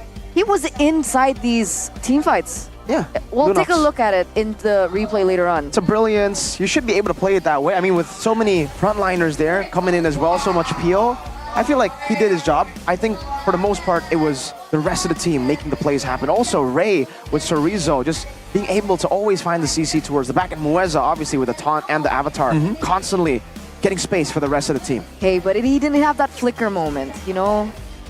If that's what's impressive to watch now, then... I mean, you know, I understand. Or actually, take over.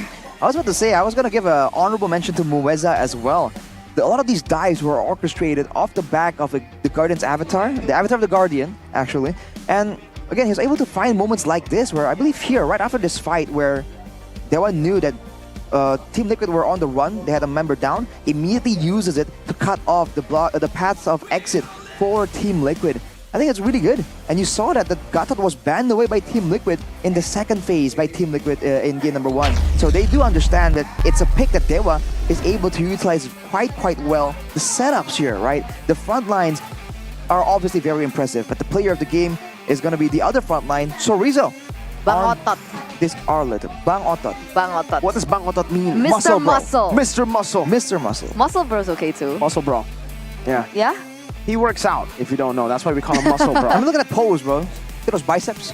Absolutely. He's flexing. He's flexing on us, man. He was flexing here. He was flexing on the Arlet as well. This is the last thing you see before a final slash hits you. Yeah. He just lifts his arm up and you're like, oh Boom. no. Boom, sideways. Just like that. Let's take a look at the highlights here, as Eternal mentioned, for the player of the game by the official gold partner, UBS Gold.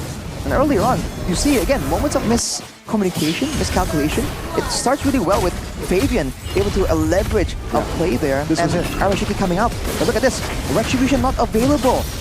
Fabian underestimating the proactiveness, the speed, the tempo that they were pushing. So he used the Retribution somewhere else, presumably. And because of that, he can't get the turtle. And with Chorizo coming in, getting information as well, they spot that the purple buff is up. And we saw that Fabian really wasn't around, so they zone him away, they take the purple buff. It's already an abysmal start. And later on, this was the play, right? The aggression coming through. But unfortunately, again, Dewa overstepped underestimated the chase potential, especially with a Ling in the picture. It's always a very weird thing to try and calculate. And from there, that was the moment where we saw Team Liquid kind of make a comeback, equalize in gold, and maybe had a chance to make a comeback victory. But just soon after, Aran, no escape, got caught lagging, got displaced, and Mueza is kind of like the Ling for Dewa side. The global, not quite global, but the long-range presence coming in, cuts them off right before the Lord comes up. This moment was fatal in Dewa getting that Lord and getting the next play with the waves to try and end the game fast. This was almost brilliant, right? It was almost brilliant, but then Aaron Shiki got caught up. So Rizzo again just being a monster, by the way, for Watts to be able to secure those kills and deal out that damage, and eventually it was just way too much. Man, looking at the replay, it was really weird. That first turtle was really weird. Very uncharacteristic for Team Liquid. Yeah, we didn't expect the main mistake. Yeah. Why did Aran go in, right? I mean, again, there was no retry on Fabian. Even if there was retry, there was no purple buff, that's for sure, on the Ling. Not yet, yeah. Even in game 1 with an alpha, they didn't go in. For some reason, they wanted to go in with a Ling with no purple buff. It's almost like Team Liquid are used to playing when they're the ones dictating tempo, when they're the ones winning. Because for Fabian, imagine if all the lanes are pushing and they're the ones with pressure. The way he played there, with no retry when the turtle was up, was fine, right? He can just keep power farming and reach his power spikes. But when they're the ones, when they were the ones that forced the issue, then Fabian was caught lacking, basically. It's a whole different issue compared to what we saw in game number 1. I don't think it was Fabian. I think it was, again, just the miscalculation on Aran. Oh, I mean on the retry, but yes, Aran going in despite Fabian not even moving, right? We thought that maybe Fabian was gonna get closer, kind of assist. Fabian was just still farming on the jungle creep, the whole time. That was weird to see, to say the least. Honestly, felt like plan for Liquid should have been just, yeah, we won't contest the first turtle with this comp. It's an Angela and an Aurora, right? The Angela won't have level 4. Buy the turtle, first turtle, they'll have so much more pressure. The second turtle, and they already got a kill bottom lane anyway, so they already got the win. That's the win for this comp. I thought that maybe with that play, right, then maybe they can kind of just farm up around, and maybe Aaron, after getting the kill initially, can set up another play with the Angela reaching level 4 and catch Dewa off guard. I mean, this whole trade objectives for something else decisively is the very thing we were praising for Team Liquid in game number 1, which is why it becomes that much more confusing. Maybe they were still carried away by the momentum of game number 1, right? They've been aggressive again and again, so Aran saw the chance, saw the 4 members, and like maybe thought that, okay, I can land something, do something. But Still it's definitely weird. He was like in a 1v4, 5 very weird. Because in game 1, Aran never went for these moments, right? And the alpha, first 2 turtles even. That wasn't just the first turtle in game 1. First 2 turtles they gave away, they didn't care about it. That's why. When we play the ranked games, there's like an MVP of the loser team. Yeah. It's Fabian. Oh, for sure. Like, that game shouldn't have lasted as long as it did if not for Fabian and his Masterful proactive pathing. movements around the map, just really causing chaos for Dewa United. But again, Aran, what the... Bro, come on. But to be fair, again, you know... After an MVP performance? Yeah, exactly. Exactly. Or maybe that's why. Let's just not give MVPs. The MVP curse? MVP Is that a curse. new Chorizo, thing? be careful, brother. Oh, dude, come I on. still support Chorizo for reasons unknown. We'll have to see, man. Only time will tell if the curse is strong enough Chorizo, stay strong, to take down Stay strong. Mr. Muscle. Muscle Bro. Muscle Bro. But let's see, man. I mean, to be fair, let's not put all the blame and point on Aran, because the draft in the first place was already quite confusing, right? But before we get there, though, I heard we're gonna have an interview. Huh? Interview? Bude Clara Mongstar? Hari kan? Iya dong Bude. Udah bisa dibeli belum sih? Udah dong. Jadi kalian bisa dapetin langsung di booth Dewa United di MPL Arena. Asik, akhirnya yang dinantikan. Jadi semuanya bisa langsung beli. Kalau kalian ada di MPL Arena, nggak perlu bingung-bingung cari ke booth-nya langsung. Bisa dibeli sekarang juga. Tentu Bude bisa banget. Waduh, tapi yang di rumah gimana? Kalau mungkin jauh rumahnya? Oh iya, teman-teman juga bisa banget cari di Dewa United Store di semua marketplace Dewa United. Semua marketplace? Iya, tentunya semua Bude. Lalu, selain bisa dapat jersey, katanya ada bonusnya ya? Iya, tentu, ada spesialnya ya? Iya dong Bude. Jadi teman-teman yang ada di MPL Arena, kalau misalnya teman-teman langsung beli di sini, kita bakal kasih bonus-bonus yang menarik tentunya. Teman-teman kalau beli jersey bakal dapat ada bonus dari merchandise kita, ada juga bonus-bonus lainnya seperti skin Mobile Legend gitu, Bude. Skin Mobile Legend? Iya, Bude. Merchandise? Iya, Bude. Beneran? Tentunya, Bude. Anak Dewa pasti happy nih. Tapi kalau misalnya bukan anak Dewa dapat juga nggak? Dapat juga dong, Bude. Jadi teman-teman yang mau tertarik juga gabung jadi anak Dewa, teman-teman bisa gabung di WA Channel dan grup Facebook Dewa United. WA Channel dan grup Facebook Anak Dewa. Facebook Anak Dewa komplit ya di mana-mana ya. Komplitnya, Bude. Ini ada apa aja nih yang lagi rame-ramenya? Ya, rame-ramenya pokoknya kalau yang lagi kepoin tentang Anak Dewa dan Dewa United, teman-teman bisa langsung saja langsung kunjungin sosial media Dewa United Esport dan juga WA Channel dan tentunya grup Facebook dari Anak Dewa. Berarti caranya langsung ke WA Channel aja ya? Langsung, Bude. Grupnya namanya Anak Dewa? Iya. Oke, langsung di-search nggak sih? Biar bisa dapat banyak bonus, merchandise, informasi, skin gratis. Dan kalau Bude belanja ini dapat ini nggak? Dapat diskon nggak? Pokoknya datang dulu nanti kita kasih Bude. Asik, bentar ya Bude belanja dulu. Sembari kita mau ngelanjutin nih game ketiga. Ya boleh Bude. Boleh kasih semangat kan ke Dewa United? Boleh. Semangatin dong. Semangat Dewa United Esports, semoga bisa mendapatkan kemenangan malam ini. Wow, semangat sudah diberikan. Semangat untuk bertanding. Penutupan game di minggu kelima. So caster, monggo.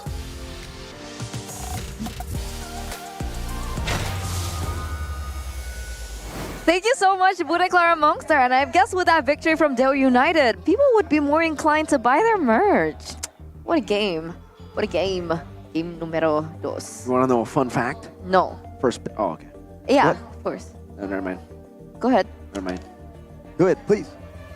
Just for Rashi, not for you, nerd. Okay, I will listen then. Okay, cover your ears. 100% win. In this series, though, In the right? series. Yeah. Oh. Well, yeah, it's only lost once so far. Yeah. Rebellion in game 2. But they also won. They had a 7,000 gold lead, to be fair. They flew. Right. Yeah. And there was no Phobius. So it's not related to the Phobius. Oh, yeah. The Phobius was banned. I really wonder why Liquid don't like the Phobius, you know? I think it's probably it suits Oran's playstyle. Phobius. He has picked it up, though, right? I think he has. Guess we'll have to check about that. But the No, fact no, that he has. they He has. He's banned picked it up. They banned it because they wanted the high loss. That's why. All right, yeah. They wanted the high loss, but then they were like, yeah, no. If you ban the Phobius, you're not going to get the high loss. It's either we trade or both of us don't get what we want. Every season, there's just a trade situation coming in. You know, back then, the one I recall very vividly is like, okay, you take the Farsa, we take the Yves, something like that. Yeah. And if now Farsa that first pick. that whole thing is Hermes Valen. kind of pushed away to the EXP lane, that's a weird development, man. But I guess it keeps the game alive. It keeps it interesting. Because for the longest time, the XP has been the most boring. Remember, it's just Terizla. Oh, yeah. I wonder what's gonna Arla, Terizla, Arla, X-Borg. Terizla, Arla, Terizla, Arla. There was a Arla, moment where the Terizla, Lapu Arla. Lapu was, you know, That was when it was For a fun. We bit. saw Yeah, the that was- Balman, we saw the Lapu, we saw the Bene, the Paquito. Guinevere. That Okay, was just fine. Godiva. And he was Was a it just Rome. Godiva? He was Rome. I think I Kufra saw Jungle High, remember? Ah. Kufra EXP. Uranus Kufra Jungle. EXP. Uranus Jungle. Akai XP. Aura were just wild back in the Hylos day. Jungle. But what about Hylos Jungle. revitalize Uranus? All right, wrecked. Calm down. We saw exactly how that played out. Pretty much. Not good. All right, yeah. So Not yet, not yet. Maybe in the future, there's going to be a meta where the Revitalize works on Uranus. and boom, we have proven everyone wrong. Yeah, Uranus does need Revitalize. Yeah, Uranus needs Revitalize. You need extra HP. True. I'm not sure if you're talking about the battle spell or Yeah. just a statement. The battle spell. Revitalize. Why are you laughing? I'm not laughing. Yeah, You're you laughing. have that sus face on. Yeah, you got, Sauce face. you got the Mirka has a sus I'm face, doing guys. it face. That's more of a, I figured out a new tech face. Okay, Rec, to relax. As I go too far ahead of So is that a ourselves. wreck face? Get wrecked. Get wrecked. Back in here. Let's take a look at how both these teams are gonna adjust, man. Because again, I wonder if the Gato is something that was a big problem there. Unlike a lot of other roamers, even with the best kind of scouting, when the gank comes in from above And more importantly, when the gank pulls you towards the center, you saw your Heskiel get caught barely on the tip of the avatar of the Guardian, gets pulled straight to the center. That is difficult to deal with. It was banned away in game number 1. I wonder if Team Liquid really feel like that could be a problem, and that's kind of throwing them off. Would you consider that being like a major problem? Because I guess like 10. Wait, how do you math here? Okay, 9 out of 10 times, Heskiel usually flickers out. So 90% of the time. Well, it's funny you would say that because he did flicker out of the Avatar of the Guardian multiple times. Exactly. Which means that he can't use it aggressively. It's still, if you're forced to use a battle spell every single time a hero uses every time a single hero uses an ultimate, that ultimate is going to be up before your battle spell is back up again. That's why it's just so annoying. And I mean, technically, Heskiel was very aggressive with that flicker in game number 1 because there was no Gatot. So is that the value that we're considering here? The value, dude. The value, dude. Value, dude. I think the Valentina would be a pretty good option as well there in that position. Double dash. Aside from the Aurora, you have a double dash, but not only do you have a double dash, but you also have that IMU. You can steal it from Lunox, Arlet, Alpha. There's so many big ultimates that you can steal away. And you also have pretty good peel. Terrifying. What was that? Like, what's about to come up? That was the... it was prepping. It was prep to say that you could peel. That's what happens when the Head and Shoulders hair cam shows up. Immediately, boom, boom, boom. Shevin pops up. Hold up. It's not the... Hold up. We're not closing I thought it. we were saying hair cam. We're talking about hair cam, Head and Shoulders. So referencing Shevin, right? Because he pops up out of nowhere like he's summoned. Oh, but yeah. Gatot Kacha. Foreshadowing. Mueza. Calm down. That was loud. Bro. That sound right there is the sound of Gatot's Gatot Kacha. Whenever Mueza came down, boom, that was it. Bang, straight in your face, and you have to flicker. If you don't flicker, you die. Yeah, right? it just stomps on your face as you're unconscious. So, man. exactly. Pulled a Conor McGregor against Khabib. Anyways, yes. Gatot Kacha, I was about to say. Who's better on the Gatot Kacha then? Is it Mr. Mueza or is it Mr. Valoisky? Ooh. Right? Interesting question. I think they're both used in like different circumstances, so it's not really quite fair to compare them like that. But I do feel like Valoisky tries to do the Gatot Kacha by all means is a very flexible kind of hero. You can use it defensively with the taunts, right? You can also use the Avatar of the Guardian defensively as well as aggressively. And I feel like Valoisky just tries to do both. And Mueza, it's like, okay, guys, am I doing aggressive or defensive? Aggressive, bro. We got this. All right, cool. But it kind of looks a bit more straightforward. You know what's cool? What? TLID are back. Ooh. On their preferred side. Red side. Red. You know, when they see red, bro, it's over. It used to be red. Team. Well, orange, I guess. Well, color theory aside, let's go into the Land of Dawn. Not the Land of Dawn, the drafting phase for game number 3. Yeah, Rashi, patience, man. Skip the drafting phase. I want that violence, bro. Oh, whoa. Okay, so... Rashi, violence, bang, bang. Let's see the violence coming from Dewa United. Fanny, Jushin banned out. We got the Ling and the Chip banned out from TLID. This means that the Phoveus is still up for grabs, as well as that Hayabusa and the Hylos.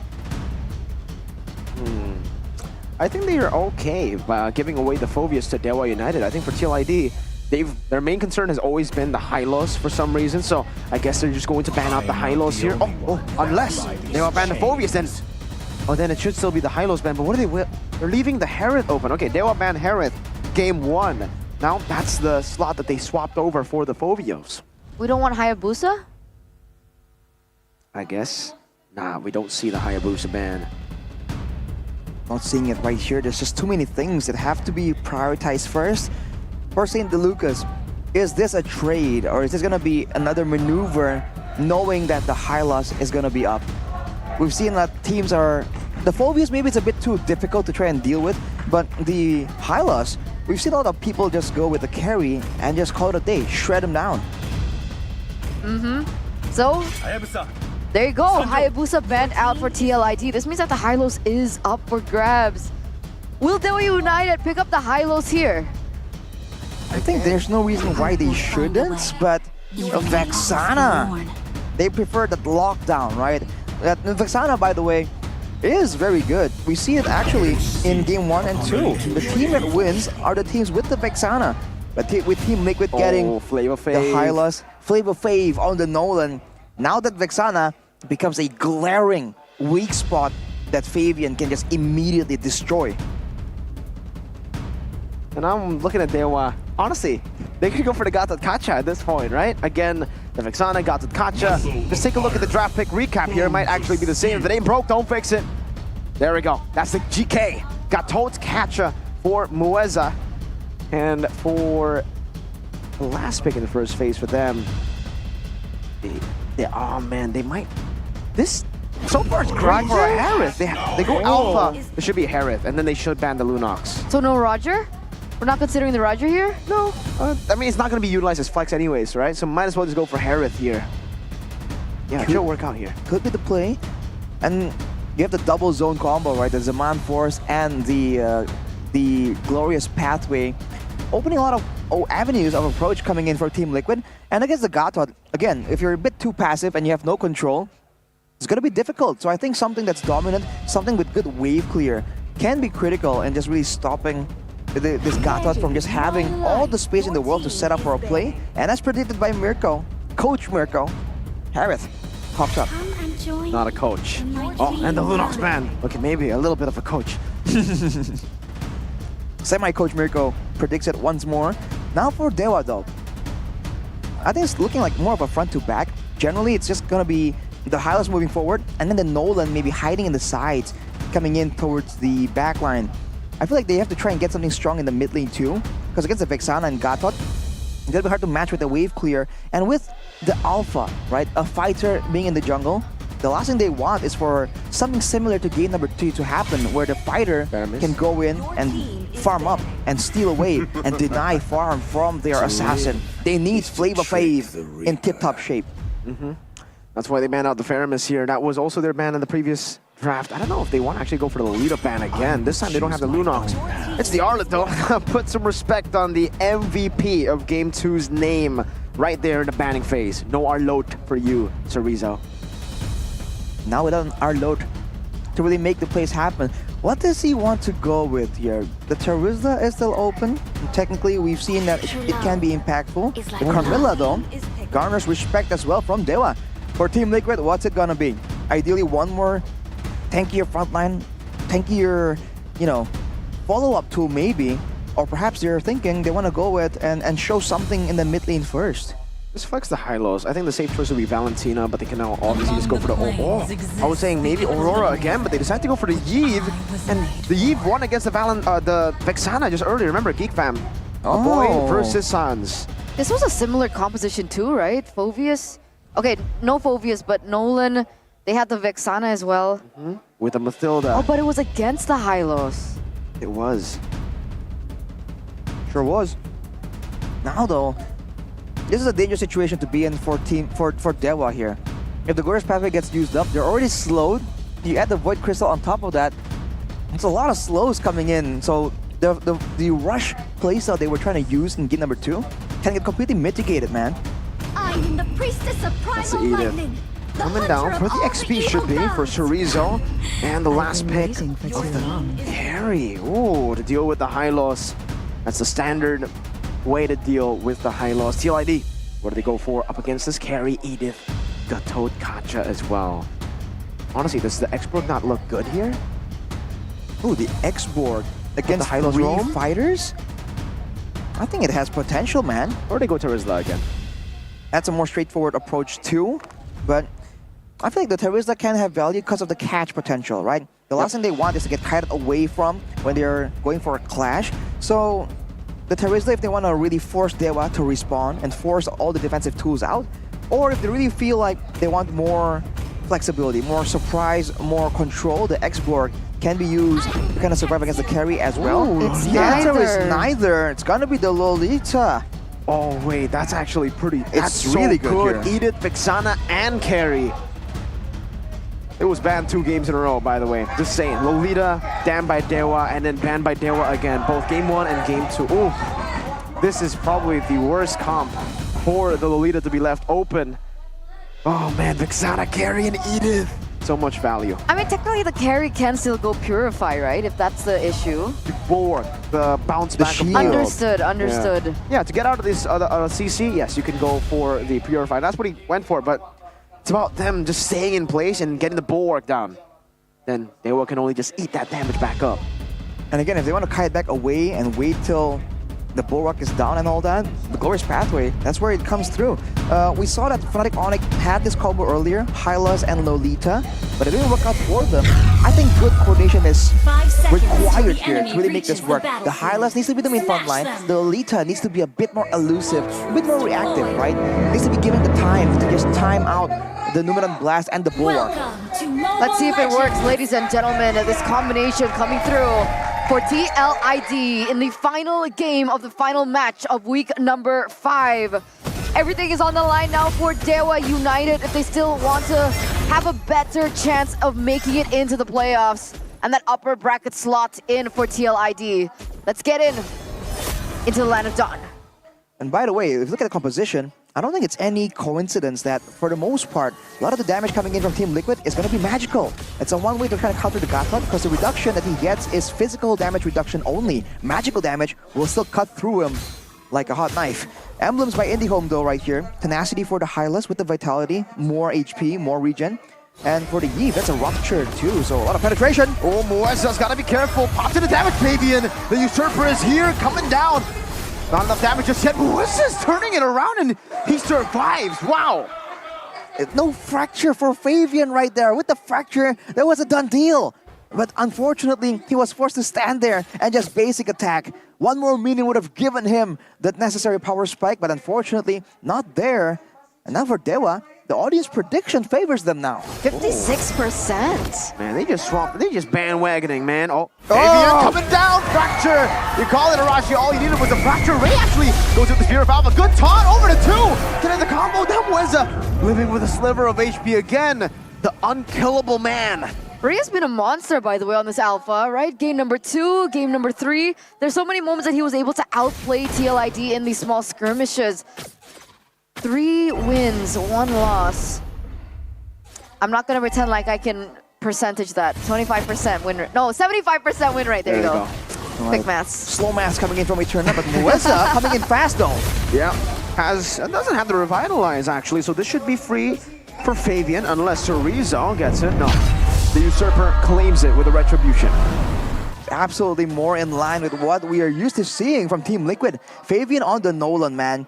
One of the first heroes he popped off on when he arrived onto the MPL. And you're seeing why it's such a big problem. Yeskill now with the Yve though, seeing him kind of do well. Able to zone the Vexana away, so we talked about the trio mid presence without backup. Oh, Kaze! Whoa, Kaze is so low. Witty was waiting in that bush.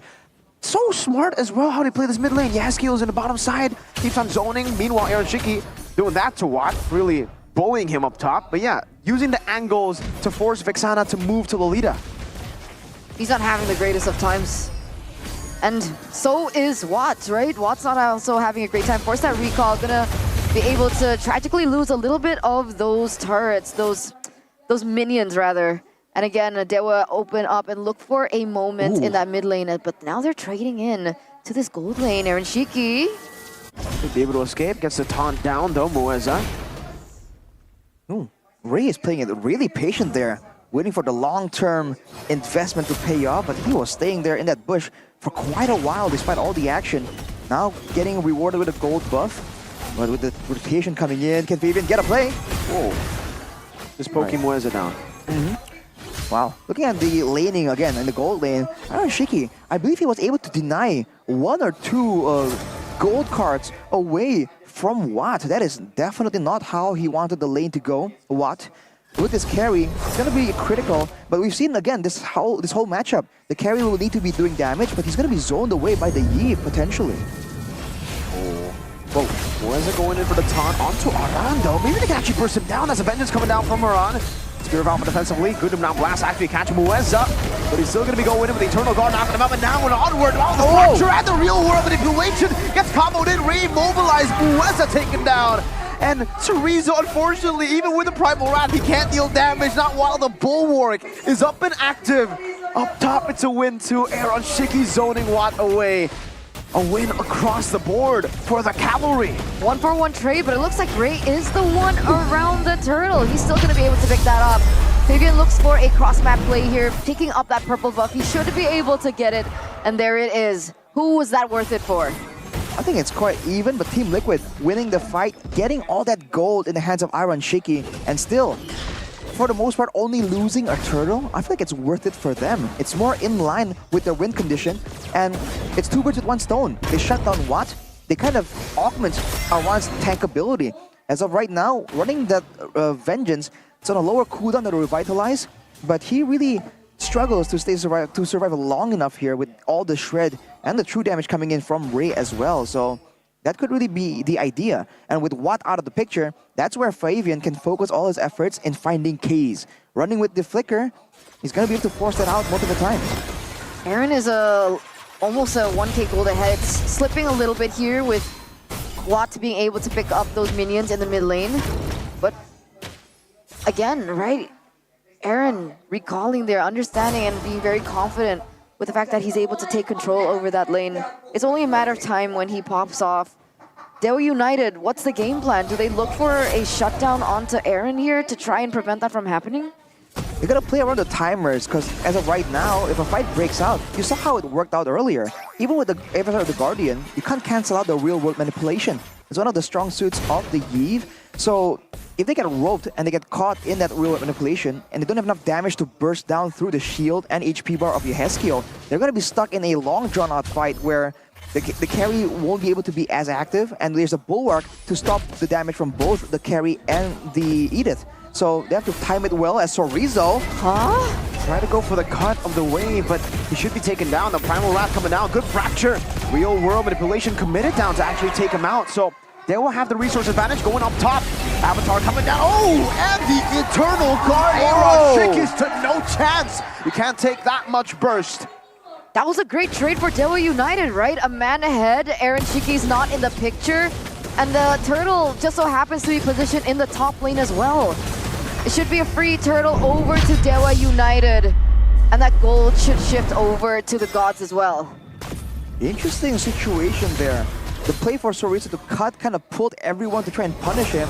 It's a great choice for Daewoo though to try and get the play. But you would expect that Iron would know that eyes are on him.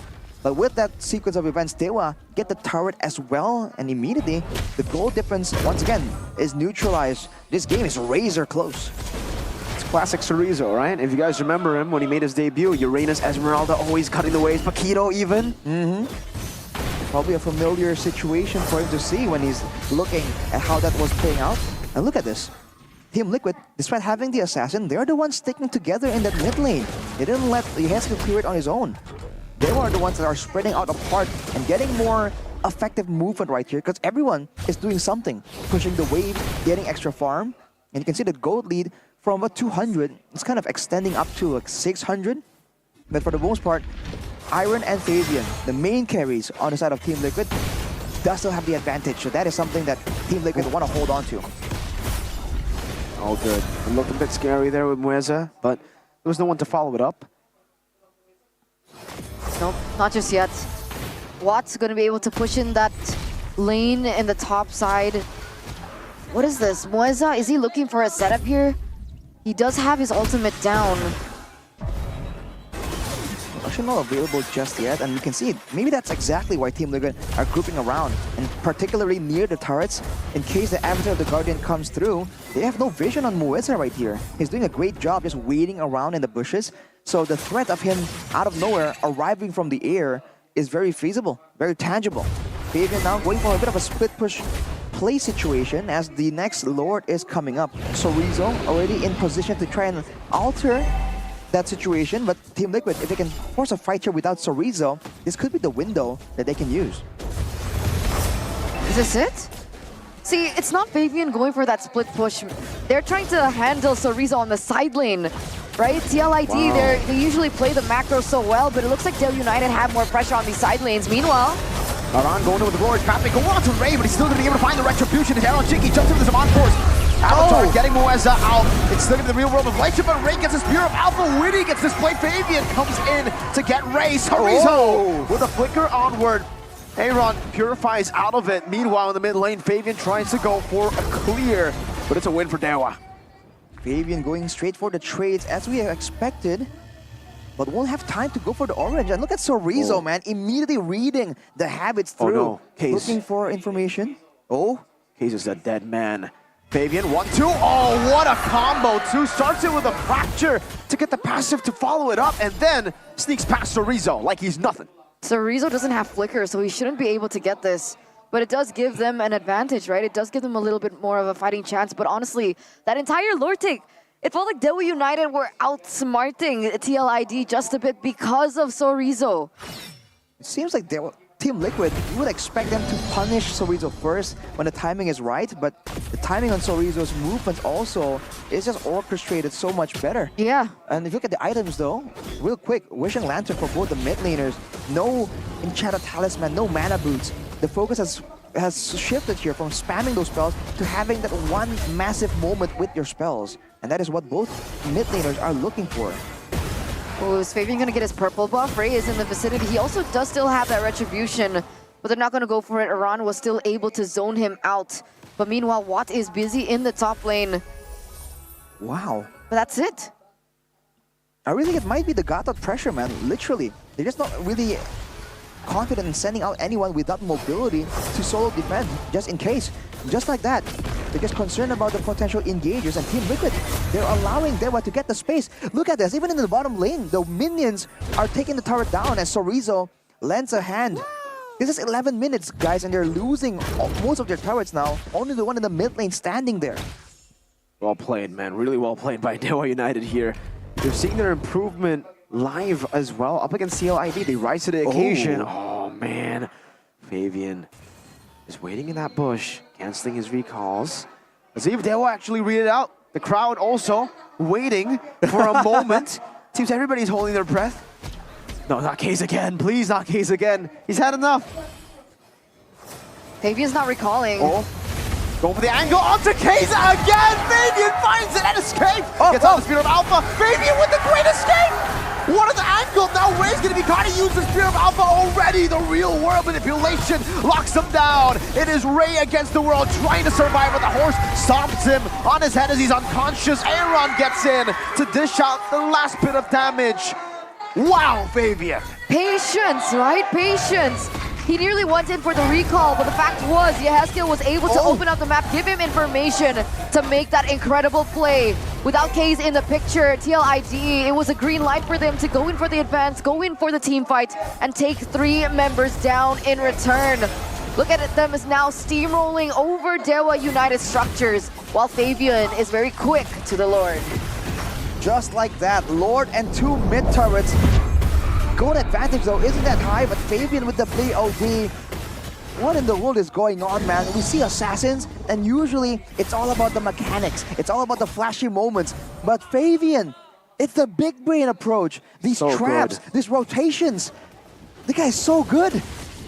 Now with the Lord coming through, 1k gold lead, Team Liquid are gonna get at least 2 turrets. The wave on the top side isn't even managed just yet. It was definitely gonna get taken down.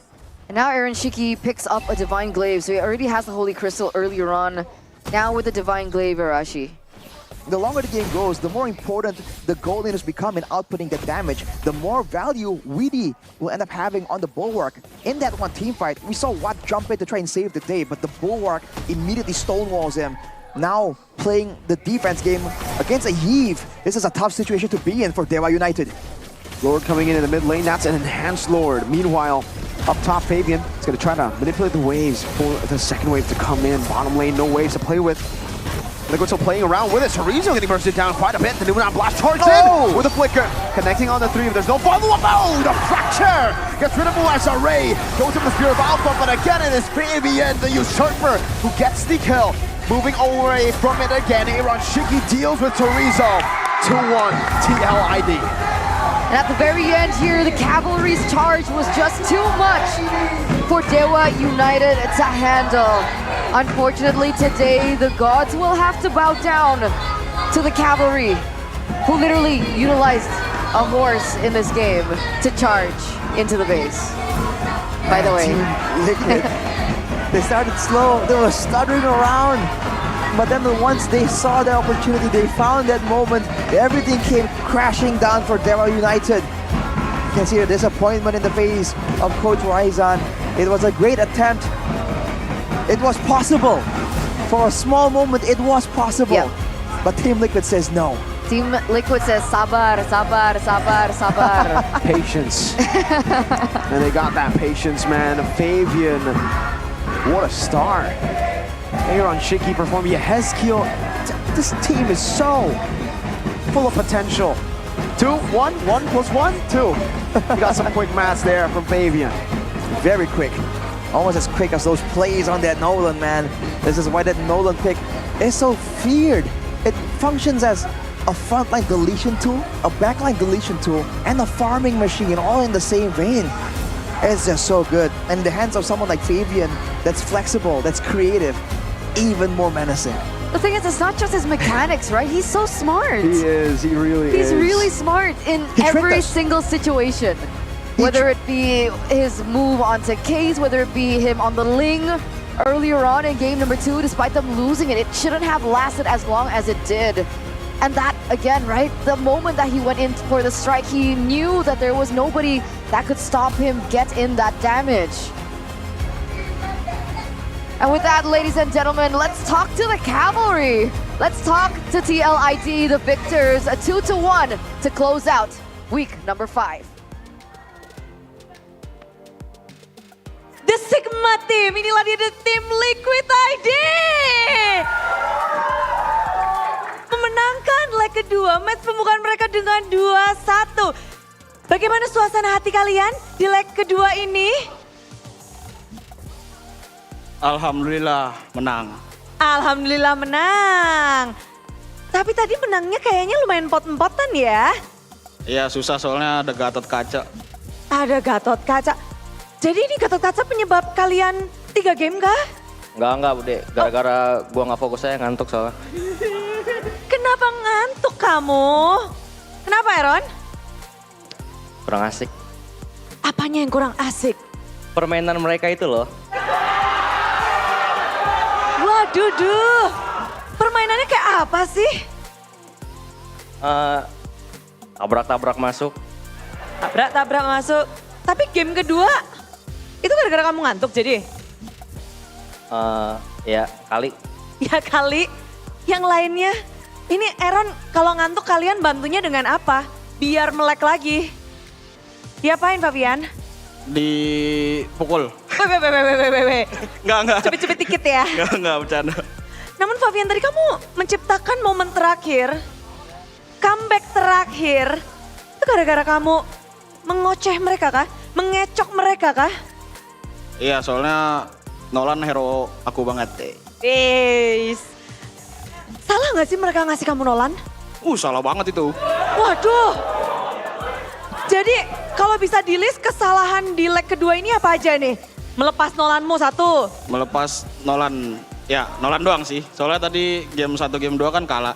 Maksudnya game 1 kurang ini kan, aku kurang tampil. Terus game 2 kalah. Nah terus game 3-nya dikasih Nolan, ya udah menang deh. Asik deh, happy deh. Happy dong. Lebih happy mana? Fanny apa Nolan? Tetap Fanny. Tetap Fanny. Oke, bakal dilepas gak sih? Kamu ngarepin gak sih ada tim yang berani ngelepas Fanny-mu? Gak ada yang berani. Yang berani cuma yang ada mental aja sih. Waduh, tim mana yang punya mental, yang berani melepas? Fanny dari Fabian. Kita nantikan ya, diharapkan ya. Tapi kalau ngomong-ngomong tadi Gatot Kaca disebut-sebut berarti Widi ini. Widi menghadapi Gatot Kaca kembali di panggung MPL Indonesia. Widi, bagaimana kamu menghadapi Gatot Kaca di match ini? Yang kali ini agak susah sih, soalnya waktu lawan Gatot, match up-annya anak kecil semua hero-nya. Gak bisa ngapa-ngapain. Kali ini lebih karena hero kalian anak-anak kecil? Iya, hero-nya Angela kan tadi, gak bisa. Jadi hanya bisa berpasrah? Ya, mereka masuk cuma bisa lempar lope-lope dong. Lempar lope-lope. Tapi kan kamu udah melawan berarti melihat Gatot Kaca di sini kayaknya lagi lumayan populer ya. Apa sih yang mungkin kamu bisa lihat perbedaan kayak yang mempopulerkan bisa dibilang Baloiski, lalu tadi dimainkan oleh Mueza. Bagaimana kamu melihat dua player ini dengan Gatot Kacanya? Ya bagus-bagus aja sih, mereka kan memaksimalkan potensinya kan. Terus juga timnya juga keren, bisa menyesuaikan gitu dengan strat Gatot Kaca. Soalnya kan emang hero-nya underrated gitu kan. Widi bakal pakai Gatot Kaca nggak nanti? Tergantung tim sama coach sih, ngebolehin apa enggak. Tergantung tim dan coach. Tapi kalau Widi mau-mau aja ya? Saber pun gas. Saber pun gas. Wow, Widi seperti tak ada takutnya memakai hero apapun berarti nih. Sesuai kebutuhan tim aja sih. Sesuai kebutuhan tim, semuanya dipersiapkan oleh Widi. Tapi untuk melawan Dewa United, Budi lihat kamu sebagai mastermind di sini. Dengan kacamatamu, tesing. Apa yang kamu katakan? Atau apa yang kamu rencanakan saat melawan Dewa United? Enggak sih, langsung mikirin besok libur mau kemana. Weh, ini karena saking pedenya kah? Enggak juga sih. Enggak. Mau kemana emang? Ya, tergantung lah besok mau bonding kemana kita. Tergantung mau bonding kemana. Oke. Namun di sini Haran juga 2-1 Aran di leg kedua. Leg pertama 2-0 loh Aran. Apakah ini menandakan bahwa Dewa United atau tim-tim sudah mulai membaca kalian? Enggak sih udah. Tadi game 2 emang bukan Dewa yang jago sih, kitanya aja yang banyak mistake gitu doang. Banyak mistake. Yeah. Lalu game 3 juga nyaris banget tuh. Mistake-nya terjadi lagi kah? Game 3 emang enggak sih, emang udah apa ya? Emang harus defensif aja sih tadi mainnya. Jadi kayak mereka kan hero-heronya agresif kan. Jadi kayak kita emang sesuai gameplay kita aja. Tapi sesuai rencana berarti? Ya sesuai rencana kita. Oke, berarti pembukaan leg kedua 2-1 melawan Dewa. Next week ini yang seru banget nih. Ada Rebellion dan juga Fnatic Onyx di hadapan kalian. Menjadi minggu yang seperti apa nih untuk tim Liquid ID? Onyx XP baru lagi kan, jadi menantiin lah lawan Onyx nanti gimana. Nanti kan, siapa Aran yang bakal jadi lawanmu nanti? Lutfi atau? Dua-duanya aku siap. Dua-duanya siap? Ya. Nggak ada gentar sama sekali? Nggak, udah aman. Nggak ada, oke. Gimana kalau dengan Yeheskel? Ya Bre. Next week akan ada 2. Minggu ini di leg kedua pembukaan kalian 2-1. Apakah menandakan bahwa ini tim-tim semakin kuat? Iya semakin kuat Dewa. Dewa semakin kuat. Dan bagaimana nih, tim-tim MPL juga kayaknya makin ketat dari SKL. Bagaimana supaya bisa terus keep up dan apa sih mungkin goals dari tim Liquid di leg kedua ini? Apakah top 2 atau? Lolos upper bracket. Lolos upper bracket. Ya Bre. Satu tim semangat mencari itu. Ya semangat Bre. Semangat mencari upper bracket. Bisa? Pasti bisa. Pasti bisa. Ya SKL sudah berucap pasti bisa. Bude sih percaya ya. Tapi bagaimana dengan Iron Sigi? Apa motivasi terbesarmu nih untuk season 14 Iron Sigi? Apa? Motivasi terbesar di season 14 ini mungkin di leg kedua. Mainnya menang. Nah. Menang. Next week ada Rebellion dan juga Fnatic Onyx di depan mata. Ya. Ngelihat mereka seperti apa? Seperti tim e-sport. Seperti tim e-sport. Wow, terima kasih kita baru tahu. Lalu, melawan mereka, apa yang harus kita nantikan dari Iron Siki dan juga tim Liquid ID? Ada yang mau disampaikan mungkin untuk kedua tim ini? Good luck, have fun. Iron Siki, halo. Ya halo Bude. Closingan dong. Minggu kelima, silahkan ditutup. Ya terima kasih yang udah nonton MPL ID season 14 untuk week kelima ini. Dan jangan lupa nonton kita di week ke-6. Terima kasih. Terima kasih. Begitu ceria tim Liquid ID hari ini. 2-1 mereka dapatkan. Namun beri tepuk tangan untuk tim Liquid ID.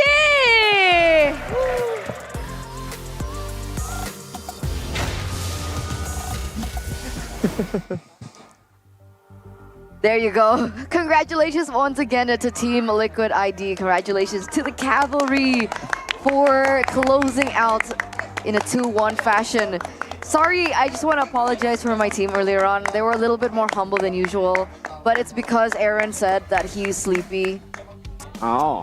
He and said, Witty wants to go on a holiday. yeah, so Dewa was like, Dewa's gameplay made them sleepy, essentially. He said all they That's did. what he said. All they did was just go in. Go in. Exactly. It was so boring. You know what? I actually agree. That's what I've been saying for the longest time for Dewa too. They're just looking for fights across the board. And hey, Liquid, even Aran said, because Bude asked him the question, what happened? Like one, you guys got the win 2-0. Is it Dewa improving? Is it the other teams finally getting a read on you? And I was like, nah, we just messed up in game number 2. We made a few too many mistakes. I love that. It was that moment though where the great escape from Favian. That was such a big moment right here. It seems like Team Liquid were getting an advantage, but still, deep down, you kind of feel like, oh, Dewa can still come back from this. But once that play happened, you kind of knew that, man, that was the linchpin, man. And this man right here, Flavor Fave, the usurper, player of the match, presented by the official tournament smartphone, the Samsung Galaxy A55, A35 5G.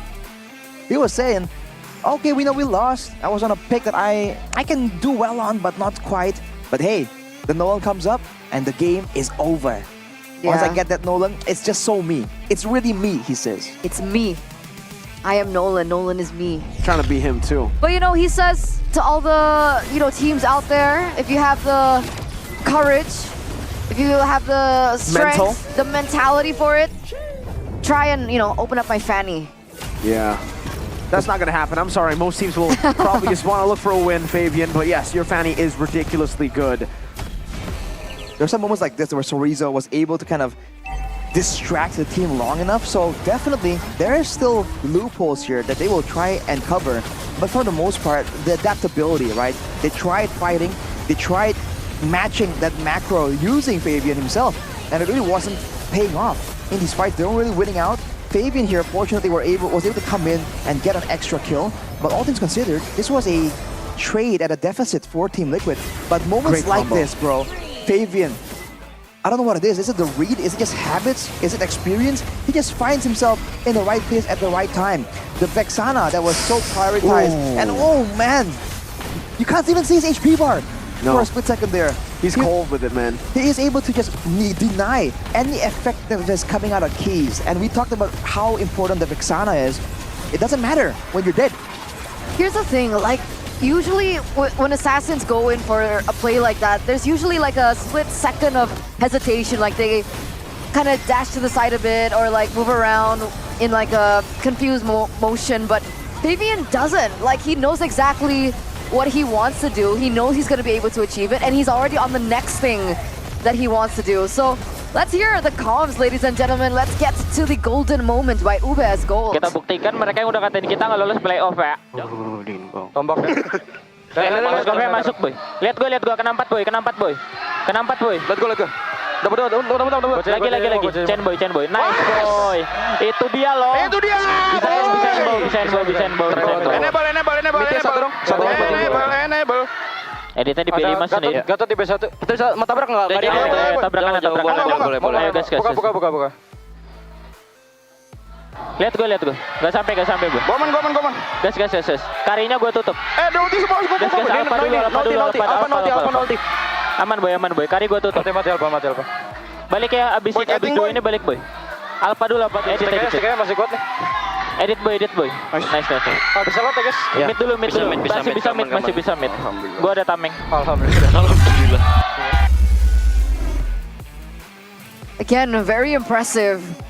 Even in the comms as well, we heard everyone giving a little bit of information here and there, but the main shot call was still with Witty. Would it mention, Witty, the shot caller. Witty. He's the mastermind. He is. Mastermind Witty. He's MM. There's so many MMs nowadays. Lim Kocho, Mastermind Witty. That's MW. Who's the mastermind in Money Heist? I don't even watch that. I did not watch. You guys don't watch Money Heist? I did not. Oh, wow. I prefer my shows to be in English or Japanese. Man, a little bit disappointed there, Miracle. But there it is, 14 minutes and 4 seconds is all it took for Team Liquid to go for it. And I like that they are also very level-headed, right? Yeah. TLID, it's not like they're overconfident. Sabar. No. We don't hear that. We don't hear that at all. But it's really cool to see Weedy go like, yo, let's prove to everyone, man. They said we can't make it to playoffs. Let's get it done. Who was the everyone though? I'm really wondering. The shot caller? No, who was the everyone that said they wouldn't make it to playoffs? Like this roster. I don't know. I have no idea. I haven't heard Because I it. can't relate. I don't think I've ever said that, you know, like, oh, this team ain't making Oh, it, I thought you bro. meant like I can't relate because our Q's like. Messy. Okay, Nah, hang on a minute. I did not say that. Show off. Oh man, look at that goal difference over time though. That massive dip in the end, man, because of what Fabian, that's what Fabian did. What he did, he literally created a trench in the world with what he did. Yeah, literally opened up a fracture. Quite literally. That's why the Nolan is really him. And you can see it in real time. That hill, the red hill you see right there, is the moment where Dewa made a play. And that duration is all it took for Team Wicked to say, you know what, they're doing this. If we do this, we come out on top. Adaptation. That adaptation is crazy. We've seen it again and again. But bro, that is insane. It's loco, man. Ese. It's crazy, man. It's crazy. What is bro. that? It's loco. Is that loco, man? Is this loco? Why is it that? Why do you have to do this? It's like loco. That looks more like you're Is it loco like this? You know, like yeah. What is But this? like, you know, let's talk about this instead. Onion rings. Audience highlight Dewa Haikal. Thank you so much, by the way. Dewa How Haikal. can Dewa make a comeback in the next match? His insight is actually Dewa's gameplay is quite good, in my opinion. But TLID's macro play is really impressive. Maybe Mueza and I need to be more active. And I? Wait. Haikal? Wait. Who? Hey, who? are you, Haikal? To Are you K's? avoid repeating the same mistakes in the future, this lineup is good. It just needs to be developed further. Keep up the spirit, Dewa team. Dewa Haikal? Okay, Haikal, we know. It's a who little you- sus. You try to infiltrate the system, huh? K's or Ray? Who is it? Sorizo? We have to get to the bottom of this, man. Someone. Maybe it's Mueza. He's trying to basically show that he isn't Mueza. That's why he said Mueza and I. You sneaky Mueza. The Dewa mind Haikal. games. We know who you are, Dewa Haikal. We'll find out. We'll we have the find resources, out. bro. We'll find you. And we won't kill you though. That sounds really we will scary. find you. We will find you. But I unlike don't- Liam Neeson, we won't kill you. I didn't say any of that. don't Yeah. think that we will find him. I mean, like, we'll We will. know who he is, but we're not gonna like look for him. We will. We Me will. and Arashi, Yeah. we will get We're to on the a bottom mission. of this. I'm with detective. Weighty on this. I just want to know where I'm going tomorrow. Well, you know, different priorities, man. I want to know who Dewa Haikal is. Yeah. Because he said I. That's the only reason that we want to find out. It is a little bit sus. I have Very to be sus. honest. A little bit.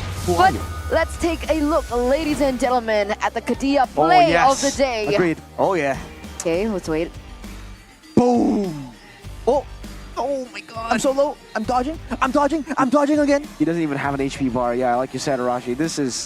That is so clean. It is so, not even close, baby. You can just hear his voice line, right? As he runs away with 0 HP. Not even close, baby. Gets out of there. And we were talking about this when we were seeing the golden moment. Dude, like He was cold. He was just like, he yeah, got in. He I'm got out, the I'm out. kill. He caught everyone by surprise. Got them to move forward, backwards. And then Mueza, the whole time, the Gatot was a bit of a problem. Mueza used the Avatar the Guardian backwards to try and catch him, and it didn't work.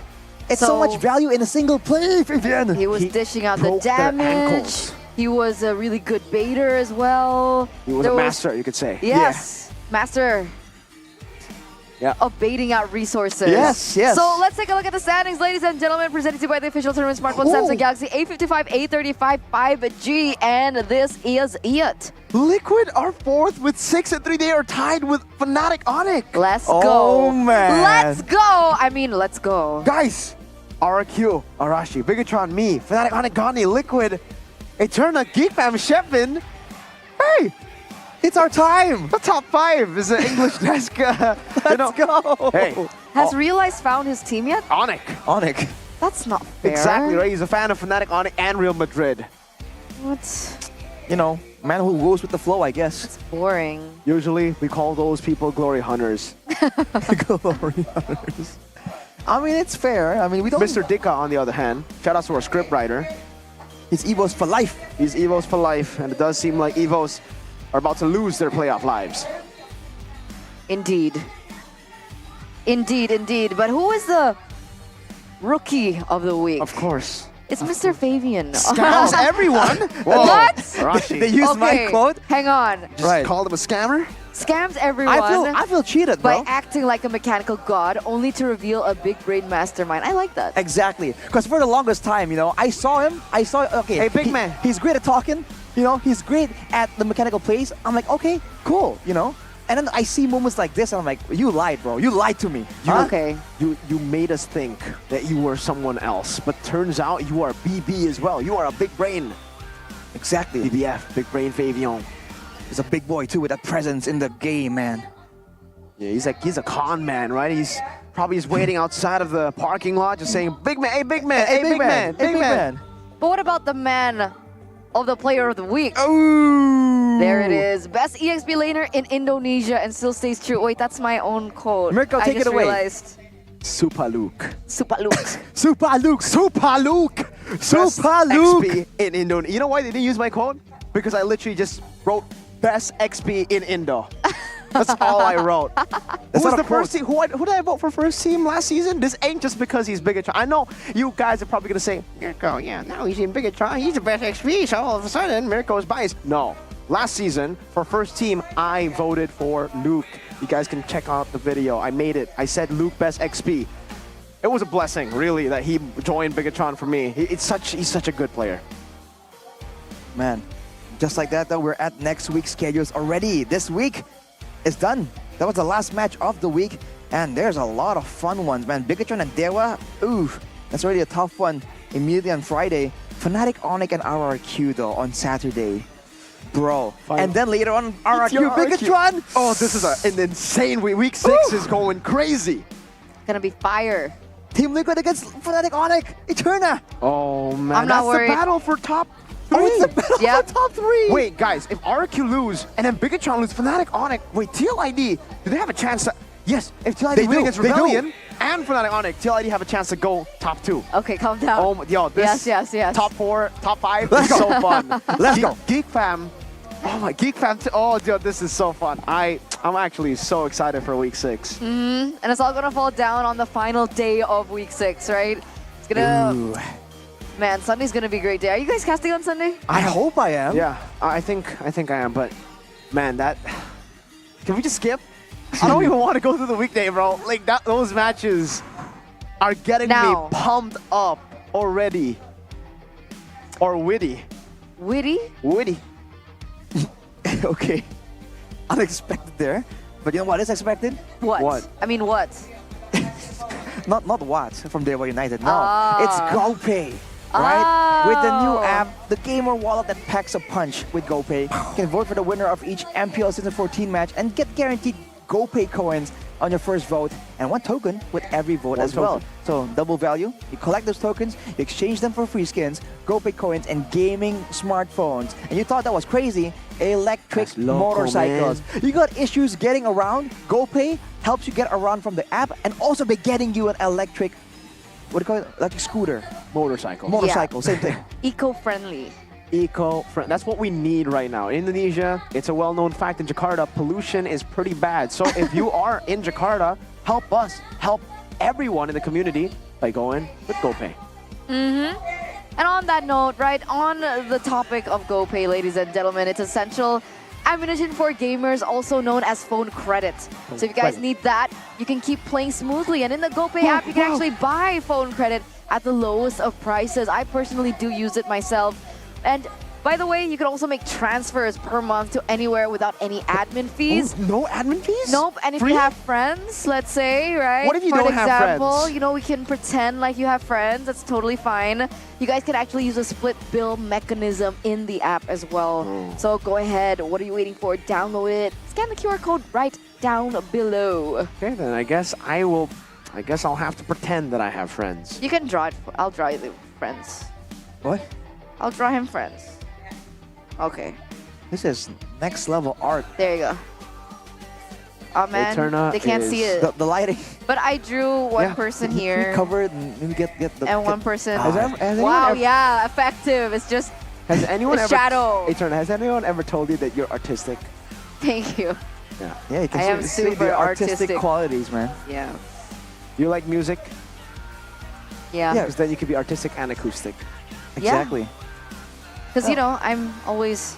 Meant to be challenged. Yes, exactly. Official merchandise, by the way, from Erigo, you know. Wherever you saw, Onwawa rocking it on the Oh caster yeah, he desk. was yesterday. So literally everywhere you go, Yeah. wherever you I'll go, tell you after this, right? whenever you go, Erigo is There we the go. answer.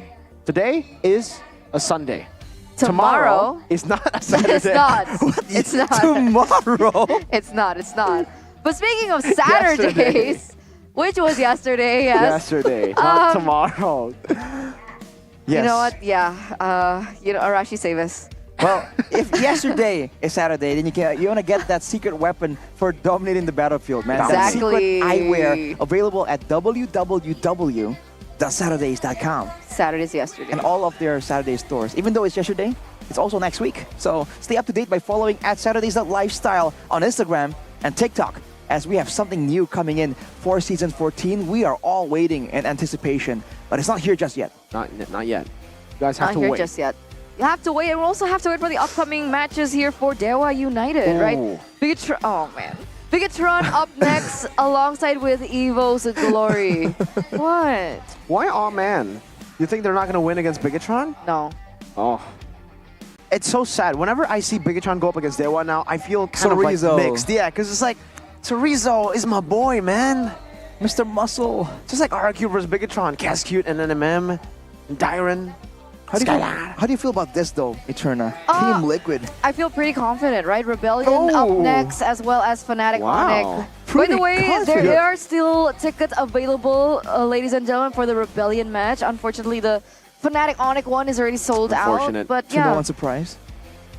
I hope I'm casting this with Gani. I'd Oh, love that would be that. such a good Then moment. you guys are going to have to be, you know, kind of, you'll have to sit on the right. Ghani's going to have to sit in the, all the way in the left. Someone's going to have to, you know, referee that It's fine. matchup. I'll anchor from there. Okay. Okay, there you go. Let's hope. Let's hope. If we're not there, right? I think next week, even if you're not really on duty, we're Right, gonna tickets. find a way to get here, man. Those are some fire matches that we cannot afford to miss out. And you guys shouldn't miss out on it too. Fire. Get the MPL Season 14 tickets here. Only on their website, right? Regular season from August 9th to October 6th, 2024. And you get a 10% discount and 10K GoPay coins cashback for a limited quota if you pay with GoPay. That's why we were talking about GoPay earlier. The tickets start from 85K. 10% of that, I can't do math. Me neither. 8.5. Yeah. I said it Put first. the decimal point down. Is it just 8.5? Yeah, 8.5K cashback. Yeah. Go pay coins. Yeah, okay. Value. Just put the decimal. I'll take it.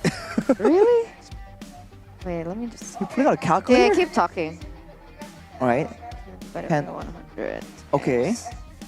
They are 80 what? actually bringing up a calculator. 85,000. 000. Yeah, it's 8.5. I was just making sure. Really? You know, it's Luckily, you it's have a for you Samsung guys. phone. It's for you guys to learn. You know, you don't always absorb everything that you hear. All right. Please don't absorb what Don't like. some don't of the do things that. we say. Yeah. So Yeah. my name is Eterna, I'm Mirko. and he is. Arashi. And we're gonna be signing out for this week. We'll see you next week for week number 6 for MPL ID season 14. We own this. Budokan Monster, yay.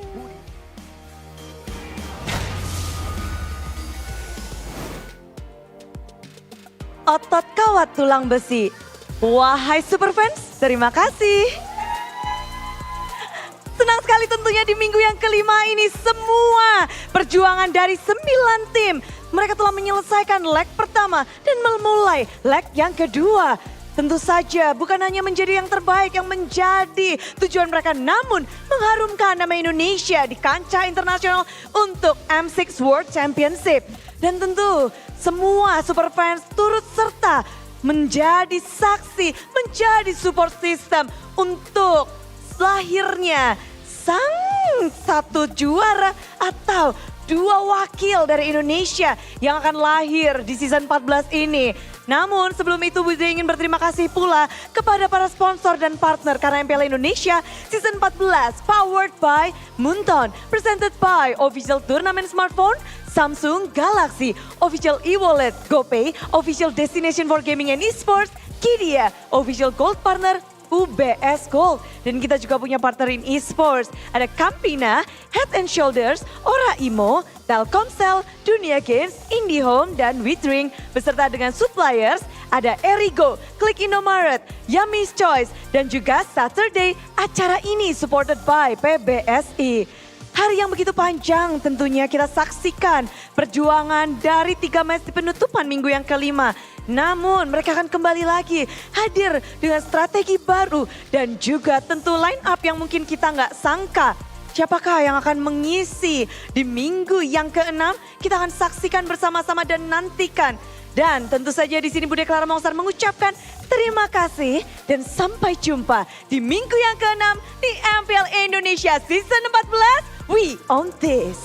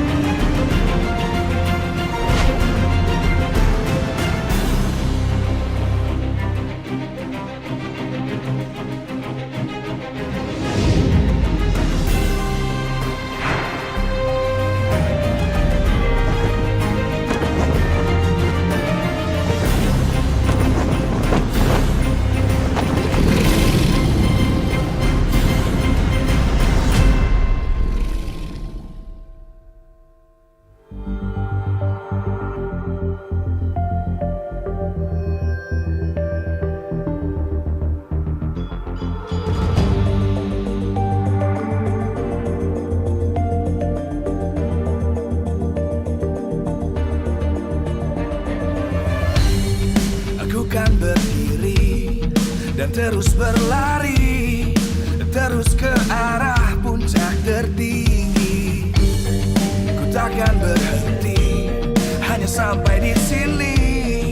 Kemenangan abadi menanti. You know we won't miss if we unite our focus. And if you haven't noticed, we all live. Nyalakan apimu, hadapi semua tantangan, hadang semua serangan, jatuh bukan halangan. Bakar semangatmu, janganlah engkau menyerah. Kita akan buat sejarah. We all this, we won't miss. We all this, we won't miss. Saatnya beraksi, jalani